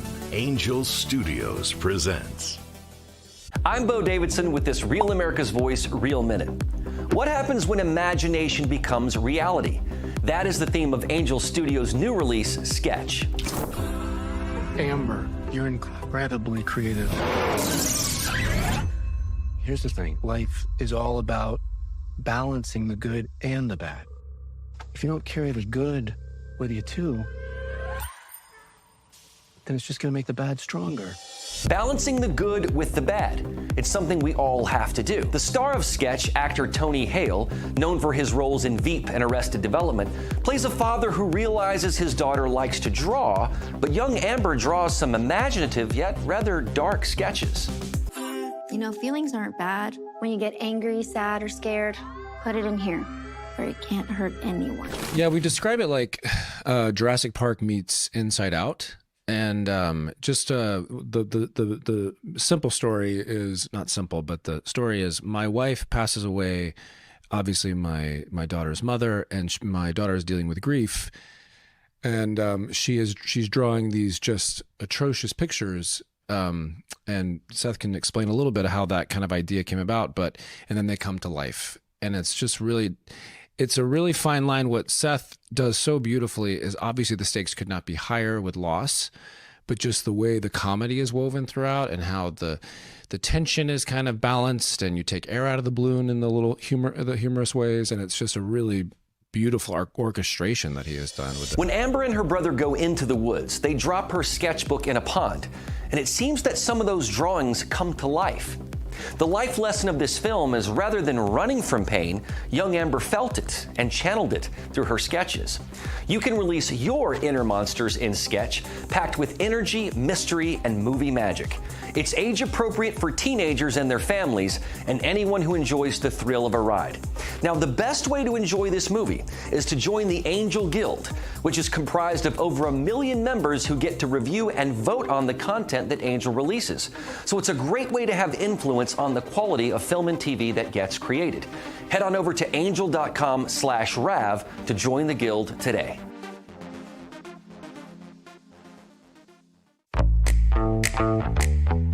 Now is the moment to put your brand in front of an engaged, loyal audience through Real America's Voice.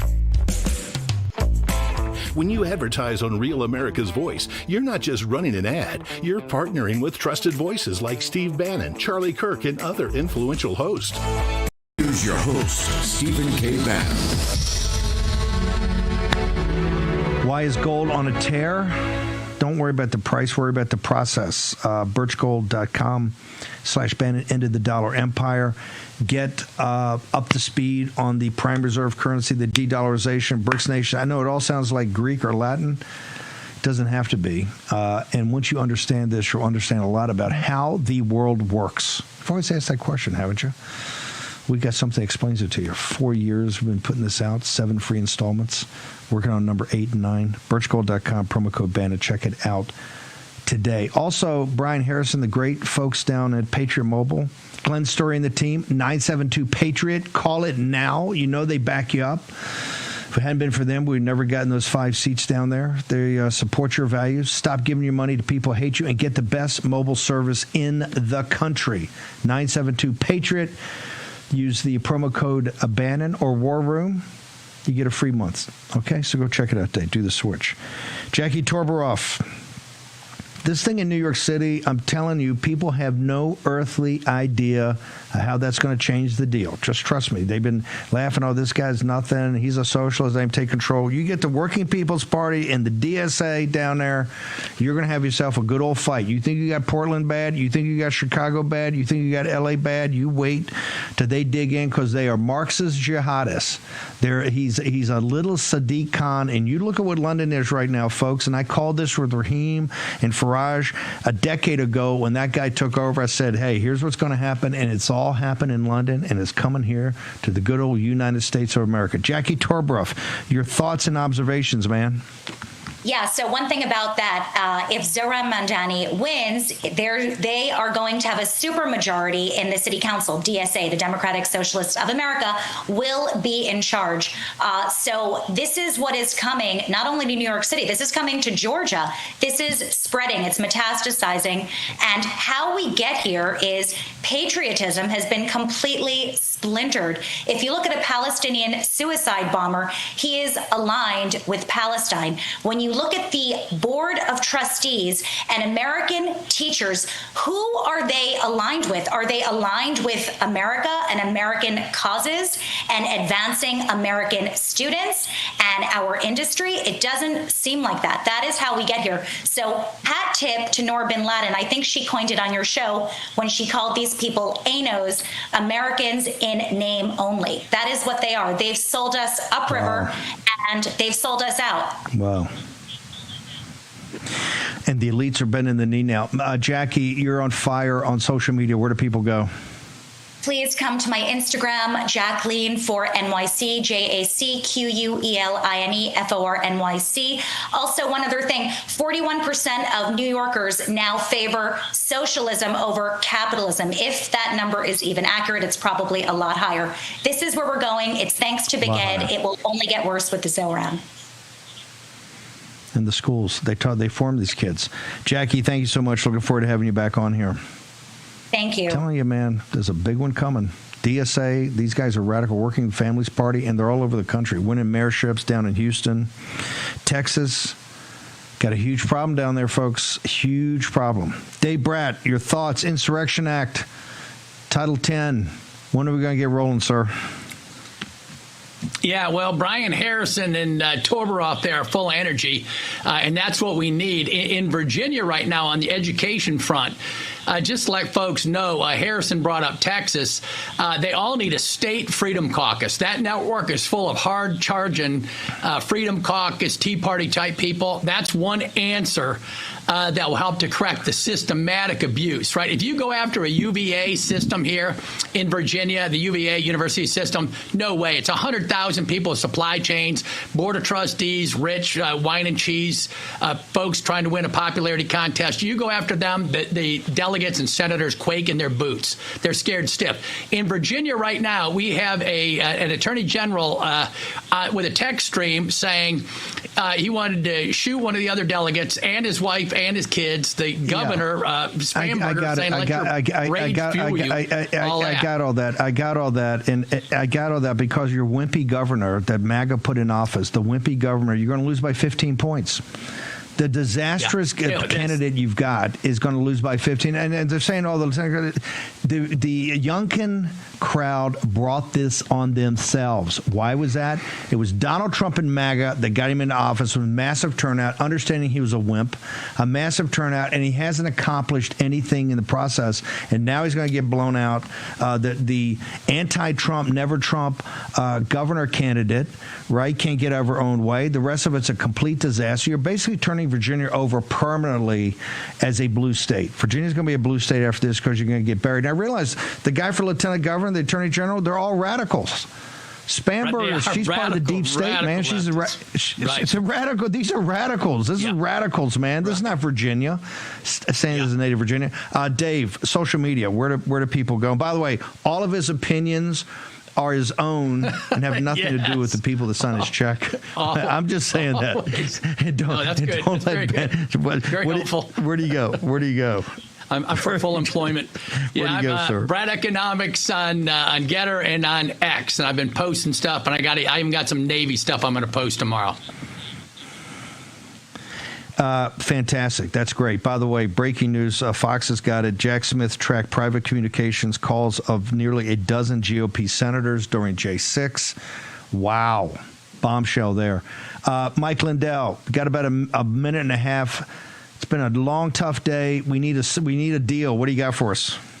All right, everyone, this will be the last 24 hours order, so take advantage of that now. But along with our other specials, the 3-in-1 special, where we have we have the towels that came in, they $39.98. Now you get that free shipping in the next 24 hours. You got the MyPillow $17.98, $19.98 for the king. Take advantage of the free shipping on those. And then you have the Percale sheets. We're closing out $29.98, any size, any color. You guys go to the website and you go to mypillow.com/war room. Get those specials. There's those big ticket items, the mattresses. You've all been taking advantage of that free shipping. You got 24 hours here, that and the mattress toppers. You've got the crosses, the Made in the USA crosses. They're back in stock. 50% off for the War Room Posse, promo code War Room. And don't forget, we're closing out the My Slippers, the best